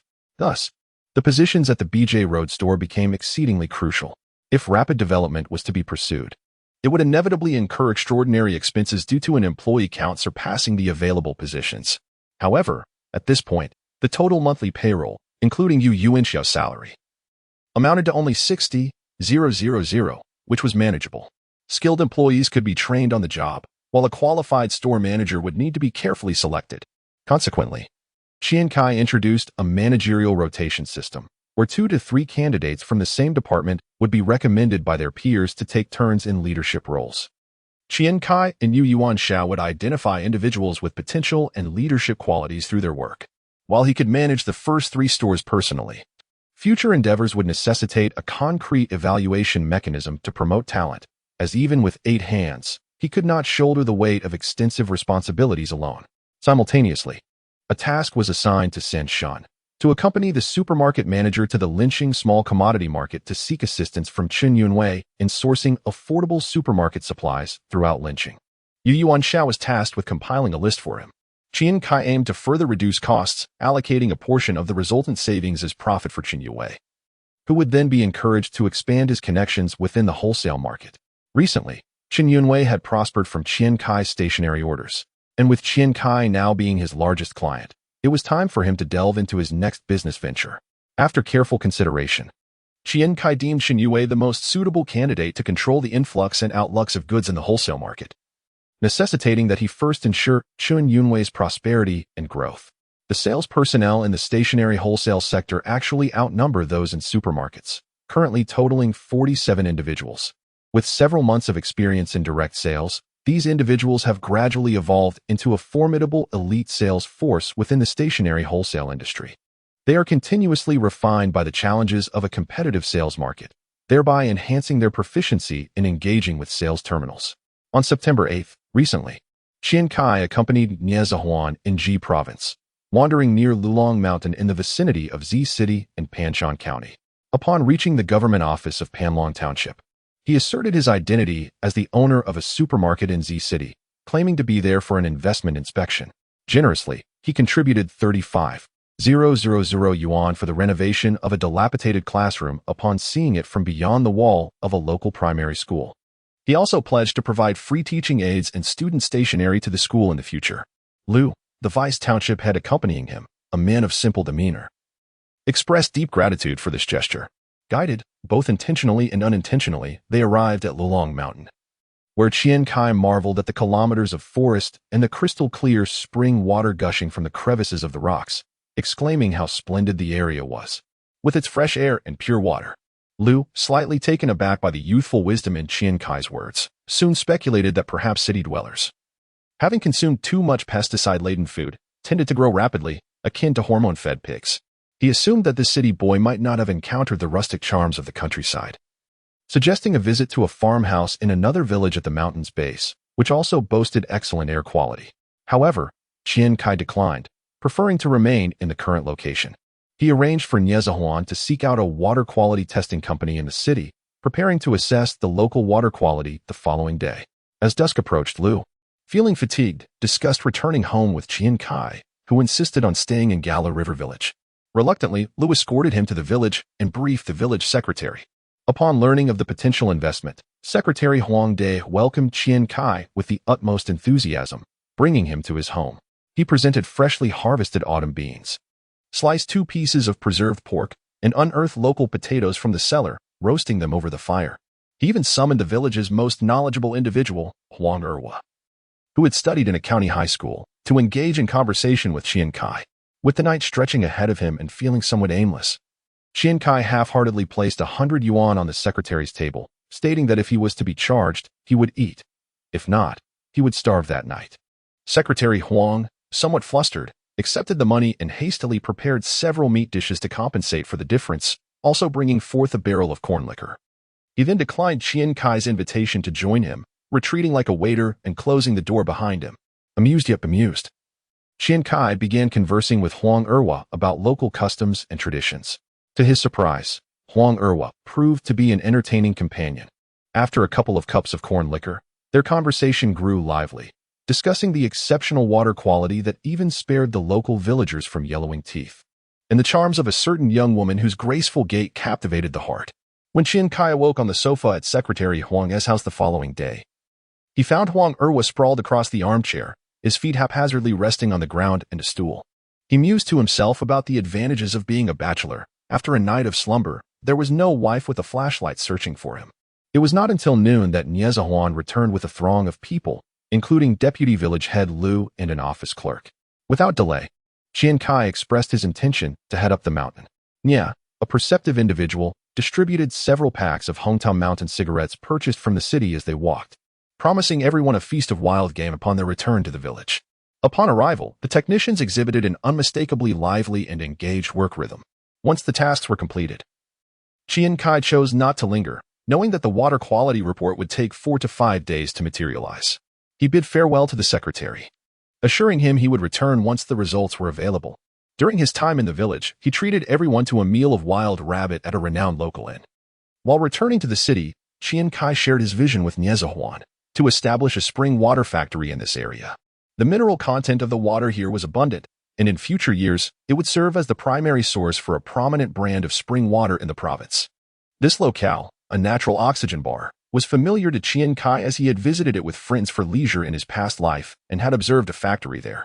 If the water quality remained consistent over the next 2 decades, this would be the finest and sufficiently voluminous water source available in Ji province. This information disparity would save Qian Cai considerable effort and expenditure in the preliminary stages of factory construction. He had already researched that the production process was not particularly complex. It involved pumping water, storing it in tanks, filtering, purifying, and then bottling. The factory could be built on the original site of the previous factory, although the area currently required some renovation. The challenges lay in the design, marketing, sales, brand image establishment, and regulatory compliance. Obtaining production, sanitation, and water extraction permits would be straightforward. The only significant hurdle was acquiring the mining permit, which necessitated substantial documentation to be submitted to the Provincial Land Bureau. This task might require the formation of a dedicated team. This was the primary reason Qian Cai had brought Huan along. He envisioned Nia leading this endeavor. He showed him the spring source, familiarized him with local conditions, and entrusted him with 200,000 to recruit a team, emphasizing the need to finalize the necessary permits within 2 months. As Yuan sat on the return bus, absorbing Qian Cai's plans, he felt somewhat bewildered. Could these tasks truly be managed by someone as inexperienced as himself? Qian Cai, while cleaning dirt from under his nails, reassured him, for specialized matters, one should seek professionals. Your role is to allocate funds and recruit personnel while overseeing progress. When the initial funds are depleted, I will have the means to provide further support. Your immediate task is to assemble the technical team. Aunt Lu has encouraged me to mentor you. If you can accomplish this, you will be on the brink of independence. In the future, you may not need to rely on your family for entrepreneurial endeavors. I will ensure you are positioned appropriately. Upon hearing this, Yuan nervously rubbed his hands together, finally grasping the significance of this journey. After a moment of contemplation, he replied, "Rest assured, if I fail to accomplish this, I will sell the family's earth-moving site to facilitate the necessary permits." Qian Cai chuckled, remarking that it was not as daunting as it seemed. "We have already identified the finest water source, and I surmise there will be no issues regarding national standards. What remains is merely the submission of some reports, procedural matters that can be navigated with the necessary expenditure. You should persuade your father to sell the land for excavation. For in the future, Junlin may very well take up residence in my home, relying on me for sustenance." Qian Cai recalled the antics of his previous life, where the third brother would accompany him to Shanghai, indulging in food and drink, and he felt a wave of dismay. In this lifetime, he resolved never to let the third brother discover the direction of his home. Qian Cai thought fiercely. Chapter 29, A French Culinary Date, September 14th, City Z. Since returning to school on the 9th, Qian Cai has remarkably refrained from taking any leave. Apart from exchanging messages with Hu Wei to report on recent developments, he has hardly lost focus. He has come to realize that immersing oneself in study is not merely a matter of intention. It took him half a day just to refocus his thoughts and readjust to the academic environment. Each time Yuan called, he could only spare 10 minutes during class breaks to respond, leaving behind an unfinished conversation with the abrupt remark that he had to attend class, leaving Yuan momentarily stunned. In those moments, Yuan would often find herself touching the supermarket wall, pondering whether the establishment was constructed from Lego bricks. The new store manager, selected by Yuan, is a university student named Su Enming, recruited over 3 months ago. He possesses a keen intellect and displays a certain audacity in his work, earning the respect of others.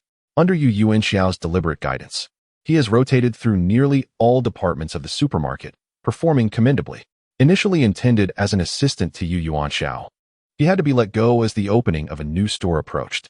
Since the rental agreement was finalized on the 12th and work commenced, Yuan has set her sights on the target of a third store. This endeavor can no longer rely solely on Qian Cai, who has recently indicated a willingness to step back. To ensure the timely opening of the third store, she must strategize using the most suitable existing locations. Ultimately, they settled on a large appliance mall in the southern district that is preparing to relocate, covering approximately 3,000 square meters. The current layout is ideally suited for conversion into a supermarket. The area enjoys a high foot traffic volume and is distanced from the 2 existing stores, thereby avoiding competition. Following Qian Cai's confirmation, negotiations have commenced.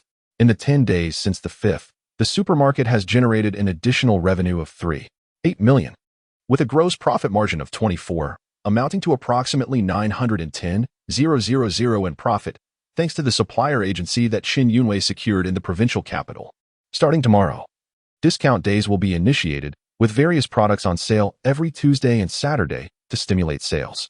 Qian Cai has informed her that the mineral water factory has been scheduled for Yuan to handle the necessary procedures, with construction expected to commence next month.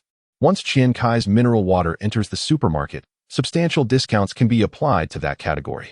Of course, the mineral water factory and the supermarket are 2 independent entities, akin to a wholesale market, capable of mutual collaboration while maintaining separate accounts. Otherwise, issues of unclear responsibilities and mutual blame could arise. Currently, Qian Cai has no plans to attract investment, as this would impede her decision-making. By choosing the industry with the highest cash flow, she seeks to avoid external control. Her motivation for entering this field stems from the oppressive tactics of Hu Wei's aunt in her previous life. At that time, the aunt merely made a call to the bank while Qian Cai was attempting to secure a loan for a residential project. subsequently enlisting two nearby real estate companies to pressure and undercut her for 3 months, effectively cornering her. It was then that she became acutely aware of her own insignificance when contending with political forces. Her adversaries needed only to employ commercial strategies to easily crush her. He also grasped another profound truth. The strength of one's own fist is the ultimate truth. If one overly relies on loans when the day of reckoning arrives, there may be no time left to react. Meanwhile, after 2 weeks, the surplus stock in the back-to-school stationery market has finally begun to yield a substantial return. Within 10 days, the returns from 3 cities have reached an impressive 970,000.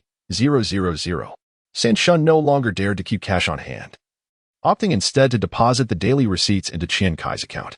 Qian Cai has now become a VIP client at ICBC with a balance of $277 million. Yesterday, he received an inquiry about whether he would like to upgrade to a platinum card, seeking a long-term deposit partnership.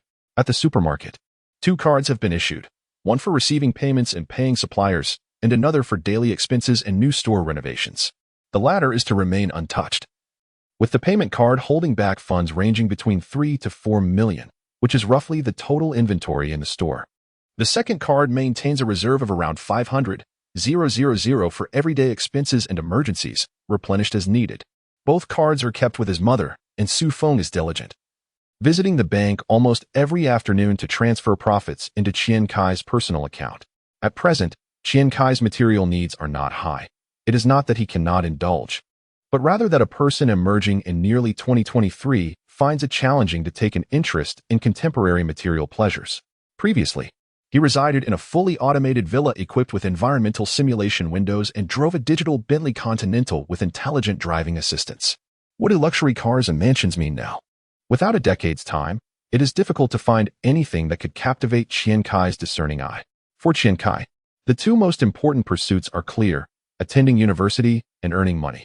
Recently, his younger brother has been thriving as well. Ever since he narrowly escaped a life-threatening situation when a rival's attack nearly severed his artery, his reputation has spread throughout the local community. The world operates on such stark realities. If you bring someone down, their reputation becomes the foundation for your own. When word spread that he was the son of Yuan, the earth-moving king of East City, local leaders flocked to pay their respects. Now, his younger brother finds himself in a complex emotional state. Since acquiring this notorious reputation, even visiting an internet CAF draws attention, with people calling him third brother. Occasionally, former classmates, having gotten into trouble, seek him out for assistance. Initially, he reveled in the attention, often meeting with those he had previously befriended. However, after an outing with Yang Ye and Chen Wenjie, where a well-meaning individual referred to her as third sister-in-law, Yang Ye ceased communication with him for several days. After much internal conflict, the younger brother finally approached Qian Cai during a break between classes. He views his brother and benefactor as a sort of doorman, always able to produce something useful from his pockets when needed. After listening to his brother's concerns, Qian Cai pondered for a moment and replied, "Brother, I cannot always be the one to assist you. How about this? You help me once, and then I will help you resolve this matter." The younger brother's eyes lit up, and he exclaimed, "No problem. I will face any trial without hesitation." Startled, Lu Liang, seated in the front row, quickly excused himself to the restroom. Qian Cai pondered for a moment and decided, "Forget it. I doubt you can manage it." At this moment, Lao San was so eager to demonstrate his sincerity that he would have gladly retrieved his ancestors' tablets to place upon the table. "Just say the word. I will do it right now." Without further hesitation, Qian Cai pulled a mathematics workbook from his desk and pointed at a starred problem. "I cannot solve this. Please teach me." A flock of crows flew by. Lao San, resembling a character from Stephen Chow's films, leapt up and shouted, "You simply do not wish to help me." Qian Cai's expression changed abruptly, and he retorted vehemently, "You are aware that you cannot do it, right? I am trying to study, and you bother me with this? If you want a solution, fine, I will help you." Gathering his breath, he bellowed towards the front row. Yang Ye, along with nearly everyone else in the front, turned to look at him. Nie Junlin was taken aback, frantically gesturing for Qian Cai to remain silent. His motions so swift they appeared almost illusory. Qian Cai nearly faltered, for in his anger, he realized he had startled so many people and began to calm down. Yet, recalling that the dead birds do not soar to the heavens, he continued to shout, "Nie Junlin said he wishes to invite you to dinner this afternoon to apologize." It was Saturday, and there were no classes in the evening. A look of regret crossed Nie Junlin's face, reminiscent of the remorseful expressions of condemned criminals interviewed on legal shows. Yang Yu approached, and as she drew nearer, Nie Junlin instinctively raised his hands to shield his face. However, Yang Yu turned to Qian Cai and asked, "Are you going?" Initially glancing at Lao San, who was nodding furiously in Yang Yu's blind spot, Qian Cai decided, yes. He felt it had been a while since he last conversed with his classmates. Without hesitation, Yang Yu turned to Nie Junlin. "Where shall we go?" Nie Junlin straightened up and replied, "Wherever you say." Yang Yu hesitated, as her preferences leaned towards expensive Western cuisine. Observing this, Qian Cai quickly assisted Lao San, stating, "Take full advantage of him. He has earned 500,000 to 600,000 in the past few months." To ensure clarity, he added, "In renminbi." Yang Yu gasped, covering her mouth in shock. Not wishing to waste time, Qian Cai knew that if they continued to dither, they could spend another half hour in indecision. With class approaching, he interjected, 7 o'clock this evening. Invite Chen Wenjie at the Chengtu building, Paris town, all right? French cuisine. Both nodded in agreement. The remainder of the day saw Qian Cai buried in his studies, striving to catch up on his work, as the water quality report had been released, necessitating several days of leave to travel to Panshan City. He felt increasingly inconvenienced by the back-and-forth commute and realized he needed to purchase a car and hire a driver. As he did not possess a driver's license, the driver would have to be named Li, since on the first day of his rebirth, he had mentioned that Xiao Li would come to pick him up, only for his father to dismiss it as a dream. At 7:50 p.m. at Chengtu building, Qian Cai and Nie Junlin were already waiting downstairs, engaging in conversation about wholesale stationery. Recently, Nie Junlin has not frequented the shop since leaving the police station. Primarily, Yang Sanshun has been transferring money directly into his account, and he only checks the accounts periodically, relying on the funds. His involvement is minimal. Aside from receiving payments during shipments, he has little to do with the operations. Nevertheless, the funds are still sharing 10% of the profits with him.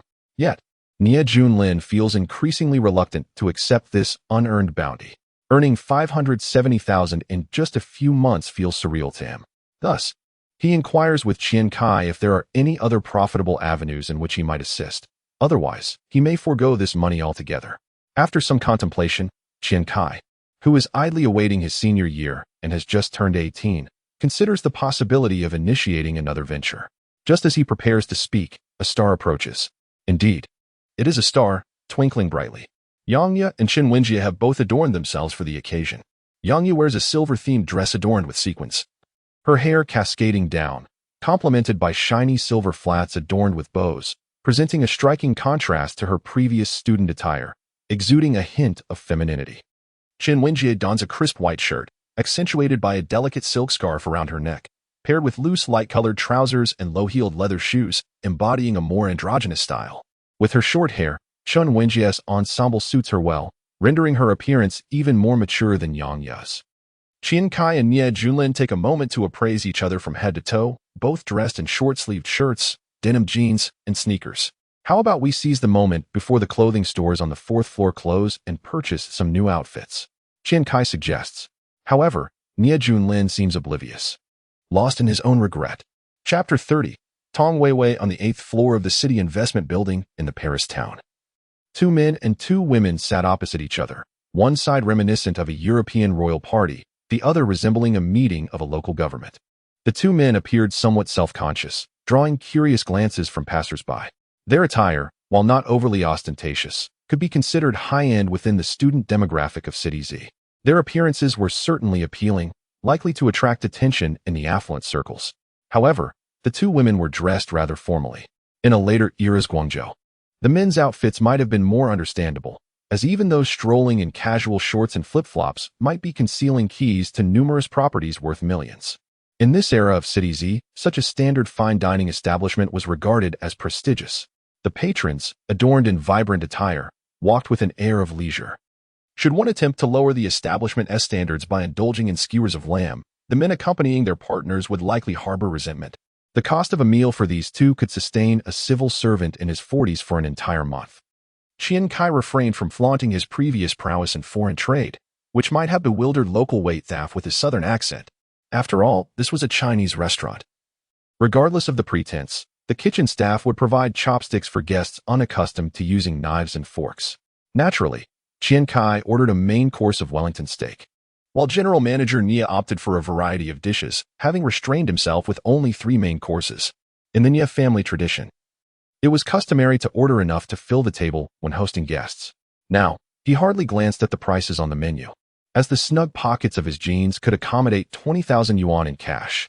A clear indication of his expectations for this outing, and perhaps a sign that his jeans were slightly oversized. The 2 young women exhibited a more typical demeanor, taking twice as long to decide on their orders. They deliberated over the caloric content of duck versus beef, suggesting they had arrived with only a modest appetite. This was the thought process of Nia Junlin. The young women likely could not fathom his musings, or they would surely feel embarrassed to be in his company. After placing their orders, they began discussing each other's attire in a friendly manner, prompting Qian Cai to turn his attention back to the conversation about making money that had been initiated downstairs. Old 3, why not open a gym? Upon hearing this, the 2 women fell silent, listening intently. Old 3, skeptical, replied, a gym? Can that really be profitable? Qian Cai pondered for a moment before clarifying, well, it shouldn't be just a gym. It should be a fitness center, complete with archery, swimming, and a relaxation area. Old 3 immediately reconsidered the 2,000 yuan in his pocket, questioning whether it was sufficient. How much would that cost? Could I manage with this amount? Qian Cai shook his head. Definitely not enough. I'll invest an additional 1 million. As soon as he finished speaking, a dry chuckle echoed from behind, separated by 2 booths, accompanied by the sound of deep breaths from the 2 young women. Qian Cai paid no heed and continued, you invest 500,000. I will contribute 1 million. You will hold 40 and I will retain 60. Should I require additional funding in the future, we can discuss it then. You will handle the paperwork and recruitment. It would be prudent to find someone knowledgeable. Once you've secured the right candidate, I shall assist you in evaluating them. You need not worry about financial constraints. The stationary wholesale market is still profitable, and there is a share for you. Upon hearing this, Lao Sin nodded in agreement, exclaiming, all right. In just a few exchanges, a business deal worth 1.5 million had been established. The 2 young women, momentarily shedding their restraint, were compelled to inquire. Chen Wenjie spoke first, where do you 2 procure such substantial funds? Lao San hesitated, casting a glance at Qian Cai, before remaining silent.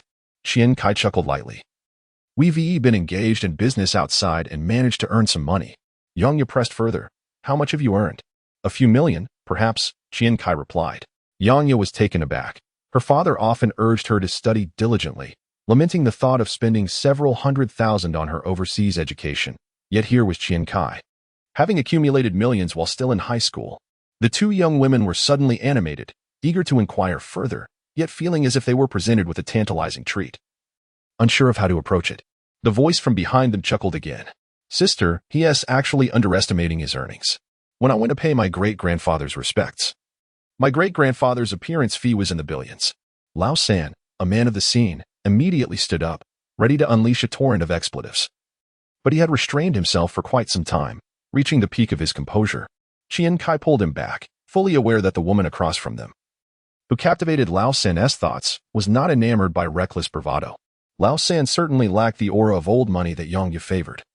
Yet if he were to build a successful enterprise and one day showcase his achievements before her, allowing her to experience the genuine essence of success, perhaps he might win her over in a roundabout way. Seeing Qian Cai shake his head, Lao San took a seat again, but could not resist muttering loudly, what nonsense. One who is poor cannot bear to see others thrive. The individual across from them immediately rose, ready to retort, but the woman interjected, Tong Yi, I kindly ask you not to cause trouble. Her voice was melodious, akin to that of a lark. The man raised his voice, Sister, can you seriously tolerate this boasting? Just look at their attire. They spare no expense in their attempts to impress women. At his words, both Yang and Chen Wenjie frowned. Qian Cai turned to assess the speaker, who had coincidentally turned to face him. The young man appeared to be around 20, with long hair, a headphone cord draped around his neck, and clad in a flamboyant short-sleeved shirt, likely a university student. Was his surname Tong? He then glanced at the woman beside him, who wore her hair in a bun, had a light touch of makeup, long eyelashes, and captivating eyes. Her small, elegant nose and thin lips were complemented by a fitted leather jacket. Wait a moment, Tong Weiwei. Just as Lao San was about to rise and curse, Qian Cai forcefully pulled him back down into his seat with such vigor that the sofa shook. The 3 individuals were somewhat astonished, as they had never witnessed Qian Cai in such a fearful state. Qian Cai remained silent, harboring a sense of resentment within. The woman in question was no virtuous character. He recognized her all too well, as she was none other than Tong Weiwei, the wife of Zhang Fengqiu. Zhang Fengqiu was his partner upon returning to Ji province, and also a brother from a previous life. Zhang Fengqiu, a man burdened by fate, bore a name adorned with 3 surnames, each representing his father, mother, and his childless godfather. His father held a governmental position, while both his mother and godfather were engaged in business. Merely hearing his name evoked the scrutiny of 3 families upon him. Their acquaintance blossomed during a business gathering of the Ji Province Chamber of Commerce in Shanghai, where both were around 30 years of age, with Zhang Fengqiu being 2 years his senior. Many individuals born in the 1980s shared a penchant for watching football, and the two frequently gathered to enjoy matches, their camaraderie deepening with each encounter, ultimately forging a brotherly bond. Zhang Fengqiu's family wielded considerable influence and displayed loyalty among friends. Later, when Qian Cai managed to escape the oppressive grasp of Hu Wei, returning to Ji province, it was partly due to his divorce from Hu Wei and Zhang Fengqiu's assistance. In due course, Zhang Fengqiu also returned to Ji province, not only managing his family's enterprise, but also investing in Qian Cai's company. Yet, this man, burdened with multiple surnames, found himself wed to a domineering wife, a year his senior, arranged through a familial alliance. Thus his life seemed predestined for an overwhelming conclusion. Their interactions were primarily instigated by Zhang Fengqiu. As Tong Weiwei maintained strict control, a man managing a family business was required to return home before midnight, a clear reflection of her influence. I recall during the 2018 World Cup, Zhang Fengqiu invited Qian Cai to his residence in Ji province to watch the match. They indulged in beer, their excitement mounting until 2 in the morning. Initially, Tong Weiwei offered verbal warnings, reminding Zhang Fengqiu that their child had school the following day and urging them to rest early. Zhang Fengqiu resided in a spacious villa, boasting 200 square meters, with their child sleeping on the top floor while they occupied the ground floor. The living room soared over 8 meters high, and the child's room was situated at the farthest end of the 3rd floor. To put it plainly, even if a grenade were to explode in the living room, it would be uncertain whether the child would awaken. At that moment, during the group stage match between Spain and Portugal, Zhang Fengqiu stubbornly declared that the child was on the 3rd floor, and with soundproof doors, how could they disturb him? Thus, an unforgettable scene unfolded for Qian Cai. Despite the presence of a robotic vacuum and a maid, Tong Weiwei emerged at 2 in the morning with a broom, incessantly instructing the two to lift their feet.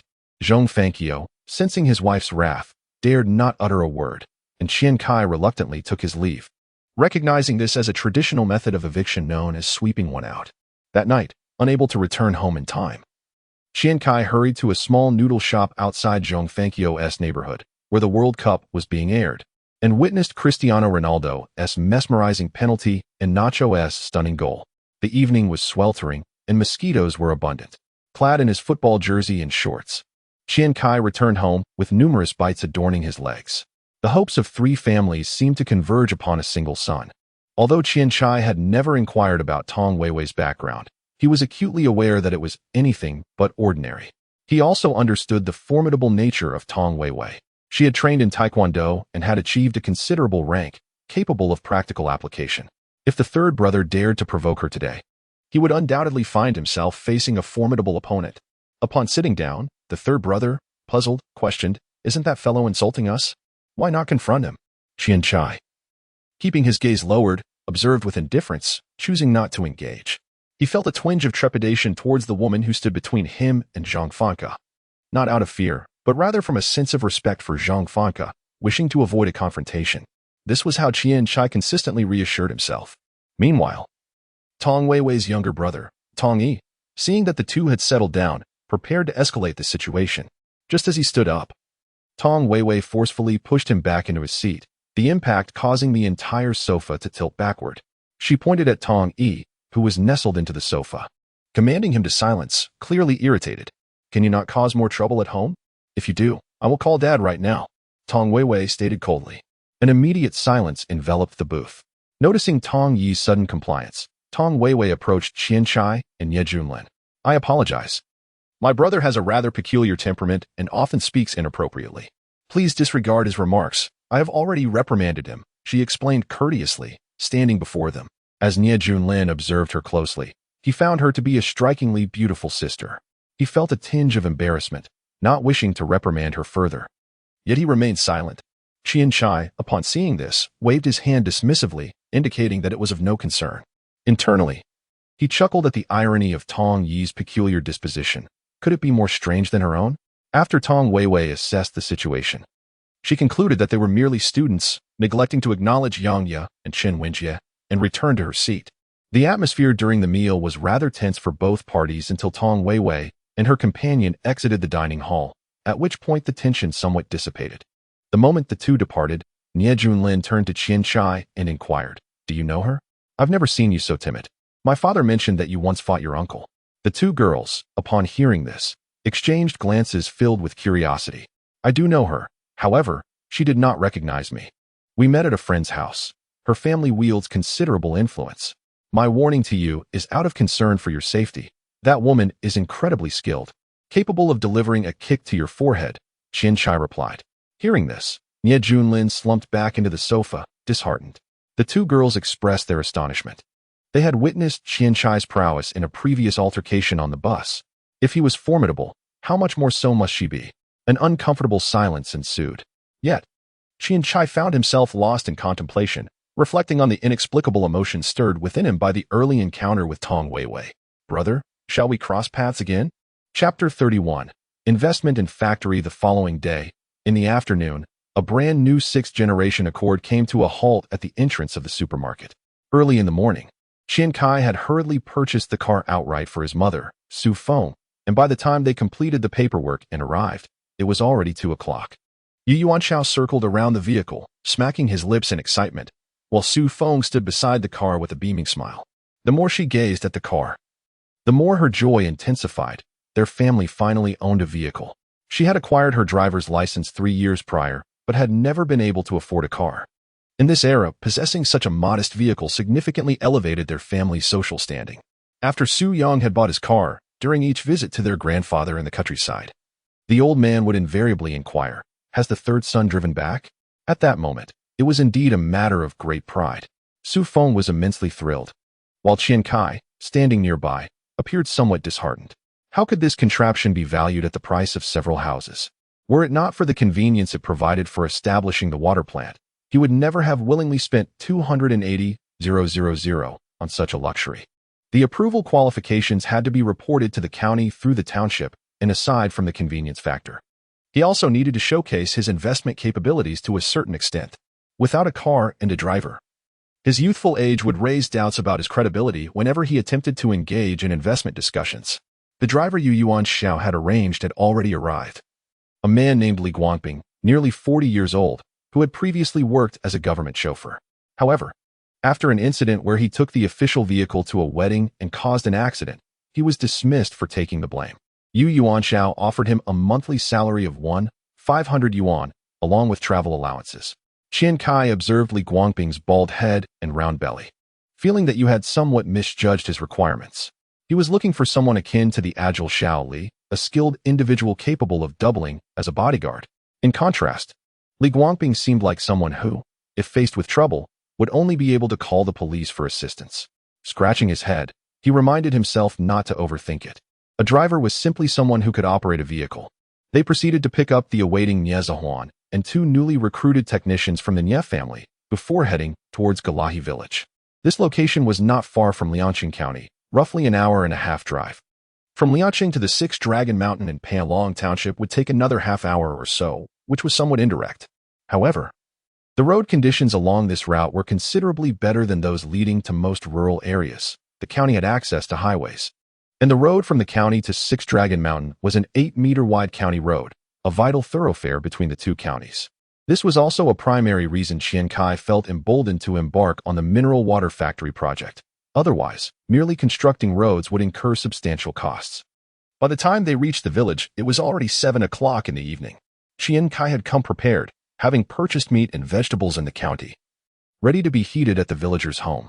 Since they arrived quite late, they did not disturb the township government, but parked the car in front of the village secretary Huang Dai's house. Huang Dai was sitting on a bench outside, smoking a pipe. As Qian Cai got out of the car, he called out, "Secretary Huang." "Ah, Qian boss. Huang De exclaimed upon noticing Qian Cai's arrival in a vehicle. His enthusiasm even greater than during the last visit. He promptly stood up to greet him. So, it seems you've made a decision to establish the factory here? Huang De remarked, shaking the smoking pipe. Qian Cai smiled and remarked, isn't this just confirming the matter? Are there any fellow villagers here who can accommodate us? We have come with 5 individuals this time. Let's see if we can stay here and ascend the mountain for an inspection tomorrow morning. Huang De laughed heartily, saying, You've come to my place. 5 people can certainly find lodging here. I have 4 rooms in my courtyard, and even if you bring 2 more, there is ample space. With that, he gestured around the courtyard. Upon seeing this, Qian Cai realized that as the village chief, he was indeed quite generous. The courtyard was evidently larger than those of others. Qian Cai instructed Li Guangping to take out some meat and vegetables, intending to borrow some fire to warm them up.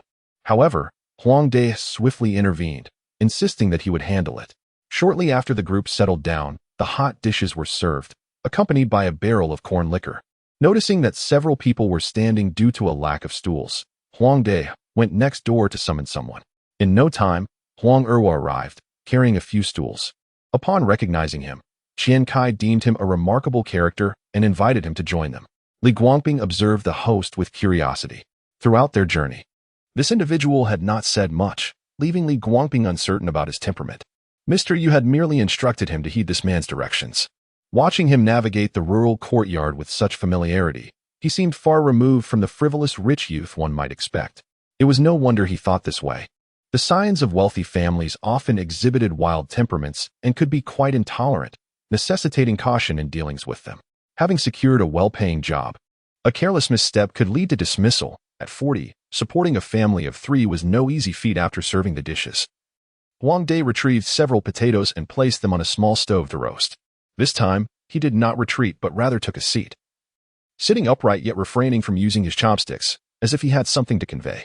Observing his demeanor, Qian Cai inquired, Chief, if you have something to say, please do. My ancestors were Pao Gu, and I am not one for circumlocution. Huang De, pleased by the straightforwardness, reciprocated with a gesture reminiscent of the Pao Gu greeting and chuckled. Mr. Qian, since you put it that way, I want to beat around the bush. If you are indeed planning to establish this water plant here, will you be hiring local workers? Huang De had sensed their intentions during their last visit and was aware that they aimed to utilize the mountain spring water from Lulong Mountain for the water plant. Upon hearing this, Qian Cai felt slightly uncertain and turned to the older technician, asking, Lao Gong, for 3 workshops, how many local workers can we hire? Lao Gong, a capable man in his 40s with a dark complexion, pondered for a moment before cautiously responding, Mr. Qian, that depends on the scale of production you intend to achieve. Qian Cai replied, estimate based on maximum output. Lao Gong had not yet visited the mountain and was also encountering uncertainties for the first time. If the water output is substantial, with a daily production capacity reaching 300 tons and adhering to a 2:1 ratio for producing 550 milliliter bottled water and 3-liter bottled water, it would necessitate the production of approximately 330,000 bottles and 30,000 barrels of bottled water. This would be organized in 2 shifts, and the technical requirements are indeed quite high.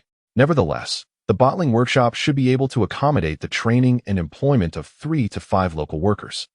Considerations for positions in water treatment monitoring, duty rooms, and the employee cafeteria could potentially resolve up to 10 job opportunities.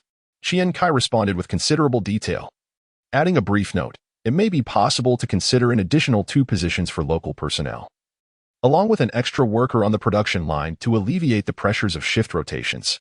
Upon hearing this, Huang De felt somewhat troubled. Boss, you are aware that our location has its advantages. Just 3 kilometers away, a cement factory in Shangluodian village has hired 30 workers. If we come here and only recruit a mere 10, I fear it may not sit well with the villagers. Qian Cai also appeared to be in a quandary, and upon noticing this, Luo Gong furrowed his brow. The pollution caused by the cement factory is considerably detrimental to the local environment, while our spring water plant is situated a fair distance from the village. Thus, the noise generated during production will not disturb the villagers. The technical requirements for the cement factory are rather basic, Huang's secretary. This is not a fair comparison. After listening, Qian Cai chuckled and waved his hand. How about this? Secretary, if you have any requests, please voice them first. Huang De, feeling somewhat conflicted, glanced at him and rubbed his hands together, saying, well, there are many idle people in our village. Upon hearing news of a factory opening, numerous individuals have approached me inquiring about employment opportunities, at least 40 to 50 people. Moreover, there is my troublesome nephew, who is from my brother's family. His father, Huang Dajiang, passed away early. Realizing the implication, Qian Cai couldn't help but chuckle, recalling that the last time he had a delightful meal, this Huang was the one invited to accompany him. Secretary. You are thinking too narrowly, Qian Cai continued. If there are individuals willing to work outside the village, young, diligent, and presentable, I can arrange for an additional 10 people in Z City for you. They need not necessarily work in the water plant. I have 2 supermarkets set to open this year, with plans for further expansion. For those who are willing to step outside and put in the effort, I can specifically recruit from this village, and there will be more positions available in the future. As for Huang if he is eager to go, just have him come find me next week. I will provide you with an address. Upon hearing this, Huang De immediately exclaimed, Willing. Come pay your respects to Boss Qian. You will work with him from now on. Work hard. Hold on, we cannot engage in such practices, Qian Cai quickly interjected, pressing down Huang De's hand in refusal. Is educated, and our previous conversation went quite well. I find him to be quite articulate and capable of sales. My interest in him does not stem from favoritism. Feeling somewhat awkward himself, being educated and aware of the situation, found it difficult to bow his head in submission. Yet he could not contradict his uncle's command. He merely nodded gratefully towards Qian Cai. Huang De, overly concerned about his nephew, replied, That's wonderful. Boss Qian, I will go register tomorrow. Observing that the project had not yet been finalized but recruitment was being discussed, Luo Gong attempted to voice his concerns. But Qian Cai held him back. The water source here will pose no issue, given that the Yellow River has already granted its approval. It is evident that he possesses a certain degree of authority within the village to make decisions without consulting the villagers. Thus, matters at the county level should proceed smoothly. He preferred to avoid unnecessary complications. 3 days later, at the Liancheng County government, a group arrived to process the factory establishment paperwork. After waiting for a considerable part of the day, they had already secured the necessary documents from the Land Bureau, yet the deputy county head, Wang, responsible for the final approval, was nowhere to be found. Inquiring multiple times yielded the same response. He was unavailable. As the group deliberated whether to return home after waiting until past 3 o'clock, Li Guangping could no longer contain himself. Mr. Qian, he remarked. The king of hell is easy to meet, but the little devils are troublesome. Having spent time in the bureaucracy, I shall take a look inside. Seeing that the situation was becoming untenable, Qian Cai nodded in agreement. Li Guangping exited the vehicle and returned approximately 20 minutes later, whispering something to Qian Cai, who smiled and nodded, retrieving several bills from his bag to hand over. Another 20 minutes passed before Li Guangping returned with news that he had arranged to meet Deputy Wang for dinner that afternoon at Sun's restaurant in the county. The signature process proceeded smoothly, and Huan remained in the area to assist 2 technicians with the factory establishment matters. On the return journey that evening, Qian Cai could not help but chuckle and remarked, Old Li, you truly are quite astute. Li Guangping smiled, somewhat bashfully. Chapter 32. Li Guangping offered a shy smile, hesitating momentarily before speaking. I inquired with the elderly man at the duty room by the entrance, handed him a pack of cigarettes, and sought out the driver who usually transports Deputy County Chief Huang, offering him a red envelope containing 200. He directed me to the 3rd floor office to contact Secretary Chen. After presenting 500 there, I managed to reach Deputy County Chief Huang. Upon returning downstairs, the driver informed me that the Sun family restaurant is owned by Huang's wife. Ultimately, it was there that you encountered those 2 bottles of ginseng liquor priced at 2,000 each. As long as the purchase is made, regardless of whether it is consumed or not, today's business will be deemed accomplished. The layers of individuals involved are indeed remarkable. Even after years of navigating through such dealings in my past life, I cannot help but marvel. Li Guangping sheepishly scratched his bald head and remarked, It's merely the cunning of small-time players. I have encountered enough of them in the past to glean some understanding. The atmosphere grew somewhat heavy. Qian Cai glanced at Li Guangping, lost in thought. The day was stiflingly warm. With the air conditioning running in the car, Qian Cai, since his rebirth, had been tirelessly hustling like a commoner. Now, seated in the back, he regarded Li Guangping and, for the first time, felt a semblance of the mindset of a person of stature from his previous life. After a while, Qian Cai broke the silence. Old Li, do you play chess? Li Guangping replied, I know a little. I used to play in the driver S team. Qian Cai surveyed the interior of the car and began to speak contemplatively. Each piece in chess has its own purpose. Even a pawn, if utilized wisely, can charge into battle. A general must sometimes shift left or right to evade pursuit.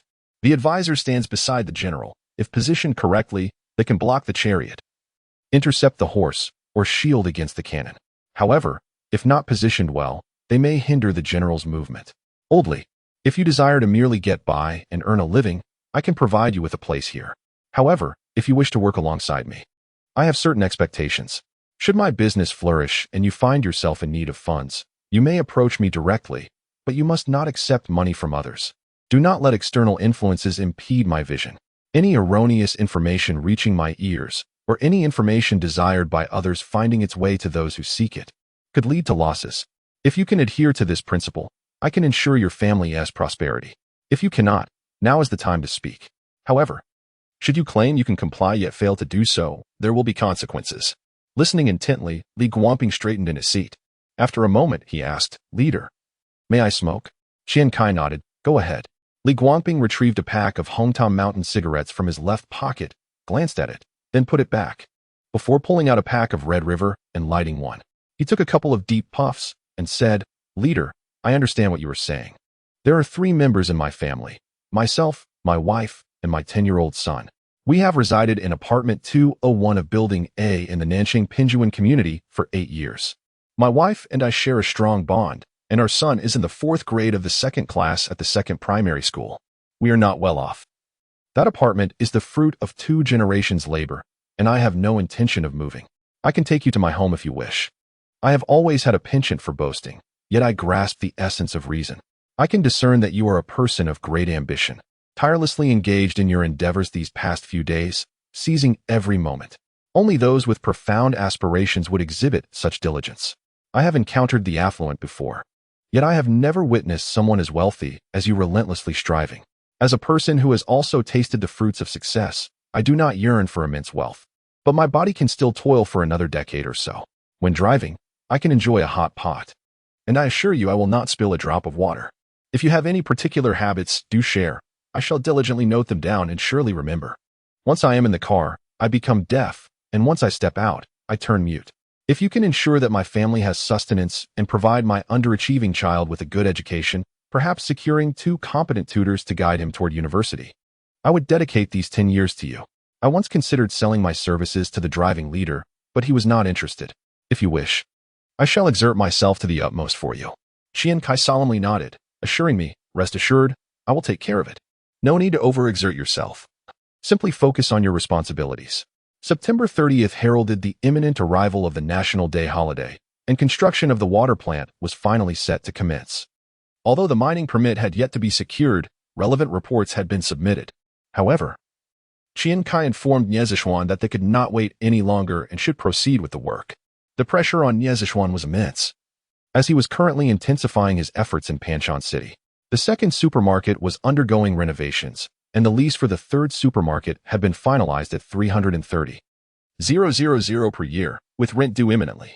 Yuan Shao expressed confidence that this supermarket could be transformed into a flagship store for Z City and was currently designing a logo for the future supermarket. Qian Cai texted Hu Wei to inquire about her favorite animal, to which she replied that she liked tigers.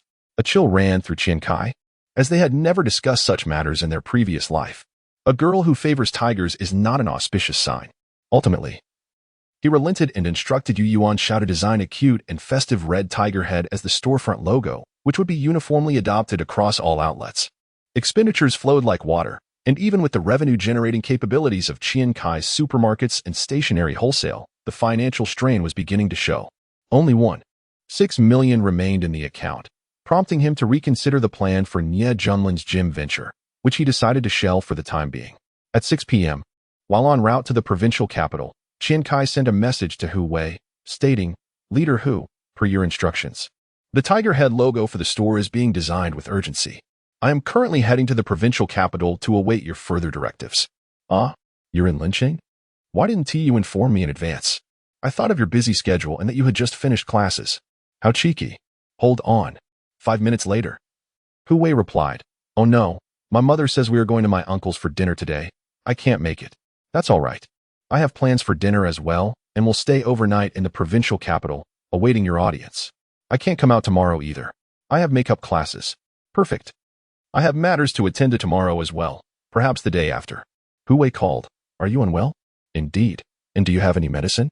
Qian Cai leisurely sat in the back seat, shaking his leg. Tomorrow, I have arranged for the teacher to come to my home for a tutoring session. Oh. Hu Wei is feeling a bit frantic. This foolish individual did not inform me of their visit. Otherwise, I could have adjusted my schedule accordingly. The pace of study in the final year of high school is quite intense, and even during the holidays. She has been busy reaching out to several teachers for additional lessons. It's truly no trouble. I am staying at a hotel, as I have matters to discuss in the provincial capital. Qian Cai, noticing her anxiety, explained. But what if I can't step out? Hu Wei retorted, a hint of stubbornness in her tone. I shall wait, even if it takes until the last day of the holiday. Just to see you for a moment would suffice. Qian Cai responded, gesturing as if to emphasize his point. Are you not focusing on your studies? Are you not preparing for the entrance exams to Shanghai Jiaotong University? Hu Wei exclaimed, exasperated. Haha, I am indeed a diligent student. All my books are in the car. If you do not come, I will simply practice problems at the hotel, Qian Cai replied, rummaging through his nearby backpack. He had informed Hu Wei on the day he bought the car, and she was quite pleased. Upon hearing these words, Hu Wei felt a sense of relief and softly said, Then do your work well. Wait for me. I shall wait indefinitely, Qian Cai declared confidently before ending the call. Who could have anticipated that this wait would stretch to 5 days? Upon reaching Lin City, Qian Cai arranged to have dinner with Chen Yunwei. After exchanging pleasantries, they discussed Qian Cai's supermarket and plans for the future development of bottled water.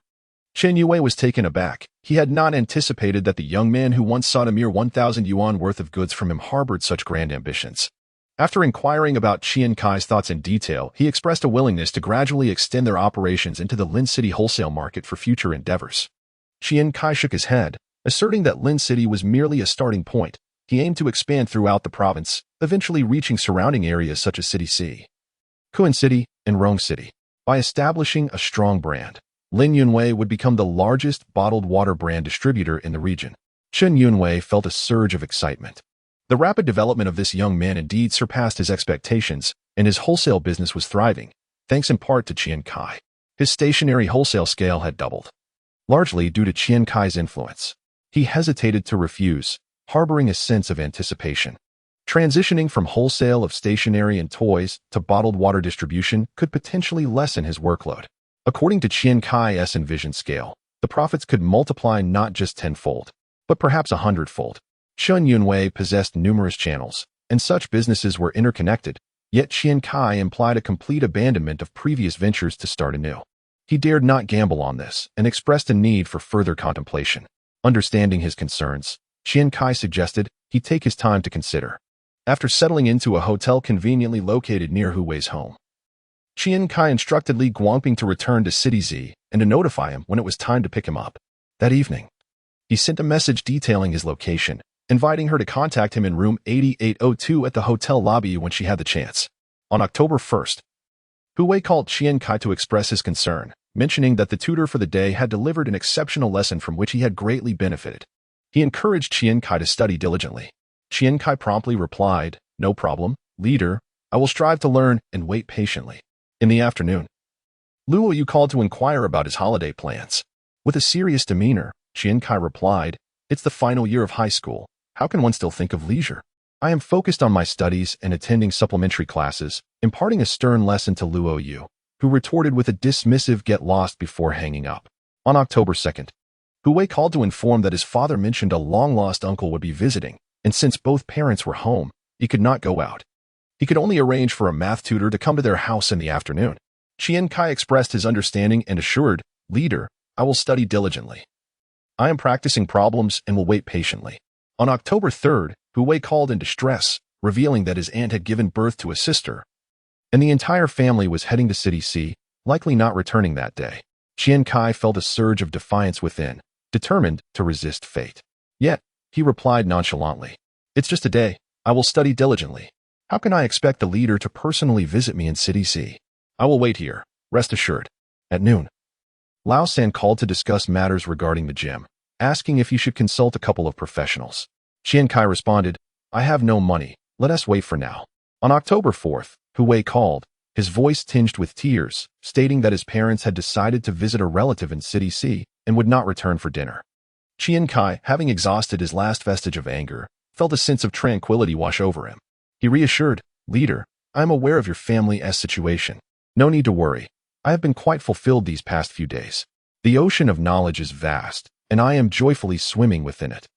You can go enjoy yourself. I can continue for 3 more days. His mother, Su Feng, called to ask if he needed a car as she was heading back to their hometown. Understanding her intentions to honor the family, Qian Cai replied, You may go. I should not need it for now. Please drive safely, and if necessary, have Uncle Li drive you. In the evening, his father called, questioning why he had not returned despite the holiday being nearly half over. Qian Cai curtly responded, I am busy with matters. I cannot return this holiday. I am bringing my books and will study diligently before ending the call. On October 5th, when Hu called, Qian Cai was deep in slumber. The loud ringtone jolted him awake, and he groggily reached for his phone from beneath the covers. Hu's voice was barely audible as she greeted him. Realizing her parents were nearby, Qian Cai reassured her, Do not worry. Leader, I am quite stable emotionally. No need for further discussion. I will wait patiently. In the afternoon, sitting in the hotel room, Qian Cai gazed out the window, contemplating the meaning of life. Perhaps existence is merely this. Waiting is the predominant theme of life. And as one waits, time slips away. He muttered, Damn it, I must solve problems. I will study diligently. At 7 p.m. Having gone 3 days without washing his hair, Qian Cai languidly opened the door to retrieve the fruit delivered by the hotel.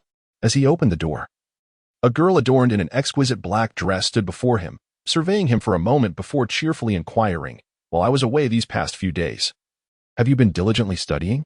Tears threatened to well up in Qian Cai's eyes, and he hastily covered his face to conceal his emotions. He then absent-mindedly brushed his hair, sending a few flakes of dandruff cascading down. Lowering his gaze, he assessed his appearance, flip-flops, pajama pants, and a short-sleeved shirt. With a resounding thud, the door was shut. Wait for me 5 minutes, Qian Cai shouted from within the room, while Hu stood outside, beaming like a radiant flower. Chapter 33. Does this count as a date? After a brief interlude of 5 minutes, Qian Cai reappeared before Hu, freshly bathed and groomed. He donned a gray short-sleeved shirt over a white t-shirt, complemented by khaki shorts and a pair of white Nike sneakers. With the discerning eye of someone from a future era, he recognized that he could have styled himself in a more sophisticated manner. Yet, he was acutely aware that Hu favored his casual and sunny attire. Simple and pristine was her preference. Come in, Qian Cai softly urged, gazing at Hu. She entered the room, smiling at him. You look great like this, so clean. Despite her outward composure, Hu felt a flutter of nerves as she picked up the exercises laid out on the table. She had never experienced such a scenario before, alone with a man in a hotel room, enveloped in a serene yet intimate atmosphere. Understanding her awkwardness, Qian Cai opened a bottle of mineral water, poured a glass, and handed it to her. Fortunately, the suite was spacious, and the living room was adequately illuminated. He pulled up a chair and sat beside her, watching as she perused her notes. Have you eaten yet? He suddenly inquired, noting that the girl had developed a remarkable physique, undoubtedly from her hearty appetite. Hu, rubbing her stomach, wore a conflicted expression. She had changed into her clothes upon arriving in Lin City and had had no time to eat, indeed feeling quite hungry. However, the proximity to her home made her wary of being spotted by her parents or any acquaintances while dining outside. Qian Cai, sensing her predicament, called the hotel service center and ordered a few dishes, then smiled at Hu. Let us eat here. Could you help me with a few problems? He suggested, attempting to provide a reason he hoped she would find suitable. Okay, she replied, tucking a strand of hair behind her ear and diligently examining the test paper and exercise booklet. The densely packed text revealed that he had indeed been earnest in his studies over the past few days. Ah, you're working on this set of problems too. My tutor discussed this question just a few days ago. I found it quite challenging. Did you work on it by yourself? Hu pointed to a geometric proof, her eyes sparkling with delight. She had invested considerable time on this question and was pleased to see that he had tackled it as well, fostering a unique rapport between them. Pouring himself a glass of water, Qian Cai stood beside her, glancing at the problem. Using the methods of cutting, supplementing, and translating, as well as Kant's method of proportion, here we should draw an auxiliary line. Hu Wei listened intently, noting that his approach differed from the teacher's explanation. His insights were intuitive, and his voice was soft, drawing her closer in proximity, causing her ears to flush with warmth. Today, as you walked down the street, I imagine many people must have looked at you, Qian Cai remarked, observing her dolphin-shaped earrings. Hu Wei remained silent, absorbed in her work, momentarily lost in thought. Qian Cai couldn't help but admire her from near. She was truly a marvel of nature, a stunning combination of an angelic visage and a devilish figure, accompanied by an extraordinary intellect. Even her breath carried a sweet fragrance. Feeling his gaze upon her, Hu Wei became acutely self-conscious, as if every limb were in excess. Unsure of where to place them, a deep blush enveloped her entire being. Qian Cai observed her anxious demeanor and quickly averted his gaze. He picked up a pen and found a blank space beside the intricate problem-solving strategies, inscribing a line from Yu Guangzhong's poem Absolute Beauty. If we meet with fresh snow after the rain, under the full moon's glow, the ground is laid with bright shadows. While the silver light dances above, and you approach me with a smile, between the moonlight and the snowlight, you are a third kind of beauty. I wonder how the moonlight, reflecting the snow's brilliance, can render your natural charm, already exquisite, into an even more stunning hue? Hu Wei gazed at the poem in a daze, softly inquiring, who penned this? The poem Absolute Beauty has yet to be published, and she had never encountered it before. Qian Cai chuckled. A venerable poet who truly understands love. When I first read it, I felt it resonated with you. The more I read, the more I thought it suited me gazing at you.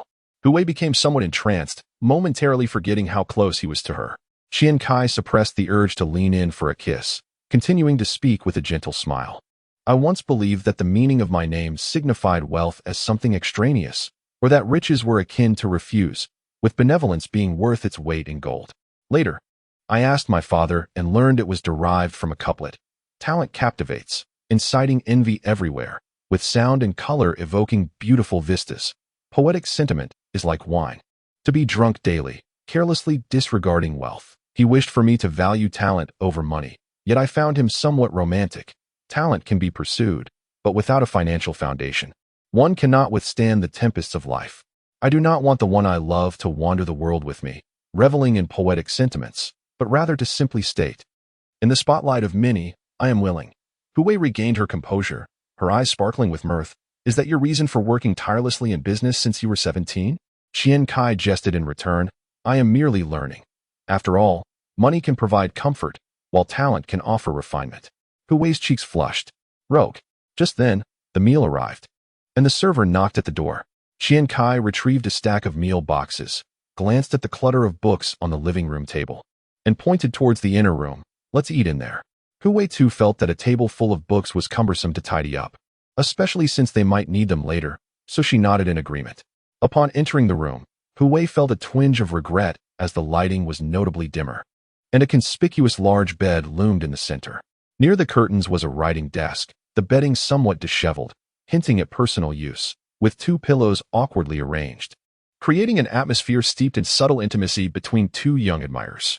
Hu Wei felt somewhat awkward and at a loss. Qian Cai understood her discomfort.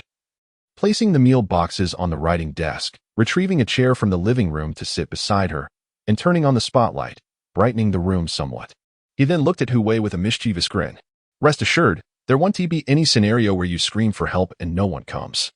Hu Wei picked up a pillow from the corner of the bed, intending to throw it, but realizing it lacked any real impact, she retorted in annoyance, You. Lecher. Their playful banter eased the tension, making both of them more at ease. Qian Cai shrugged casually, sitting by the curtains and remarked nonchalantly, With your charm.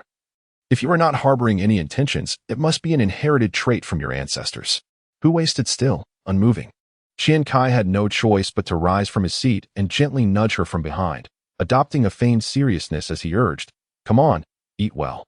Only then did Hu Wei slowly approach the table and take her seat. Qian Cai discreetly touched the hand that had just pushed Hu Wei, the lingering softness still resonating. What had he touched? A strap? Maintaining his solemn facade, he sat down across from Hu Wei, opened the meal box, and felt something was amiss. He rummaged through the storage cabinet in the room, retrieving a bottle of red wine and a bottle of juice. Hu Wei furrowed her brow at him, remaining silent. Understanding her concern, Qian Cai poured her some juice, opened the red wine, and poured a modest amount into his own glass, taking a sip while observing her growing anxiety. He felt compelled to boast a little. Rest assured, my tolerance for alcohol is commendable. I can drink 53-degree white liquor with my father over a plate of peanuts all night long. Opening this bottle is merely to celebrate that I have not given up. And you have finally returned before I must go back to school. I will only take a sip, and besides, look at this wine. It's from the hotel, hardly palatable. As he spoke, he held up the wine label towards Hu Wei, gesturing at it. Hu Wei smiled in return, raising an eyebrow in disbelief. You really can drink white liquor all night long. With the boast so grand, it would surely crumble under scrutiny. Qian Cai promptly nodded affirmatively. When have I ever exaggerated? The two began their meal, and Qian Cai swallowed the last sip of red wine in his glass, wishing to relive memories of a past life. In their previous existence, Hu Wei had evaded her family and accompanied him to Lyon, France. Qian Cai was involved in import-export trade, splitting his time between France and China. Each time he was about to leave, Hu Wei would kiss him at the door of the apartment they rented in France and wait for his return. Upon his arrival, they would discuss how much money they had made, then open a bottle of La Tiche. After finishing, she would lean against him, whispering sweet nothings. He missed the way she would chatter on. During dinner, they occasionally leaned in close, and when Qian Cai picked up the same piece of meat as her, he released it, looking up to smile at her. Eat more. Hu Wei nodded obediently, unabashedly placing it in her mouth. Then, while chewing, she mumbled, Will this be very unrefined? With a mouthful of meat, Hu Wei's smile added an endearing charm to her beauty. Qian Cai immediately set down his chopsticks, speaking earnestly. Even Lu Sun said that when faced with delicious food, loosening one's belt is forgivable. Hu Wei laughed, her amusement causing her to double over. You fool. Realizing that the term felt too intimate, she returned to her meal, appearing quite appetizing. Qian Cai ceased eating as well, propping his chin on his hand while watching her. Eat well, grow up quickly. Hearing this, Hu Wei glanced up at him. Qian Cai continued, The wild boar next door is getting impatient.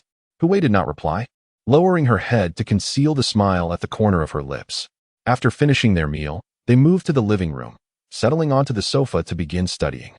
In an unspoken agreement, they both refrained from suggesting a stroll, as if this room were a sanctuary for young lovers. As they exchanged experiences and problem-solving, she was astonished by his intelligence that exceeded her expectations. Sometimes, a single problem could provide her with a different perspective. He must be working harder than she had imagined. She longed to attend Shanghai Jiaotong University, not merely based on what he had told her in messages. It often felt as though he was either skipping classes or was on his way to do so. While she found joy in wishing for his success, she worried that upon entering the university, she might not catch a glimpse of him. A sense of reassurance washed over her. Hu Wei began to gaze at Qian Cai, who had momentarily lost his focus.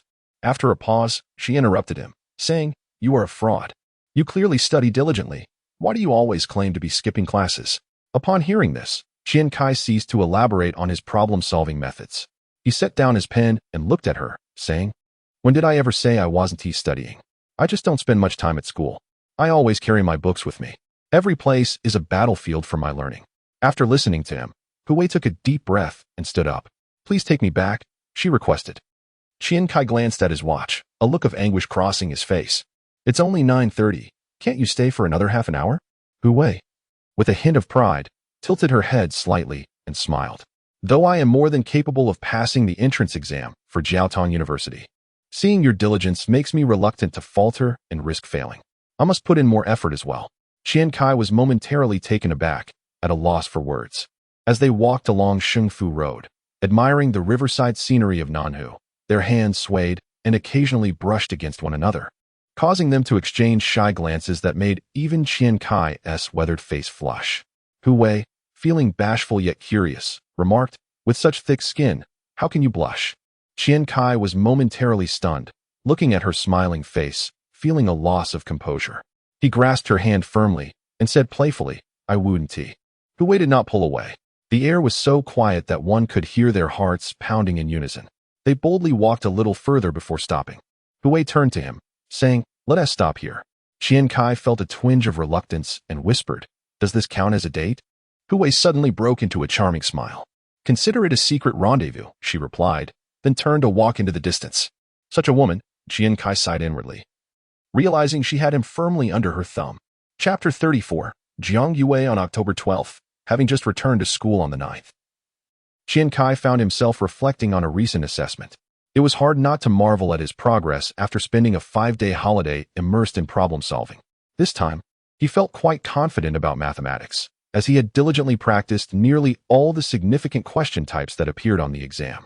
During the large break, as he wandered the corridors to stretch his legs, he spotted his mathematics teacher, Huang Bing, approaching with a stack of papers, exuding an unusual air of enthusiasm. Although Qian Cai felt he had performed well in the math exam, he could not shake off a sense of trepidation towards this merciless evaluator.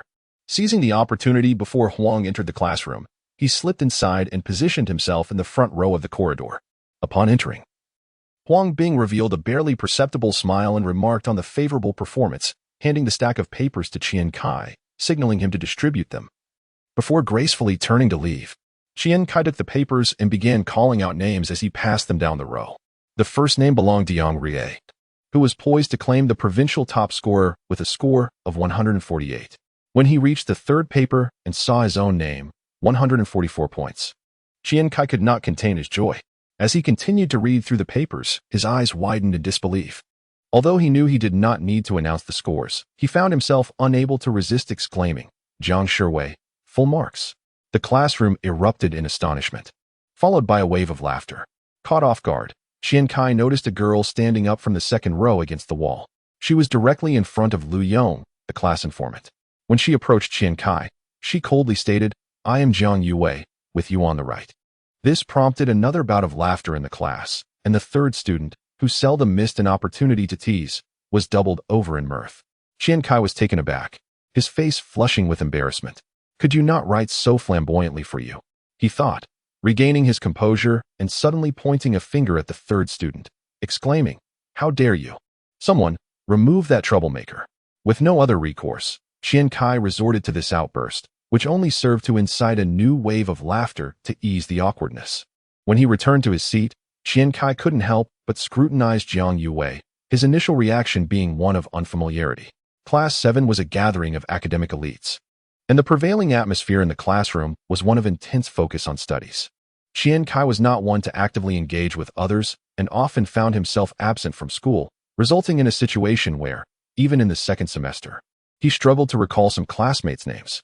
However, he was certain he had never before encountered Jiang Yue. With a mix of curiosity and irritation, Qian Cai approached the third student's desk and pointed at Jiang Yue, asking, "Did she transfer in?" The third student looked at him, somewhat exasperated. "She transferred in not long after the semester began. It's been almost a month. And she scored in the top 5 of the grade in the final exams of class 11 upstairs. She's quite remarkable, a genius." Realization dawned on Qian Cai. Perhaps he had missed the introduction when the teacher welcomed new students, and it was indeed impressive to be admitted to the elite class midterm. With this thought, he shook his head and resumed his problem solving. Suddenly, he lifted his head abruptly, sensing something amiss. No, something was not right. In a previous life, I did not know her, certainly not, for her name is quite uncommon, Jiang Yue. Does it have a hint of soy sauce? If I had heard it before, I would have retained some semblance of an impression. It was akin to the unsettling feeling that enveloped Qian Cai when she encountered the altered garment of Cheng Lai, as if a hand were tightly gripping her heart. On that day, after each class, Qian Cai would unconsciously scrutinize her, unable to recall the timeline that might have drawn someone into her classroom. When one is deeply engrossed in recalling and pondering a question, that vague sensation of familiarity, which remains just out of reach, is exasperating. The more one thinks, the more it gnaws at the mind, much like the miraculous act of breathing when unobserved. It operates on autopilot, yet once one becomes aware and attempts to engage with it, it shifts to a manual mode. The more she observed Jiang Yue, the more peculiar it became.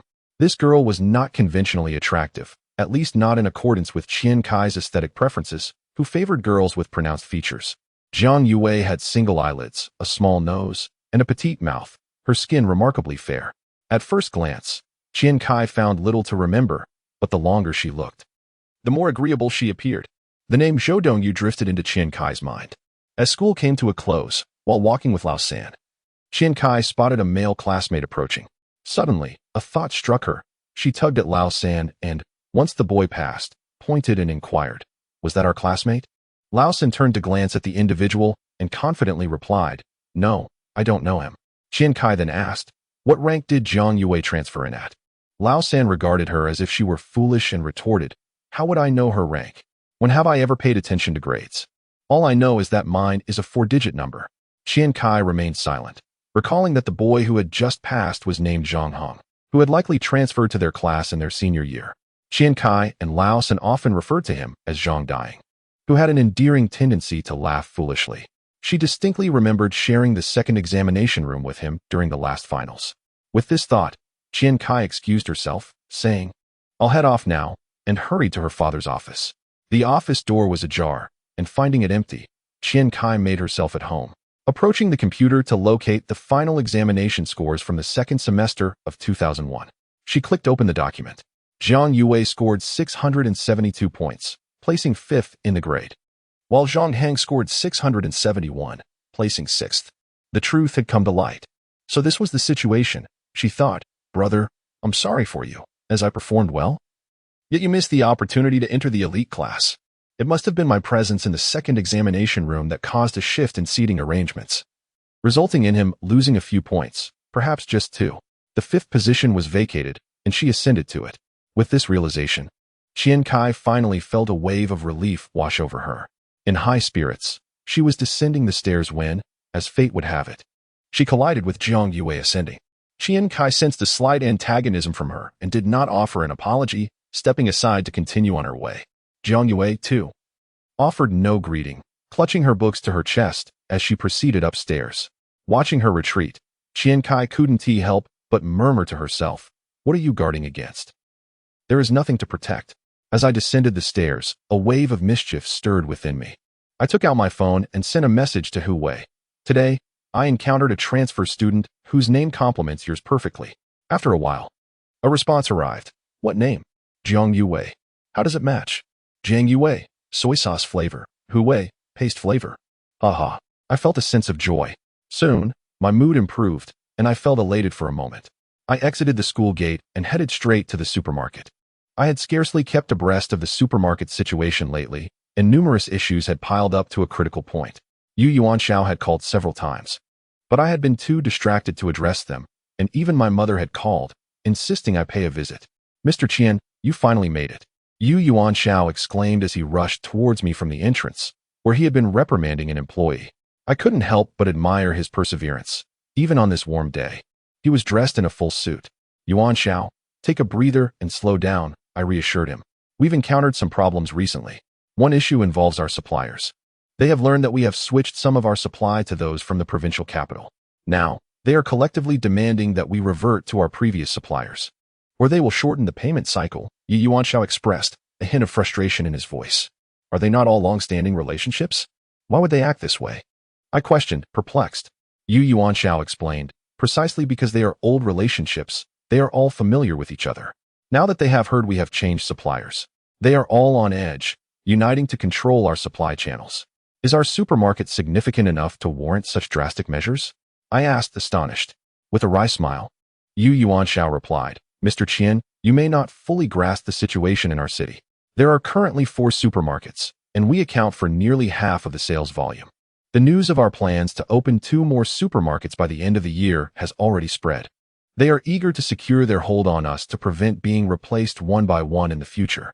After absorbing this information, I widened my eyes and replied decisively, "We must change suppliers. I will handle the negotiations. Compile a list of local suppliers whose prices are not higher than our current ones, or those willing to compromise. For those suppliers we cannot replace, provide me with a separate list. I will have Chen Yue follow up. This is the perfect opportunity to ensure his commitment to our cause." "Change all of them?" Yuan Xiao asked, astonished. "Not all. Only those unwilling to compromise and intent on holding us hostage. This is an opportunity to set a precedent. As someone who handles finances, I can certainly find a way to spend them wisely. For any supplier insisting we revert, we will delay their payment deadline until the very last day. Those who cooperate will be rewarded. Those who do not can find their business elsewhere." "Very well," Yuan Xiao conceded, seeing my determination. "Old you, let's adopt a broader perspective. We have switched to a supplier from the provincial capital, which offers us a distinct advantage in pricing. Many of our current suppliers are merely secondary agents, while goods from the provincial capital are often more affordable. Even if there is a slight disadvantage in shipping costs, the difference is not substantial, especially considering our plans to expand supermarkets throughout the province. Who will possess the upper hand in transportation then? With such a significant volume of supply and a unified pricing agreement, wouldn't it be more beneficial for negotiating lower prices? Qian Cai, sensing Yuan's unease, reassured him. Upon hearing this, Yuan also came to an understanding and continued speaking. Additionally, I recall you mentioned recruiting around 10 individuals from Panzhou. How do you intend to manage their arrangements? Those without proper training cannot begin work, as this requires a certain period. Qian Cai responded with a smile, acknowledging the importance of this matter. It is a necessary condition for the local villagers' support of our factory in the Lulangshan project. Otherwise, they will frequently disrupt operations. Even if we were to provide them with unearned wages, we must treat this as a political obligation. If they are to receive unearned wages, let that expense fall upon my account. Moreover, I am seeking individuals who present well and are of appropriate age. I certainly won't be handing this task over to the elderly. You should provide training, as these new hires will also be beneficial for the new store. As for the positions, you may oversee that. I only guarantee them employment. Their earnings will depend on their own capabilities. As for that fellow named Huang Erwa, you may offer him a slightly higher salary, as he is the nephew of the village secretary. Hearing this, Yuan felt a weight lift off his shoulders. If that's the case, I shall take care of the remaining arrangements. Chapter 35. Deterrence. On October 13th, upon receiving a notification from Yuan Xiao, Qian Cai arrived at the supermarket office only to observe through the glass a dozen middle-aged men and women inside. His mother sat silently at the desk, while Yuan Xiao stood at the entrance, sipping tea. As Qian Cai approached, Yuan Xiao whispered, "They are all inside. The one wearing the gold ring is the leader. We procure half of our snacks and some beverages from them. His name is Zhou Dalong." Nodding in acknowledgement, Qian Cai entered to survey the scene. Some were lounging on the sofas, others were smoking, and a particularly astute-looking woman leaned against the desk, half sitting atop it with her back turned to Su Feng. A few who recognized Qian Cai as the primary supplier immediately moved to speak. However, before anyone could utter a word, Qian Cai called Yuan Xiao over and pointed at the woman perched on the desk, inquiring, "What is her role here?" Yuan Xiao responded, "She is a supplier of bathing products." Qian Cai nodded, stepping forward to address the woman directly. "You may leave. Today's negotiations will not involve you, and we will no longer be sourcing from you." The woman straightened, her voice rising as she retorted, "Yuzong, does what he says truly hold weight?" Yuan Xiao replied with gravity, "This is our supermarket owner, Mr. Qian. I am merely assisting him." The others who had been seated now stood as well. Qian Cai waved his hand, a light smile on his face. "Yuzong oversees matters here entirely. He possesses the authority to make decisions. However, suppliers like you are no longer needed. You do not appear to be here to negotiate, but rather to create discord. Mutual respect is paramount. Please leave. Those who share your sentiments should also depart. I will settle accounts with you by the due date, and if my supermarket has no goods to sell tomorrow, that is final." Seeing the conversation take such a definitive turn, the woman, realizing the youth's assertiveness, reluctantly walked away, casting a glance at Zhou Dalong as she exited. Zhou Dalong promptly interjected, "Mr. Qian, does this mean we are no longer required?" Qian Cai turned to Zhou Dalong with an impassive expression. "Mr. Zhou, fair competition dictates that your local suppliers cannot match the prices from the provincial capital. That is a matter of capability." Zhou Dalong, arms crossed, questioned, "Mr. Qian, isn't this akin to burning bridges? When we opened, we supported you generously. You requested goods, and even before payment was received, we delivered them overnight. Now that business is thriving, you wish to." Before he could finish, Qian Cai raised his hand and glanced towards the entrance, calling out, "Come in." Yang Sanshun and over 30 associates from the stationery wholesale sector entered in a throng. Zhou Dalong, assuming a confrontation was imminent, altered his demeanor. "Mr. Qian, what is your intention?" Qian Cai then addressed Zhou Dalong. "Mr. Zhou, I am grateful for your support during the opening of my store, and I remember your kindness. However, in the wholesale business, this is merely part of the process. You are not devoid of profit. If I were to disregard your contributions, replacing you would not pose a challenge. I commenced my journey as a wholesale agent, surrounded by my brethren from various wholesale stores. There are another 40 to 50 of them distributing goods in the county. If you presume I am a novice in the retail industry, struggling to find a source of supply, you are gravely mistaken. I can completely replace your stock within 2 days, acquiring newer, more affordable sources of goods." Qian Cai spoke with an air of both intimidation and persuasion. Upon hearing this, 2 stationery wholesalers, who had previously encountered Yang Sanshun, leaned in to whisper something to Zhou Dalong. At this moment, Zhou Dalong also began to feel somewhat unsettled, scrutinizing Qian Cai, sensing that he was not as inexperienced as he seemed. In the year 2001, the business world still valued a certain boldness. And seeing Qian Cai's resolute demeanor softened Zhou's stance. Mr. Qian, it's not that we are unwilling to supply. These are all our brothers and sisters sharing the same pot of rice. You can't simply replace us at your whim. If I disregard this matter, what will happen when I need to reach out to them in the future? Do you think they will still assist me? Wasn't it the reason why Mr. You approached me initially? It was due to my extensive connections in this industry. At this juncture, Qian Cai finally discerned the tone of negotiation in Zhou Dalong's words. He beckoned Sanshun to fetch some chairs from the store for the suppliers to sit and discuss. Once everyone was seated, the atmosphere shifted from tense to more congenial. Qian Cai then spoke slowly.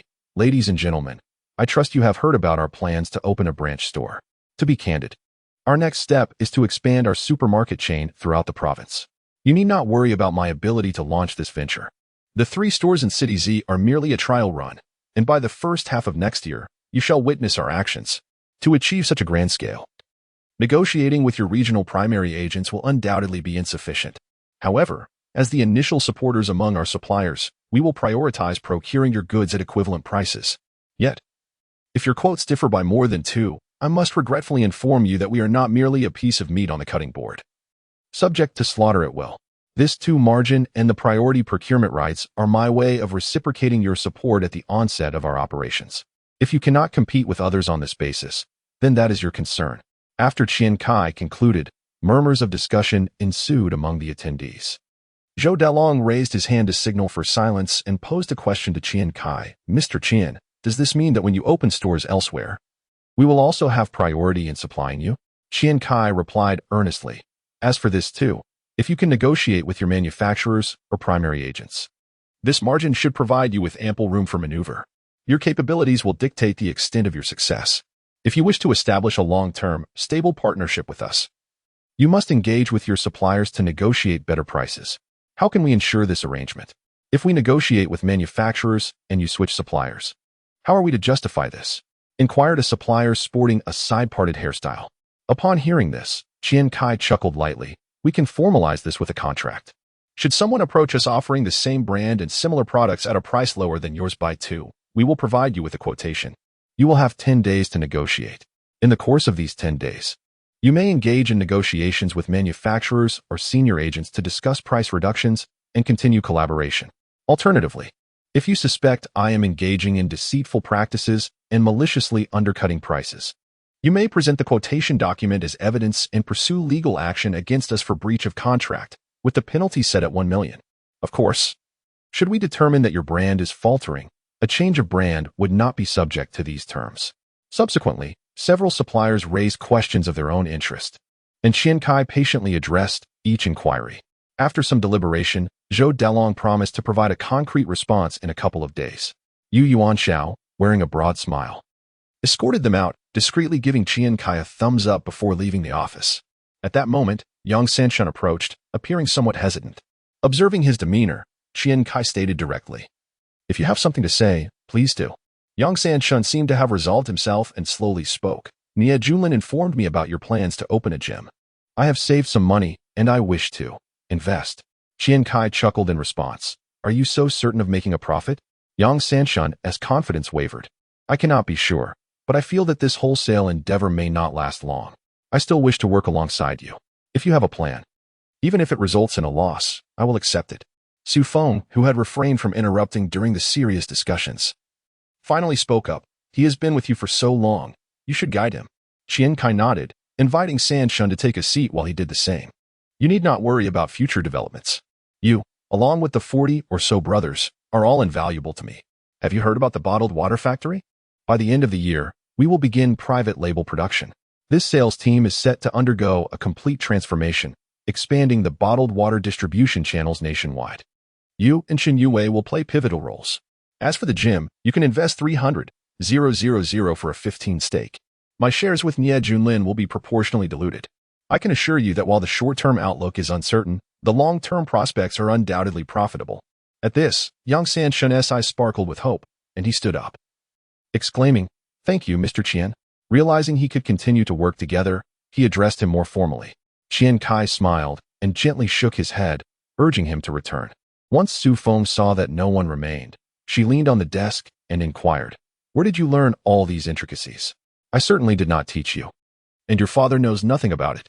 Qian Cai, assuming a serious tone, replied, "It was my third uncle who taught me. You should ask him." In Qian Cai's world, he often found himself as the scapegoat. Seeing that his mother was genuinely about to call his third uncle, Qian Cai quickly made his escape.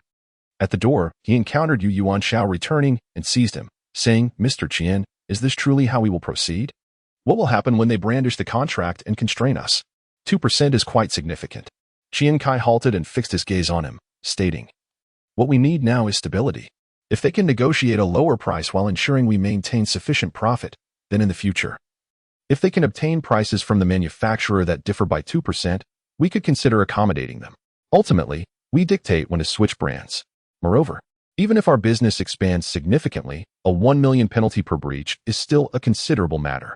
As Yuan Shao contemplated, he was about to pose a question when a booming voice from the office interrupted. "Qian Cai, come back and clarify." Qian Cai swiftly gestured to Yuan Shao to make a phone call, shouting as he dashed outside, "The tigress is coming. Call, call." His voice faded into the distance, drawing the attention of several supermarket employees passing by. Just as Yuan Shao began to appreciate Qian Cai's resourcefulness, he touched the wall, curious if the supermarket was constructed from building blocks. Seeing the employees gazing off into the distance, he shouted, "Stop staring and get back to work." Upon returning to school, Qian Cai learned that the autumn sports meet was about to commence. The senior class could selectively register for fewer events, yet they were still expected to participate actively. As per directives from above, the homeroom teacher, Old Gua, announced the task. "Rankings are inconsequential, but we must fill all the subjects. We can't let our students become mere bookworms." The sports committee member, Lu Enteo, brimming with enthusiasm, surveyed the room to delegate tasks. However, upon observing his classmates, he noted that half wore glasses, with a few unable to distinguish between a person and an animal from 30 meters without their spectacles. The concept of well-rounded development encompassing academics, physical education, arts, and labor was non-existent in this era. In terms of sports, there wasn't a single capable athlete in the class.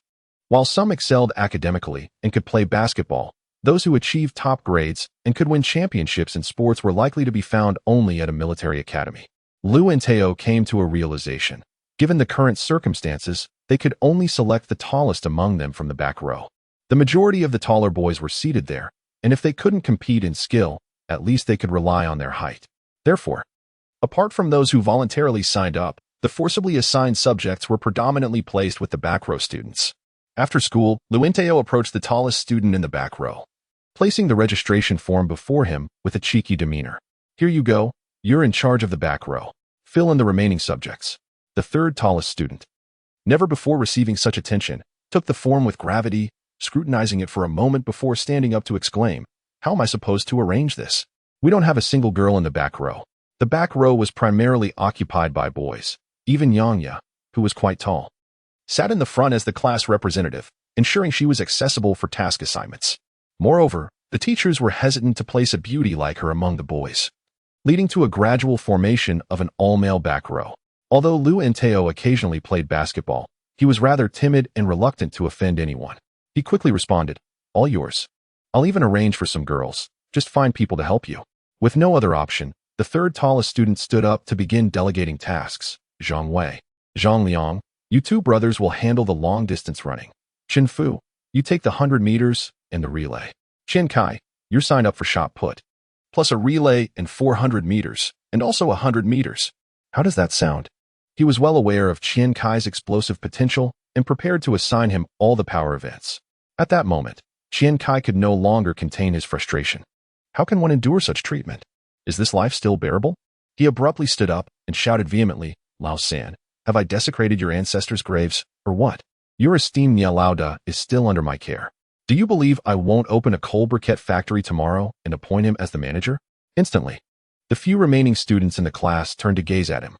Realizing he had perhaps gone too far, Qian Cai sheepishly remarked, "Just kidding, just kidding." He then approached Nie Junlin and Lu Inteo, picking up the attendance sheet to scrutinize it closely. Indeed, there were not many names registered, and he begrudgingly accepted the task to prevent Lao San from misreporting. He He first inscribed his name under the events of men's shot put and sprint, his strong suits, before reminiscing over the class roster to assign others. When he reached the section for women's javelin, he glanced up and spotted Jiang Yue still seated in the front row, immersed in her work. In a moment of mischief, he inscribed her name. It could be said that those acquainted with Qian Cai at that moment were quite unfortunate, as many names on the attendance sheet did not correspond with any familiar faces, leaving him reluctant to assign them. Thus, Yang Yu registered for 3 events, while Chun Wenjie signed up for 2. For events like long jump, which relied solely on innate talent, he selected a few taller students, ultimately adding Jiang Yue's name for the women's 1500 meters. Perhaps fate has mischievously placed this girl in the advanced class. I shall return the favor, Qian Cai thought shamelessly. After completing the sheet, he handed it to Lu Inteo, who glanced at it and couldn't help but exclaim, "Goodness. Yang Ye and Jiang Yue must hold a grudge against you." In the sparsely populated class, his words echoed slightly. In an instant, Jiang Yue turned around, glaring at Qian Cai with anger. However, devoid of fear, Qian Cai feigned ignorance and retorted to Lu Inteo, "What do you mean by a grudge? We're all just contributing our efforts, see? I signed up myself as well." Jiang Yue scrutinized Qian Cai for a moment, seemingly uninterested in engaging in a quarrel, before turning back to her work. Everything unfolded naturally in Qian Cai's eyes. This little girl has quite the temper. How dare she be so fierce with me? I am your benefactor, you know. Your benefactor. Chapter 36. The sports meet on October 16th. After discussions with Lu Inteo, the roster underwent some modifications. Yang Yu withdrew from the women's 400 meters, and Jiang Yue also opted out of the javelin event. Upon discovering that Qian Cai had registered her for numerous events, Yang Yu did not react with the same fury as Jiang Yue. Instead, she sauntered over to Qian Cai's seat, teasingly inquiring, "Do you have a fondness for me? If you do, just say so, I might consider it." Instantly, her words ignited a chorus of laughter from those nearby. Even those who had not overheard were curious about the commotion. Amidst the wrathful glares from the third party, Qian Cai felt a surge of turmoil within, akin to a stampede of llamas. He suspected that this woman was not as innocent as she seemed. He found it hard to believe she was unaware of the third party's affections. Her loud remarks appeared to be a deliberate attempt to sow discord between him and the third party. Indeed, one must tread carefully around women. The sports meet commenced on the 17th and concluded on the 19th, with the seniors enjoying a rare 2-day holiday. Although classes were typically held on Saturdays, this time, all students were granted a break, supposedly due to an inspection by education officials regarding the dormitory renovations, necessitating that boarding students return home. Just after a Chinese class, Qian Cai, who was contemplating plans for the holiday while standing in the corridor, noticed his homeroom teacher, Guo Shihai, emerging. Jiang Yue followed closely, engaged in a discussion with the teacher. As they approached Qian Cai, their conversation became audible. With a hint of resignation, Guo Shihai addressed Jiang Yue. "I understand your family situation, but you must return home for the weekend.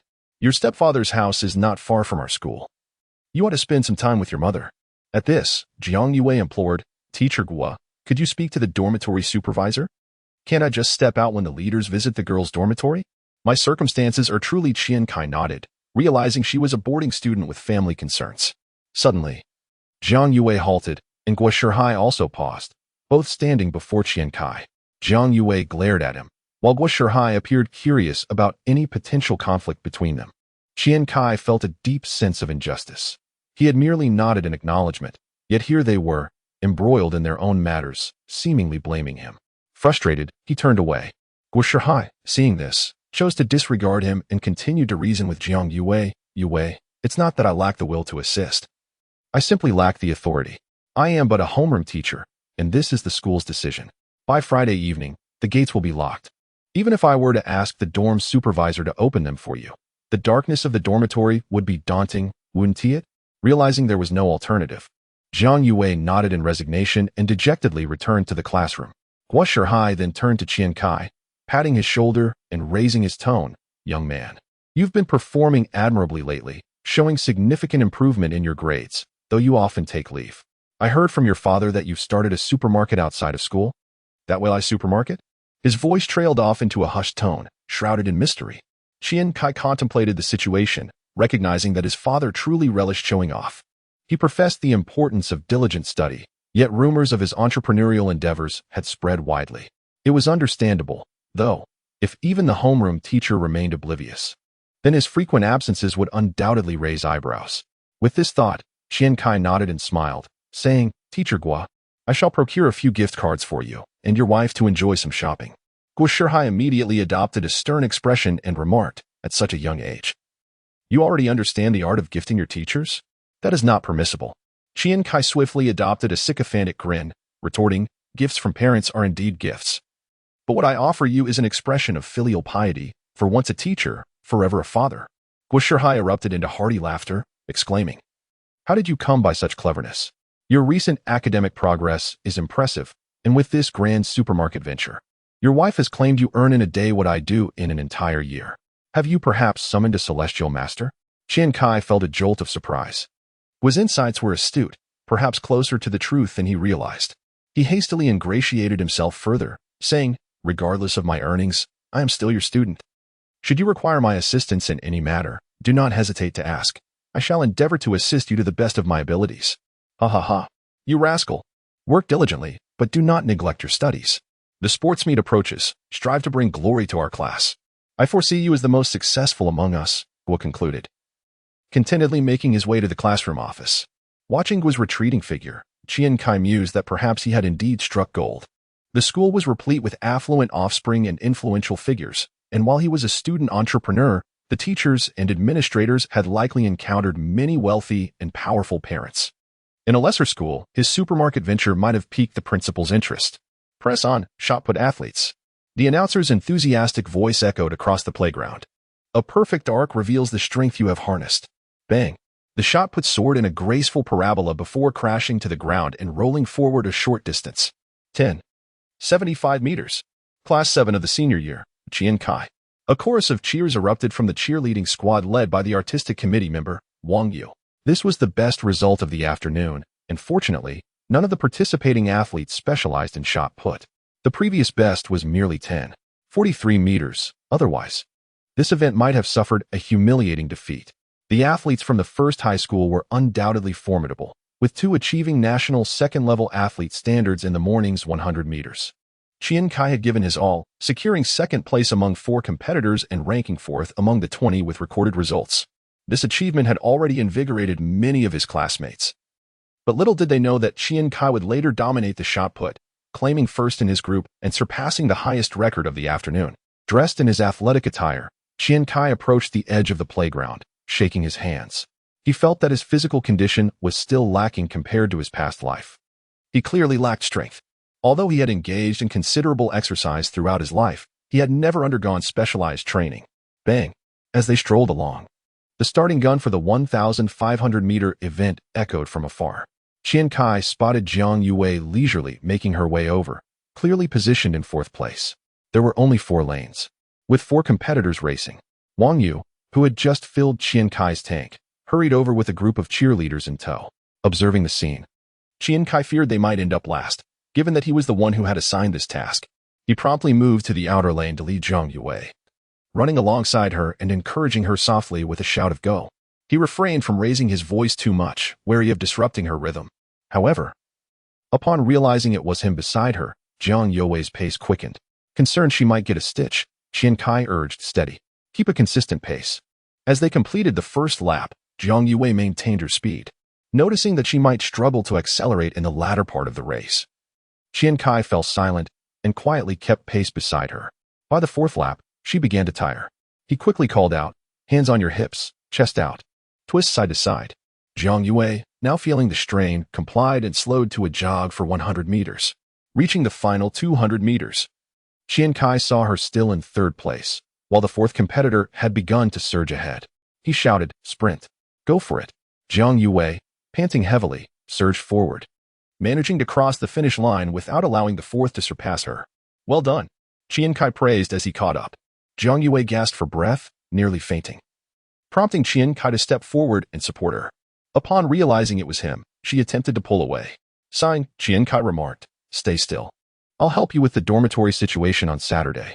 This clearly mattered far more to Jiang Yue than her pride with Qian Cai, and she ceased her struggle, standing still as she caught her breath.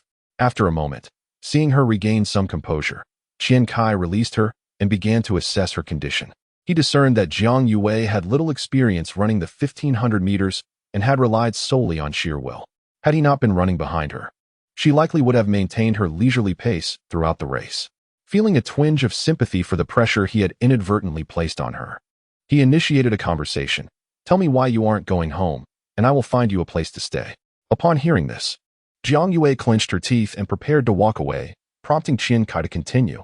"If you don't share your reason as a fellow student, how can I arrange anything for you? What if your family comes looking for you?" Just as he finished speaking, he noticed her back twitch slightly. Moving closer to offer support, she rebuffed him with a swift motion. Moments later, Jiang Yue wiped her eyes and turned to him, speaking calmly. "They won't come looking for me." In response, Qian Cai retrieved a pack of tissues from his pocket, offering her one as he said, "Since you are unwilling to share, let me take a guess. If I'm correct, just nod, all right?" Jiang Yue remained silent, her gaze fixed on him. "Your mother remarried. Your stepfather's family is in dire straits, and you feel unwelcomed and often mistreated. Your mother is powerless, leaving you no choice but to stay at school and not return home. Am I right?" Qian Cai expressed confidently, watching Jiang Yue's expression intently, seeking validation for his assessment. To his surprise, Jiang Yue smiled. "Please refrain from imposing your own melodramatic experiences onto me. Money is but a fleeting concern." The typically aloof Jiang Yue seemed to have opened up, stating, "No one has harmed me, my mother treats me well, and her husband is quite wealthy. You've guessed partially right. I cannot return home because they are expecting a child." Qian Cai felt as though he had been publicly humiliated. This was not merely a partial guess, but rather an understanding of only two statements, both of which he had overheard the previous day. Noticing his silence, Jiang Yue continued, as if unearthing buried thoughts. "They haven't forbidden me from coming home, but before I arrived at the first middle school, I overheard them discussing sending me there to board, as it would be inconvenient once the baby arrives. I no longer have a father, and in that moment, it felt as though my mother no longer loved me. I aspire to leave this place. She remarried and treats me better than before, yet I sense her affection is not genuine. It is rooted in guilt. She used to inquire about my studies when I returned home, but now, with her husband's child on the way, no one even asks about me. Thus, I reside at school. I refuse to be a burden in someone else's home." Jiang Yue gazed into the distance, smiling at an emptiness that seemed to cradle her concept of home. In truth, she was quite captivating, resembling a little fox. "After the sports meet on Friday, come find me," Qian Cai said, turning to leave. "No, living outside is inconvenient," Jiang Yue pondered, ultimately declining. Qian Cai turned back. "What are you thinking?" The temporary dormitory rented for supermarket staff is a 3-bedroom apartment with a bathroom, far superior to the school dormitory. Chapter 37. Luo Yu on October 19th. After 3 days of intense competition, Class 7 finally achieved a commendable mid-tier ranking among the 23 classes in their grade. They managed to avoid being labeled as merely a class of high achievers who only excel at academics, which was a considerable victory in itself. However, if there were to be any shortcomings, it would be their failure to secure a first place in any individual subject. Qian Cai's shot put record was ruthlessly shattered by another class, relegating it to a second place. This was still the best ranking for Class 7 in any subject. The students of Class 7 harbored a quiet resentment, vowing that during the exams, they would demonstrate their prowess and ensure none of their rivals made it into the top 10 of the grade. Although such sentiments were akin to a cat venting its frustrations on a mouse after being chased by a dog. The truth was that those athletic students who triumphed at the sports meet had never even entered the top 10, let alone the top 100. In the afternoon, Jiang Yue, clutching a stack of books and hesitating momentarily, ultimately decided to seek out Qian Cai. Upon arriving at the entrance, she found Li Guangping and Qian Cai already waiting for her. With his gentlemanly demeanor, Qian Cai graciously accepted Jiang Yue's books and assisted her into the vehicle. Jiang Yue felt quite vexed. Had it not been for Qian Cai's south offer to drive her, she would have walked alone. Resembling a student rumored to be kept by a wealthy patron, Qian Cai had other commitments as well. He had promised Luo Yu to take her shopping for clothes. This young lady had become proficient at spending his money, more so than her own father-ass. Since Qian Cai came into wealth, it was undoubtedly Luo Yu who benefited the most, with even Qian Zonghua and Su Feng trailing behind. Moreover, when using Qian Cai's money, she expected him to play the role of a mere servant, accompanying her to the cash register and carrying her bags. If it were not for their shared history of growing up together in the same courtyard, where they had playfully taken on the roles of parents in childhood games, Qian Cai would not have been willing to endure such indignities. Luo Yu possessed a certain audacity, having taken advantage of Qian Cai's status since childhood, compelling other playmates to act as her subordinates while she fed them imaginary meals dug from the ground. Qian Cai had not brought any books with him. Thus, he saw no need to return home for a change of clothes. After dropping off Jiang Yue, he headed straight to Luo Yu's residence. As he approached her neighborhood, he made a phone call. By the time he arrived at her community gate, Luo Yu was already waiting for him. Today, she was dressed quite refreshingly in a slightly cropped picacha pattern top paired with a gray skirt, complemented by shining black boots. The playful style suited her oval face remarkably well. And upon closer inspection, Luo Yu appeared rather slender, contrary to the more rounded beauty she typically presented. Having an exuberant little fool around was sure to uplift anyone's spirits. Although Luo Yu had ceased insisting that Qian Cai purchase the industrial and commercial bank building, which he fancied as a hotel, Qian Cai believed she had not entirely relinquished her aspirations for that structure. When she desired something, she would persistently express her wishes, akin to Xionglin's wife. However, if she grew silent about it, it indicated that she felt the object was temporarily out of reach and required a meticulous plan. This girl was quite clever. Even as a child, she knew how to dig pits to ensnare others. Watching from a distance with a composed demeanor as her peers stumbled into her traps, exemplifying both boldness and meticulousness. As the two meandered through the Gumao shopping mall, Qian Cai felt a twinge of nostalgia. In the era he had returned from, this place had transformed from Gumao to old Gumao and was on the brink of demolition. Yet, even at this time, many young people were deterred from entering due to the prices of the items within. Luo Yu, however, was not one to be frugal. Her life philosophy was to seize the moment and indulge in joy, and thus she tugged Qian Cai inside. Upon reaching the entrance, they were drawn into a gift shop. Inside, Luo Yu browsed and selected several pairs of earrings, trying them on one by one and inquiring about their appearance. Whenever Qian Cai displayed even the slightest hesitation, she would remove the earrings and toss them onto the table, opting for another pair. In the end, with a face of disdain, she left empty-handed, continuing their shopping excursion, which, as any girl would know, is a maze of thoughts and whims. After visiting only a few stores, Luo Yu insisted on purchasing clothes for Qian Cai. They wandered into a Jack Jones store, where she picked out a jacket with a formal style and urged Qian Cai to try it on before casually inquiring about the price. The attendant quoted 498 yuan. But Luo Yu rummaged through her belongings to find a total of around 400 yuan. With a swift motion, she retrieved 100 yuan from Qian Cai's pocket, stating that she would pay for it herself. Qian Cai suggested she use his money directly, but Luo Yu raised her hand and insisted it was her purchase, emphasizing that he should wear it well, wear it out, wear it down, and polish it. Did he understand? Qian Cai, perplexed, continued to accompany her as they ventured into the women's section, where the young lady indulged in a shopping spree. By the time they exited the fourth-floor women's department, it seemed as though Qian Cai's neck was adorned with an array of shopping bags. When he inquired why she didn't buy a more expensive item to wear out, Luo Yu regarded him as somewhat obtuse, explaining that the money she was spending represented a month's worth of living expenses, whereas his expenditure was merely the equivalent of half a day's income. Qian Cai mused that should this girl date someone like Bill Gates, she could easily leave him penniless, unable to even make it onto the local wealthy list. Yet, whenever he was with Luo Yu, he never felt reluctant to spend. Although his current assets might not allow him to purchase her any property, he was willing to contribute within his means, provided it did not hinder his investment pursuits. Luo Yu was astute and practical, never hesitating to be thrifty when necessary. Their shopping escapade lasted over 2 hours, edging close to the mall's closing time, mainly due to her persistent attempts at negotiating discounts with the sales associates. Remarkably, she managed to secure 2 items at a 10% discount. And the ladies at the counter were starting to recognize her, secretly deeming her the most frugal wealthy individual they had encountered.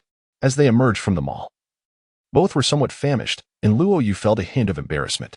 She mentioned that she had initially planned to treat him to skewers at the entrance of Sanjiang. But given the cost of his clothes, she only had 8 yuan left, thus it would have to be his treat. Hearing her say this after spending 7 or 8,000 yuan left Qian Cai speechless, and he handed her his school meal card, suggesting she use it if she was short on funds, as it was accepted at nearly all the small shops and cafeterias on campus. Luo Yu inquired how much was left on the card, to which Qian Cai replied there was still 150 yuan. The young lady immediately burst into cheers. Upon reaching the entrance of Sanjiang, they found the barbecue shop they frequented in their childhood still open, and Luo Yu confidently ordered 2 chicken legs. several skewers of chicken tails, 2 skewers of chicken gizzards, and a handful of meat skewers. The boss inquired about the inclusion of ear root in the menu. And Luo Yudong, visibly displeased, retorted, "Have you forgotten me, boss?" Prompted by Qian Cai, the boss erupted into laughter, exclaiming, "Little Luo, it has been quite a while since your last visit. Since you ceased treating them to skewers, their attendance has dwindled, and consequently, my business has suffered." Luo Yu, brimming with pride, responded, "Previously, treating them was an investment. Now, as my friends have prospered, it will soon be their turn to treat me." The boss agreed, pointing at Qian Cai. "He used to be the toughest on you. You ought to take your revenge on him." Luo laughed heartily, her laughter melodious and charming, drawing envious glances from passers-by and patrons of the barbecue establishment. As they emerged, satiated from their meal, Luo remarked, "You're at your doorstep. You should head home." Qian Cai, unceremonious, handed her a pile of items, which, though numerous, were not burdensome. He called a taxi for her, but just as he was about to leave, Luo called out loudly, "Don't forget to pay." She questioned, "Do you not know that when a lady departs, one ought to cover the taxi fare?" With a roll of his eyes, Qian Cai reluctantly handed the driver 10 yuan, muttering, "One must see the fare through to the end." Yet, Luo insisted that the driver return 5 yuan to Qian Cai on the spot. Later, Qian Cai texted Hu Wei to recount the day's events. Hu Wei seemed to harbor a sense of guilt towards Luo, suggesting, "If Luo likes you, spend more time with her. The next time I'm in town, I shall treat her to dinner." Qian Cai replied, "You needn't feel guilty. Luo is my sister, my childhood friend." However, Hu Wei responded with a verse from Li Bai's Chang'an Xing, lamenting that it wasn't simply because she hadn't called on her last visit to Z City, but rather because she had inadvertently taken away her childhood sweetheart. Meanwhile, negotiations with the supermarket suppliers had reached a satisfactory conclusion, with a reduction of 1.5 to 4 on the original purchase price. This adjustment signifies an approximate 15 increase in the supermarket's profit margin, bringing the average profit margin to 22. With this profit margin, the subsequent opening of branch stores is ensured greater profitability. The external mold of the water reservoir at the water plant has been successfully cast. Once the inner mold is set and dried, the reservoir will undergo a water tightness test. Upon passing, the construction of the external walls with steel templates can commence, followed by the installation and disinfection of large equipment before it becomes operational. Currently, the most challenging procedure, the mining permit, has entered its final approval stages. Xuan is tirelessly navigating this matter in Panshan City with a newly hired engineer, exhibiting the demeanor of a leader as he coordinates activities efficiently with local personnel and diligently manages operations. Qian Cai now acutely feels the absence of 2 key individuals. 1. A leader overseeing the entire industry chain, responsible for coordinating relationships and collaborative efforts. The other, his personal secretary, tasked with managing accounts and planning expenditures, handling various trivialities to allow him to focus solely on overarching strategies. Little did he know, upon returning to school on Monday, an unexpected encounter awaited him. During the recess, while seated and dutifully performing eye exercises as instructed by Hu, Qian Cai was momentarily lost in the ebb and flow of light surrounding him. Suddenly, darkness enveloped him. The light had vanished. He thought to himself, "This is it. I must have overexerted my eyes and gone blind." As I slowly opened my eyes, I beheld a flat abdomen concealed beneath a delicate black sweater. My gaze drifted upward, taking in the gentle rise and fall of her modest bosom, her porcelain neck, a pointed chin, and the petite features of Jiang Yue, her small mouth, delicate nose, and fox-like eyes. "Could you step outside for a moment?" Jiang Yue inquired. Qian Cai, somewhat bewildered, followed her to the staircase at the end of the corridor, only to be startled when Jiang Yue turned back to speak. "I wish to earn money." Qian Cai, a quick-witted individual, immediately envisioned various alluring uniforms suitable for Jiang Yue, but then chastised himself for being merely 17. Why should he indulge in such mercenary exchanges? Moreover, she was not the type he found appealing. Fortunately, Jiang Yue was oblivious to the impure thoughts reflected in his eyes. She merely assumed he misunderstood her intent and continued, "I want to learn how to make money." Suddenly, Qian Cai felt a twinge of regret, recalling the secretaries from his past life who donned elegant white skirts. Their presence beside him had likely been to learn his financial acumen. It was he who had allowed his thoughts to stray into the gutter. Had she articulated her desires clearly, he would have been more than willing to guide her. Recently, Qian Cai had begun to rediscover the mindset of his previous life, perhaps stirred by the unresolved turmoil instigated by Hu Wei, leading to a swirl of errant thoughts. Sensing his disquiet, he quickly shook his head to clear his mind. You're a student. How can you think about making money? Qian Cai queried. But aren't you a student too? I heard from the older girls in the dorm that you're a boss and have made a lot of money. Jiang Yue replied, somewhat defiantly. Qian Cai was at a loss for words. No, what I mean is, didn't your mother give you money? Why do you want to earn your own? After a moment of silence, Jiang Yue responded, I no longer wish to rely on her money. It is all given to her by her husband. I want to earn my own tuition for college. I aspire to support myself and become financially independent. Qian Cai then replied earnestly, Young lady, earning money is not as simple as you envision. It requires capital and luck. I can make money, but it's mostly due to fortune. What skills do you possess that would allow you to earn while studying? Jiang Yue bit her lip, pondering for a moment before stating, if I can get accepted into a good university, I could work for you, learning the professional skills you require. I excel in mathematics and can assist with accounting or even delve into business-related studies, but you must cover my expenses while I learn. Qian Cai was taken aback. You, a high school student, are already aware of corporate training programs? But what if I need you to start working immediately? I aim to attend Shanghai Jiaotong University, and your grades could get you into Tsinghua or Peking University. Wouldn't that be a loss? Jiang Yue replied matter-of-factly, for me, attending a prestigious school is about acquiring the ability to live independently. Simply put, it's about making money. As long as you can offer me a high salary, attending Jiaotong is just as valuable. I assent to it. After hearing her, Qian Cai chuckled self-deprecatingly. It seems I have underestimated you. Feeling a sense of victory, Jiang Yue smiled proudly and declared, but if one day you can no longer afford to pay me what I desire, I will return the tuition and seek my own path. Qian Cai shook his head and replied, there is no need. I am certain that I can meet your expectations. At present, I am merely in search of a competent secretary who can assist me with bookkeeping and expense planning, as well as running errands. The work is not arduous, and I will strive to ensure it does not interfere with your studies. Could you commence immediately? Jiang Yue nodded enthusiastically, absolutely. However, a hint of confusion crossed her face as she inquired, a competent secretary? Are there incompetent ones? Qian Cai smiled knowingly and remarked, indeed, there are. And they often earn more than the competent ones. Jiang Yue was taken aback, her face flushing a deep crimson. Chapter 38. The Rise, Part 1. October 31st. During this period at school, Qian was quite comfortable.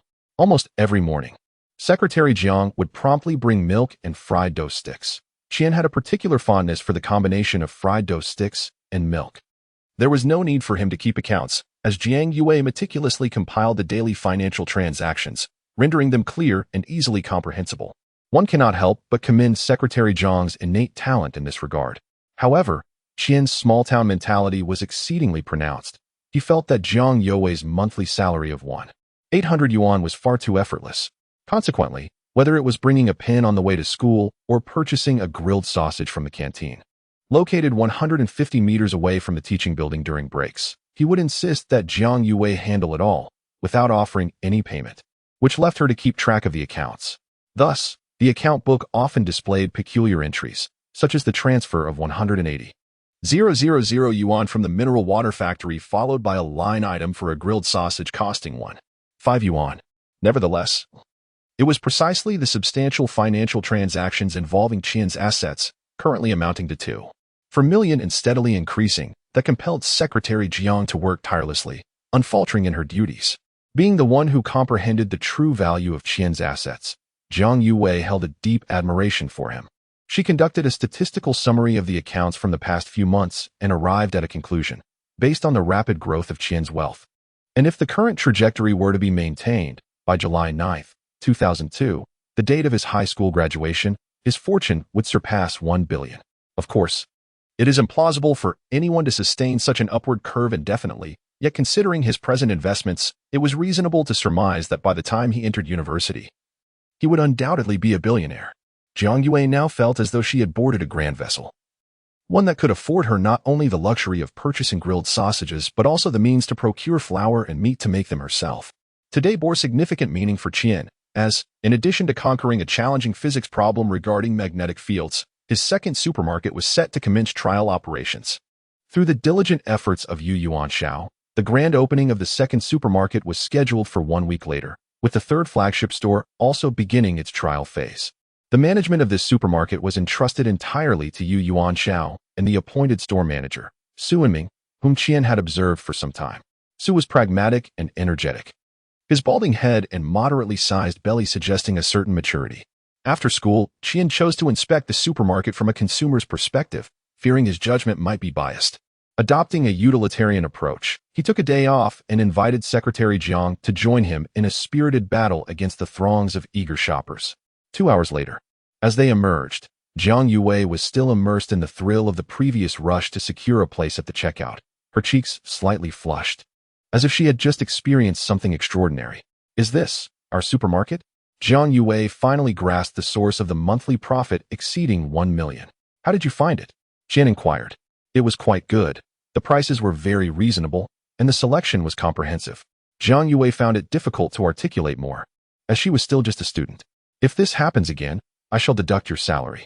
Your response resembles that of those elderly women fighting over toilet paper. Qian Cai has mastered the art of imposing salary deductions, particularly on his secretary. How should one respond?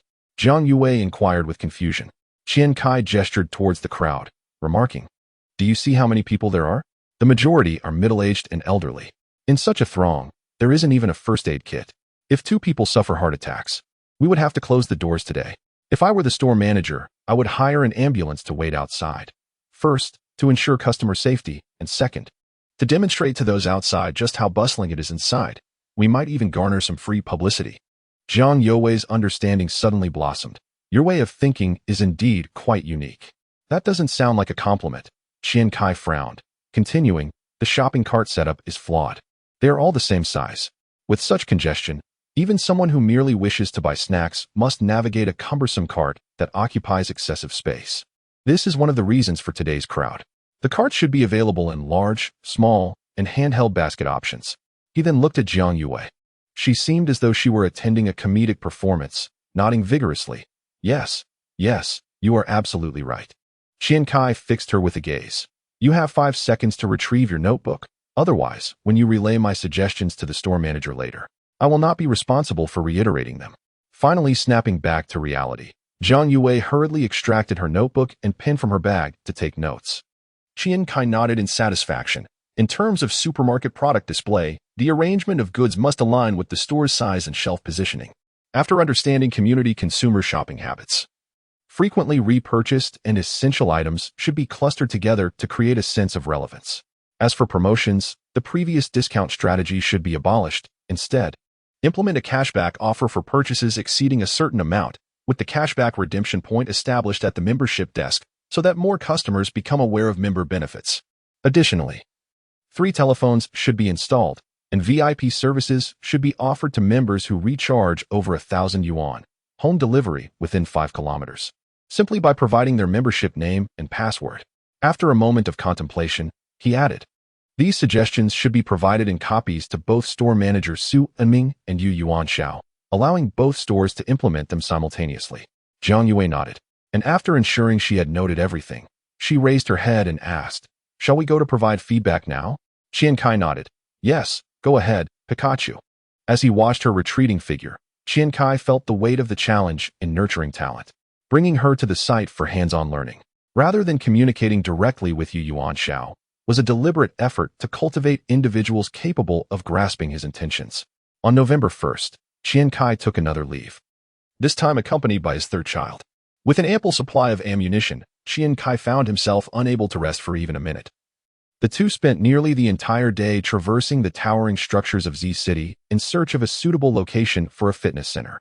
After a day filled with notes and deliberation, they ultimately circled a promising address in the notebook, which bore the meticulous handwriting of his 3rd child, Yuan Building. This edifice is poised to become a bustling landmark in the city of Z within the next couple of years, with a commercial plaza and several major banks anticipated to establish their presence nearby. Even at present, it is situated in a locale that experiences substantial foot traffic.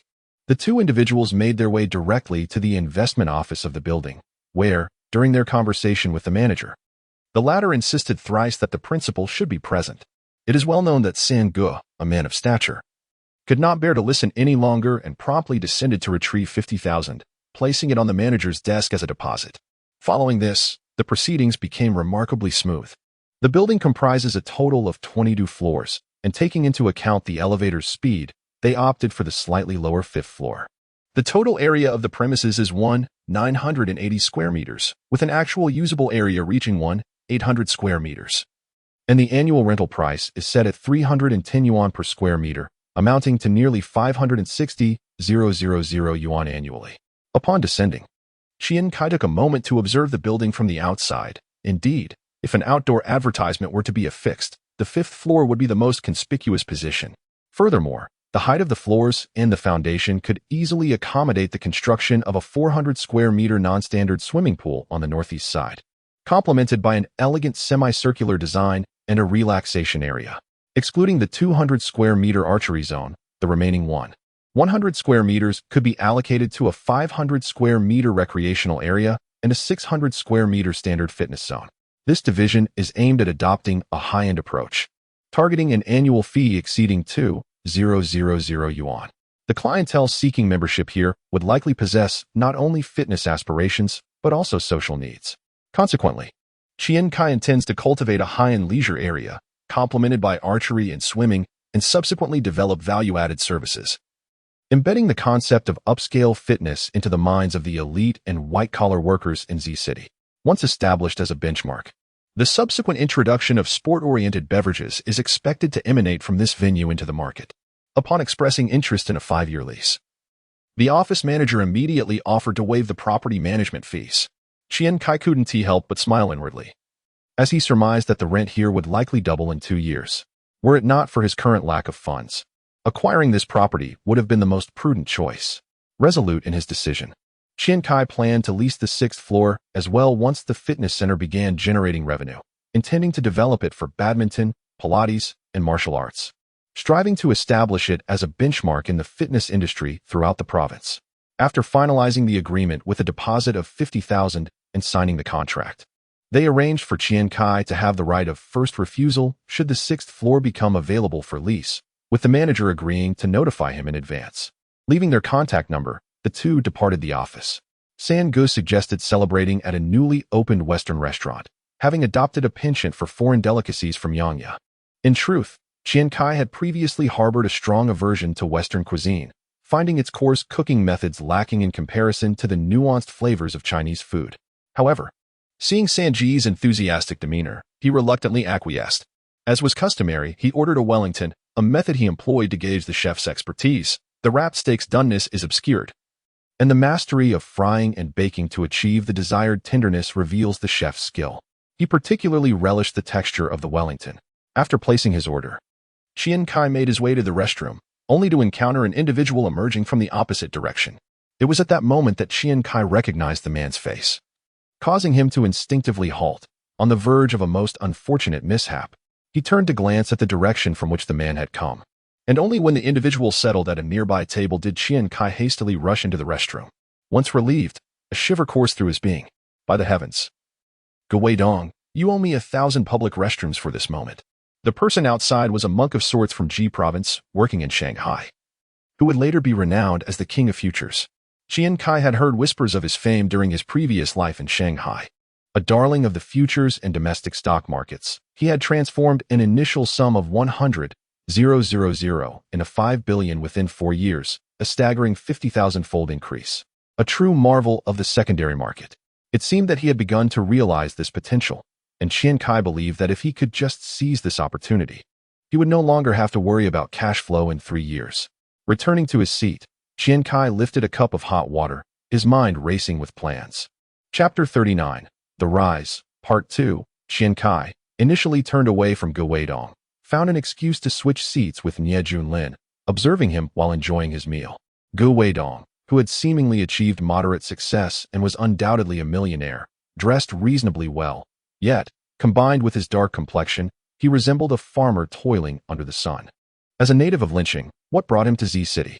Qian Cai began to attentively listen to their conversation. Guidong, heed my advice. The stock and futures markets are treacherous. Have you not seen how many have perished? I would hate to witness my old classmate plummeting from a rooftop one day. The bespectacled man seated opposite Guidong implored, his tone tinged with disdain. Guidong, upon hearing this, lapsed into silence, sipping his coffee. Look at this restaurant of mine. Engaging in tangible business is far more stable. The enterprise is thriving.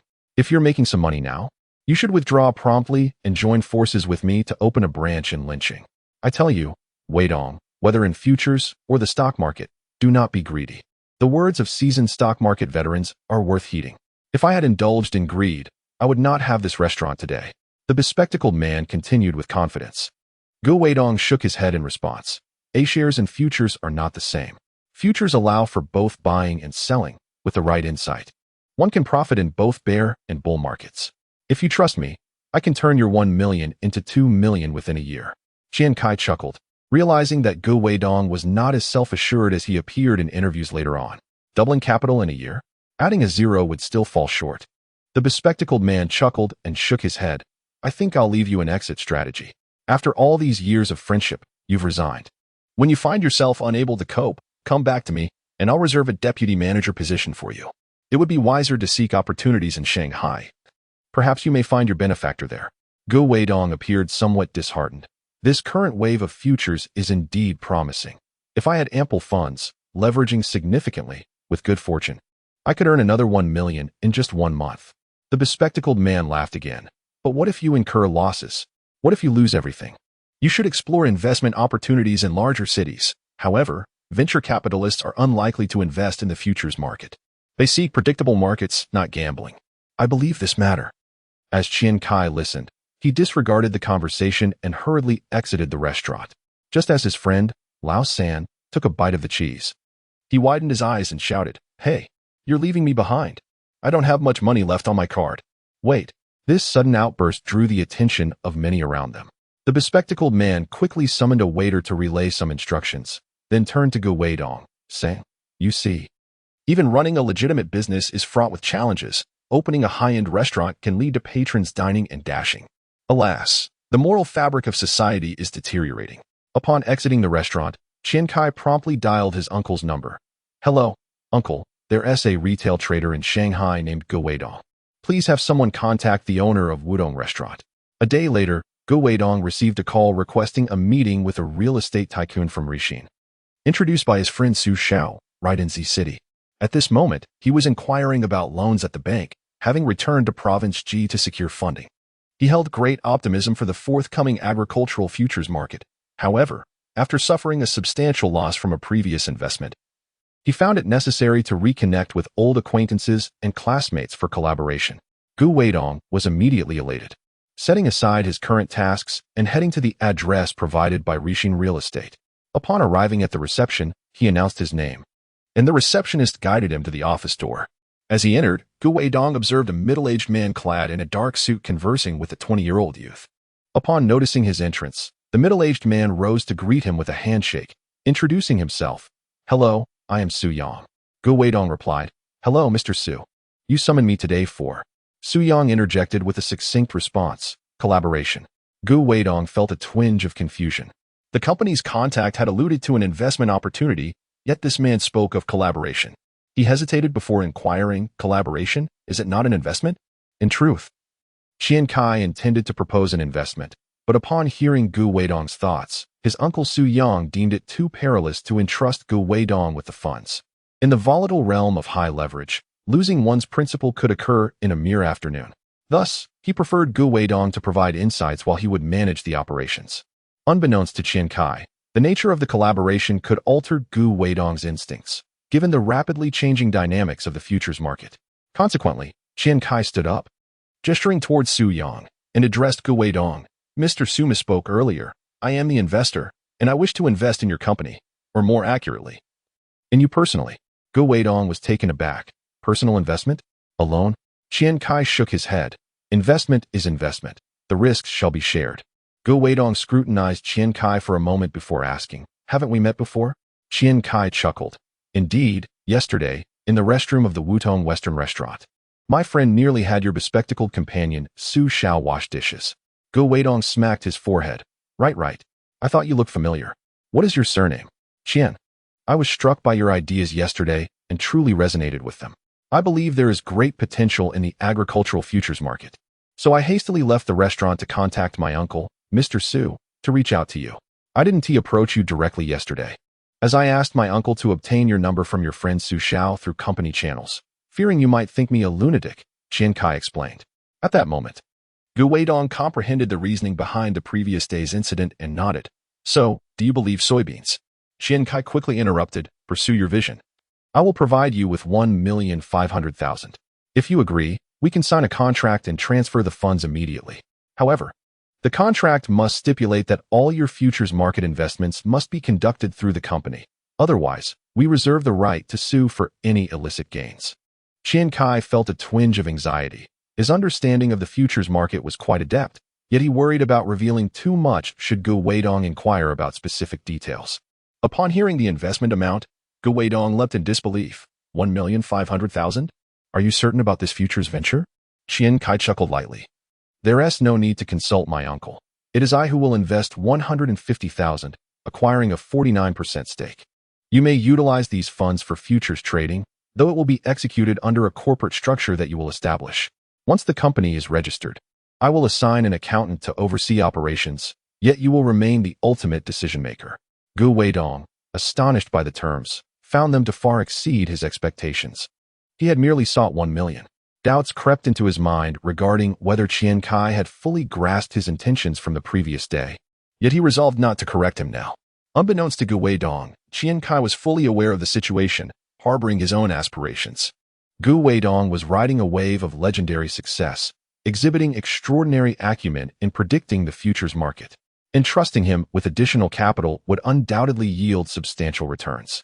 Were it not for his desire to avoid hindering his own developmental plans, Qian Cai would have eagerly offered all his funds. Retreating home to await the monetary bounty from this proverbial printing press, Gu Weidong rose, extending his hand. Mr. Qian, your vision will surely reap rewards. Qian Cai stood as well, smiling as he reciprocated the gesture. Ah, you truly are my fortunate star. Henceforth, I shall cover our dining expenses. Indeed, sounds delightful.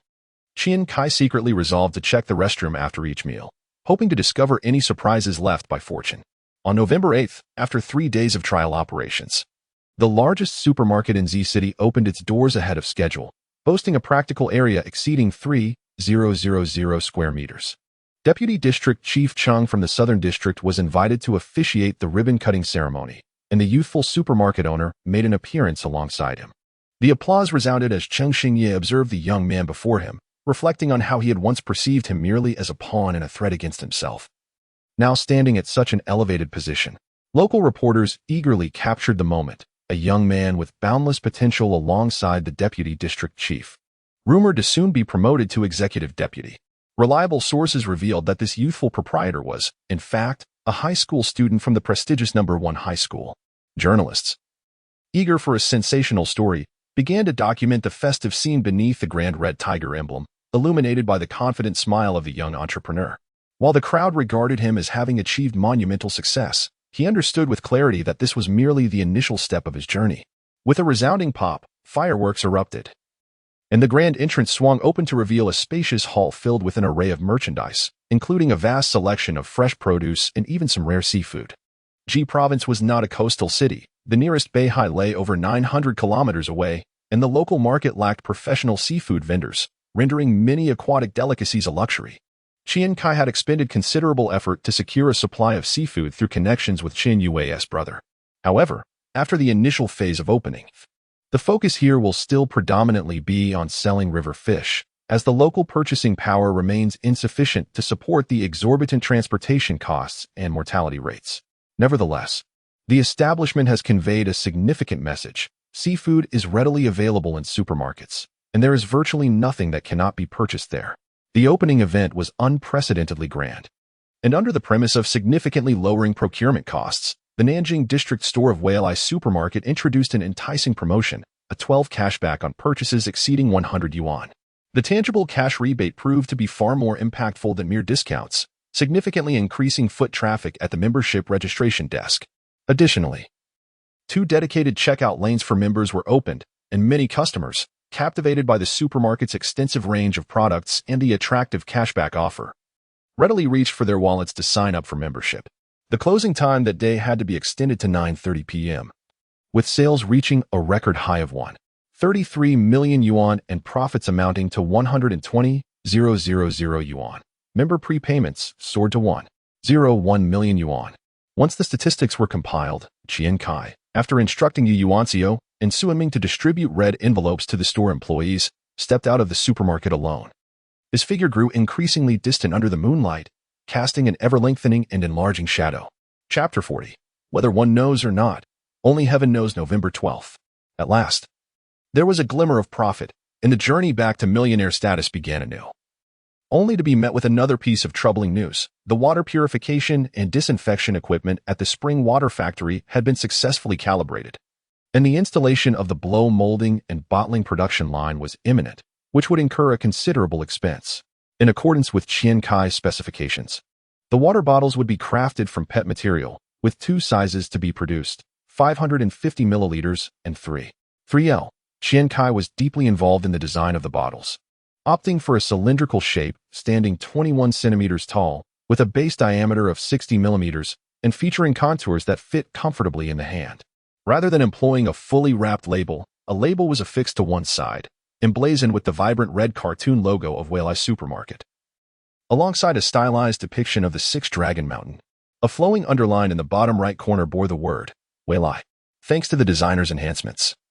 The final labeling design was significantly more aesthetically pleasing than the initial draft, with the back inscribed with a captivating slogan, "I only drink Whalai's water, awaiting the future's arrivals." This complete design and the blow molding and bottling production line consumed over 600,000 yuan, and with the supermarket's membership fees currently inaccessible, Qian Cai's personal savings dwindled back to around 800,000 yuan.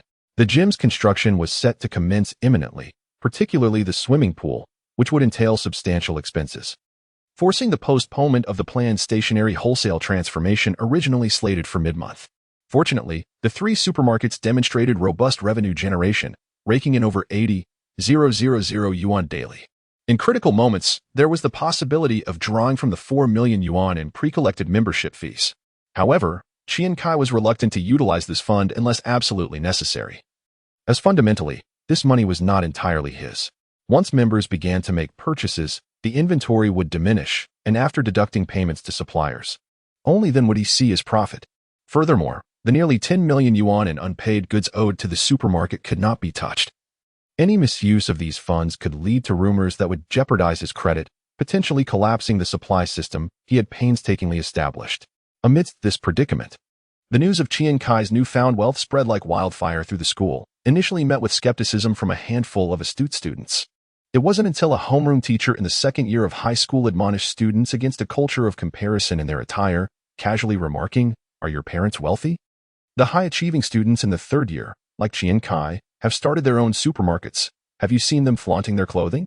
This remark lent an air of official endorsement to the tale, and as more classmates gathered to witness, Qian Cai's reputation at school reached its zenith, with even many parents whispering in awe, especially since Qian Cai had consistently maintained scores above the critical threshold since the midterm of his second year.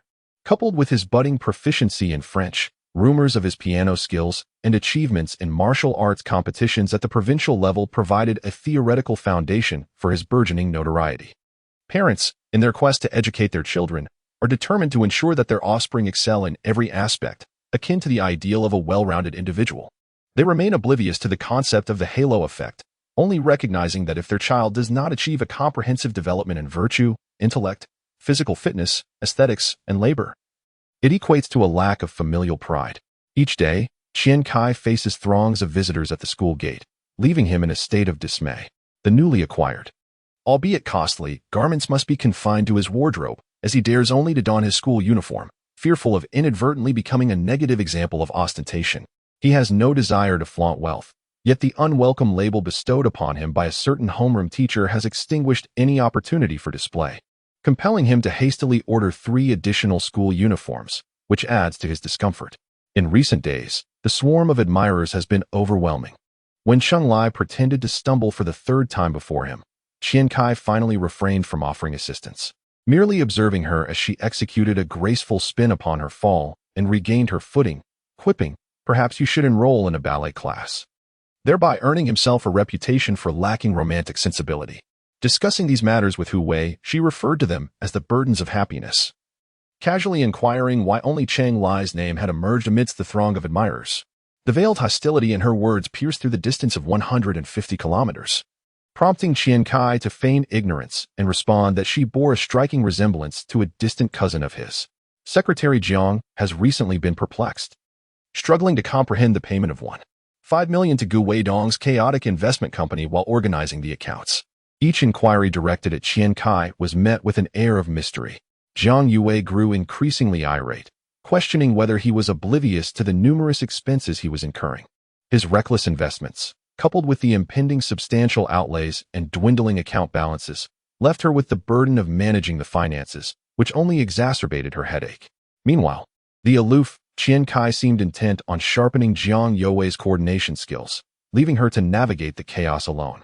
On November 20th, as the gym underwent significant renovations and the bottled water factory prepared to commence production with funds nearly depleted, Qian Cai finally enabled Yuan Xiao to transfer 1 million in membership fees into his account.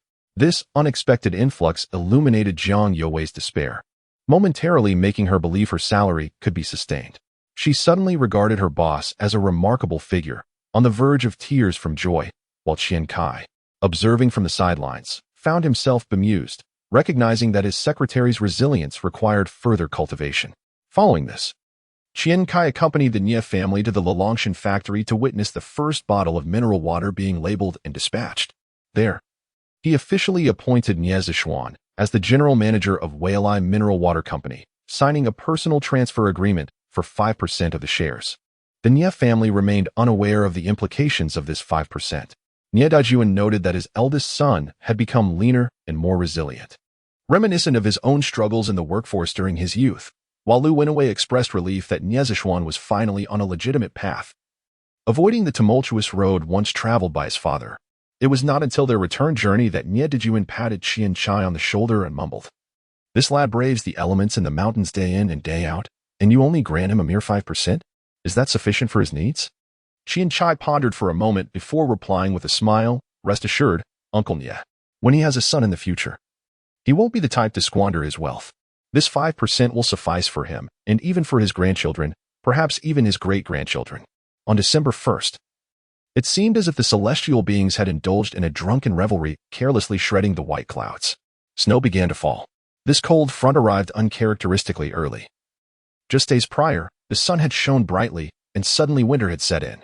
Autumn in Ji province is notoriously fragile. Summer weather can linger until October. But autumn rushes in like an uninvited guest, disappearing almost before it has fully arrived. Green ant new brew, red clay small stove. As evening approaches and snow threatens to fall, can we share a drink?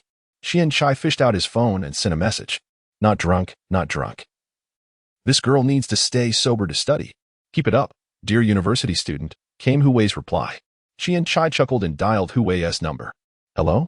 She answered, her voice barely audible. Miss, the day after tomorrow is my birthday, a coming-of-age ceremony. Would you do me the honor of raising a glass in spirit? Qian Cai said cheerfully. After a moment of silence, Hu Wei finally spoke.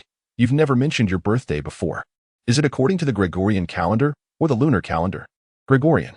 I don't celebrate the lunar one. The lunar date is the 29th of October, but I never know which day it falls on, Qian Cai replied. Another silence ensued, before Hu Wei, sounding somewhat gloomy, remarked, It's on the 13th, 2 weeks from this Thursday. You must remember that the day after tomorrow is Monday, and classes are scheduled. I might not be able to make it. What should we do? Qian Cai understood her predicament, given her family's strict upbringing. There was no way she would be allowed to venture out during class hours. Promise me one wish as a celebration for me, Qian Cai urged. Go ahead. Hu Wei replied quickly. My wish is that you agree to 10 more wishes from me, Qian Cai retorted playfully. Go away.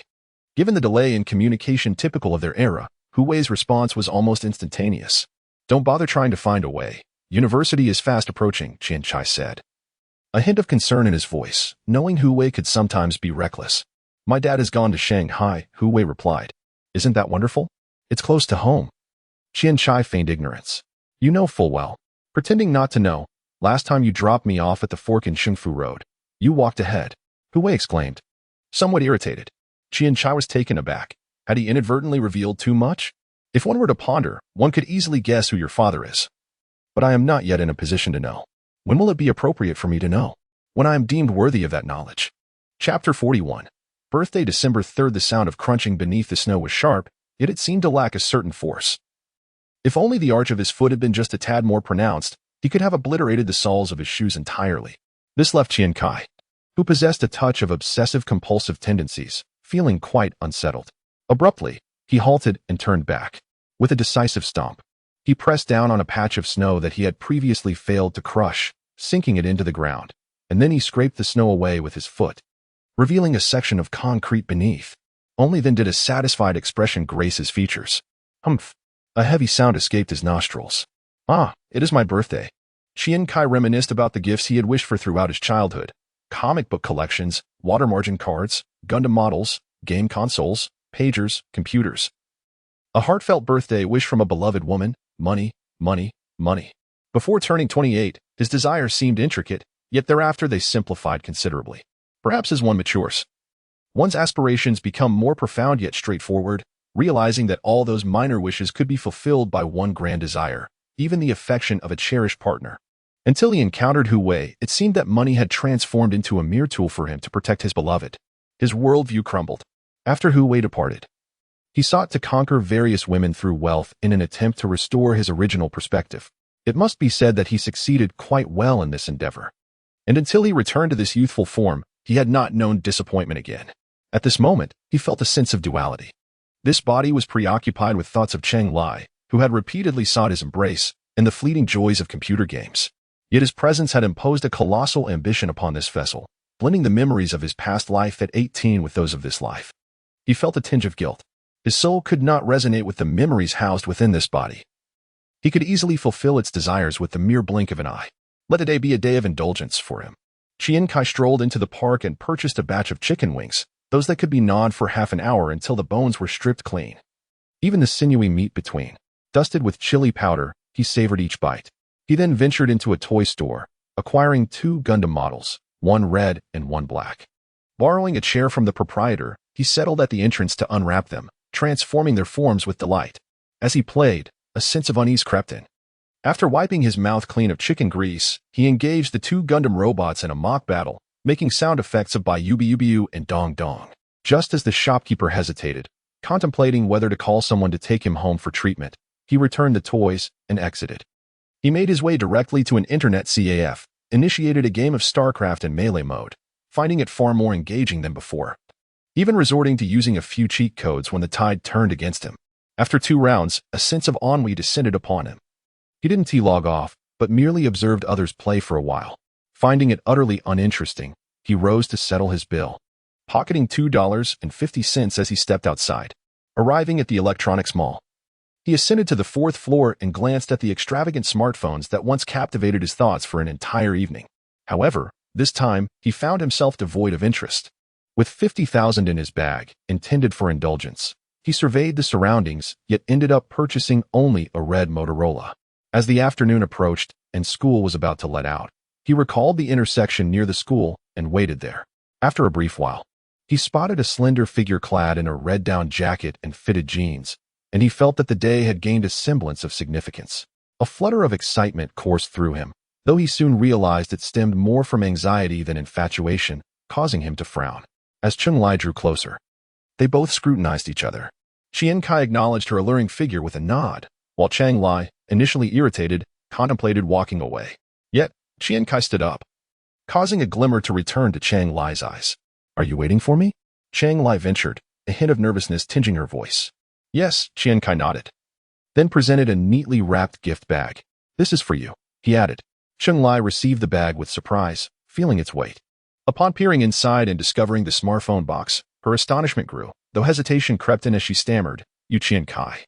Waiting for her to voice a rejection that never came, felt a twinge of disappointment and interrupted, "It's my birthday today, walk with me." This time, Cheng Lai did not hesitate and nodded in agreement. As they strolled in silence, Qian Cai found the atmosphere somewhat dull. He glanced around and hailed a taxi. Noticing his preoccupied demeanor, Cheng Lai followed suit when he gestured for her to join him. To the Fukong Grand Hotel, Qian Cai instructed the taxi driver. Cheng Lai felt a surge of anxiety and tugged at Qian Cai's sleeve. "Where are we going?" she asked. He met her gaze, replying simply, "To the hotel." Thereafter, Silence enveloped them as he awaited her refusal, which never materialized. Cheng Lai bit her lip, intrigued by his sudden urgency and contemplating the implications of so easily accompanying him. She wondered if he would soon be with another girl. Yet, her eyes fell upon the smartphone, advertised on television, worth over 4,000, and she remained silent. After disembarking, she followed Qian Cai, observing him as he headed towards the hotel room he had booked days prior. Conflicted emotions swirled within her. He seemed so different today. Whenever they encountered each other at school, he always appeared hurried, his pace brisk, leaving her with little opportunity to engage with him. Today, however, he ambled leisurely, frequently glancing back as though waiting for her to speak, yet she was at a loss for words, acutely aware that this moment might be fleeting. She yearned to possess him. A pang of regret struck her for not wearing the alluring black lingerie she had secretly purchased during their last boutique visit. However, Qian Cai was not inclined to allow her much time for regret. Once inside the hotel room, his pace quickened, and he even felt that Cheng Lai was lagging, pulling her toward the room with urgency. Indeed, Qian Cai initially possessed a somewhat detached demeanor, yet as the moment approached, he found himself overwhelmed by a surge of desire. Upon entering the room, he had yet to switch on the light when he removed his outer garment, and Cheng Lai, in a daze, ensnared his neck with her arms. Qian Cai began to explore. The room was shrouded in darkness, making the sudden illumination of a mobile phone glaringly conspicuous. Luo Yu, an incoming call. He steadied his breath and answered. Where are you? Luo Yu inquired without hesitation. I'm outside. Qian Cai suddenly recalled the possibility of her searching for him in class and hastily fabricated an excuse. His fervor began to wane. I contacted Hu Wei yesterday. The moment he heard the name Hu Wei, clarity surged within him. He abruptly stood up, disconnecting the call, and scanned the room, fearful of surveillance devices. His heart raced, undeniably indicating his anxiety. No more games. Qian Cai gazed at the figure before him, noticing the flush on her cheeks. Her passion seemed to ignite anew as she attempted to embrace him. Sitting on the edge of the bed, he leaned back slightly, patted her hand, and said, Let's leave it at that. Thank you. Cheng Lai was momentarily taken aback, her eyes fixed on him. Within seconds, they began to glisten with unshed tears. Observing this, Qian Cai felt a sense of satisfaction. A fair exchange. He stood, retrieved a bundle of money from his bag, and placed it on the TV stand while tidying his disheveled clothing. Today, let us pretend I was never here, shall we? Without waiting for her response, he exited the room. Once outside, he muttered to himself, This last step is truly unbearable. Blame Luo Yu for that. But you've seen what you needed to see, and touch what you should not have. You must be satisfied, right? Brother, I consider my debt settled. After adjusting his uncomfortable collar, he restored a smile to his face and called Luo Yu. Hello? The signal was poor earlier. What's up? I mentioned I called Hu Wei yesterday, and she told me it's your birthday today. Luo Yu sounded a bit irked. Oh, what's the matter? Qian Cai inquired. It's my 18th birthday. Aren't you celebrating, or did you simply forget to invite me? Luo Yu's tone was accusatory. I've already celebrated. Went to the amusement park and rode a roller coaster. What a thrill. Qian Cai responded somewhat sheepishly. Is that how you're spending it? Where are you now? I'll treat you to dinner. Luo Yu immediately wondered if Qian Cai had lost his mind. Another time, I'll treat you later. There's an urgent matter at the company today. Qian Cai felt the need to regain his composure. Meeting Luo Yu in his current state, given her understanding of him, made him apprehensive. Really? Then fine. Luo Yu sounded skeptical, but sensed that Qian Cai's enthusiasm was indeed lacking, so she chose not to press further. Well, I truly appreciate your help today. Without you, I would have been in quite a predicament. Qian Cai expressed his heartfelt gratitude. What are you doing? Just as Luo Yu was about to hang up, she began to exclaim. Qian Cai quickly clarified. I was lost in thought and didn't pay attention to the road. I nearly fell into a ditch. Thank goodness you called. Luo Yu was rendered speechless. Can you please pay a little more attention? With a sense of urgency, he decided to refrain from further conversation, promising to treat her to a meal another day. As he entered the hotel lobby, the air conditioning enveloped him, but stepping outside, he was suddenly struck by a chill, causing him to shiver involuntarily. The outside air felt refreshingly crisp. Taking a deep breath, he felt his spirits lift. He hailed a cab to the supermarket, where he fortuitously encountered the first shipment of Vina mineral water arriving from Panshan City. Standing at the entrance with his hands on his hips, he observed the unloading process and glanced at the red tiger emblem on the door before retrieving his phone to make a call. Today, a sense of regret lingered within him. Should I come over? He inquired. No, I have finally clarified what my wish is. Speak your mind. Let us be together at Jiaodong University. I will think it over. Chapter 42, Steamed Buns, December 7th. The recent days have not been tranquil for Qian Cai. Qian Lai did not vanish with the money as Qian Cai had hoped. Each day, Qian Cai discovered 2 breakfasts waiting for him at his desk, and occasionally, after school, he would inexplicably find a homemade bento box or chocolates. This woman, who had once indulged Qian Cai with affection in a past life, has become quite infatuated. Akin to the loyal Yangzu, devoting her heart to him, perusing various romance compendiums daily, all in hopes of eliciting a smile from her beloved. It is said that a freshman boy, smitten with her, has taken to stalking her with flowers, even going so far as to risk reprimand from the school authorities by declaring his feelings with candles on the playground, only to be met with her rejection. I'm sorry. I have someone I like, which left him defeated and furious. After some investigation, this boy discovered that Qian Lai would bring food to the class whenever Qian Cai was absent, thus he bravely sought out the renowned martial arts champion Qian Cai, claiming he wished to compete fairly. Naturally, Qian Cai was disinterested. Zhang Yue, equally vexed, confronted Qian Cai, questioning whether he truly required her to sacrifice precious study time each morning to bring him breakfast. Given that someone else was stepping up, why not indulge in the delicacies offered by other girls from different classes? Perplexed, Qian Cai sought out Qian Lai, earnestly explaining that his earlier confusion was merely a result of a cold and the wrong medication, which had muddled his mind. Yet, rather than retreating, Qian Lai became even more diligent, checking the weather daily and purchasing various anti-inflammatory medications to determine which would induce a state of confusion, all in anticipation of a snowstorm to bring warmth to Qian Cai. She firmly believed that such an infatuated state would return should Qian Cai fall ill again. Reminiscent of the television character Fong Tianmiao from Fong Miao Shintan, once feverish, one would inevitably fall for the alluring Situ Duoqing. The repercussions of his birthday wishes did not end there. Hui also appeared to be unsettled by his desires, having not responded to his messages for several days. Qian Cai attributed this to karmic retribution, realizing he may have pressed her too hard in a moment of enthusiasm, articulating his feelings too clearly, leaving her caught in the ambiguity of their relationship, uncertain of how to reply. After school, Qian Cai prepared to attend a meeting at the supermarket on BJ Road. Currently, the Nanshu district's Weilai supermarket, as the largest store, was personally overseen by Yuan Xiao, while the BJ Road location was managed by Wu Zhen from the operations department. According to Yuan Xiao's feedback, the sales of Weilai mineral water at the supermarket were underwhelming, priced at 1.5 yuan per bottle with a cost of approximately 0.32 yuan, and a shipping price set at 0.8 yuan. The profit margin per bottle ranged from 0.42 to 0.43 yuan after deducting transportation costs. Presently, Weilai mineral water was priced similarly to Waha and Nongfu Spring at 1.5 yuan per bottle, with packaging that was more refined, yet consumers remained unimpressed.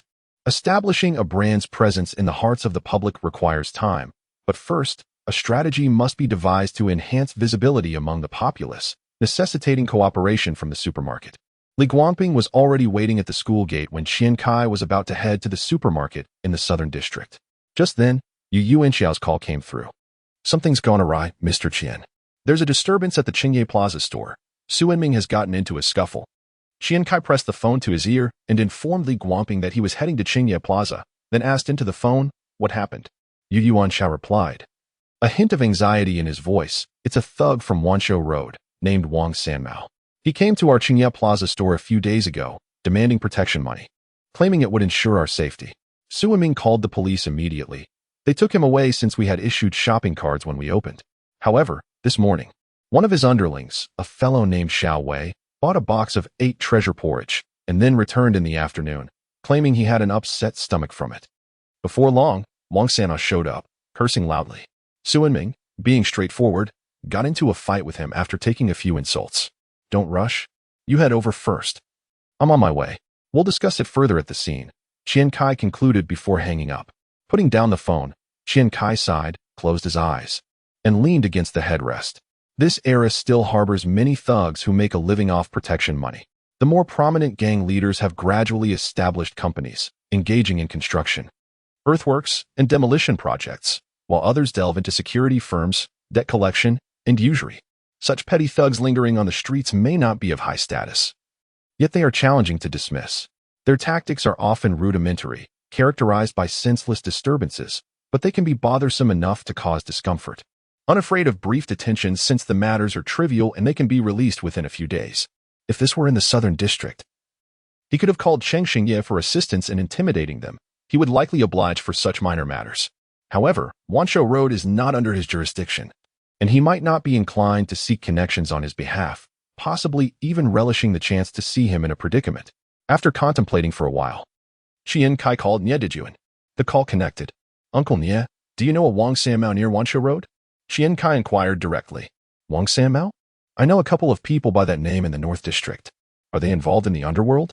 Nie Dijuan asked. Yes. He approached my Qingye Plaza store a couple of days ago for protection money, but the police took him away. He has returned today causing a ruckus, Qian Cai replied, covering his eyes. This can be resolved easily. Wait for my call. Nie Dijuan responded decisively before hanging up. After 10 minutes, they arrived at Qingye Plaza, but Nie Dijuan had not yet returned.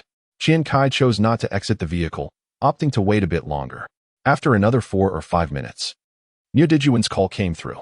This time, his tone was far from relaxed. Xiao Qian, have you stirred up some trouble? Qian Cai raised an eyebrow. What do you mean? I've been at school lately, he replied. After a moment of silence, Nie Dijuan continued. Check if anyone in your store has offended someone. If not, it seems someone has set their sights on your substantial business, intending to extort you. I've made some inquiries, and it appears there are officials involved. It's not straightforward. I'm coming over to help you look into this. Qian Cai listened attentively and spoke up. No, Uncle Nie. Since this matter is directed at me, I will take a look first. You need not come for now. I will call you if necessary. Nie Dijuan's tone was tinged with unease as he replied. Be cautious. Just avoid immediate losses, and we can devise a plan together afterward. After hanging up, Qian Cai felt a sense of heaviness. If someone was indeed after his money, this situation would not resolve easily. Upon exiting the vehicle and traversing the square, he arrived at the supermarket entrance, which was in a state of chaos. Qian Cai's heart sank. Given the duration of the commotion, the police had yet to arrive.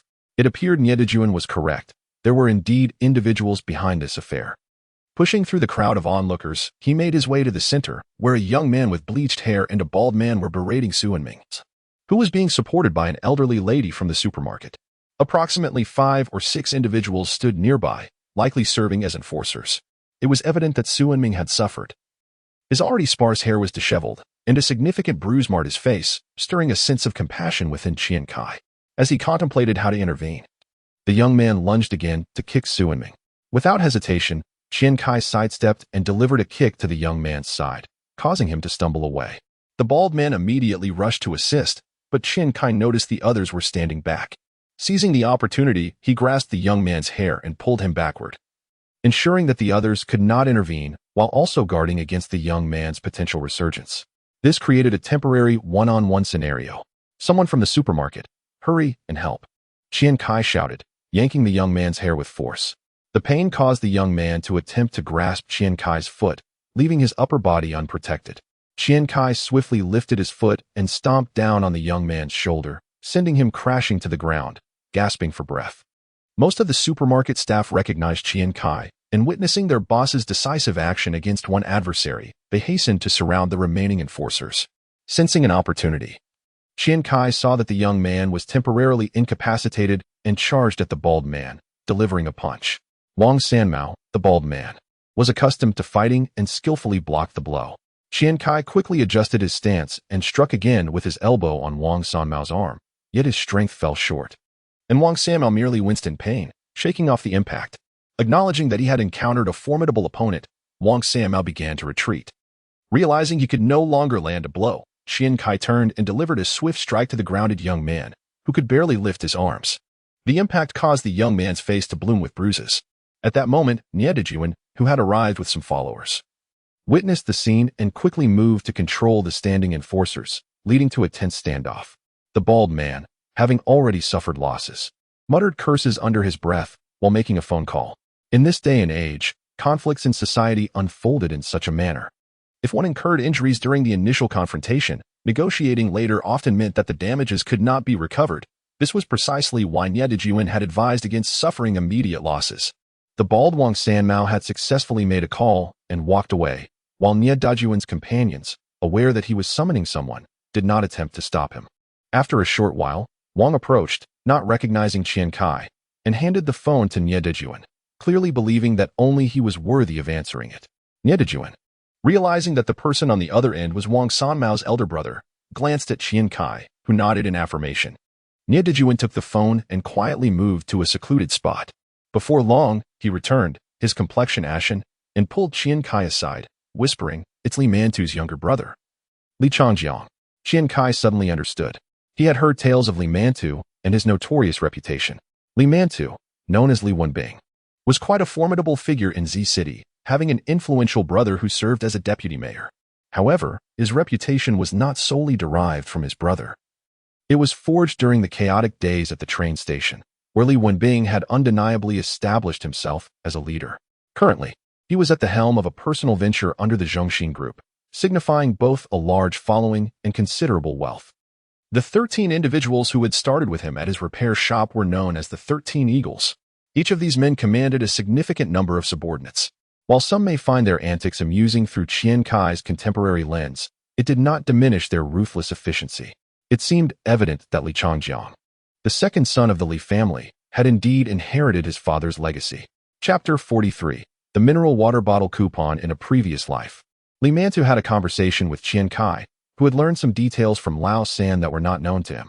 Lao San remarked that if one were to associate with Li Mantu for a few years, they would surely bask in a certain prestige. Although the common folk spoke with conviction, no substantial evidence had been unearthed against him thus far. Recognizing the formidable character he was dealing with, Qian Cai wisely refrained from provoking him further, unsure of the man's preferences. He approached Wang Sanmao, raising his hand slightly, prompting Wang to instinctively step back. Likely still shaken from the earlier confrontation, Qian Cai suppressed a smile and stated, "Hand me the phone. I am the owner of the supermarket, and I wish to speak with your boss." Upon hearing this, Wang Sanmao, feeling a loss of face from his earlier retreat, defiantly retorted, "You think you can just talk to my boss because you say so?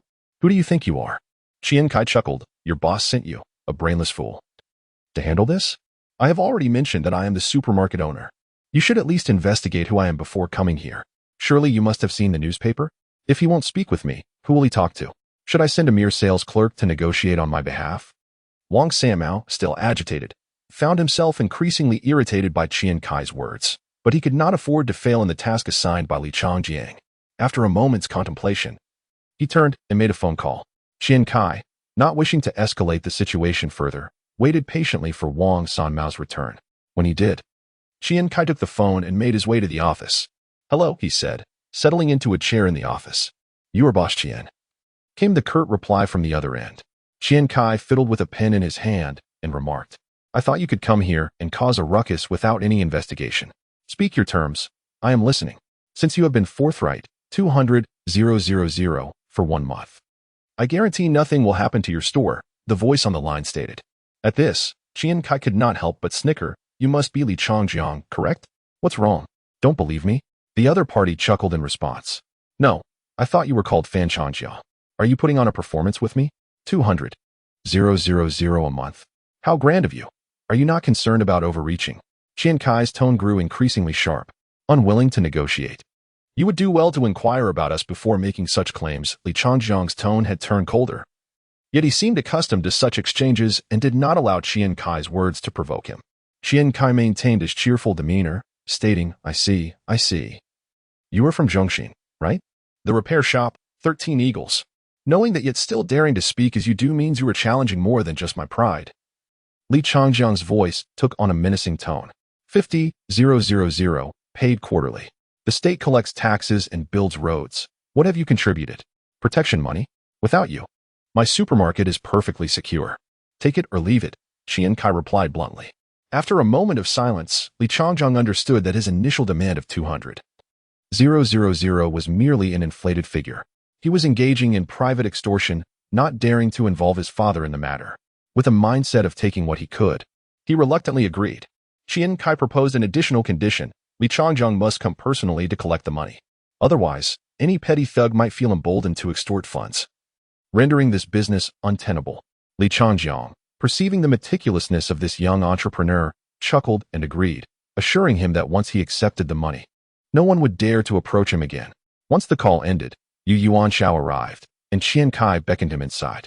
Soon, you will contact this number, which belongs to Li Changjiang, the son of Li Wenbing from the Zhongxin group. Prepare 150,000 for him quarterly.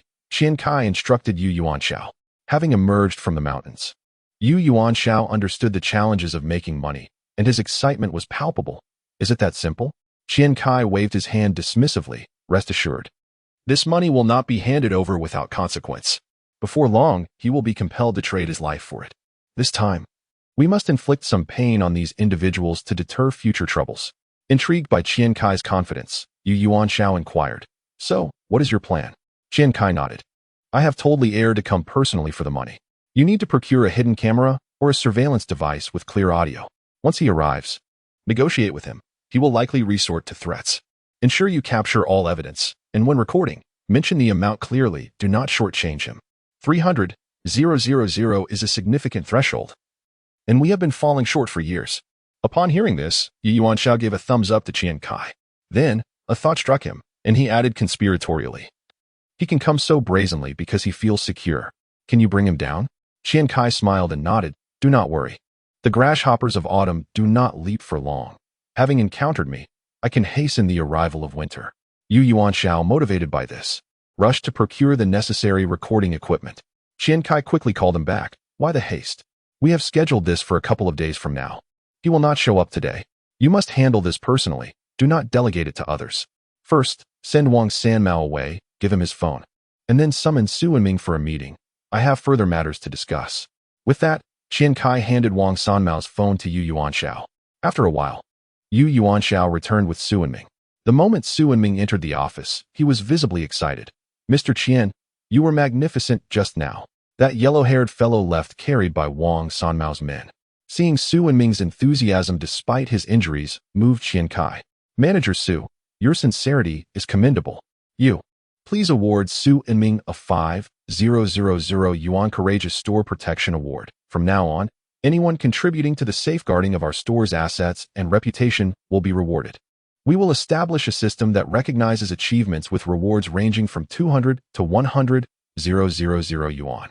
All stores, including future locations, will publicly acknowledge these contributions, setting up an honor board prominently displayed at the entrance, with monthly meetings dedicated to recognizing employees who bring glory to our establishment." Yuan Shao, upon hearing this, nodded enthusiastically. "This is excellent. It will bolster employee cohesion and a sense of honor.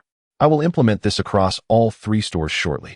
Su Wenming, feeling a bit bashful, scratched his head and said, "Mr. Qian, is it too much to receive 5,000 for just getting into a fight?" Qian Cai smiled and remarked, "What you are engaged in cannot be deemed a fight. It is merely a defense of the supermarket's assets. This money is rightfully ours. Moreover, you are only 28. Aren't you? Just take a look at your hands. So filthy, scratching your head incessantly. And your hairline, my dear, is retreating rapidly. You ought to be more mindful." Su Wenming, his face falling in dismay, replied, "I am not at fault. I inherited this hairstyle entirely from my father." Qian Cai waved his hand, signaling a return to the matter at hand, and stated with earnestness, "There is another issue to discuss today, the promotion of our bottled water. General Manager Yu, the sales of this water are stagnating. What is your perspective on this?" After a moment of contemplation, Yuan Shao responded, "This water has only recently been introduced, and with many other brands pricing their bottled water around 1 yuan or even 50 cents, our pricing is simply too high and thus not well received." Qian Cai shook his head and countered, "Consider Waha and Nongfu Spring. One sells purified water, and the other sells mineral water. Their water sources and quality are not superior to ours. When you compare the materials of the bottles, those priced between 50 cents and 1 yuan are flimsy and often leak. Even those priced at 150 do not boast superior quality or design compared to ours. Why then can we not sell our water for 150? It boils down to brand power and distribution channels. Only when more people become aware of our water will it have the opportunity to gain acceptance." After taking a sip of water and allowing them to absorb his words, Qian Cai continued, "Furthermore, we must create a buzz. Currently, the recycling market values mineral water bottles by weight, averaging only a few cents each. Starting tomorrow, we will have dedicated personnel at the entrances of our 3 stores to set up recycling bins for our bottled water. A complete bottle will earn 20 cents, while a damaged one will yield 10 cents. Upon hearing this, Yuan hesitated, doing a quick calculation. General Manager Qian. The profit margin on each bottle of our water is merely over 40 cents. This recycling price seems excessive. With a smile, Qian Cai replied, "This water is produced by us. How can we equate its profit margin with that of other brands? As our brand becomes more famous, the supermarket will benefit. And vice versa. It is akin to a stationary wholesale store. Every penny flows into my hands. As my wealth increases, so too will the number of supermarket branches, thus benefiting you all. Moreover, this expense will not fall on the supermarket, but rather be covered by the water company. As long as we can expand our production, even if it dilutes profits, we will still earn substantial returns. This acquisition price will be consistently supported by the water company. I aim to imbue our bottled water with a circulation attribute. In the future, recycling our bottles could even give rise to an entire industry. The price difference between intact and damaged bottles will incentivize better care for our bottles, thereby deeply embedding our brand image in the public consciousness. This is not merely a recycling fee. It is an advertising expense, far more effective than any advertisement." Having concluded his thoughts, Qian Cai turned to Yuan and asked, "What ideas does this recycling initiative spark for you?" After pondering for a while, a spark seemed to ignite in Yuan eyes. Mooncake vouchers. Yes, this is akin to mooncake vouchers. For a corporate event, selling our water priced at $1.50, with a redemption of 20 cents. Do you think people might be tempted? It is not merely a mooncake voucher. It is a bottled water voucher. They handle the bulk, while we focus on the individual sales. After all, sales volume is king. Qian Cai inquired with a smile. Both Yuan and Su Wenming, filled with excitement, raised their thumbs in approval, exclaiming, "Brilliant." Su Wenming suddenly furrowed his brow and remarked, "The recycling of mineral water bottles, especially intact ones, occupies a substantial amount of space and incurs exorbitant transportation costs, does it not?" Yuan, not wishing to let Qian Cai explain, playfully slapped the top of Su Wenming's head, ruffling the few remaining strands of hair. Advertising expenses, advertising expenses. The ads have been completed. Why do you still concern yourself with their condition? Once they enter the warehouse, won't they just be flattened? Qian Cai chuckled. "Ha. You should learn more from your master." The laughter of the three resonated throughout the supermarket. Chapter 44. Merry Christmas Eve on December 22nd. The phenomenon of Weilai bottled water emerged. Within merely a fortnight, Weilai mineral water became a sensation in City Z, prompting numerous enterprises and institutions to flock to supermarkets for orders. The previously accumulated inventory cascaded forth like a deluge, leading the mineral water factory to expedite the establishment of 2 temporary production lines. The streets and alleys of this city, and even those of nearby towns, buzzed with excitement. "This Weilai water bottle costs just 20 cents. Don't discard it. It's worth 20 cents, you spendthrift. Be careful not to step on it." Each stomp reduces its value to 10 cents. Even the scavengers traversing the streets in search of refuse inquired, "Boss, do you have any Weilai water bottles? In the future, I'll pay 5 cents each, and for complete ones, I'll give you 10. Meanwhile, Qian Cai seized the opportunity to dispatch Yongsan to recruit personnel and rent warehouses throughout the province, negotiating partnerships with retail outlets to establish collection points. The collected mineral water bottles were secured with recycling manufacturers, as the outdated technology of the times rendered them unsuitable for new production due to potential health hazards. Instead, they would be repurposed into polyester fibers by clothing factories.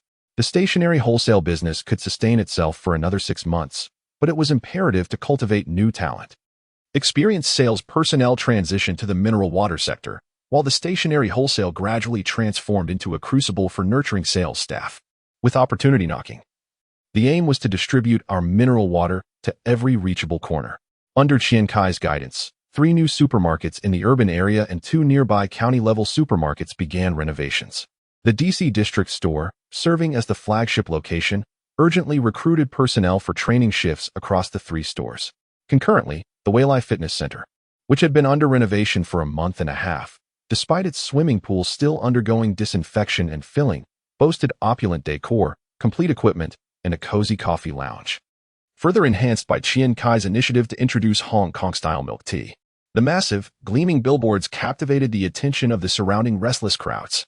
The recruited male and female trainers were all striking in appearance and possessed alluring physiques, with substantial financial support flowing back to the mineral water factory and supermarkets. Qian Cai generously invested in expanding equity, compressing Nie Junlin and Yang Sen's shares to a meager 20%, leading to the grand opening. Simultaneously, Qian Cai's glass-bottled Whaleye Fitness Water was launched in tandem. Given its limited market reach, only one production line was operational for trial runs, primarily supplying supermarkets and gyms. A bold endeavor reflecting Qian Cai's confidence. Following the gym's opening, Qian Cai provided on-site guidance to Sun Hang, the store manager recruited from City C with a lucrative salary.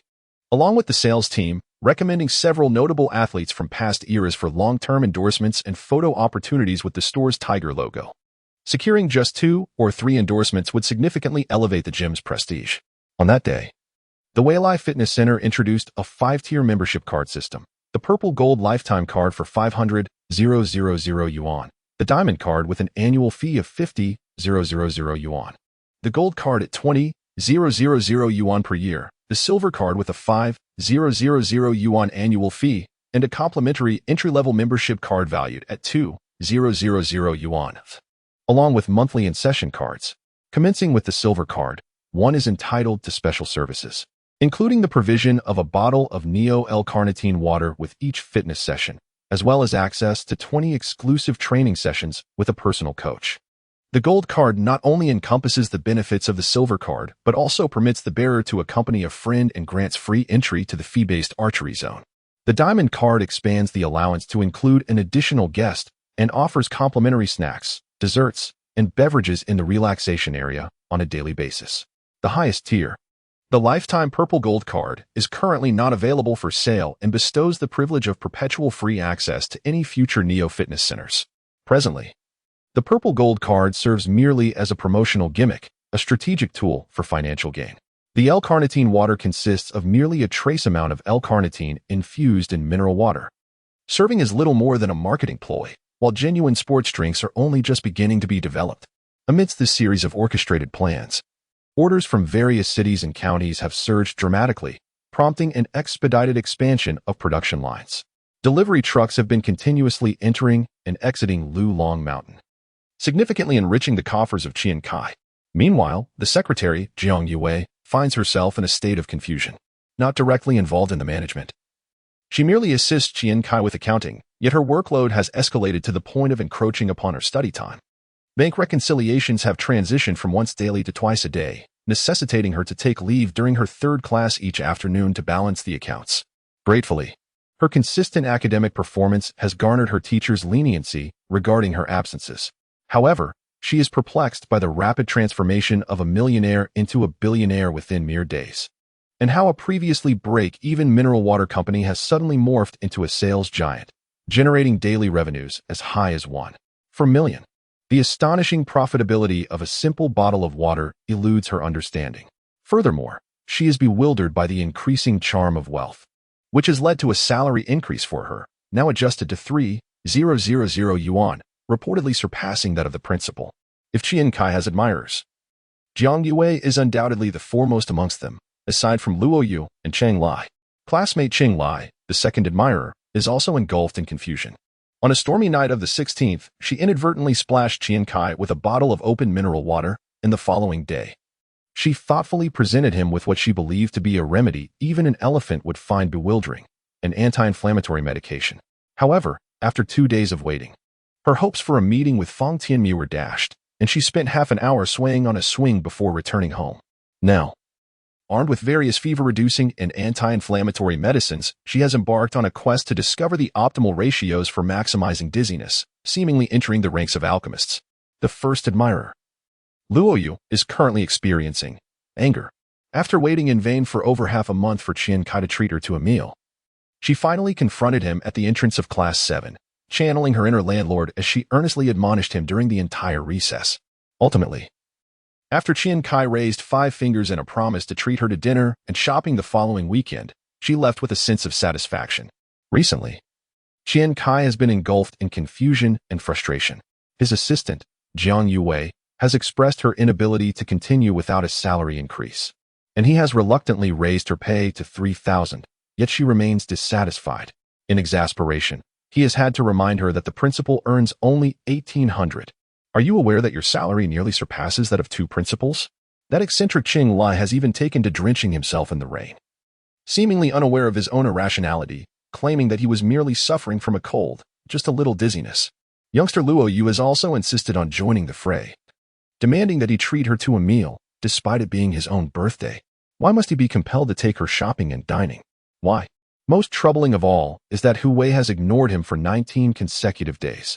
19 days. Dear Hu, have you made up your mind? Are you akin to a sloth, requiring half an hour to ponder a single word? With over 450 hours elapsed, one could have composed a 900-word essay. Couples who refrain from speaking for 19 days might as well be heading for divorce. Have you forgotten about me? Has the pretty boy from Linqing Yizhang captivated your attention? Has your phone been stolen? Should I consider reporting it? On December 24th, a new message arrived from Hu Wei. At 10 o'clock that evening, Qian Cai received a text. He felt no surprise, no excitement, no joy. His initial reaction was one of bewilderment. He began to meticulously count the strokes of each character, dividing by 21 days, an impossible division. Each day amounts to a mere 0. 28 strokes. 0. 28. Indeed. Ha ha ha ha ha. She said, good. I waited for you for 500 hours. Merry Christmas Eve. Chapter 45, Meddlesome Affairs, December 31st. The final day before New Year's Day. When Qian Cai arrived at the BJ Road supermarket for an inspection, he stumbled upon a scene reminiscent of a modern-day chinchimi. I cook for you, and do your laundry every day, and this is how you treat me. A woman's voice rang out, filled with anger. As Qian Cai entered the crowd, discussions erupted around him. A woman, seemingly pregnant and clad in loose-fitting maternity attire, was vehemently pointing at a man and a woman, berating them with fervor. The two individuals facing her were familiar to Qian Cai. They were employees of the supermarket. The man, Lu Huayu, was the sales department supervisor, typically well regarded for his performance, yet now appeared disheveled, his glasses askew and his face marred with bruises. The woman, whose department remained unknown to Qian Cai, had her hair in disarray and was covering her face, evidently having received a slap. After gleaning some context from the surrounding onlookers, Qian Cai began to piece together the story. It turned out that Lu Huayu was not a commendable character. He had brought his wife from the countryside, and while she was pregnant, he sought to divorce her following his promotion. His wife, unwilling to acquiesce, had secretly followed him and caught him in an illicit rendezvous with a colleague, Xiao Qin, in the warehouse, leading to the current confrontation. Enraged, Lu Huayu's wife had pulled them both out into the hall and struck them. Upon grasping the entire situation, Qian Cai felt compelled to step in and defend Qin Xianglian, yet hesitated, concerned that the crowd's presence would adversely affect the supermarket's reputation. Frowning, he waved his hand dismissively. All right, disperse. Get back to your duties. At this, Qin Xianglian turned to face him, and Qian Cai was momentarily taken aback by her appearance. The woman was indeed lacking in conventional beauty. The toll of pregnancy was evident on her face, with uneven patches of skin and hormonal changes manifesting as stubble. Her belly was noticeably swollen, and even the loose maternity wear could not conceal it. Observing this woman, who had evidently endured much hardship, Qian Cai felt a surge of indignation towards Lu Huayu and was about to chastise him when suddenly, a hand, as large as a fan, swept through the air. Slap. I will teach this scoundrel a lesson. Why are you butting in? Disperse. Witness the consequences of such infidelity. Silence enveloped the space as the supermarket employees fixated on the unmistakable imprint of fingers on the young manager's face. Later, seated in the office chair of the supermarket, Qian Cai found himself confronted by Su Feng, who handed him a peeled egg with a scowl. This is what happens when you meddle in others' affairs. Qian Cai, unyielding, retorted. It was necessary to intervene. Our supermarket. Ouch, he exclaimed as a sudden sharp pain surged through him. Quickly, he grasped the egg to soothe the sting. It was evident that this woman was fiercely protective. How could Lu Huayu be so reckless? Glaring at Lu Huayu and Xiao Qin, Qian Cai admonished, what were you thinking? Engaging in such disgraceful conduct in the warehouse? As the sales department manager, is this the example you set for your colleagues? Lu Huayu, filled with despair, replied, Manager Qian. In the warehouse? How could that even be possible? In the warehouse, with a multitude of surveillance cameras, what audacity would one possess to engage in any misconduct? Qian Cai was momentarily taken aback, realizing the absurdity of the situation. The cameras had been installed according to the warehouse's specifications. It was implausible that anything untoward could occur within its confines. What on earth was happening? Qian Cai pondered, lost in thought. Xiao Qin, unable to contain her emotions, spoke with a quivering voice, Mr. Qian, today Manager Lu said he would take me to inventory for next week's sales plan. With manager Lu from the storage department absent, we were merely waiting in the warehouse when suddenly that woman emerged from nowhere, attacking us. I've never even had a boyfriend, and now this incident has unfolded. What am I to do moving forward? As she spoke, tears welled in her eyes. Understanding dawned on Qian Cai, who, feeling a sense of injustice, touched his face, realizing the complexity of the situation. This pregnant woman was indeed a force to be reckoned with. He then turned to Lu Huayu and remarked, even if this matter is fabricated, your wife's claim of wanting a divorce is undeniably true. This woman is pregnant. Can you blame her for her thoughts? At such a critical juncture. You intend to divorce her. Does your conscience not ache? Upon hearing this, Lu Huayu broke down in tears, disregarding his dignity. Who dares to claim she is pregnant? We have been married for 8 years. She has grown complacent and increasingly overweight, unable to fit into ordinary clothing, resorting instead to maternity wear. And that is not all, she even hits me. She wields a broom at home, accusing me of being incapable of providing for her pregnancy. Mr. Qian, you've seen her condition. When I return home, she is a mere shadow of her former self. What child is she to bear? I am the one being assaulted and seeking a divorce, yet she storms into my workplace to cause a scene. Did I owe her a debt in my past life?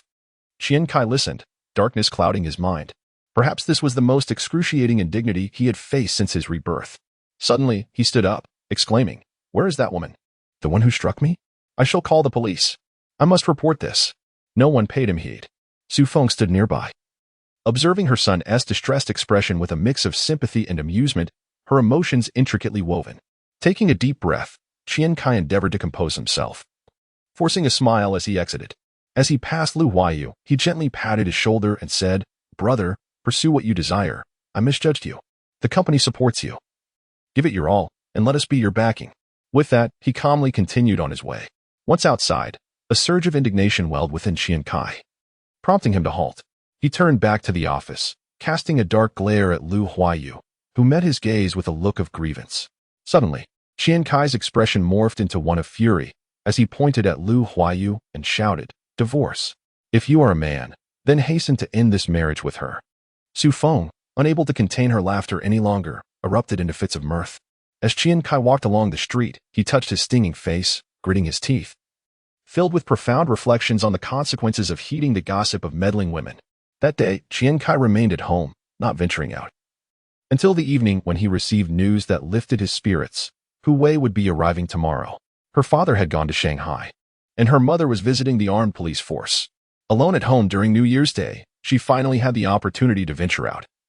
Planning to visit Z City and compensate for her absence on Qian Cai's birthday, Qian Cai contemplated the events at the supermarket and the club the next day. Feeling unable to go to Lin City, he advised her against taking the bus and arranged for Li Guangping to head to the provincial capital that night to pick her up in the morning. January 1st, 2002. The new year had arrived.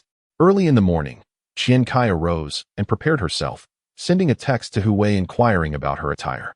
She donned a black down jacket paired with gray sweatpants. After a phone call with Lao San, who mentioned the arrival of a beautiful guest, he excitedly recounted the recent success of the club. The sales at the club had been exceptionally prosperous. Lao San and Sen Shun had been earning a fortune. In just 10 days, they had issued 7 diamond membership cards and over 230 gold cards and below, with annual membership income reaching 1.95 million.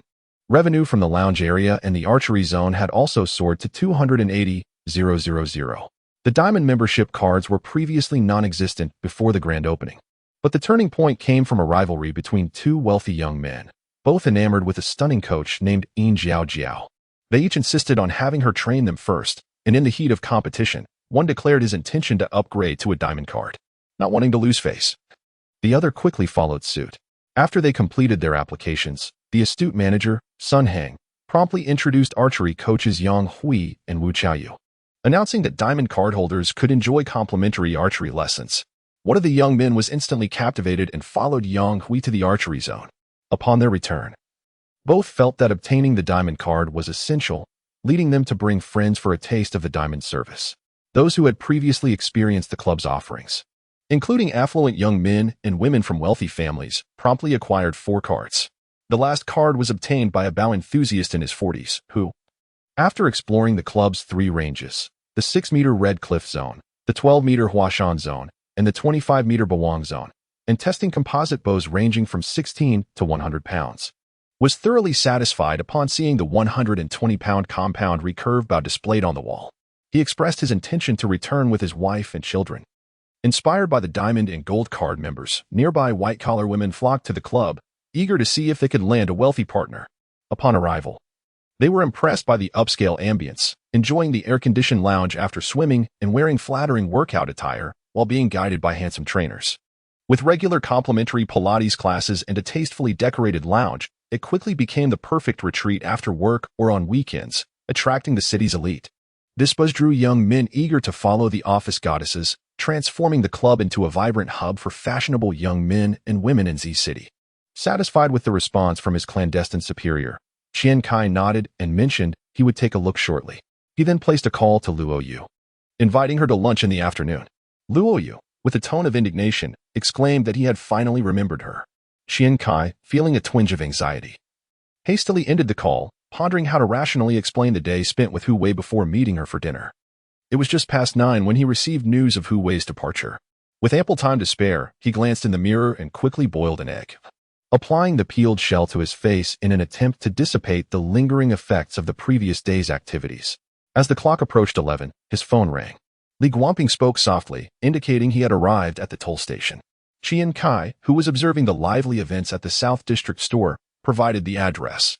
However, Li Guangping mentioned that a girl in the back seat appeared to be asleep. Instantly intrigued, Qian Cai urged him not to wake her and decided to step outside to wait at the door. Upon seeing the Accord parked at the entrance of the supermarket, Qian Cai cautiously opened the rear door and beheld a charming figure clad in a black down jacket over a black long skirt and knee-high boots.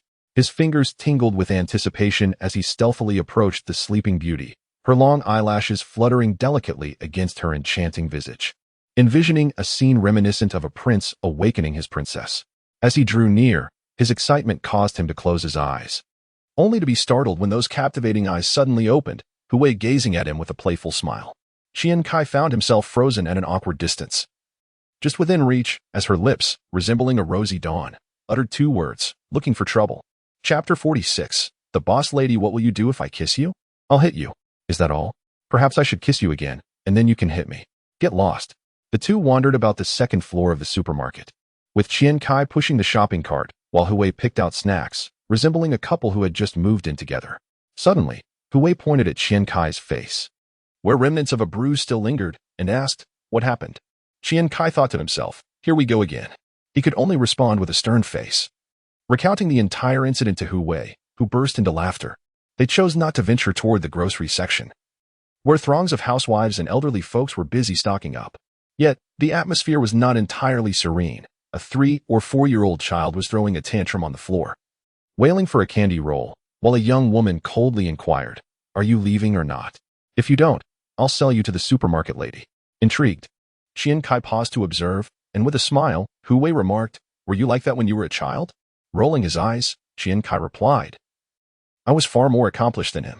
My mother once asked me similar questions outside the convenience store, and I just stood up and dashed inside, shouting mom at the lady behind the counter, nearly driving my mother insane. That lady even offered me candy." Hu Wei laughed uncontrollably. "Hey," Qian Cai attempted to rein her in. "The boss lady shouldn't laugh like that." Her laughter only intensified. After a while, when Hu Wei had calmed down, she curiously asked, "Is this the second supermarket? It looks larger than the previous one." Qian Cai, exasperated, replied, "Don't you care about your own business? This is the third one. How many do you have now?" Hu Wei continued to inquire. 8, with 5 currently under renovation, Qian Cai responded. Hu Wei was not overly surprised this time, but still asked, "Is the development this rapid?" Qian Cai walked a short distance away, returned with a bottle of water, and pointed at the label of the mineral water, saying, "Because of this bottle." Finally intrigued, Hu Wei exclaimed, "Mineral water? I've seen this bottle before." Qian Cai smiled and explained the origin of this mineral water and the promotional tactics employed recently. After a while, Hu Wei suddenly paused, looking at Qian Cai with curiosity. "Is there anything else you've done recently that I'm unaware of?" Qian Cai immediately adopted a serious demeanor, leaning forward and waving his hand. "Come on, Ms. Hu. Let me introduce you to your empire." 20 minutes later, they paused in front of the Yuan building. Qian Cai pointed upwards, and Hu Wei was once again astonished, covering her mouth with both hands. With a sense of delight, Qian Cai observed her surprise and asked, "Did you buy this building?" It felt as if a crow had flown overhead. Qian Cai closed his eyes, feeling utterly uninspired. This charade could not be sustained any longer. Just as he turned to leave, he suddenly caught Hu Wei's teasing gaze. She playfully hit him and exclaimed, "I was just kidding. That massive sign is unmistakable." As they exited the elevator, the large white LED sign of the Weilai Fitness Club loomed before them. Hu Wei cast a lingering glance at the illuminated sign at the entrance and inquired, "How many people do you wish to recognize me?" Qian Cai, brimming with playful arrogance, retorted, "If I didn't want you to be more low-key. This place would be named Hu Wei Fitness Club." The passers-by, both male and female, turned their heads in disbelief, their expressions akin to that of spectators observing a fool, only to be equally captivated by Hu Wei's striking visage. Hu Wei smiled enchanting and suddenly leaned closer to Qian Cai, playfully tapping his cheek. It seemed she missed her target, causing Qian Cai to ponder in confusion. "She didn't kiss me. Your nose is too prominent." Ah. In that moment, Qian Cai felt an overwhelming urge to throw a tantrum, reminiscent of the child in the supermarket. The once bashful expression on Hu Wei's face faltered, and with a frosty demeanor, she challenged, "If you're so brave, why don't you rush in and call the lady inside, mother?" Qian Cai, still touching his cheek, clenched his teeth and replied earnestly, "If I call her that, will you kiss me again?" Hu Wei rolled her eyes and walked away, muttering, "Shameless." Qian Cai promptly followed, lost in thought about the moment. The male onlookers were dumbfounded, wondering how such a simpleton could possibly win the affection of a goddess.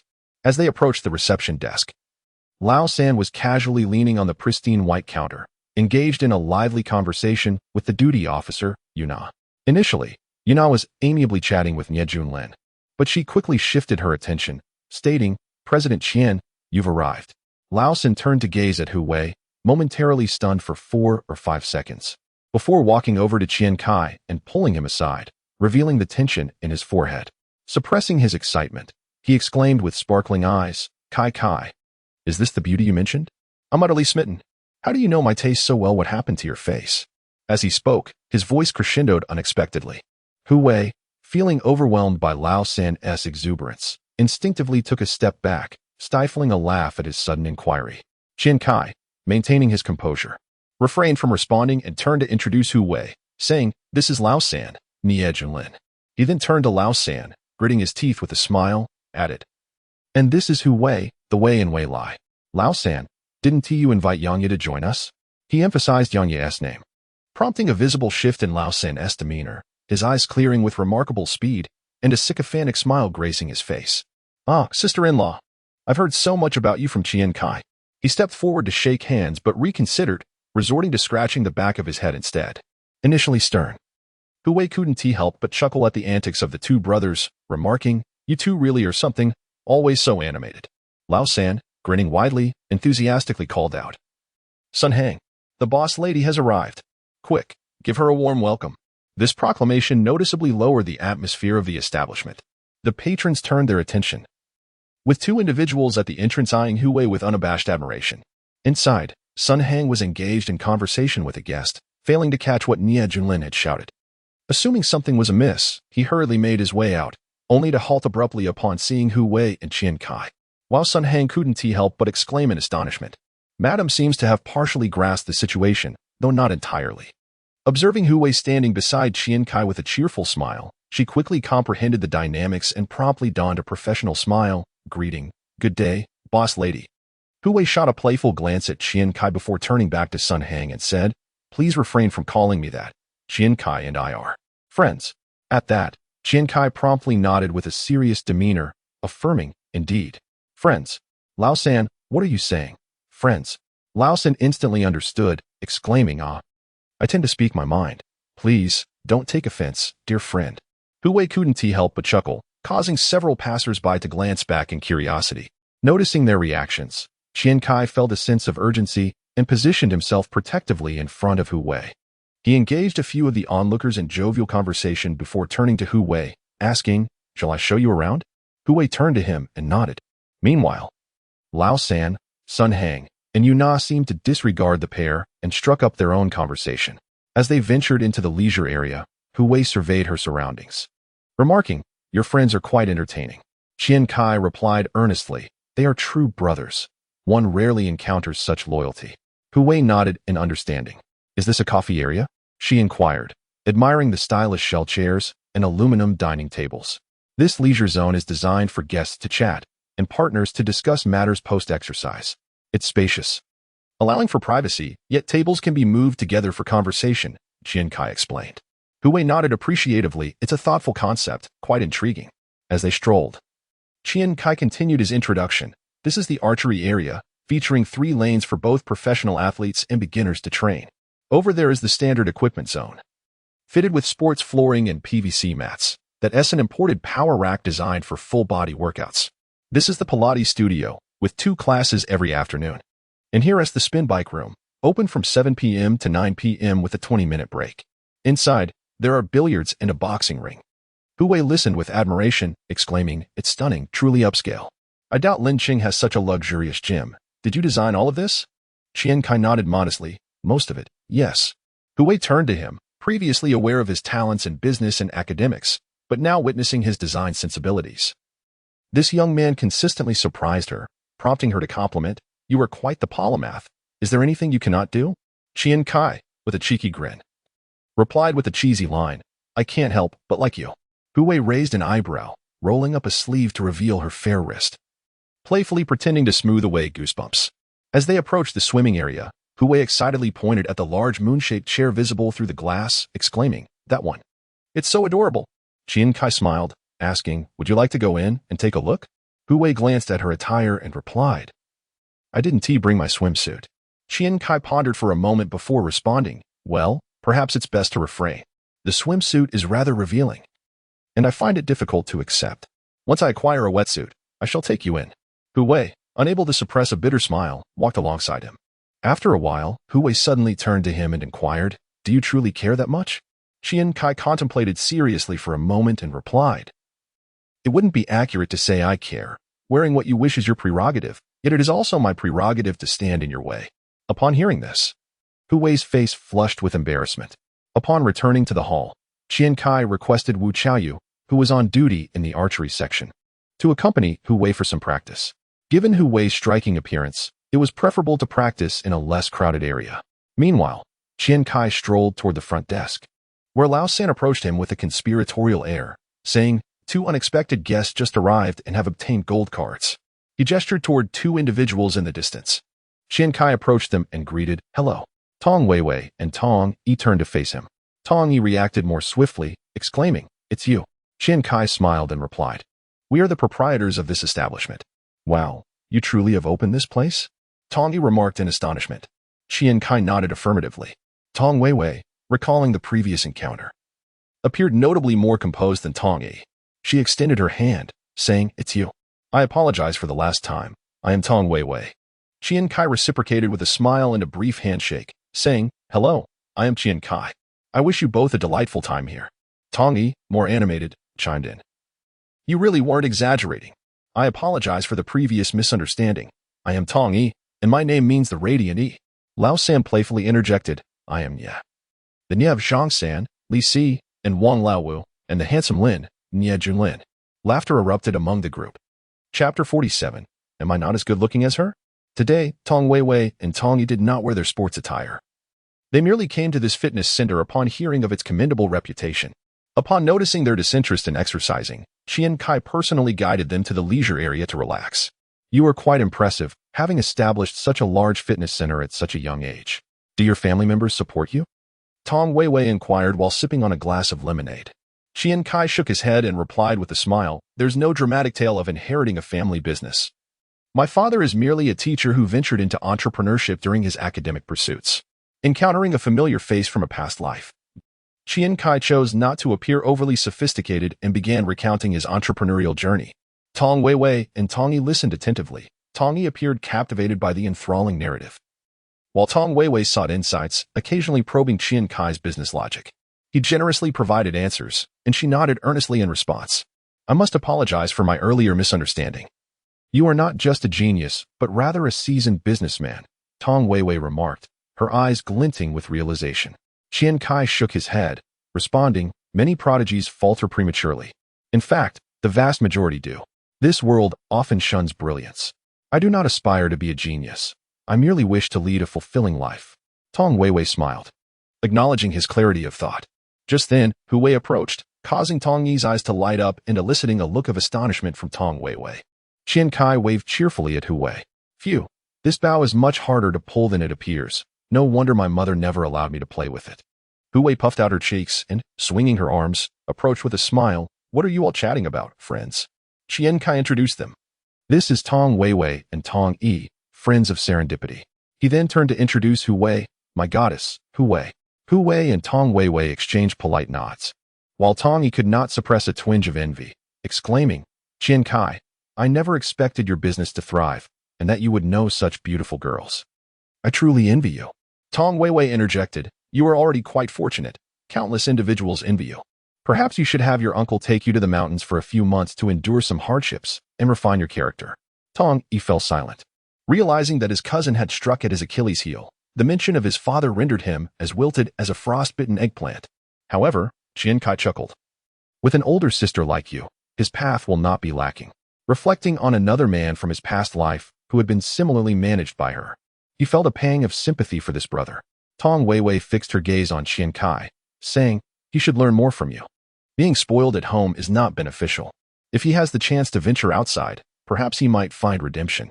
Qian Cai, harboring intentions of fostering connections, picked up on Tong Weiwei's implication and replied, if you wish for him to engage in business, he could join me after graduation. I can offer him a position to gain some experience. Tong Yi immediately bristled. What about my father? Tong Weiwei raised her hand to halt him. Finally smiling at Qian Cai, that sounds good. Let him work. He won't achieve anything by merely lingering in his own little corner.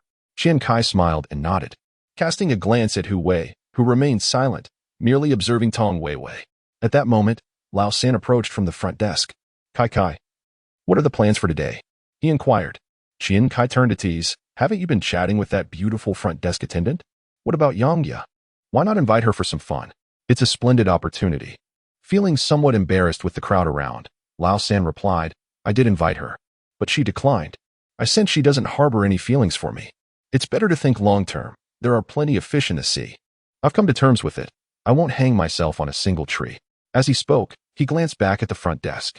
Upon hearing this, Qian Cai smacked his forehead and exclaimed, I never imagined it would be this easy to pull you out of Yangya's emotional entanglement. Truly, I worried for nothing. Laughter erupted among the group. Lao San, being a socialite, quickly retorted to Qian Cai's jest. Emotional entanglement? What emotional entanglement? With so many remarkable women around me, how could I possibly be ensnared? Qian Cai replied earnestly, if you're letting go of Yangya, then don't go around playing the field. A single relationship is fine, but don't scatter your affections everywhere. If it gets back to your family, your mother might chase me down the street with a rolling pin. Lao San, with confidence, declared, not a chance. I'm not that kind of person. I know what I'm about. Tong Weiwei chuckled. Qian Cai, your partner is far more straightforward than you are. Hu Wei immediately nodded in agreement, adding, indeed, I concur. Qian Cai, taken aback, exclaimed, what is wrong with this world? Who have I offended? After some time, Tong Weiwei and Tong Yi decided to leave. She exchanged contact information with Qian Cai, indicating that there were business opportunities at home and they could collaborate in the future, to which Qian Cai amicably agreed. Once they reached the parking lot, Tong Yi could no longer contain his curiosity and asked, Sister, why did you want me to work for Qian Cai after graduation? Dad had already promised to fund my venture. Tong Weiwei halted, fixing her gaze on Tong Yi. You want to start a business? Your music studio? You need at least a modicum of talent for that.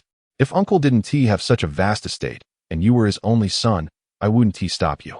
But tell me, where do you stand? Tong Yi, feeling somewhat deflated, replied, then I shouldn't have to work for someone else. Tong Weiwei, exasperated, retorted, that is only if someone is willing to hire you. This fellow is not as simple as he seems. Did you not see how his girlfriend captivated you today? Do you know who that girl is? Who Shuji from Linqing knows, right? She is the daughter of the one transferred to Shanghai. Tong Yi's eyes widened in disbelief. Who? No way. Are you sure you didn't mistake her for someone else? Opening the car door with her keys, Tong Weiwei leaned against the frame, looking at Tong Yi as if he were a fool. Once you've seen her, how could you possibly mistake her? I've been to her home with my father. It's not just her father who is impressive. Her mother is also with the Provincial Armed Police Corps. It's a prominent family, none of whom are ordinary. Tong Yi stammered, then this Qian Cai. Tong Weiwei shook her head. I know nothing of his background. But achieving such success at a young age is itself remarkable and worth befriending. It poses no harm. Qian Cai called Luo Yu to invite her to the club, and it was the first time Luo Yu learned about their venture into this industry. Within 20 minutes, she arrived with an air of enthusiasm, unlike her usual cute demeanor. Luo Yu was adorned in an exquisite outfit, a beige trench coat that elegantly accentuated her curves, complemented by form-fitting jeans and pristine white ankle boots that appeared newly purchased, devoid of any creases. Upon seeing Hu Wei, Luo Yu's face lit up with joy, and she rushed forward to embrace her, leaving Qian Cai feeling envious of their camaraderie. What a spectacle, like Mars colliding with Earth, Qian Cai mused. However, Luo Yu's enthusiasm soon erupted, just as Qian Cai had anticipated. Why did you call me only now? What time did Hu Wei arrive? She inquired, fixing her gaze on Qian Cai. Just arrived, just arrived. Qian Cai responded, somewhat disgruntled. Even the third party sensed the need for distance and quietly stepped back. Suddenly, Luo Yu exclaimed, Qian Cai, I want to sever our friendship. Qian Cai, donning a facade cultivated over years, replied with a grin, let us end it after dinner, all right? Humph. I've been too good to you. Just wait for your reckoning. Luo Yu declared, stomping her foot as if channeling inner strength. She then turned back to Hu Wei, engaging in cheerful conversation. While Hu Wei recounted the origins of the club to Qian Cai, Luo Yu then inquired, Nie Junlin? Nie Junlin nearly responded with your servant is here. Feeling the formidable presence of the young women around Qian Cai, he smiled and nodded at Luo Yu. Her face radiated excitement as she asked, so can I just come find you next time? No need to pay, right? Nie Junlin promptly deflected, Qian Cai is the boss. You should ask him. Luo Yu, seemingly aware of the relationship between the third party and Qian Cai, frowned and insisted, no, if he is not here, I'll just seek you out. At that moment, Qian Cai ceased to evade her, smiling, you can just sign under my name. This isn't solely mine. Besides us, there are sales commissions inside. If you sign my name, I'll settle it periodically. Luo Yu's spirits lifted slightly as she rolled her eyes at Qian Cai. At 5 in the afternoon, after Luo Yu and Hu Wei enjoyed a game of billiards and archery, they felt fatigued. Qian Cai took the four of them to the Wudong restaurant, where they had previously encountered Gu Weidong. As soon as they sat down, the third party began to lament how Qian Cai almost left him to wash dishes last time, prompting immediate curiosity from the two women. The third party launched into an animated rant. Ah, Qian Cai, you really lack consideration. Luo Yu chimed in to support the third party's critique. Qian Cai calmly replied, that was merely to cultivate your adaptability. If you truly couldn't get out, you could practice washing dishes. That way, you could at least contribute at your mother's restaurant. The third party retorted, you've got to be kidding. Feigning an outburst. Noticing the third party's rising agitation, Qian Cai quickly reassured him, but I did rescue you afterward. The third party looked at Hu Wei and then back at Luo Yu, saying, afterward? Do you know how long that was? This guy was on the phone outside for over half an hour. I thought he wouldn't return and was ready to call my dad for rescue. Qian Cai then remarked, you simply lack composure, boasting without substance. And you still pursue Yuna? I perused the employee profile, and she is already 21. If you do not exhibit a modicum of maturity, you might as well prepare for disappointment. Hu Wei, interrupting with a smile, added, you seem rather skilled at this. Instantly, Qian Cai fell silent. Observing that someone had managed to silence Qian Cai, Lao San smugly declared, if I'm immature, just wait and see. Tomorrow, I shall also find a secretary to accompany me. As Lao San spoke, she suddenly sensed the gaze of two women upon her. Hu Wei and Luo Yu simultaneously inquired, a secretary? Lao San immediately felt she had misspoken, glancing nervously at Qian Cai and stammering, well, it's just that he has a supermarket. Stop right there. The more you say, the more chaotic it becomes, Qian Cai interjected, slapping his forehead. I am unable to manage the accounts alone, so I enlisted a secretary from our class to assist me with the bookkeeping. It's the same girl I mentioned last time, Jiang Yue. Her family situation is quite complicated, and she wants to earn some money, so she approached me. She excels in mathematics, and I agreed. As Qian Cai spoke, he cast a somewhat anxious glance at Hu Wei. Hu Wei remained silent. Meanwhile, Luo Yu, with a unique perspective, asked, how much are you paying her? Unable to fabricate a response in front of Hu Wei, Qian Cai replied, 1,800, but eventually, due to the overwhelming volume of work, it was raised to 3,000. A heavy silence ensued. Why didn't you approach me? Luo Yu lamented, feeling as though a treasure had slipped through her fingers. Am I not as attractive as she is? Goodness, what does attractiveness have to do with it? Please, do not provoke further. Qian Cai was inwardly heartbroken. Chapter 48. The journey back to Lin City outside the Wudong restaurant. Li Guangping was in the driver's seat when Qian Cai allowed Hu Wei to enter the vehicle first. Luo Yu, showing no hesitation, also took a seat in the back row alongside Hu Wei. The third brother glanced at them and reached for the front passenger door. "What are you doing?" Qian Cai asked, momentarily taken aback. "I'm heading home," the third brother replied, gripping the door handle and turning to face Qian Cai. "That won't do," Qian Cai said, still in a daze. "If you sit in the front, where am I supposed to go?" The third brother looked at the two girls in the back, one with a stern expression and the other seething with anger. "You can sit in the back," he said nonchalantly. "Come on. If you're too timid to sit there, how could I?" Qian Cai was on the verge of exploding. "Do you not realize who caused this situation today, third brother?" The third brother seemed to falter slightly. "Then what should I? Where should I sit?" Qian Cai slowly raised one hand, forming a 1, then extended his other hand, also forming a 1. The third brother appeared to catch on, tentatively asking, "Is it Route 11? Qian Cai nodded slowly. The third brother silently released the door handle, turned, and strode away. After walking about 3 to 4 meters, he turned and shouted, "Qian Cai, you ungrateful dog who prioritizes romance over friendship. You deserve to be struck by lightning." In response, Qian Cai silently raised his middle finger. "I've already been struck by lightning." Qian Cai then approached the back row, opened the door, and looked at Luo Yu. He extended his hand, grasping her by the nape of her neck and pulling her out. Luo Yu seemed bewildered. "What are you doing?" Qian Cai calmly replied. "Did you not wish to be his secretary? The boss is sitting in the front. Go up there." Without waiting for Luo Yu's response, he climbed into the car and settled beside Hu Wei. Seeing this, Luo Yu, fuming, took a seat in the front row. Qian Cai instructed Li Guangping to head to the Chitu community where Luo Yu resided, and the car began to move slowly. All right.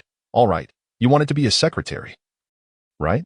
A monthly salary of 3,000, with meals and accommodation included. How about that?" Qian Cai said, noticing Luo Yu's irritation. 3,000? If they get 3,000, why should I settle for the same? Luo Yu was even angrier. "Then why not have the boss pay you instead? You could just give me my salary." Qian Cai retorted, exasperated. Luo Yu immediately turned her head defiantly. "That could work. I'll be the boss. I shall rename it to Luo Yu Company, Luo Yu Supermarket. Luo Yu Gym." Humph. Qian Cai felt overwhelmed, recalling Adu's line about being beneath the car rather than inside it. "How about I open a Luo Yu general store for you?" he thought darkly. Hu Wei smiled at Luo Yu. Boldly, Qian Cai forced a smile. Li Guangping paused. "General Qian, what's the matter? You're driving too slowly. Honestly, I believe that if there were no cars beside us at that red light, we could have gone through it," Qian Cai said through clenched teeth. Meanwhile, Luo Yu in the front row appeared quite pleased. As Luo Yu exited the vehicle, her cheerful demeanor had returned. She hurried to Hu Wei's window and whispered something in his ear. Hu Wei glanced at her, a smile spreading across his face, and said, "It's some rest." He then made a gesture as if to indicate a phone call. After Luo Yu departed, Qian Cai remarked, "Let us head to Lin City." To Shinfu Road. "Aren't you coming?" Hu Wei asked, gazing out the window. "I'll see you off." Qian Cai glanced at Hu Wei and said, "I'll take you there in return." Hu Wei continued to gaze out the window, chuckling. "Is it the scent of soy sauce?" Qian Cai feigned ignorance, looking around. "Huh? There is no smell of soy sauce here. It's all vinegar." Hu Wei suddenly turned to stare at him. "I confess. My lord, I confess. It was merely an accident." Qian Cai began recounting his acquaintance with Jiang Yue in detail, including her family background and the decision that led her to work for him. The hour-and-a-half journey was ample time to keep his impatience at bay, and Hu Wei listened attentively without interruption. "Thus, with the recent surge in workload, I've also increased her salary," Qian Cai concluded. Taking a sip of water, Hu Wei nodded, remaining silent. Noticing Hu Wei's lack of response, Qian Cai felt compelled to express his grievances. "The organization has neglected me for such a long time. I've lost contact with my superiors, yet I remain steadfast in my loyalty. I assure the organization that I will report my situation timely in the future. My passion will always burn bright, and my resolve." Hu Wei chuckled, playfully shoving Qian Cai. "Oh dear, my hand is broken. You're striking me. You might as well kill me." Qian Cai, in a clumsy manner, leaned closer to Hu Wei. As he inched nearer, his large head came to rest on her shoulder, prompting Hu Wei to feel a twinge of annoyance. I want to move, I want to," he exclaimed. "Oh my, it hurts too much." Qian Cai's head gently nestled against Hu Wei's shoulder, his voice gradually fading. Hu Wei, too, fell silent, reflecting on the previous period when she had indeed failed to reply to his messages. Otherwise, he would have confided this matter to her. Suddenly, oldly, Qian Cai directed his gaze at Li Guangping. Li Guangping, who had been stealing glances at the two in the rearview mirror, jumped at Qian Cai's voice. Qian General, what is it? Qian Cai, slightly speechless yet maintaining his head against Hu Wei's shoulder, said, if you don't look in the rearview mirror, will it affect your driving? Old Li promptly adjusted the inner rearview mirror, declaring, it doesn't affect me at all.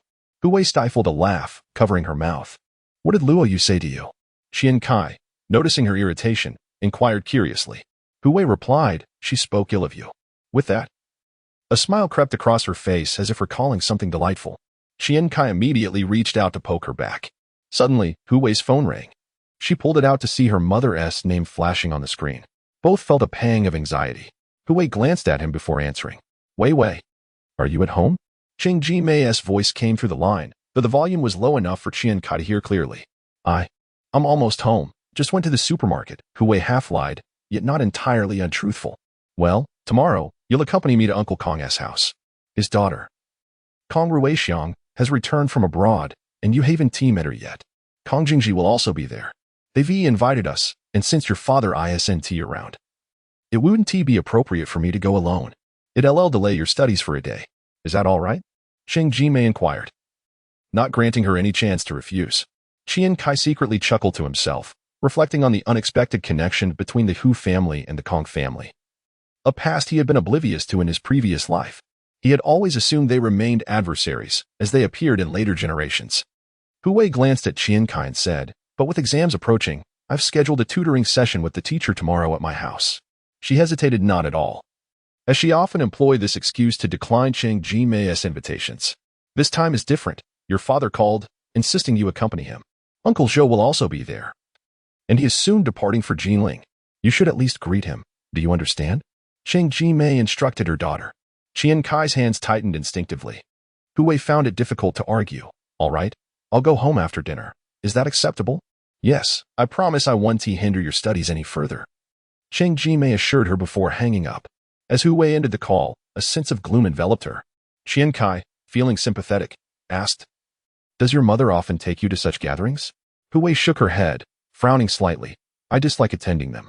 My father used to agree with me not going, but since he has been working in Shanghai, things haven't gone smoothly. My mother has had to engage in more socializing. And though I've declined her invitations with the excuse of tutoring several times, this time it seems unavoidable. Qian Cai sighed, observing Hu Wei intently. What is it that you dislike about them? Having discussed this topic with Hu Wei in his previous life, he was intrigued by how her perspective might have shifted with age and experience. After a moment of reflection, Hu Wei replied slowly. While there are certainly interesting peers among them, the interactions are often restrained due to familial ties. Sometimes, I find that those I thought were close to me differ greatly from my expectations when I overhear conversations between my parents and various uncles and aunts. Over time, such realizations become rather tiresome. Qian Cai chuckled softly. Indeed, Hu Wei had always harbored a disdain for hypocrisy. After speaking, she turned to him and asserted, my parents might not approve of our association. Her gaze was fixed on him, searching for something in his eyes. With a confident smile, Qian Cai replied, don't worry. I'll find a way. If worst comes to worst, we could always head abroad together, to a place where they cannot reach you, living freely and joyously. Hu Wei paused, momentarily taken aback, staring blankly at the chair before her as if lost in thought, before eventually breaking into a smile. Eloping? You certainly have a bold spirit. Qian Cai turned to face her. I'm not afraid. Do you dare? Yes. Hu Wei did not take as long as before to respond, confirming almost instantly. Qian Cai mused privately about when this girl's stubbornness had begun. Such a detail was perhaps beyond ascertainable knowledge. Naturally, he placed his hand on hers, reassuringly, rest assured. I will convince them. Wei Lai. It also signifies our future. Hu Wei pondered for a moment before inquiring, since when did you start liking me? Caught off guard by her question, Qian Cai hesitated, sensing he had perhaps revealed too much. Hu Wei suddenly leaned in closer, gazing into his eyes with a hint of amusement, and remarked, it seems you have known about my family's situation from the very beginning. Luo Yu is unaware. Yet you possess this knowledge. How is that? The coveted distance that Qian Cai had longed for was momentarily achieved. But he was startled by Hu Wei's proximity and retreated slightly to a safer distance, where he recited the excuse he had crafted countless times. Since our first encounter, I have been attentive to you. Do you recall your wallet? Inside, there lies your identification card, presumably issued when you turned 16. Fortunately, your registered residence does not appear to be in G Province, thus the address you provided for G Province is quite conspicuous. From the list of individuals eligible to reside in that estate, I found only one surname. Who? I surmise that may be your father.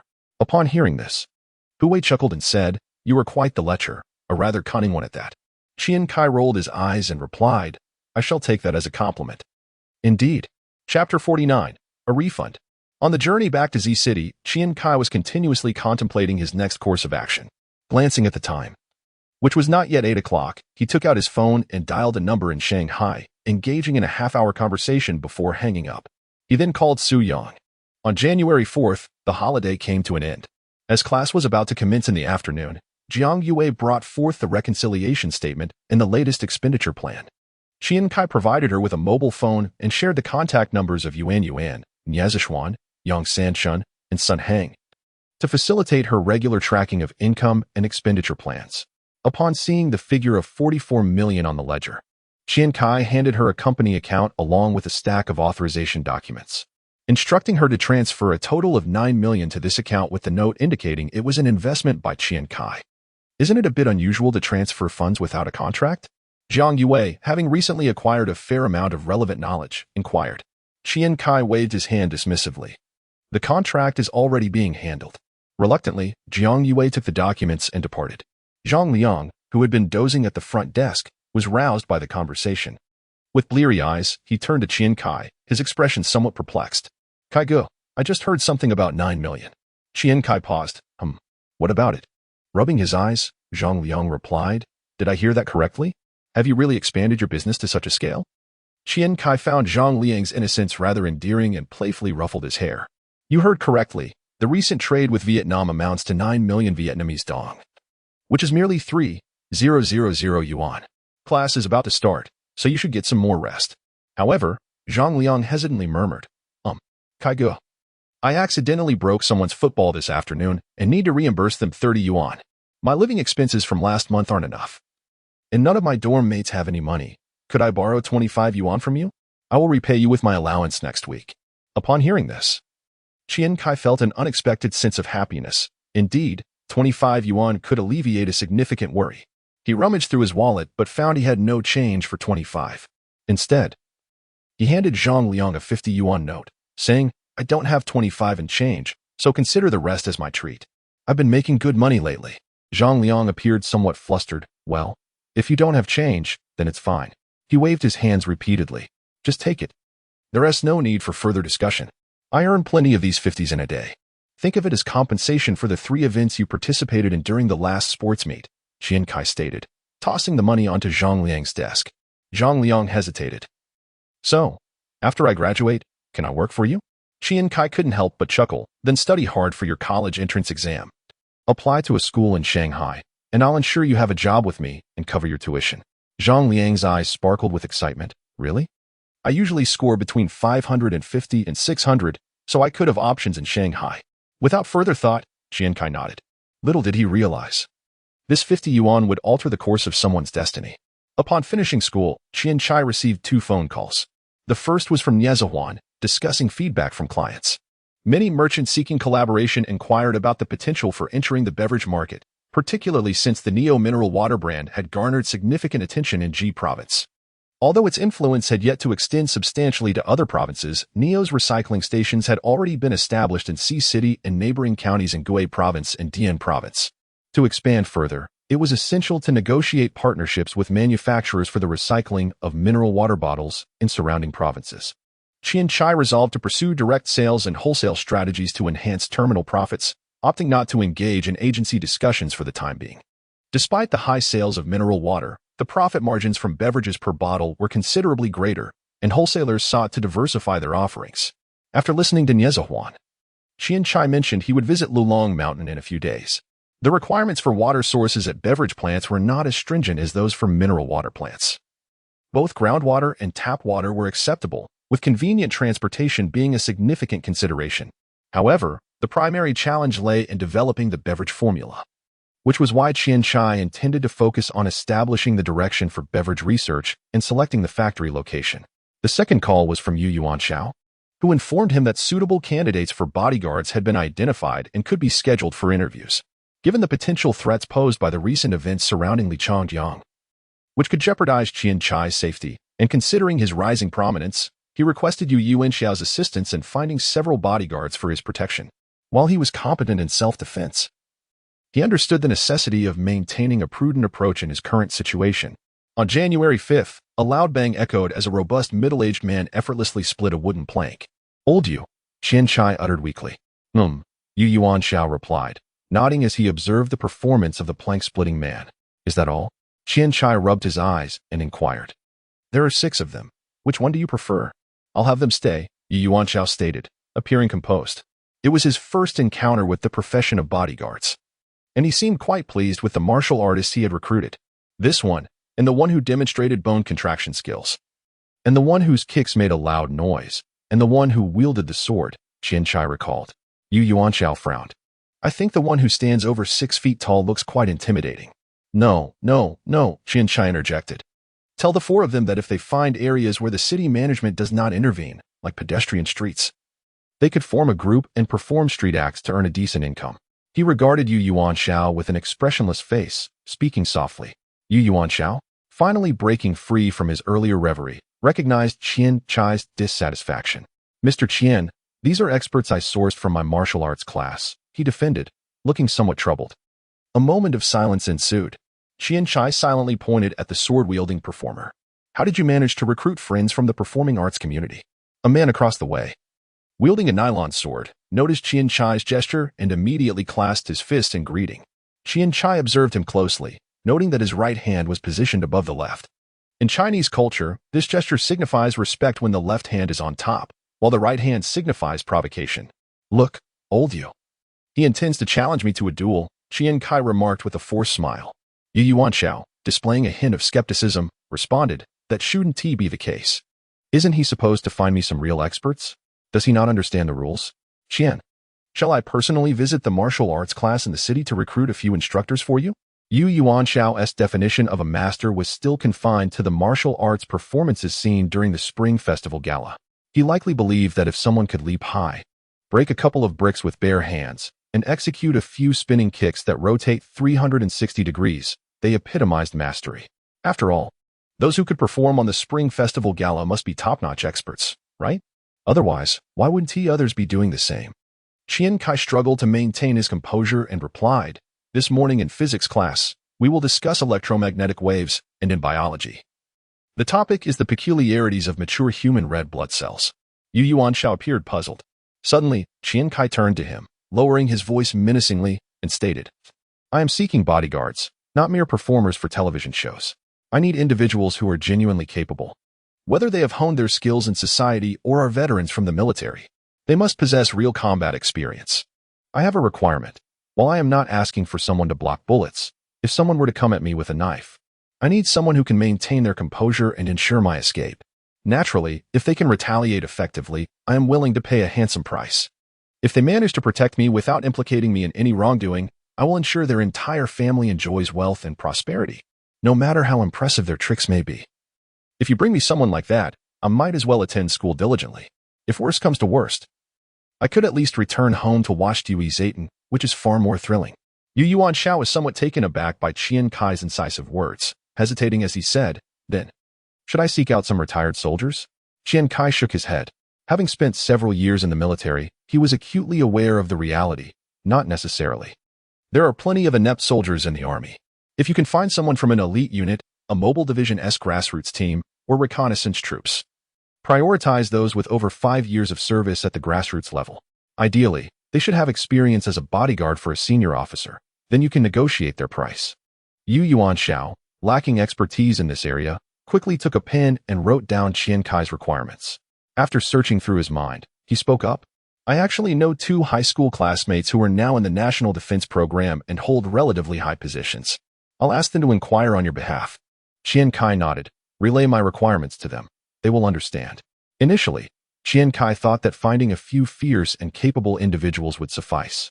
planning to seek professionals once his business expanded. However, since Yuan Xiao suggested it, achieving a comprehensive solution at once seemed best. In the afternoon, he received a call from his third uncle. "Hello, third uncle. Did you transfer 9 million to the company today?" "Yes, I was just about to ask you. Have you arrived in Yangcheng?" "I have arrived and am in the process of handling things." "Are you sure about this? The current market for internet companies is not favorable. After I arrived, I inquired for several days, and many in the internet sector are selling off their assets. Can you really invest in NetEase? Simply follow my instructions. If negotiations prove difficult, proceed directly to the United States and purchase shares from the exchange. I have already tasked someone with investigating their stock prices. Acquire 1 million shares discreetly, without causing any fluctuations. If all remains stable, continue to buy more later." "Very well. If I encounter obstacles here, I shall enlist Huang Rui, who previously assisted you in signing contracts in Shanghai to make the trip to the United States." Qian Cai chuckled upon concluding the call. He had been immersed in the game dream of the Red Chamber since his junior year in college, while Journey to the West had captivated him since his freshman year. He was oblivious to the vast sums he had spent on these games. When the 2003 World Billionaire list was released, his college roommates exclaimed in disbelief, proclaiming that they had inadvertently contributed to the emergence of a domestic tycoon worth over $10 billion through their gaming endeavors.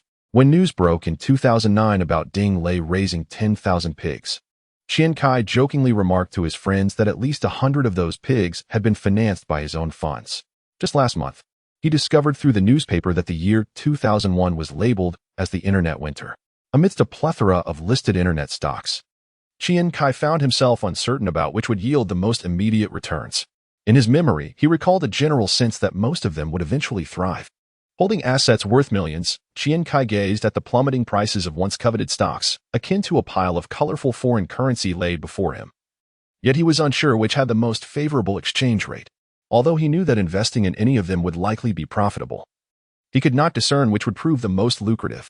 While Tencent had indeed been profitable, he regretted missing the opportunity, as they had already secured investments in South Africa.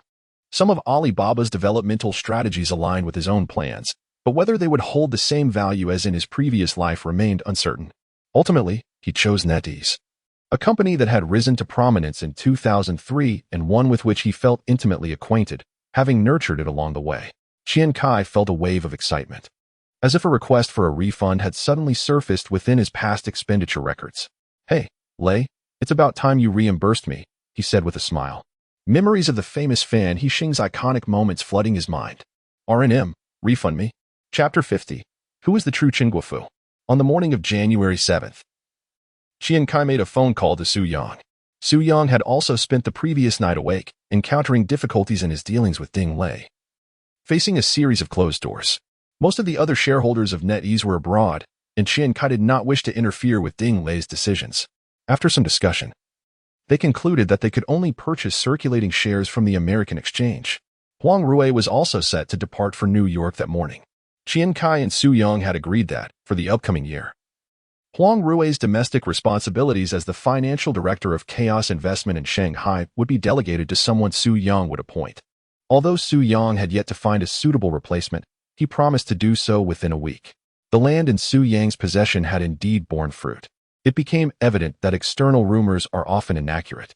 Contrary to what the third brother had said about the land being requisitioned in April, the government had already begun discussions in early January. The initial compensation price was astonishing to Su Yang. The factory area compensation reached 22 million, which was 8 times higher than his acquisition price, while the surrounding plots would be compensated nearly 13 million. However, Qian Cai advised patience, asserting that the planning would not change and there was still room for further increases as the compensation price would likely rise. Su Yang was elated upon hearing this, as he had been closely observing his nephew's recent progress. In conversations with his old classmate Yuan Xiao, combined with the information he had, he was well aware of his nephew's rising worth. The Chaos Investment Company, under the financial oversight of Huang Rui, was currently holding agricultural futures valued at 13.3 million, which had been steadily increasing each week. In just 2 months, the 1.5 million investment from Qian Cai, along with 500,000 from Gu Weidong, had nearly multiplied sevenfold. Su Yang was thoroughly impressed by Qian Cai's investment acumen. During the call, Qian Cai unveiled another piece of news. He was about to enter the real estate sector and, after monetizing the land under Su Yang's management, would invite him to join the venture. Without hesitation, Su Yang agreed, not even inquiring about the investment ratio. Even if Qian Cai had proposed entering the funeral industry for profit, he would have readily followed suit. The insights Qian Cai had demonstrated over the past 6 months had led Su Yang to question whether the initial Chen Guofu had merely been a pretext for Qian Cai. He had begun to monitor Chen Guofu's recent activities. Aside from the establishment of a new building, there had been no further developments. If this individual possessed such commercial insight and background, he should have already made a mark beyond Ji province. In truth, it was his own nephew who resembled the astute Chen Guofu he had described, with wealth cascading forth like the torrential waters of the Yellow River, sweeping along all those unwilling to depart. What Chen Guofu? Perhaps it should be Qian Guofu? Yet, Su Yang refrained from probing further. Having navigated the complexities of the business world for many years, he understood that even those closest to him might harbor secrets they wished to keep hidden. Whether Qian Cai had influential figures behind him or had undergone significant life changes that endowed him with unique commercial insight, the bond of blood between uncle and nephew remained unchanged. The fact that he was willing to advance with him was the best outcome imaginable. After Qian Cai hung up the phone, he let out a long sigh of relief, finally preparing to open the door to his most familiar realm, real estate. Currently, land prices across the nation are steadily rising, yet the optimal entry point remains a while away. However, this does not hinder the need for early strategic positioning. Securing key plots of land requires time. The real estate sector is profoundly intricate, and by the time influential individuals become aware of the situation, competition may become exceedingly difficult. This year, Shanghai successfully hosted the World Expo, and as someone who has toiled in the city for several years, Qian Cai is acutely aware that he will soon enter Shanghai after the college entrance examinations. He wonders if he can seize the opportunity to partake in the city's rapid development, perhaps even rise to prominence as a Shanghai tycoon. An amusing thought crosses Qian Cai's mind. Would a Shanghai mogul's assets suffice to cover Evergrande's debts? On January 8th, the school announced that final examinations would commence on the 11th. Once this round of tests concludes, his senior year will transition into its final semester. With a countdown to the college entrance examination displayed prominently on the blackboard, this upcoming exam is perhaps the one Qian Cai feels least confident about since his time dedicated to business last semester was excessively burdensome. Truth be told, he possesses no extraordinary talent for academic pursuits. Even if he remembers some examination questions, he cannot afford to be dismissive. This exam will determine whether he can continue his education. Qian Cai has pondered seriously. If he fails to gain admission to Jiaodong University, he would have to settle for a lesser university in Shanghai, a prospect he struggles to accept. It is unreasonable to rely solely on others' affections. One must resist all temptations. There are far too many exceptional individuals around. Hu had a boyfriend during her university days, and although he did not know her then, could he now stand idly by as others seize opportunities at his expense?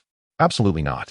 Thus, Qian Cai resolved to dedicate his energy primarily to his studies during the second semester of his senior year, while seeking capable assistance for his business endeavors during this period. His business is gradually expanding throughout the province, and it is imperative that he swiftly establishes a professional management team. The need for capable individuals is dire. Finally, Yu Yuanxiao's call came through, and he had secured a candidate for the bodyguard position. They were not from Province Ji, but rather a group of veterans from the same year, contacted by Yu Yuanxiao, consisting of individuals with 5 and 8 years of service from different battalions within the same regiment.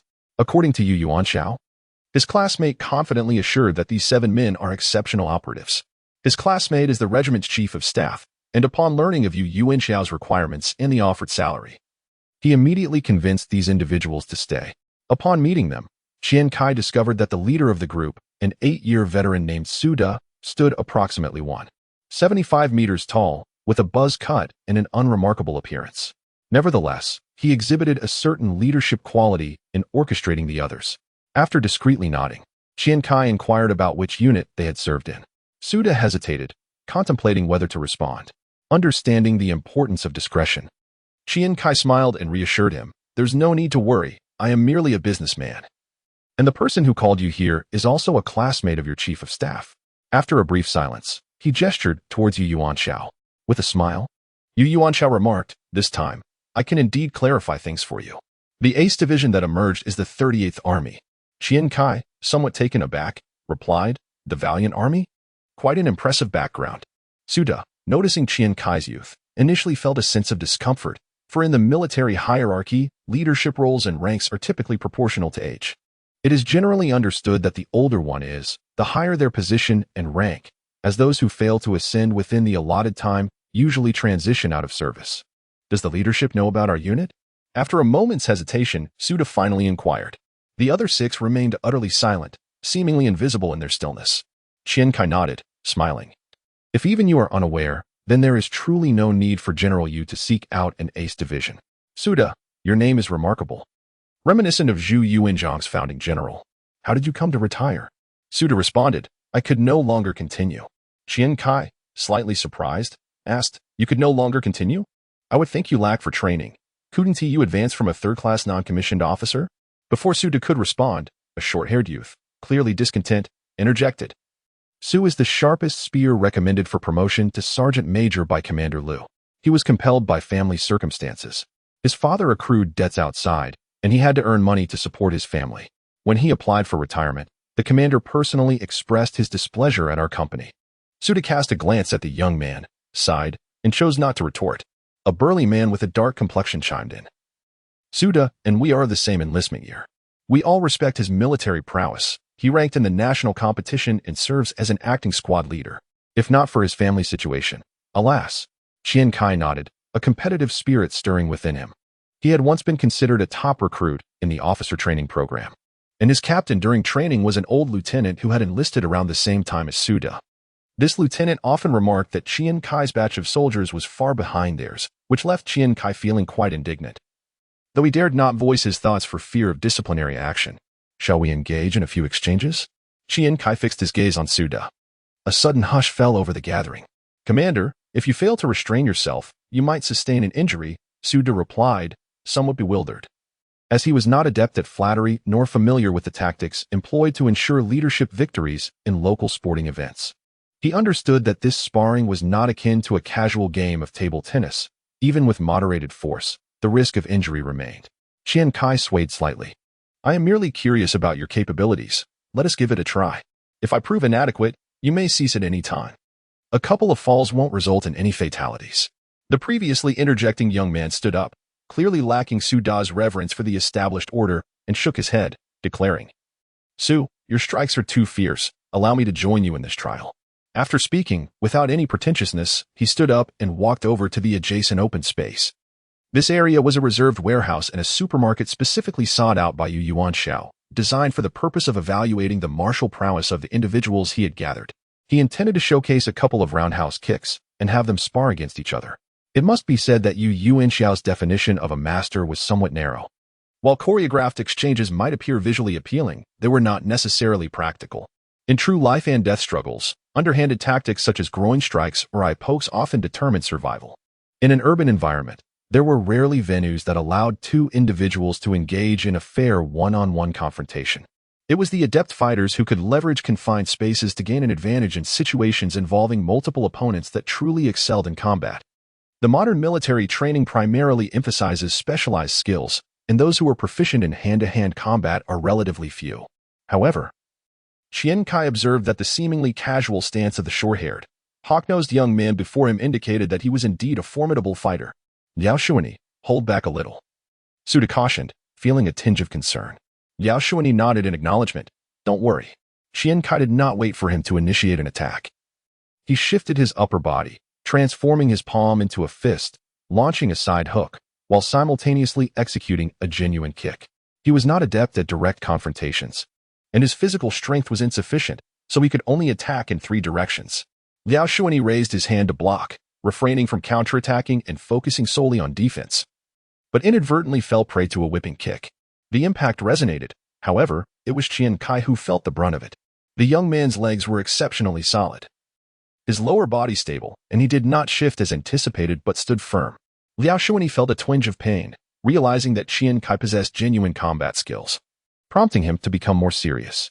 He launched a flurry of attacks, yet refrained from kicking, instead constantly shifting his position to evade Qian Cai's occasional sneaky moves.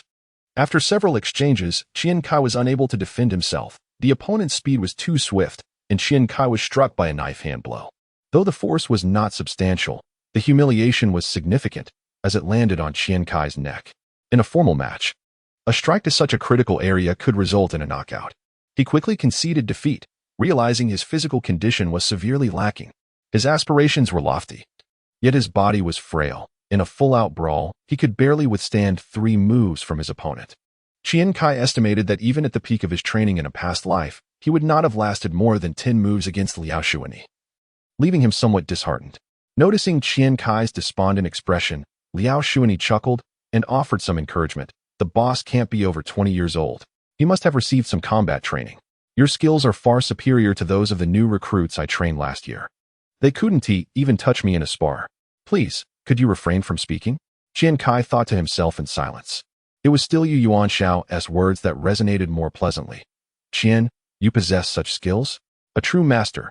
Last time, Su Ming mentioned you personally taught a lesson to Wang Sanmao. I was skeptical, but now I am genuinely impressed. How does a high school student possess so much knowledge? Suda, upon hearing this, also stood up. You're still in high school? Liao Shuani, upon realizing this, felt a pang of despair. I just fought a high school student and even got kicked? Chapter 51. Security Forces. As Qian Cai listened to Yuan Xiao's flattery, a flicker of confidence began to resurface within him. Noticing Su Da's incredulous expression, likely stemming from his discomfort with the notion of working for a high school student, Qian Cai turned and fixed Su Da with a piercing gaze. Whether I am a high school student or a university student is not your concern. What matters is that I possess the benefits you seek. You will work for me, and that is the law of society. You may inquire with your companion, General Yu, about what he has gained from working for me and whether he holds me in esteem. Qian Cai tempered his youthful bravado and spoke with composure. Yuan Xiao recognized it was his turn to speak and cleared his throat, surveying the group of young veterans before slowly articulating. I am a classmate of your regiment's chief of staff, and, nearing my 40s, I have previously served as a regional director at Carrefour. To speak candidly, the opportunity to work alongside General Qian is a stroke of fortune for you. It is certainly more promising than your original plan to establish a manufacturing factory in City C. General Qian's youth is his greatest asset, not to mention his achievements over the past year are unparalleled in the province. There are fewer than 10 individuals of my age who can rival him. The crowd was taken aback by this revelation. Perhaps these young veterans, who once believed they could carve out their own destinies, had recently come to grasp the harsh realities of entrepreneurship. Yuan Xiao's words piqued their curiosity, resulting in a palpable tension as they exchanged glances. Hesitant to speak up without Su Da's lead, Su Da surveyed the room and, sensing their anticipation for his words, organized his thoughts before addressing the most pressing question. General Qian, what kind of compensation can you offer us?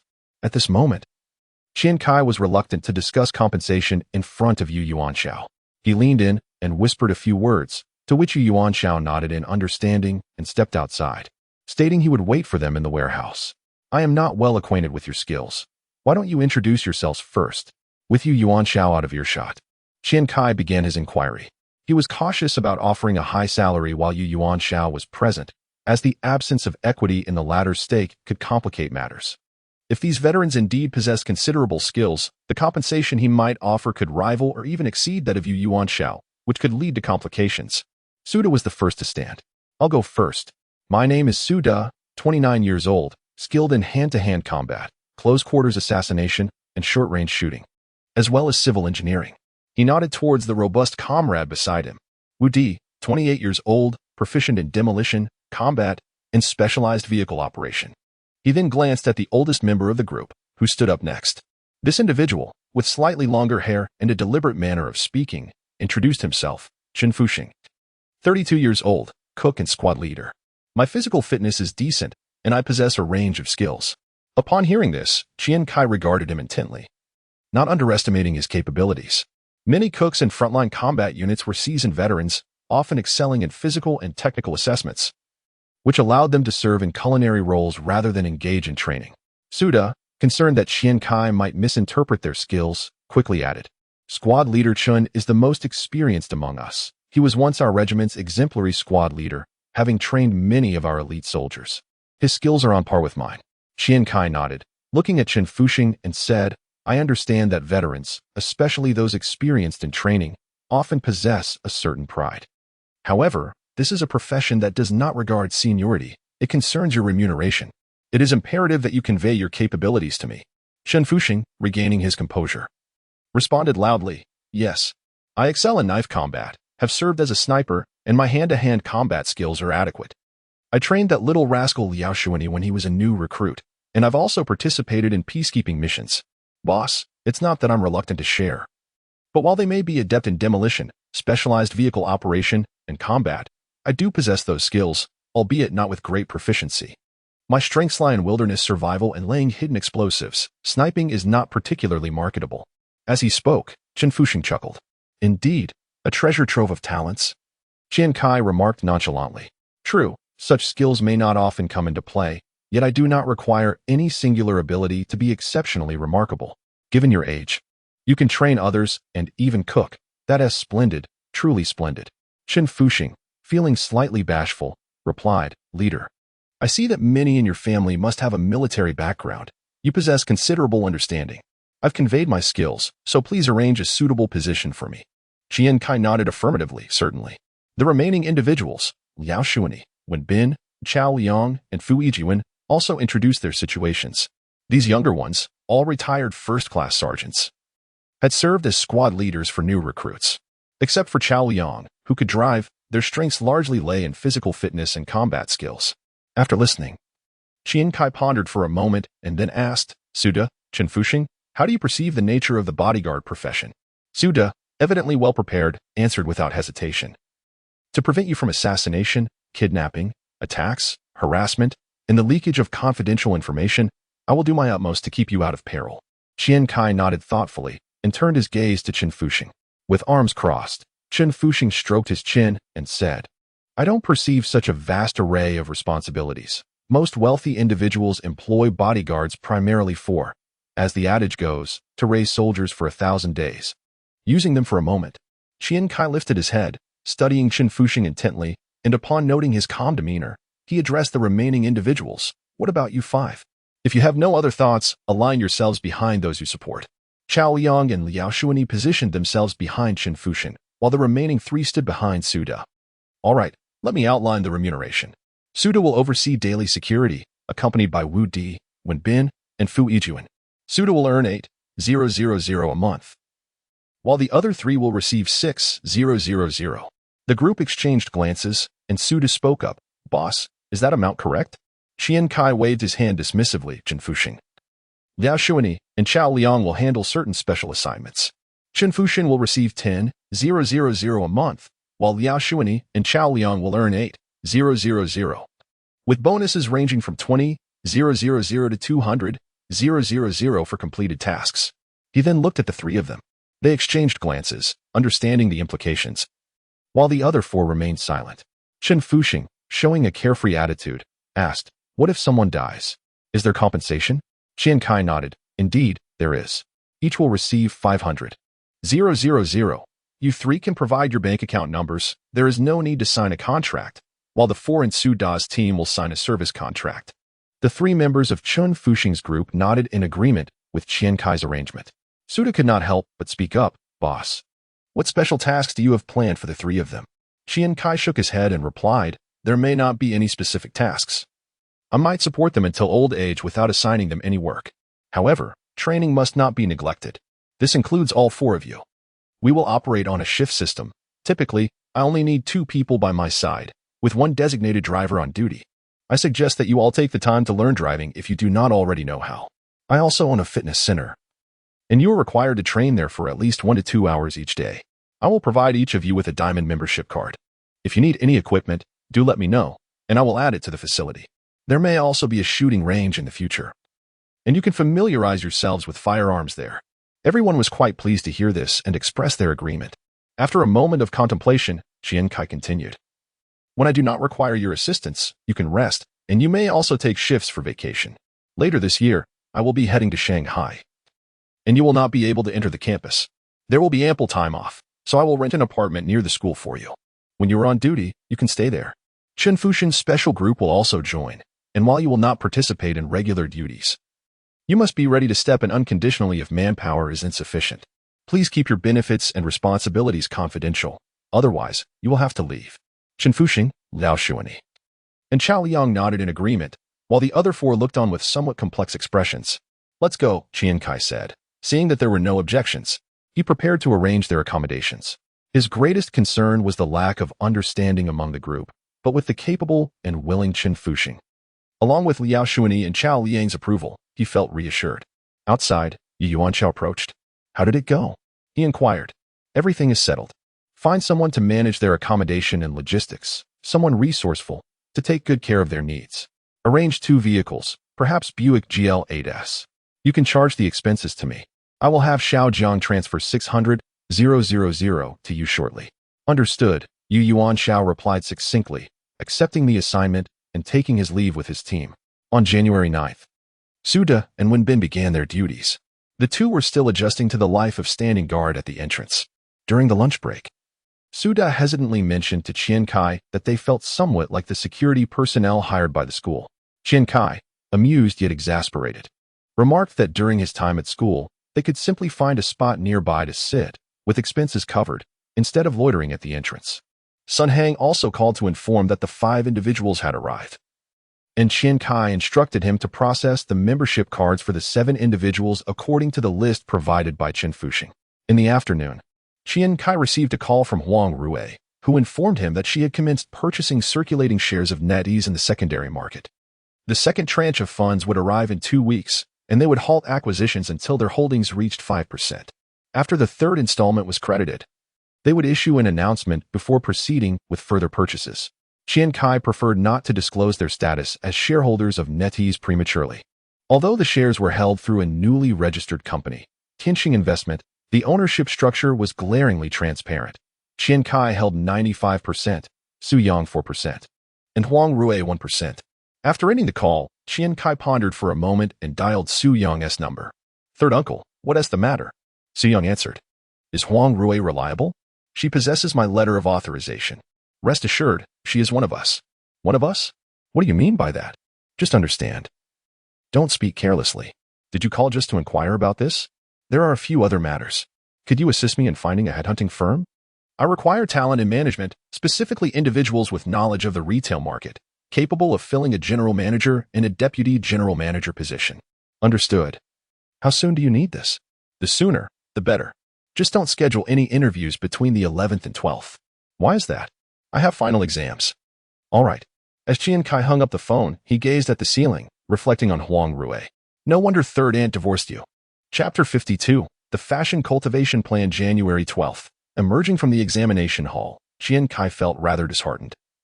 He suspected he had lost significant points in the comprehensive science sections of chemistry and biology. Surprisingly, mathematics had become the subject in which he performed most consistently, a testament to the time and effort he had invested. Perhaps he had overestimated his abilities in the comprehensive science subjects. As the scope of the exams expanded, the little strategies he had devised for focused study became utterly ineffective.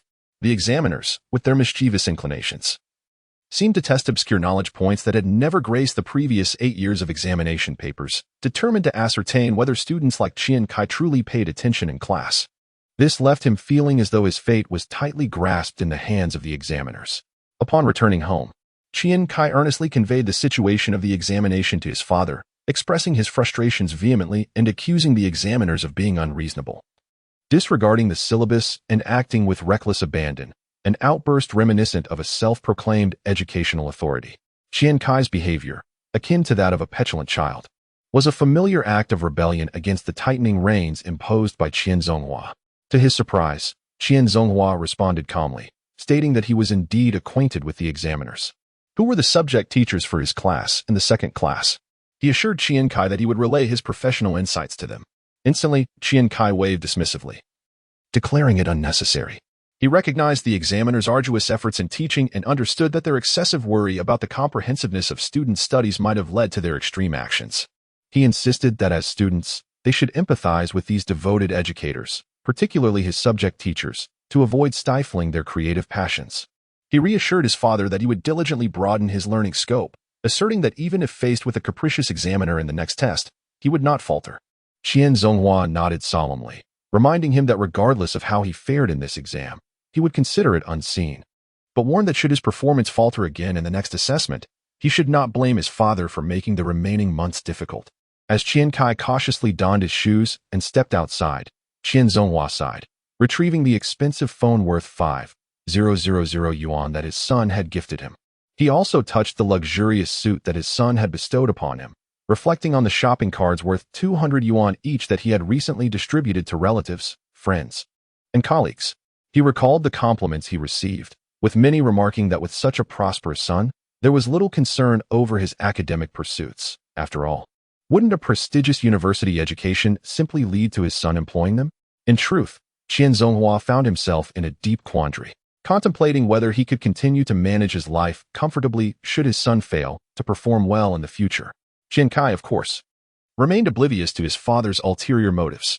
Had he been aware, he could have easily procured a crown sedan reserved for city officials, alongside hiring a driver with a monthly salary of 2,000 to escort him daily to his modestly paying teaching job. This would have unveiled to him the insidious nature of capitalism. On January 14th, Qian Cai's final grades were released, and as expected, they were dismal, 592, causing his rank to plummet beyond the top 100. Qian Zonghua, having come to terms with this reality, merely offered a nonchalant remark about striving harder next time. However, during the afternoon break, Qian Cai was haunted by a nightmare, envisioning a radiant man embracing Hu Wei, turning away from him. Upon waking, he found himself staring at the pile of grade reports that Qian Zonghua had handed him, prompting him to pull out his phone and draft a message. Shanghai University of Sport is quite appealing. It promotes physical fitness. Do you have any interest?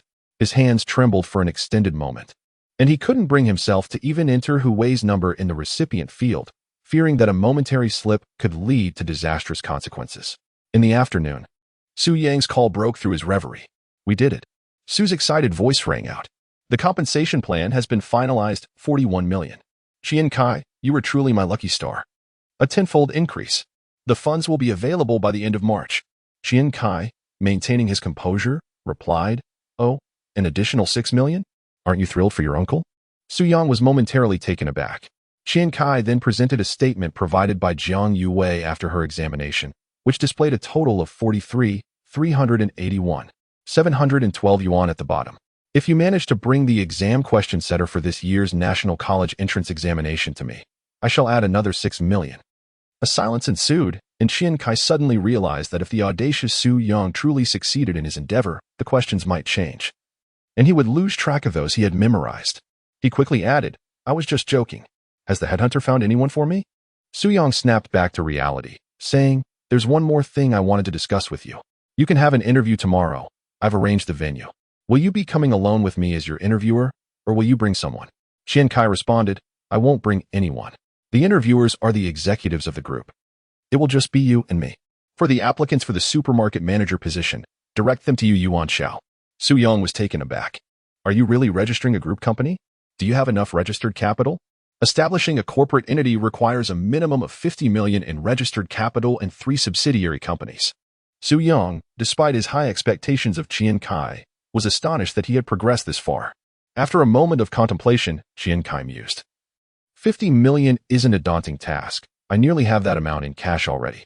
The valuation of 8 supermarkets, a fitness center, and a bottled water company will surely exceed it. Does that mean your total assets have surpassed 100 million? Su Yang exclaimed, shocked. He sensed that he had underestimated Qian Cai. In this day and age, possessing over 100 million could position someone as a contender for the title of the wealthiest individual in the city, especially in an economically lagging region like Ji Province. Qian Cai chuckled. I haven't kept track, but once the group is established and audited, we should have a clearer picture. Su Yang, upon hearing this, refrained from further chatter. All right then, tomorrow at 9 a.m., dress formally. The candidates have some qualifications. We must not let them underestimate us. After hanging up, Qian Cai sat in contemplation, somewhat dazed by Su Yang's words. It dawned on him that, without much notice, his assets had returned to a 9-digit figure. He was torn between elation and melancholy. A level he had labored over for more than a decade in his previous life now seemed to come too easily in this one. Moreover, the value of 100 million now would bear no comparison to that of 20 years hence. In terms of purchasing power, it was at least 6 to 8 times more, and the societal stratification was even more pronounced. How much did the wealthiest individual in the country possess in 2001? And what about in 2022? An hour later, Qian Cai arrived at the newly opened Tenglong building, having specifically summoned Jiang Yuwei. Upon learning that Qian intended to purchase 2 suits for her at company expense, Secretary Jiang received the call at 3:20 p.m. and arrived at the Tinglong building by 3:40 p.m., having traveled from the employee dormitory 6 kilometers away. When she arrived, the imprint of her pillow was still evident on the side of her short hair, leaving one to wonder what kind of speed and thrill she had experienced on her way. The two proceeded directly to the ready-to-wear section on the 3rd floor, as indicated by the mall's signage.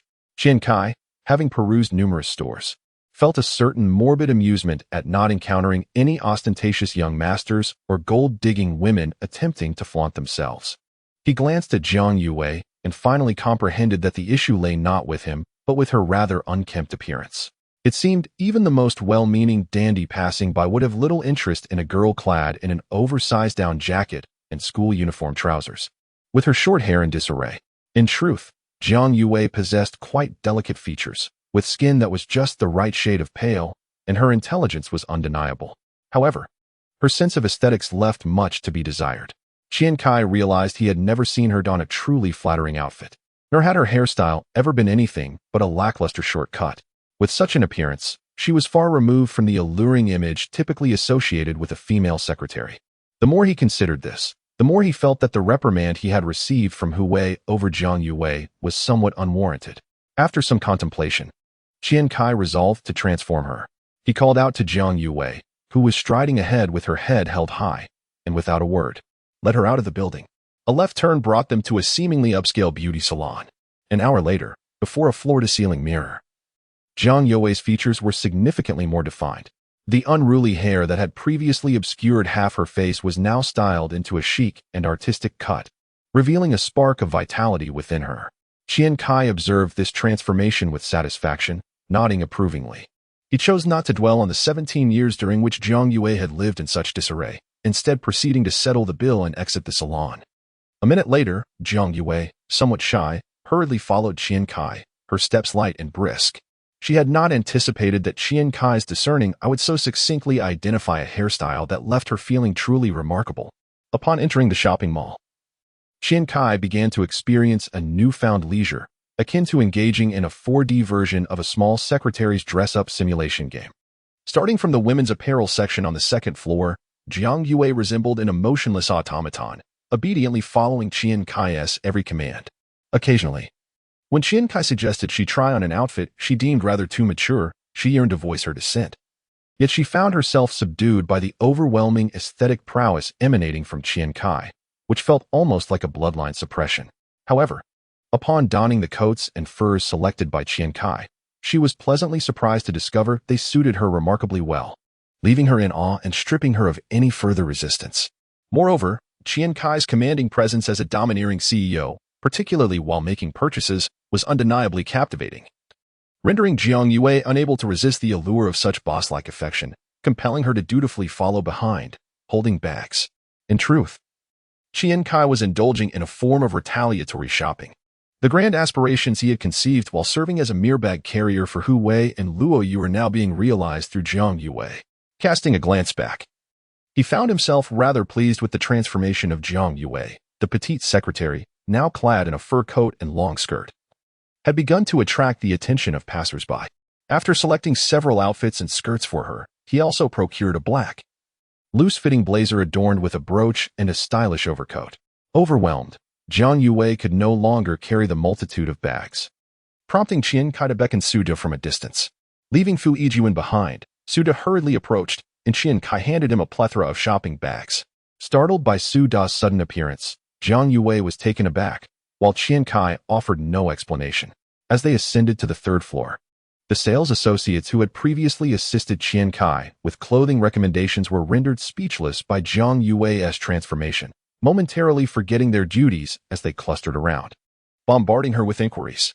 It was only when Qian Cai, initially basking in his satisfaction, became slightly irritated by the incessant chatter and cleared his throat, that the sales associates reluctantly dispersed, returning to their respective posts. Having purchased several light-colored suits that she favored, they exited the mall.